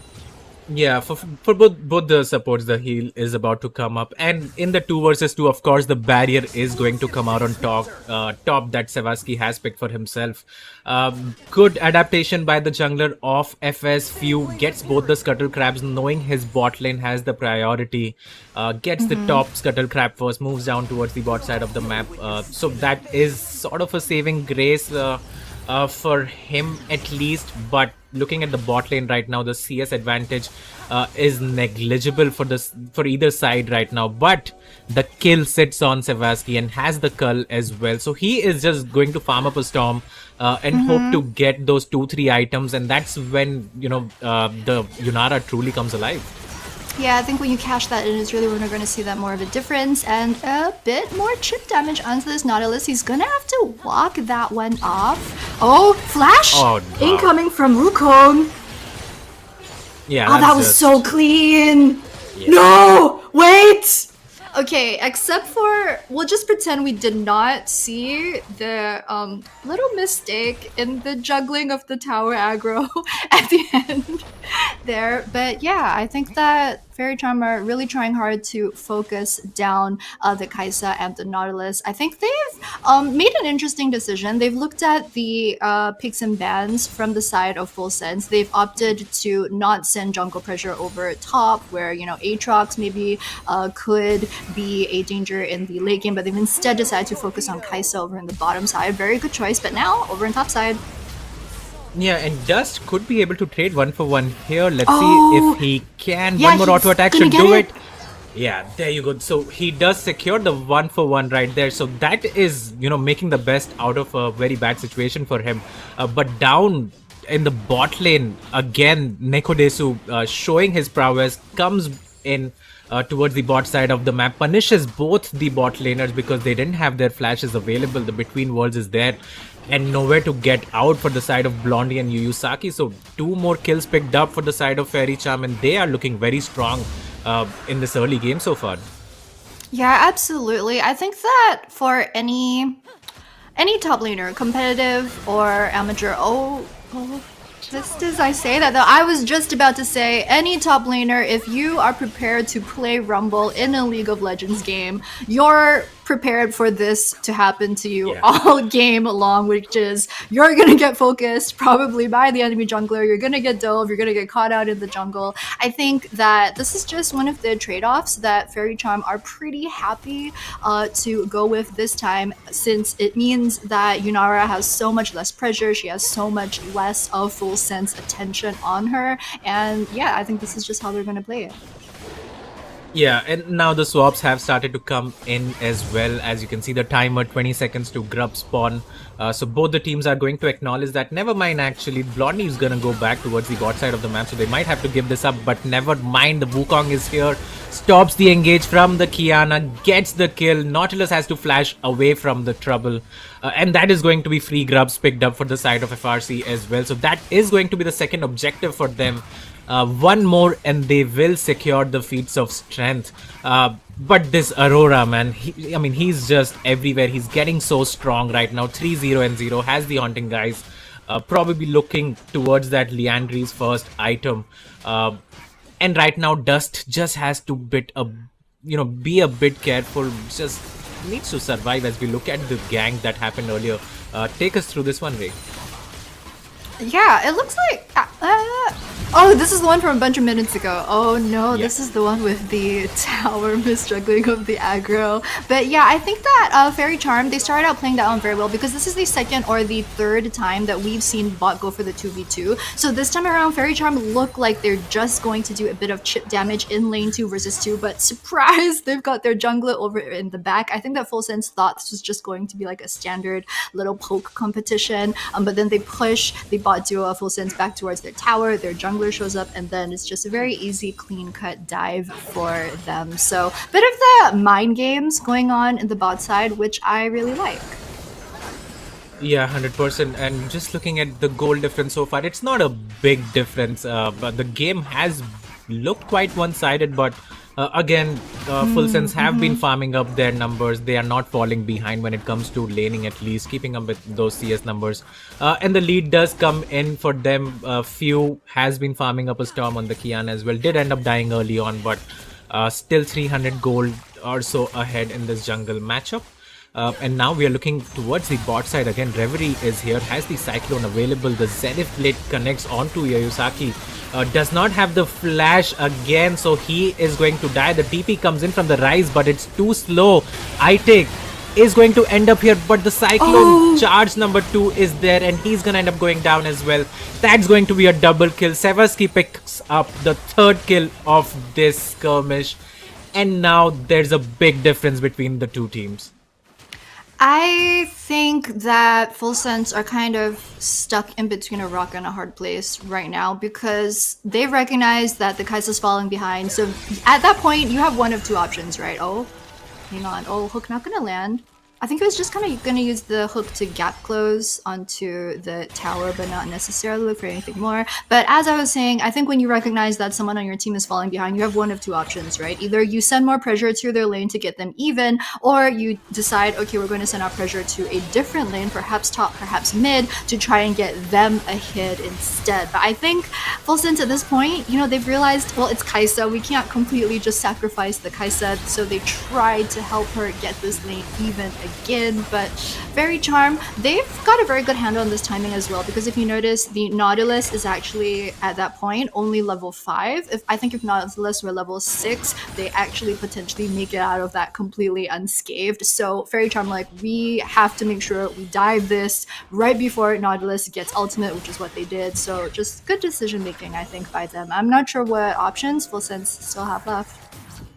Yeah, 100%. Now we look towards the top side of the map. All three Qs connect for excellence, right? That Dust does have his ultimate available, but is looking like a sitting duck under this turret right now, so he might end up dying. Yeah, he's as good as dead. Maybe he can trade one. Bro, if he makes it out of this alive, he's actually Houdini. I don't know what to tell you. If he made it out of that alive, dude is faker. Dude's like faker, second coming of faker or something. But yeah, good response from Full Sense. Look, that is the trade-off, right? You get one kill, but you lose your bottom side turret, and that's going to be the feats of strength picked up as well for the side of Faerie Charm. So I don't think they will be too upset about how that events unfolded. Basically, the Rumble dying towards the top side, but them securing the dragon and getting the first turret along with the plates. And it seems like all eggs are on the Sevaski basket. And if you have an AD carry of such talent, I don't think it's a wrong strategy to play at all. Yeah, I absolutely agree. Also, we did just see the Mountain Dragon being taken by the side of Faerie Charm as well. So very good cross-map objectives right there. They know that 4 people are over in the top side, and they know that it's a very easy dragon pickup over in bot. Gold difference right now at about 13 minutes is 3,000. So earlier it was what, like 300 to 500 gold a couple minutes ago, but already it's 3,000, which is not great, especially since we've been saying all along in picks and bans that Faerie Charm do have that team fighting composition. So if this game gets later and later and that lead grows bigger, it only gets worse for Full Sense. So we'll have to see. I mean, the game is far from over at this point. Kiana looks like she maybe want to do something top. Yeah, she is fishing for something, but I don't think she's going to find much there. As Faerie Charm, again, they are quite disciplined when it comes to these side lanes. If the jungler is not around, they choose not to play too aggressive, and that's exactly how it should be. Shout out to Nekodesu as well so far. I think he has been phenomenal. Does not really need to TP to the side lanes. He can just walk up, is always there when there's a fight happening. So he has been on top of his game so far, and that is what we expect from him. Of course, was not present for the first series, but again, when he's there, the squad just improves massively as well, and we can clearly see that with the impact that he's having so far in this game. Oh, of course. I think that for Aurora especially, there's a very big difference between good Auroras and then the great Auroras that you see in international competition, right? And the mark of, oh, hang on a second, 2v2. I think they're just gonna walk this one out. 3v2. Yeah, I don't think it's going to end well for the side of Full Sense, since Faerie Charm do have all the vision here, and there you go, they are going to pull the trigger now. The beautiful Rumble ultimate, the Kiana ultimate is there to knock the Wukong back, but I don't think it's going to matter too much. That's going to be the first kill of this engagement. Sevaski is here as well, has the Q stacked up, picks up a double kill for his troubles, and that is going to be another 3 kills picked up for the side of Faerie Charm. That's going to be the Rift Herald and the top turret potentially picked up as well, and this is a very, very one-sided affair coming out from the squad of Malaysia and Singapore. Yeah, disaster actually for Full Sense. They lost a lot of tempo, momentum, objectives over on the top side. Herald going over to Faerie Charm as well. Very good location. Oh, we're gonna get the replay? Yep, so firstly, this is a great location for the Rumble Ultimate. You know how in the last few years they changed the top side of the map and you have that little U-shaped bend which gives you a lot more options. The thing with Faerie Charm is they're like, we are going to just completely block off your escape, even though, you know, the top side of the map has changed. We're just going to box you out and make sure that we maximize the damage of this Rumble ult and then bring in a couple more members as well. I think that at this point, because Yunara has gotten so strong, that Faerie Charm recognized, oh, we can send the Leona as the roaming support to the other lanes. I think both of these two teams we saw earlier was the Yunara versus Kaisa lane swap over in the mid lane, but just solo one-on-one. But because of that, both Leona and Nautilus have more room to go impact other sides of the map. Yeah, and we are going to see another engagement coming in right here. And this is the story of the game so far. FS do look for these proactive plays, but again and again, Faerie Charm are reading the plays that are coming in from the side of Full Sense, and they just keep getting punished. Nekodesu again uses his flash to get out of a very sticky situation. Kewon, Sevaski again, right place, right time, along with the jungler. So they are punishing all the aggression that is coming out from the side of Full Sense right now, and that reflects in the goal lead as well now. Around 7,000 already at 16 minutes, and this is a complete domination so far. Yeah, they're... Oh, he's gonna Hex it, flash over the wall, and it's just a very simple 3v3. And I think it goes back to in Picks and Bans when we were talking about how Faerie Charm have the easier, like you don't need to overthink type of team composition where they have very easy like point and click engage tools right there. So I think that Faerie Charm, they have such a big advantage right now. Full Sense, they're like what they want to do with their composition is they want their Rise to farm, they want their Kaisa to farm, but as you've been seeing for the last like 4 minutes or so, is that whenever someone on the side of Full Sense push up too much, it's way too dangerous, and it's just so easy for Faerie Charm to get the jump on them in the side lanes. So it's been really difficult for Full Sense to try and drag this game back towards even. Also, they've got the Aatrox sitting in the top side, and just, you know, just champions where if you are behind, the more the game goes on, it's just not going to be great for you, right? I mean, it's not like it's an Ornn or another champion where you're always going to be useful for the utility later on. I think that Full Sense, if they try and jump in, they're probably gonna get blown up, as we've been seeing. Yeah, but I do think the only way they can come back is to fight their way back into the game. And that is where the trouble lies as well, because none of these team fights are looking close at all. Yes, they get the engagement, but after that, it's just an onslaught coming out from the side of Faerie Charm. And as you said, unfortunately, it does not get better for them. Sure, if you have the on, maybe you can scale up, get those ornaments and things like that. Maybe if you had the Jinx, I think that could have been something that could stall the game. But for now, it's only the Rise who can just wave clear in his lonesome in the side lanes. The Aatrox cannot really stand against the Rumble right now. And everyone else has just fallen so far behind. You look at the gold gap as well, 3.5k for Sevasky on this. Yunara is going to complete his Infinity Edge pretty soon, while the enemy Kai'Sa does not even have her Guinsoo's Rage Blade completed.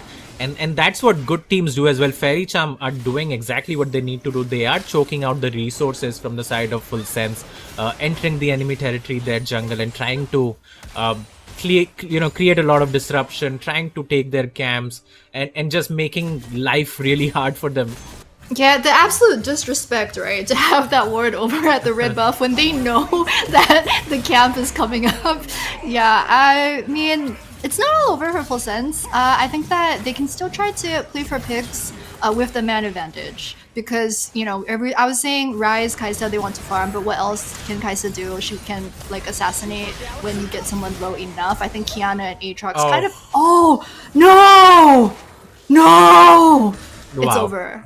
It's over. Yeah, I mean, that has been the story. I'm of the kidding. Game. While we just are in awe for how well Dust played there, Reverie does come and burns the flash off Yuyusaki.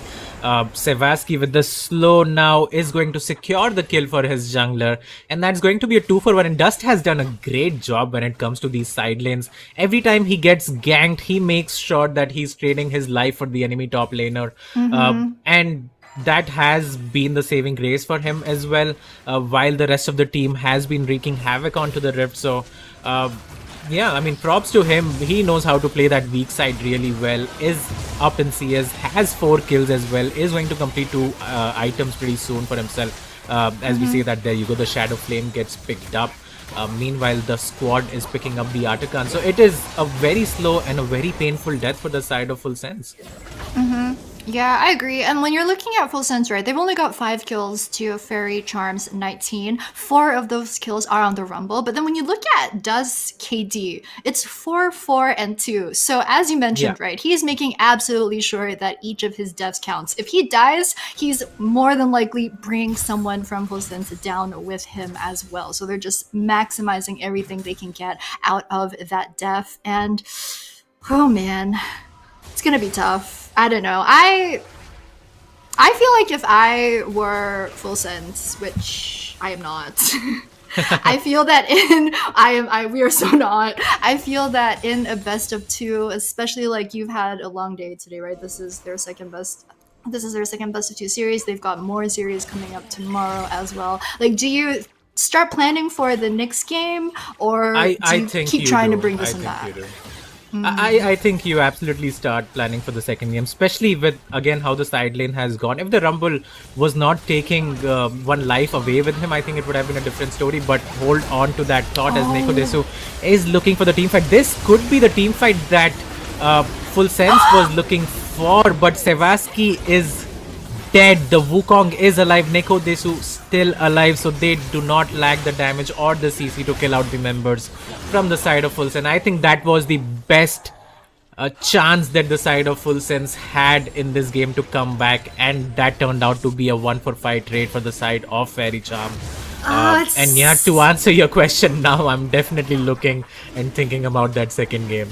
It's such a shame for Full Sense. I agree with what you said 100%. I think that was one of the best team fights that they could hope for. But at this point, Faerie Charm just took out their wallets, took out their extra items, smacked Full Sense in the face, and won the team fight. They didn't need to play that team fight clean. It's just absolute goal difference was way too much for Full Sense to overcome. But man, what a shame. I thought that Full Sense actually played that one as well as they could. Yeah, I mean, let's look at it like this. Looks like a picture-perfect team fight. The ultimate from the Nautilus is there. The Kiana ultimate is huge. You have the flank coming in from the side of Excellence, but again, it's the Wukong. It's the overheated Drumble, Flame Splitter. Doing so much damage right there, and it just didn't matter that Sevaski died so early on in the fight because the damage was there. The CC was there as well, and now the poor Ryze, who doesn't have flash. Aite is going to end up dying as well. Close your eyes, guys. Yeah, Neko Desur goes legendary. I mean, this guy is having such a nice game. 10 CS per minute on this Aurora. Is making the plays for his team and the side lanes as well. So he has been fantastic to watch, and this is what we missed early on as well. So I'm glad to see this guy play on the Rift right now. Yeah, he's just completed, I think, the Janya's Hourglass as well when he went back into base. So it's going to be, I think, even harder for Fulsens to get the jump onto them, because what Fulsens have done, right, is that they have sacrificed their bot lane to get the opposing Rumble down. But that just means that for the side of Faerie Charm, they've got double carries in Yunara as well as Aurora. And we saw in the last team fight, even if you manage to split up Faerie Charm perfectly and get the jump onto Yunara right at the start of the team fight, it doesn't matter because the rest of Faerie Charm still have so much damage. The fact that Aurora now has the Janyas as well is going to keep her even more safe. Oh, a bunch of flashes to disengage, but Wukong just doesn't care.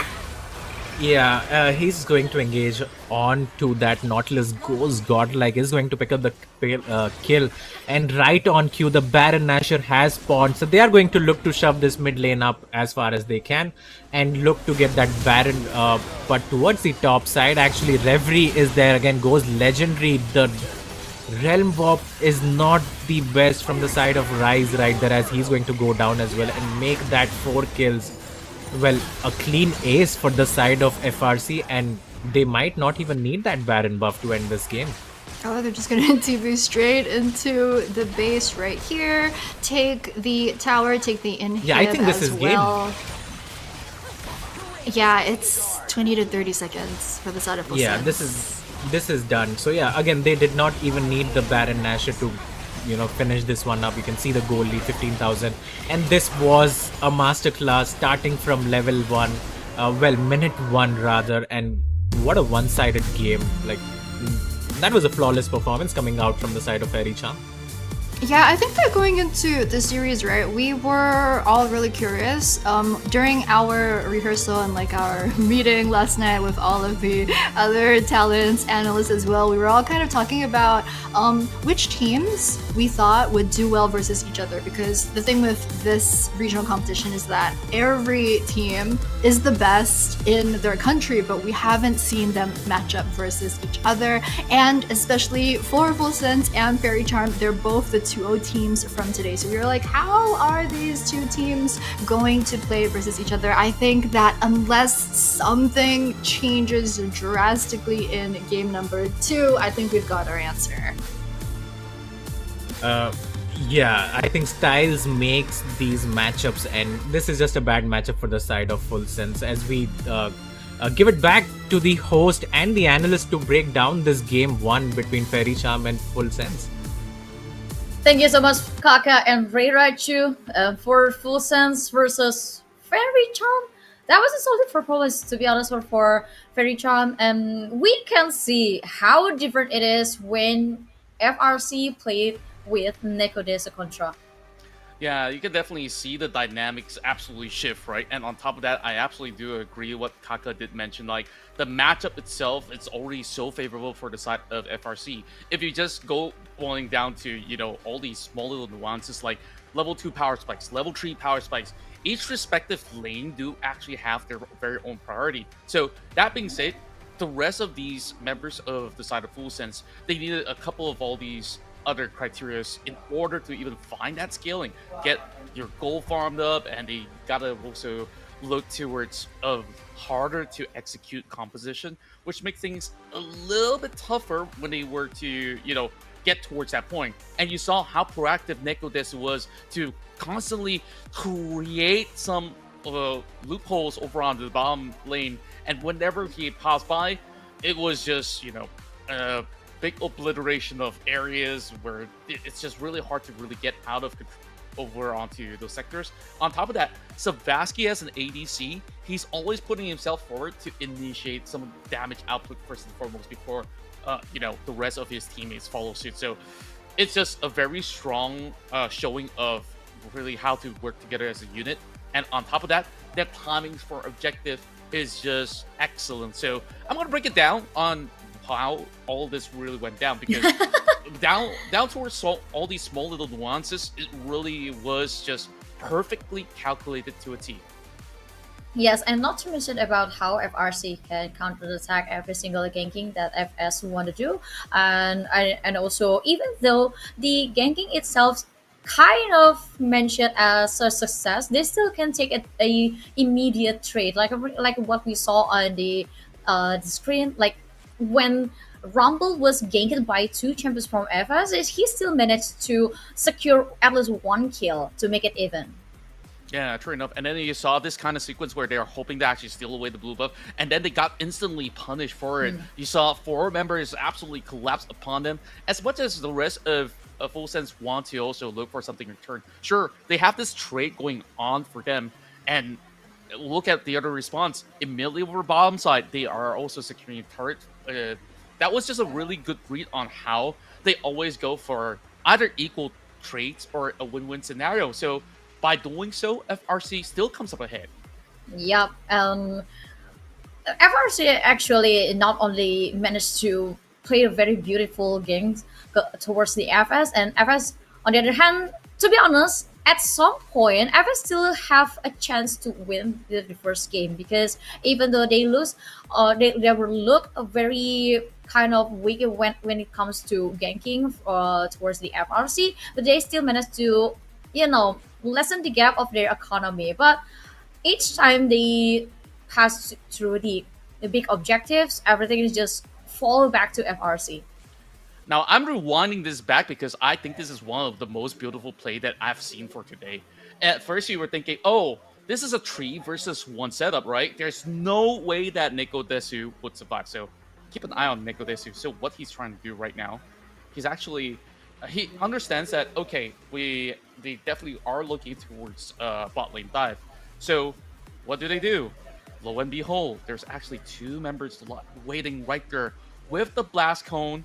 And then once they do dive, they will eventually collapse on both directions. And watch how they do it. It was just stuff of beauty. So let me play it nice and slow just so that you guys... Oh, it's still on slow-mo.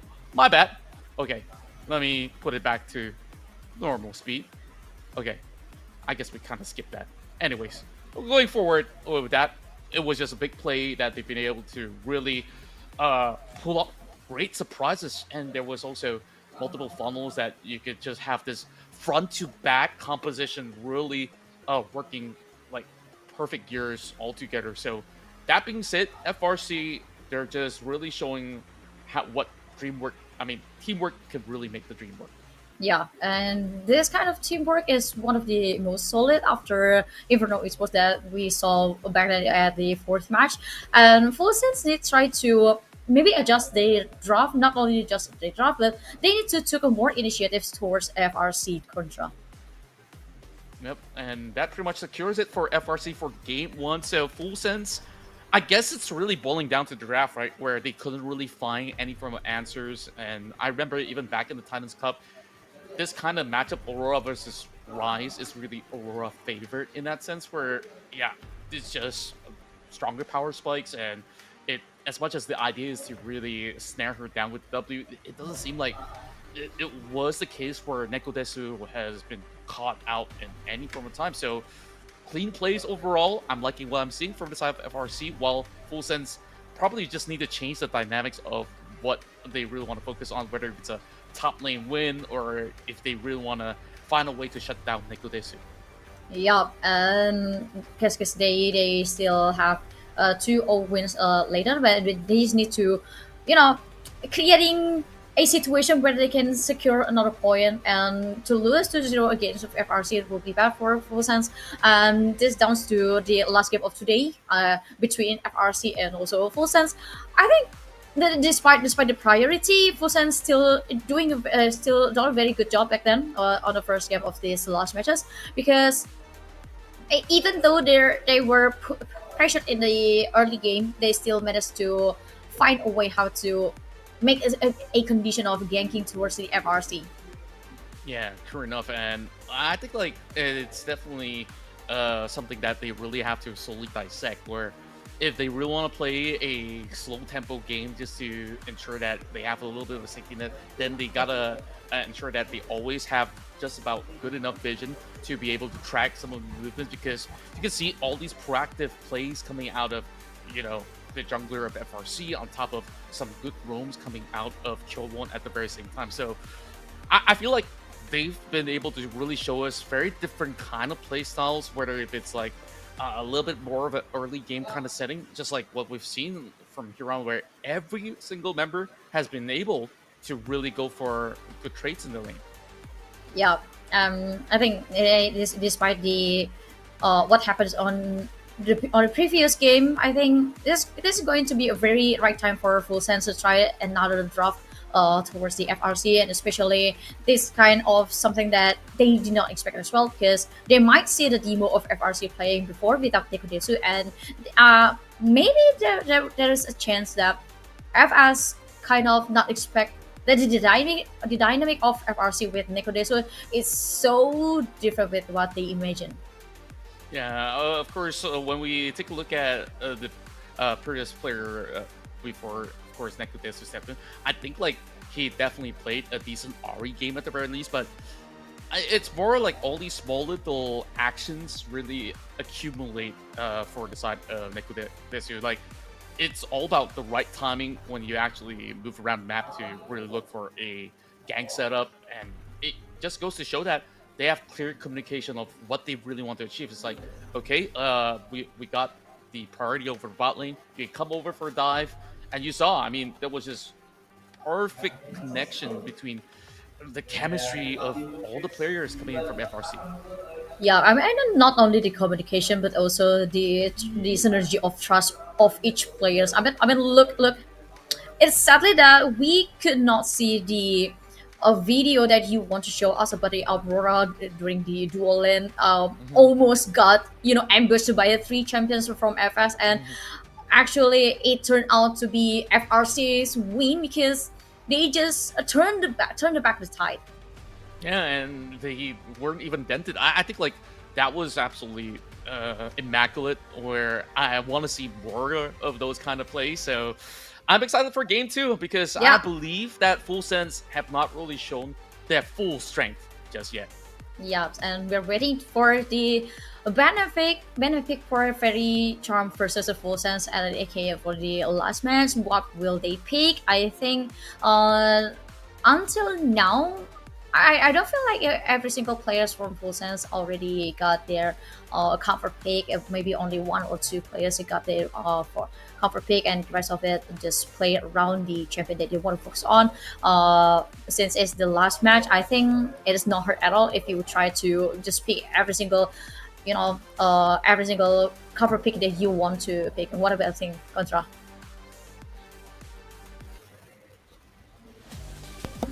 Yeah, and now we're down to the ban and pick of Full Sense and FRC for the last game of today. Welcome back to Reirachu and Kaka. No Oriana and no Gwen, no Elisa, no Nico. I think the ban is pretty much the same with the previous game. Pantheon first pick for Full Sense, Reirachu. I was gonna say that I have a bold idea, and the bold idea is Pantheon for Full Sense, because I think that what we saw from Reverie in the last game, like he had such good map presence, map movement, really helped the snowball, really helped Yunara get so strong in towards the middle game as well. I feel like if Full Sense play a early or a more aggressive jungler, this could solve a lot of their problems. So I've been like sitting here for the last 8 minutes being like, please pick Pantheon, please pick Pantheon, and it does well against Wukong too. So yeah, very happy. very happy. Yeah. Pantheon for speaking of Full Sense, and for the FRC they just took the one of the fast clear ADC, which is a Varus. But for Full Sense, they also still have lots of options because you can play Pantheon on jungle or maybe on the Baron lane. Even though I think for Full Sense, the best options is playing Pantheon on jungle contra. Wow, they're really double down on catches. Like, they're hovering onto this Annie. You already know that it's going to be Stun City overall. So, what else do they really want to pair with? I mean, we talked about the Wukong Annie combo, but there's no Wukong because of the Fearless draft back in Game 1. So, you want to look for other kind of alternatives. I mean, you got to also consider the fact that this Pantheon still reflects. It can either still be a support or in the jungle. So, like you can see, a lot of point and click stuns as they once again hunker down on this game plan. Whoever we catch first, he's gonna be going off the list. Yes, because RS already locked 3 champions with a stun ability, and this is going to be a hard work for FRC. They need to think if they want to play a counter attack, or maybe they just want to play some escape and re-engage plan. Kaka, what do you think? Yeah, I was just gonna say the Victor is a good matchup into the Annie. Scales beautifully. Oh, sorry about that. Sorry about that. I was gonna say the Victor does look pretty good to me in this matchup. So I think that is a great pickup. Can poke the Annie out of the lane. Does make the Rod of Ages as well. So he is quite tanky when it comes to these sort of engagements that he can survive, especially with the Gravity Well. So I think that's a good pickup for them.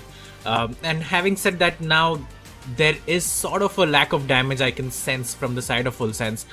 So, you know, banning out the ADCs can turn out to be a good move from the side of FRC.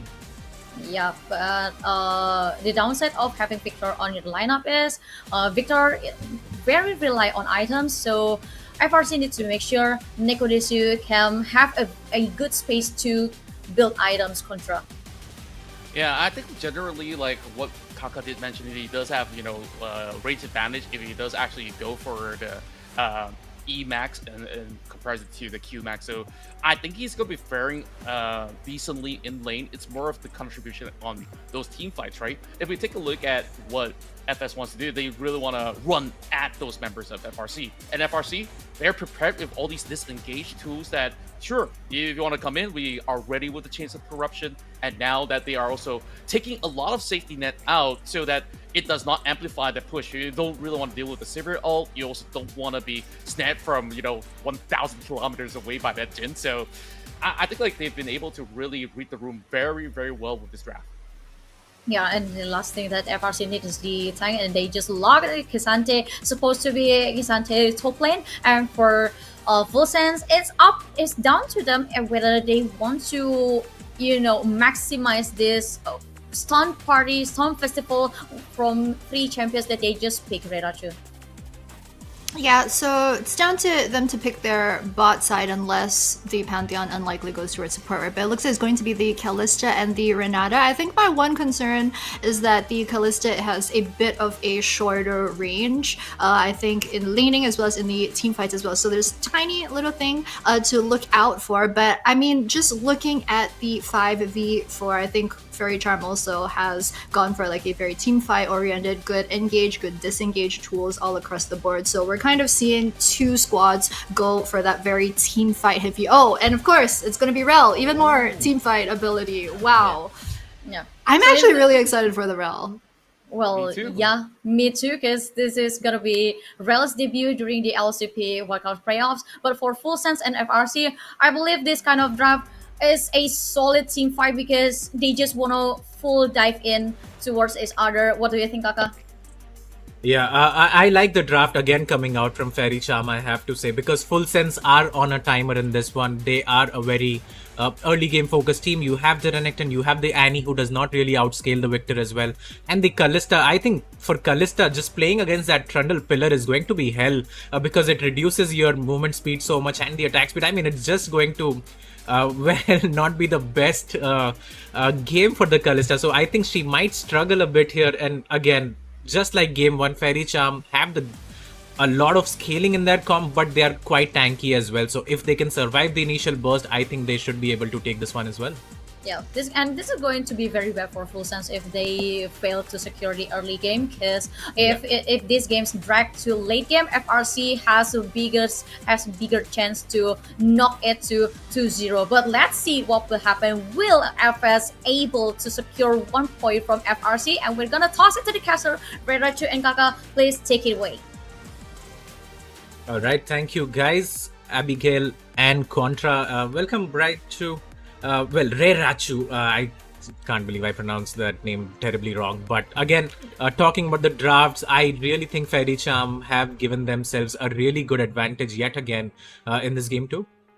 Yeah, but I also think that I want to give Full Sense flowers, give them props where they're due. They've gone for a complete turnaround from their Game 1 draft. Game 1 kind of looked like they were going for win lane, win game, that more of like a solo queue mentality rather than a 5v5. But this time around, I think they're going back to the mentality that, you know, we've got teammates, we want to maybe pull out a team fight composition that maybe they've been practicing in scrims. So I'm really looking forward to see how they played this one out. The thing is, if you just look at the draft from both of these squads, I think that Faerie Charm have given themselves enough options where if it does go towards late game, even if they are behind a bit, they've got such a good team fighting comp that they can afford to be on the back foot going towards late game. Whereas I think for Full Sense, they kind of need to be ahead early mid game, especially like they've got the Annie. Pantheon somehow needs to make things happen in some of the lanes, either ganking for Renekton, going towards mid lane with the Annie. They've left themselves some options. Like they have the Callista Renata. Renata does pretty well in the late game as well. So they've got a bit of wiggle room, but I think that if Full Sense want to show that they are the better team, then they need to start showing that within the first 12 minutes of the game. Yeah, 100%, and I do agree with you. I do think Faerie Charm can afford to get behind, well, not by a big margin, but if it's only 1 to 2,000, I think they'll be sitting in a very comfortable spot, knowing the Varus is going to outscale the Lalista, knowing the Victor will outscale the Annie, and in the top lane as well, the Cassante can just be unkillable at one point in the game. So they have given themselves more options to play out the game.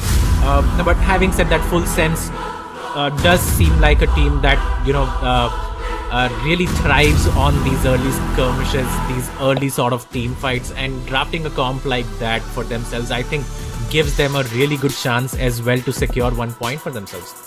Yeah, I like that you brought up Cassante because high key, Showmaker's crash out over Cassante is one of the best things, one of the best copy pastas I have ever seen in my life.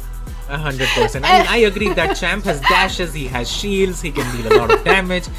Scaling. He is unstoppable, he has the knock-up, he has the slow, the scaling, as you said. It's such an overpowered champion in the right hands and in the laning phase as well. I think it is sort of a soft skill matchup that Renekton does win early on, but if you are a good Cassante player, you can space the Renekton quite well, and just have a good time, and as long as you don't fall absurdly behind, the Cassante again outscales the Renekton come the late game. Yeah, and I like that Faerie Charm also did last pick the Rel, because we're saying they have a lot of tools for the engage, right? But they did see Annie come out for the side of Full Sense, and Annie does always have that potential, even in the late game, especially to just one-shot burst your ADC. So I think they're thinking of, you know, just how do we protect the Varus a bit more for that. So definitely a good pickup, but we'll see how things shake up. Yeah, 100%. And if there's anything that Full Sense can learn from last game is they have to, be more decisive. But when it comes to diving the top lane, they have to be more sure. They cannot be trading one for ones, especially when they're putting so much resources towards the top side of the map. So that is something that I'm pretty sure they must have looked after. For now, bot lane does have the push going in, so Pantheon can play around the bot lane if he wants to. Same for the top lane as well, at least in the early levels, as we do see Ite hits the level 2 first, takes out 40% of Nekodesu's HP bar. But this matchup again keeps improving for the Victor as he gains levels. Of course, missed the laser right there, as we saw. In the bot side, again, FS will have the shove at least in the early game. Meanwhile, and in the top lane as well. So there's a lot of winning lanes that few can play around, and it's down to him to decide which of these champions gives him the best chance to win the game. Exactly, and I really want to see Full Sense capitalize on that, and I don't think that it's just something that we want to see. We absolutely need to see that, but oh, Trundle, early level gank, Flash going to come in as well, and I don't think that they're gonna make it out of that one, and very easy first blood pickup for the side of Faerie Charm. I was just about to say that I really need to see Full Sense make those proactive moves early on, because when you think of the Trundle gank, right, or if you're just looking at the jungle v jungle, Pantheon versus Trundle's not really a champ that's going to be doing a lot of damage. When he's in the jungle, you kind of need to pair him with a laner that is going to output that damage for you, because he's going to come in, he's going to drop the terrain, he's going to slow, he has that utility, but he's not really the champion that's going to finish the enemy off. So generally in the 3v2 or the 2v1 type of situation, he needs to have a strong laner. But then, I mean, Faerie Charm just shows up in bot and turns that around on its head. Yeah, 100%. I agree. Trundle does need a lot of support when it comes to these skirmishes, but in the 1v1, of course, can kill a lot of these champions. And having said that, I mean, that's beautiful pathing coming out from the side of Reverie. Notices that the bot lane from the side of FS has been shoving without wards, uses the flash as well, secures the kill. I'm not sure if you noticed, but the pings were going down as well from the side of FS, and I think they were communicating that the Trundle could be doing his wolves at the time he was ganking. So that was the information that was laid out from a few to his teammates, and it turned out to be the wrong one, and they pay for it quite heavily. Yeah, and even if you just look at the screen right now, what's going on, right? There's Faerie Charm. They've got that red ward down in the river. In fact, they have one closer towards them to the right of Tri. They have one further up in the river as well. But Full Sense is the one that's actually pushing towards Faerie Charm's tower without that vision over in the river side. So I think for Faerie Charm, they play it very aggressive. Reverie has very good pathing, but they do this because they know that there's no opposing jungler nearby. Yeah, 100%, and towards the top side, he's out of mana. Justice heavy trading going on right there. Excellence did tank up a turret shot, so that kind of turned out to be counterproductive for him. But he is level 6 and he is looking to dive. It seems like the Cassante, who's still level 5, as you said, doesn't have the mana available to him. So could be a target. Meanwhile, in the river, Reverie does not have flash, so he might end up dying. Get him! Misses revenge, but Few is going to secure that kill for himself. Finally. Yeah, and this is what we need to see from the side of Full Sense. Just playing aggressive, playing on the face of that flashless Trundle, making use of the support that is quite free when it comes down to the bot lane, as they have the push almost all the time. A great handshake comes in. Sevasky is taking quite a lot of damage. The Rend, unfortunately, is not enough to secure the kill, but look at the Pantheon. He is setting his sides towards the bot side of the map.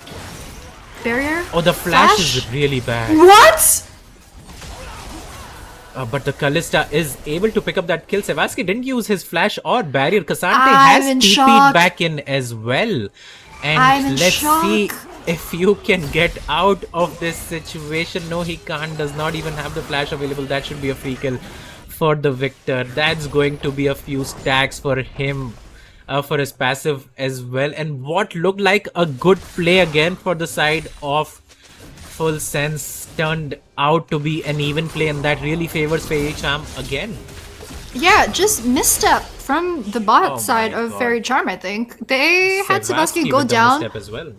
Yeah, with all 4 of their summoner spells that were up, because Rel also had exhaust as well as heal. Oh, there's and the bailout. It's all gonna chase the Annie off. So both mid laners just dropping their ults in the mid lane. Nothing to see here. Yeah, Sevasky though just missteps. I think he just underestimated the damage coming out from the Renekton. Yeah, or maybe he just was thinking of basing, and like maybe you open your shop or something, and you're not looking, and you don't have really don't something's think that's what blocking happened. the bush. I don't know how to explain that, man, because I thought that Rel actually did a very good job of holding the heel. I think that a different support might well have panicked and pressed the heel without needing to, but topside. Yeah, that's going to be another kill, and Feats of Warfare as well picked up quite early on for the side of Full Sense right here, and they are doing what they need to do in this game. They are being very proactive and aggressive, and look at this Renekton 1-0 and 1, very close to completing his Black Cleaver, has picked up 2 plates as well towards the top side. They are going to get the grubs as well, so this has been a good start, even though there has been a few answers coming out from the side of Faerie Charm, but Full Sense do seem like they are in control of the situation as of now. Yeah, they're sitting at a 1,500 gold lead over at the 8-minute mark, which is exactly what we wanted to see. Talking about that in the pick and ban phase. Also, I think the gold that they're up by is in the hands of the Bright Champions as well. The Renekton 1-0-1, Pantheon 2-1, and Callista as well with the kill just now onto the Varus. So doing a very good job this time of holding it together. Faerie Charm, though, look like they want to sneak a bit of an early Ocean Dragon here. Yeah, Ooh, and he's passing top. Wow. Yeah, it's just a trade that they're going to get for the grubs. So again, I like it from the side of Faerie Charm because they are the ones who are going to scale better into the late game. So you can start stacking up these dragons. So in that sense, it does make sense for them.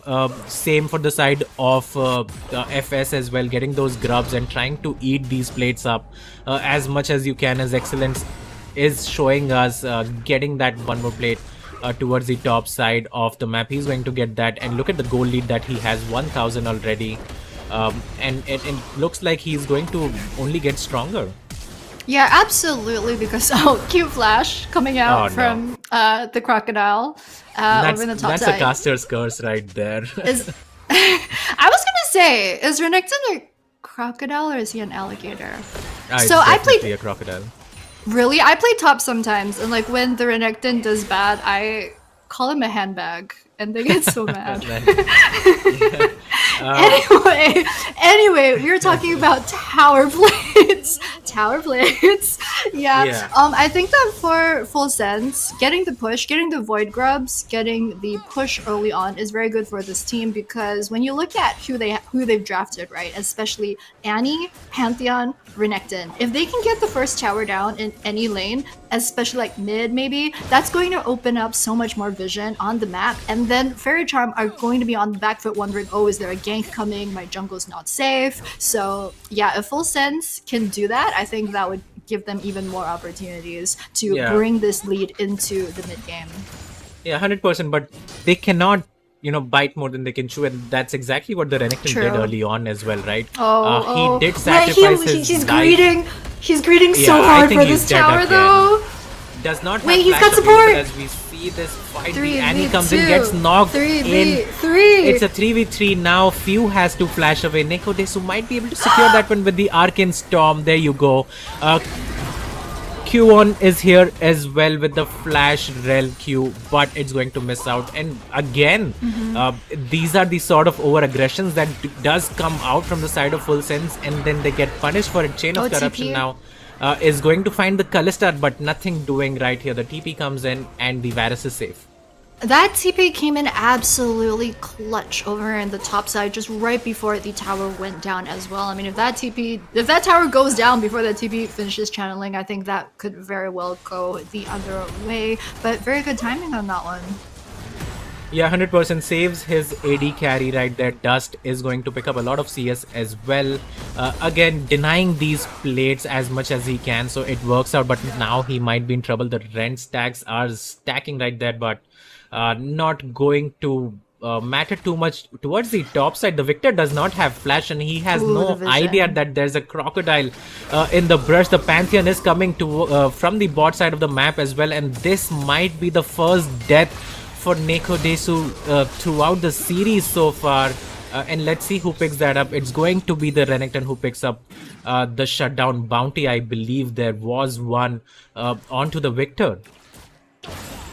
Yeah, I like that Nicodes just recognized that the end was near and just kind of stood on the same spot and accepted his fate, knew that he was in the wrong spot with no vision. Our observers kindly had showed us the fog of war earlier to show that vision kind of lacking over on the mini-map also, but right now it looks like it's gonna be a 4v1. Yeah, Blondie does have his flash available, no. but Nevermind is not going to be fast enough to react as Sevasky picks up his first kill of the game, and that was really clutch from the side of K1. But towards the top side, again, it's another story. Poor Victor is getting zoned off right there, but is able to secure, save his tier 2 turret.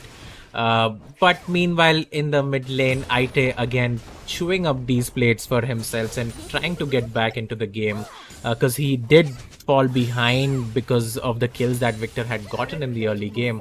But yeah, I mean, you look at the goal lead, only 2,000 so far, and we did say that the first 12 to 15 minutes will be very crucial to how this game looks come the late game. And so far, I don't think if you are on the side of Faerie Charm, you are too bothered about losing these plates and the turrets.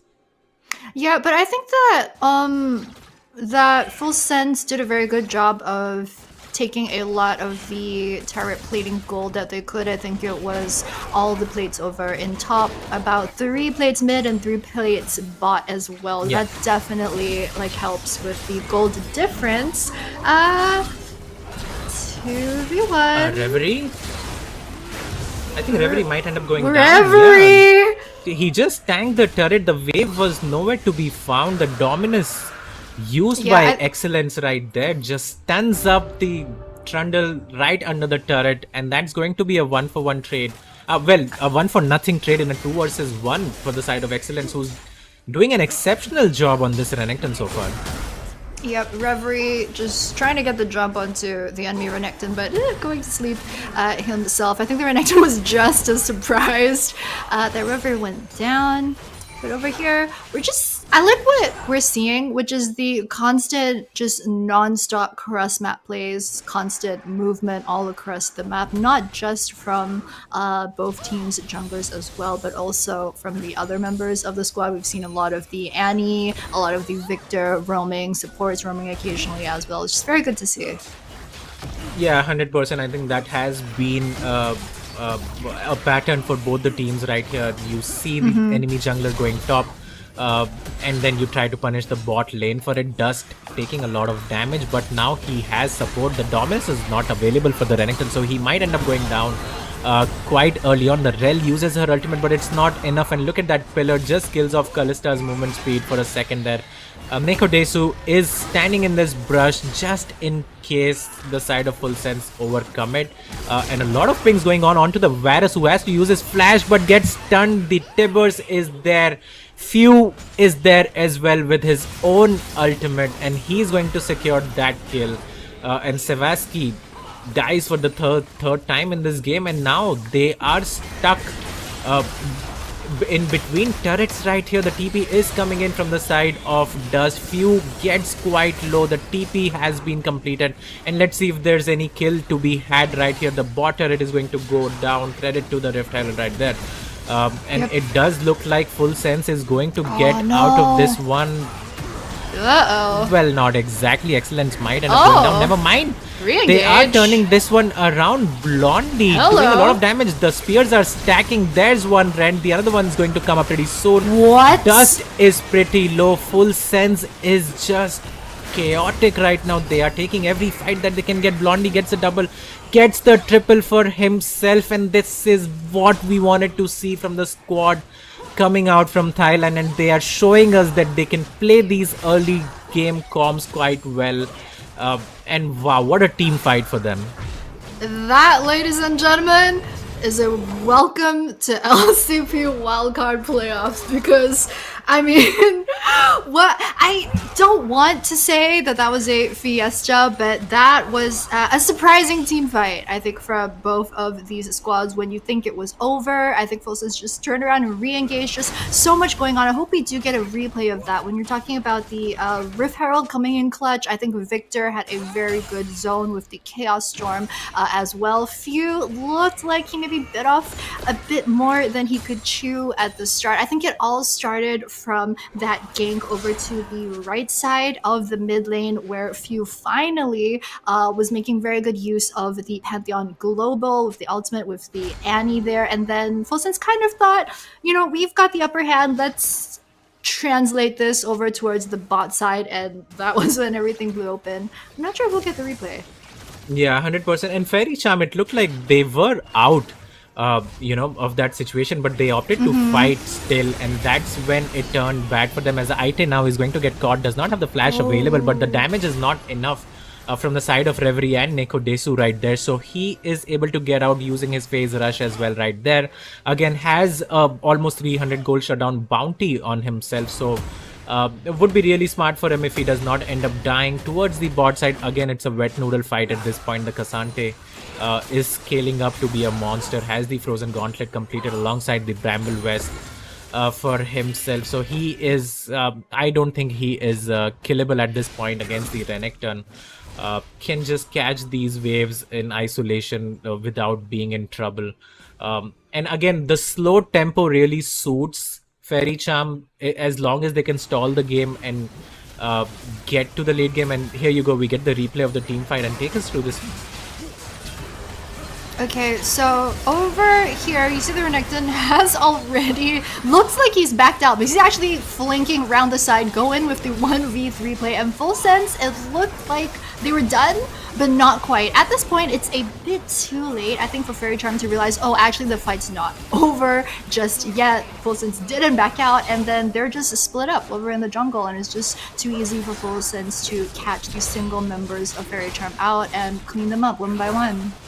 Yeah, I really like that Renekton flank coming in again. He repositioned himself into 3 people, and then although ends up dying, does a lot of damage, puts up a lot of pressure as well, and makes a lot of space for the Kalista to do her thing, as she was the beneficiary of all 3 kills in that affair right there. As we get the replay of the top lane, I think this is the action that we missed. I'm pretty sure in picture right there, as Neko Desu did end up going down once again. That's going to be his 3rd death of the game, and now the Annie is having a really fantastic time so far. Has 2 items completed and can essentially one-shot either the Varus or the Victor in these sort of team fights. Yeah, Trundle also has the Triforce completed as well as his first item, so another thing to look out for. I think in that earlier team fight, just Faerie Charm backed out separately into their own jungle, thinking that no team is going to chase us, surely, but they were wrong.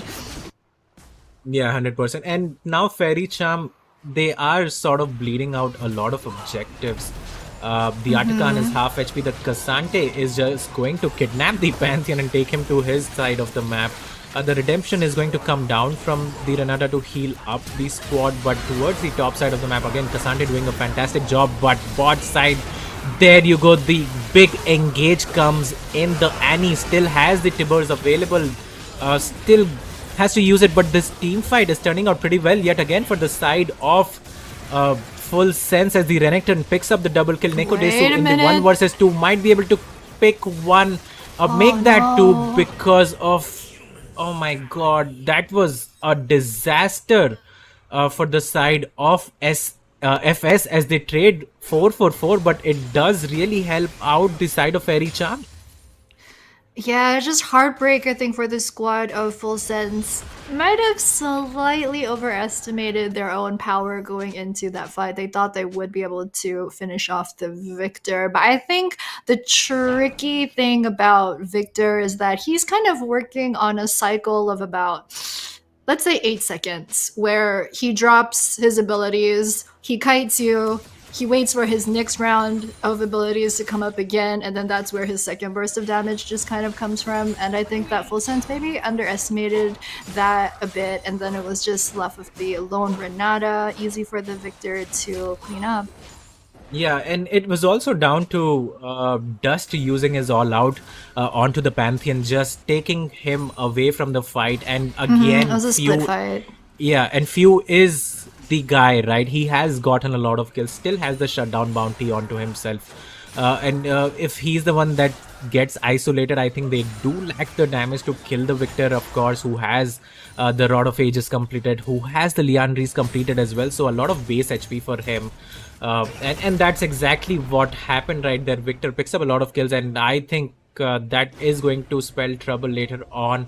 As Dust, I think, again, might just be able to buy a lot of time for his team to get the Atakan. Oh no, he is... No, he's definitely dead He's here, dead. but He's dead. they will secure the Atakan for his death, it looks like. Never mind, they have to pull away. Oh. Yeah, it's 23 minutes at this point. So we're getting kind of a bit late to still be trying to skirmish with the Atakan over over the top side. But let's take stock of where the game is at right now at this 23-minute mark. We do have Full Sense about 5,000 gold up. Oh, the channel over the wall.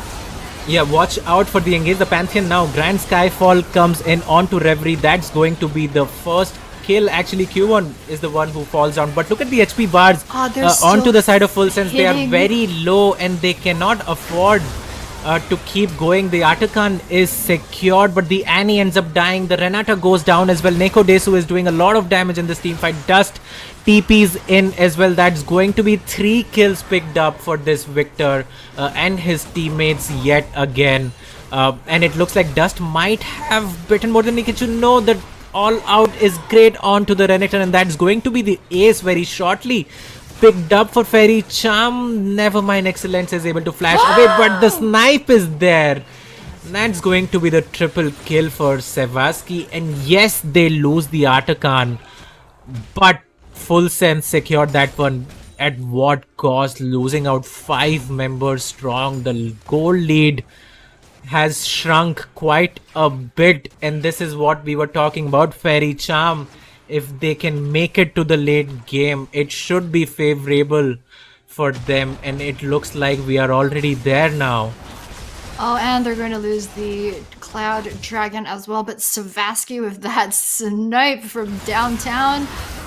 Okay, we're back at the start of the team fight. I think, and hear me out, I think that perhaps Full Sense may have tunneled on Atakan a bit too much.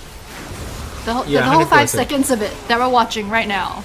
It's Full Sense just trying to free hit Atakan while Faerie Charm is free hitting them. Yeah, I 100% agree, especially with how much resistance can the Atakan just take away from the team. It does make them vulnerable to these sort of team fights, and the poke from the Varus that came in, and yeah, securing the Atakan, I think that it's just such a big bait in terms of the power level of that objective, right? I mean, you get it, but at what cost? And now look at the items as well. Death Cap completed onto the Victor along with the 2 items that he already had.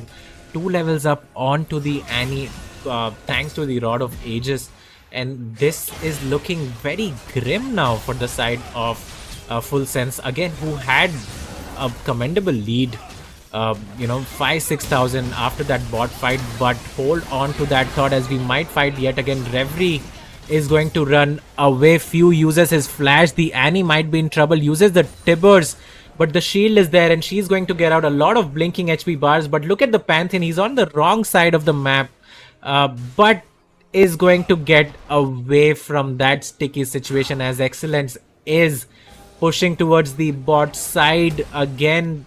This is looking quite grim, and oh my god, the flash chain of corruption just misses. But the pillar is there, and so is the bailout. Blondie might survive for a bit. Never mind, he gets the 2 kills onto Sevaski and Reverie, but now Neko Desu is here, and look at the Arcane Storm from him. It's going to get bigger once he gets more kills, but again. Somehow Faerie Charm has made a mess of this fight, and Full Sense might be able to end this one. This was so well played by Full Sense. At the start of this fight, they had actually sent Excellence, the Renekton, to split push over in the bot tower, over in base. If you take a look at the map, well, now the wave on top is kind of getting pushed back towards blue, but earlier on they had both bot as well as top pushing in towards the base in their favor when this fight started. And actually at the point, it looked like Full Sense didn't even need to start a fight. It looked like maybe they could just stall until the Renekton took the top side tower and then back out. If you do that and you don't fight, they've already won an objective. But Full Sense recognize, oh, we're actually pretty strong, and they call the Renekton into TP, and then they pick up a bunch of kills from that too. I think that team fight very well played. The timing as well, very well done from Full Sense. 100%, but Reverie was quite low to start off the fight, so he was a very easy target. As we look here, Sevaski just flash misses his ultimate. See, so actually neither team has to fight this, right? You missed the Varus ult. Faerie Charm can back out. Full Sense also, they're 3 to 4, right? They can also back out. They don't need to fight this, actually, but well. Well, Full Sense, more like Full Send, because they just don't back away from any of these team fights. That's so nice. I was gonna say make it make sense, but yours is good too. But meanwhile, picture in picture, it seems like the Victor is going to die. That's going to be 2 more kills picked up for the Renekton. This team fight is still going on. Dust seems like he's unkillable, and look at the Victor Arcane Storm doing so much damage right there. Let's see if he can snipe away the Pantheon. No, he can't, and that's going to be a 4 for 3. For the side of Full Sense yet again, who are really putting on their foot on the gas and just trying to accelerate the game as much as they can. Now the Grand Skyfall comes in as well. The stun connects. Excellence is there. And that's going to be the ace for the side of Full Sense yet again. I love what we're seeing because after that game 1, right, we're saying, well, things need to change in this game too if you want to see Full Sense win the second game in the best of 2 series. And we're talking about how we need to see maybe a different jungle champion being picked. We want to see more early game pressure. We want to see them be a lot more proactive on the map. And that's exactly what we've been seeing this entire game. So very well done by them. And there's the unkillable Renekton. Yeah, and this does seem like more of their play style, just playing aggressive, trying to make plays, trying to get these team fights as much as they can, and just making the enemy team uncomfortable. But this game's still far from over. At this point, you look at the items. The Varus has 4 items completed, picks up the Serrated Dirk as well, and now Dust might be in trouble in the side lane, gets stunned. Will surely end up going down, right? The all-out is actually so great, but Excellence is so fed. He's going to pick up that kill. The call is to try to get the Baron, but I don't think they have the damage, especially because it's a poke Varus. He can't really burn down these objectives really fast, or as fast as they would like. The Renekton just doing so much work in this game so far, is almost able to pick the inhibitor up for himself, but that is going to be the trigger for the side of Full Sense yet again to turn their attention towards this Baron.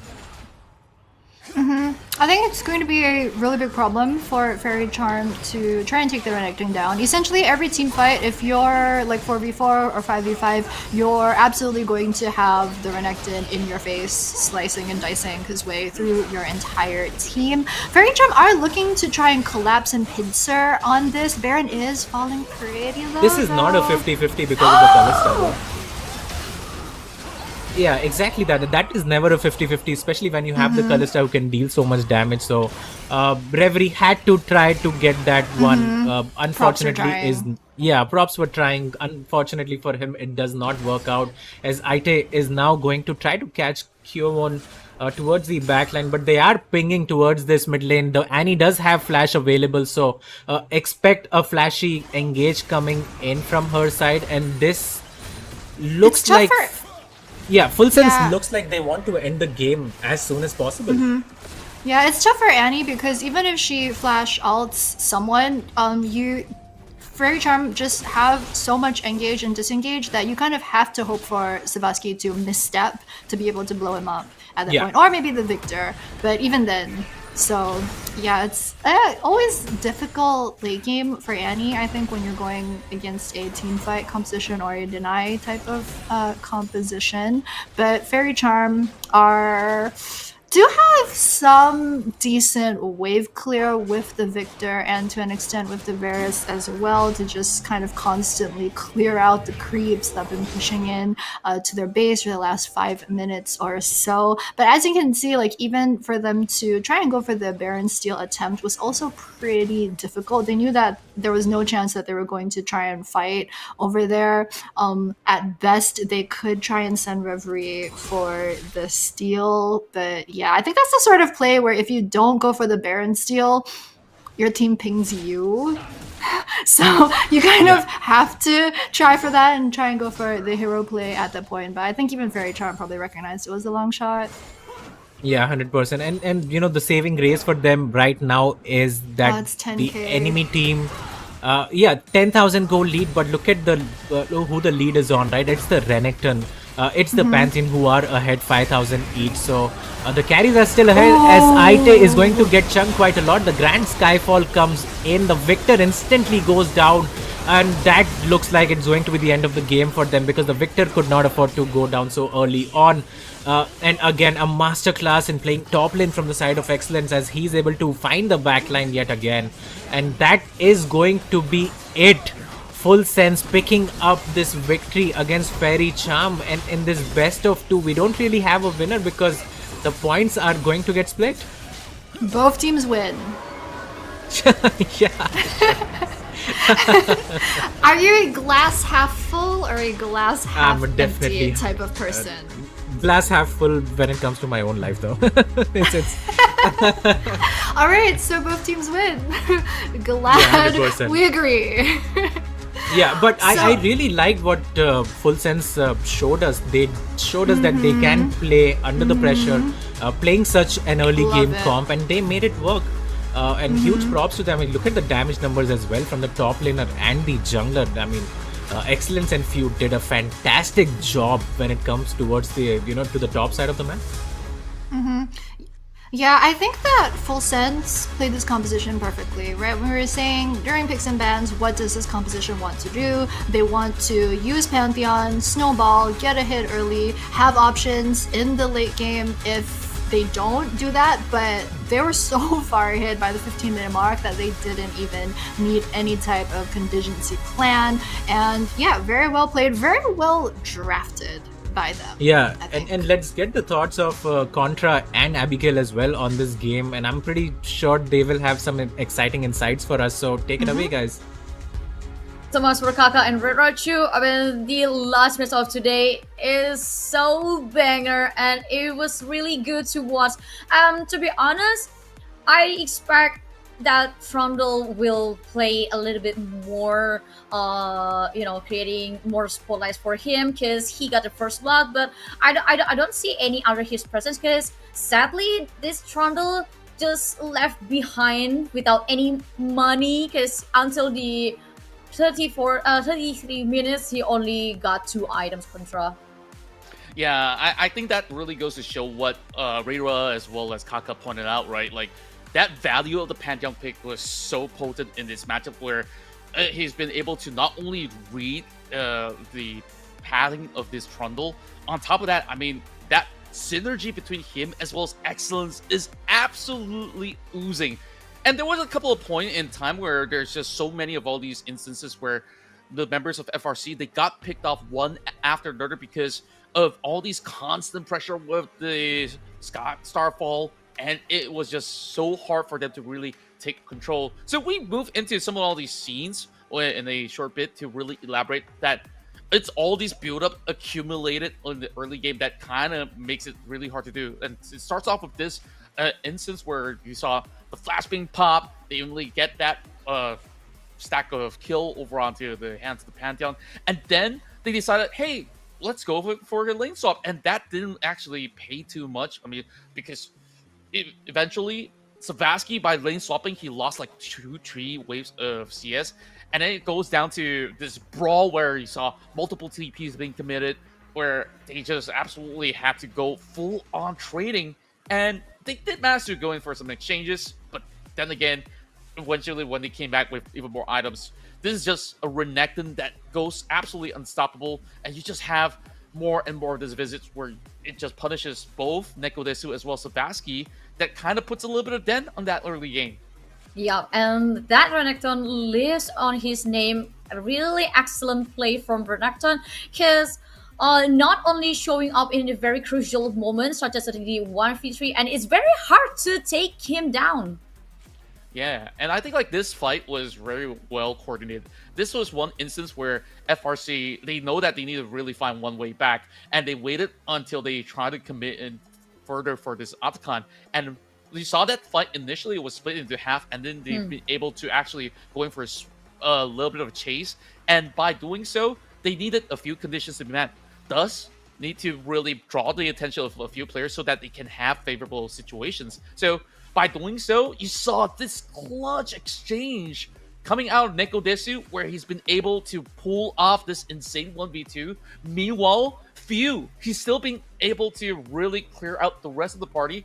And another amazing team fight. I really got to pause this one to break it down. You saw that hostile takeover connect so beautifully, but thankfully they've been able to really create a little bit more of that space. Watch what happens from here on. So we play on. So they've been able to reconvene. As much as Kyowon dived in, nobody was able to follow through because of very timely ult of the Renata.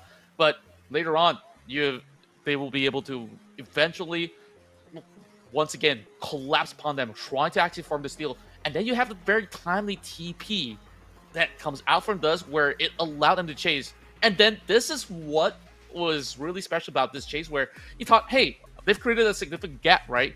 Watch this coming in from Dust.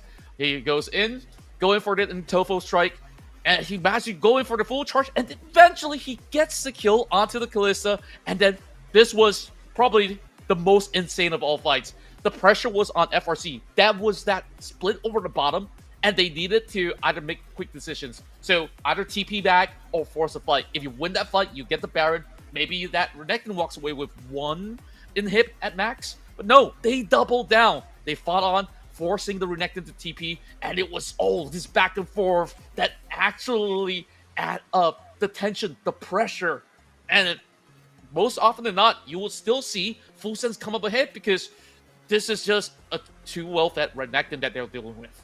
Yeah, and the presence of Renekton itself after he secured the inhibitor turret from FRC and coming back to join the team fight with the other friends, it's just double down the pressure. And to be honest, I would like to highlight the presence of Dust itself, because during the last two fight moments, one is the clutch moment from Nekodesu, and the other one is when they counterattack the capturing Atakan from Full Sense. Dust plays a really important role in here, because if he could not pull out two players from Full Sense, Nekodesu couldn't have a space to create a clutch moment like that, and not to mention not to mention about the after Atakan, it will be impossible for FRC to at least finding a trade after FS securing the Atakan. Yeah, I mean, it was absolutely crucial. I mean, all these buffs all being stacked up. I think, like, definitely there was that kind of tension where we already see all these big item differences, especially that Trundle being starved out for that early game. So, good job coming in from, the coaching staff of Full Sense to be able to really go for that quick reset, to come up with such an excellent plan and an excellent finish with that really, really strong Renekton that we've seen so far. Done and dusted, and welcome back for Verachu and Kaka. That was a very sweet game to, wrap 2 days. We already finished 10 games from 5 matches between every single participant of the LCP Wild Card Playoffs of 2025. May I know which one of your favorite games so far? For me and Control, of course, the last game. What about you guys? Maybe it starts from Verachu. I mean, that last game was the best game that we could have had, I think, to just end the night off and send things into tomorrow. But if we're talking about, oh my god, serious, Our teams, I might have to put my money on IE. Oh my god, yeah, because Can I say this? yeah, yeah, it played a perfect series for IE for today's, and sadly for FRC and also Full Sense, they couldn't get the perfect run for today, following IE. But since it's just the day one, I believe that the day two will be much more exciting, Kaka. Yeah, 100%. I think it will be much more exciting. I think we have a clear picture of who the top 3 teams are going to be. In terms of Inferno Esports just looking flawless so far. And we saw the last game. It was a very close series. And to answer your question from earlier, I think both the games were pretty good.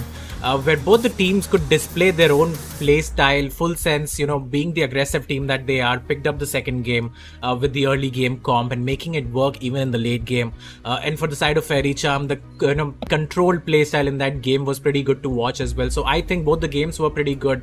And these teams are very closely matched, and I can only imagine what a best of 5 looks like between them. I could not imagine that.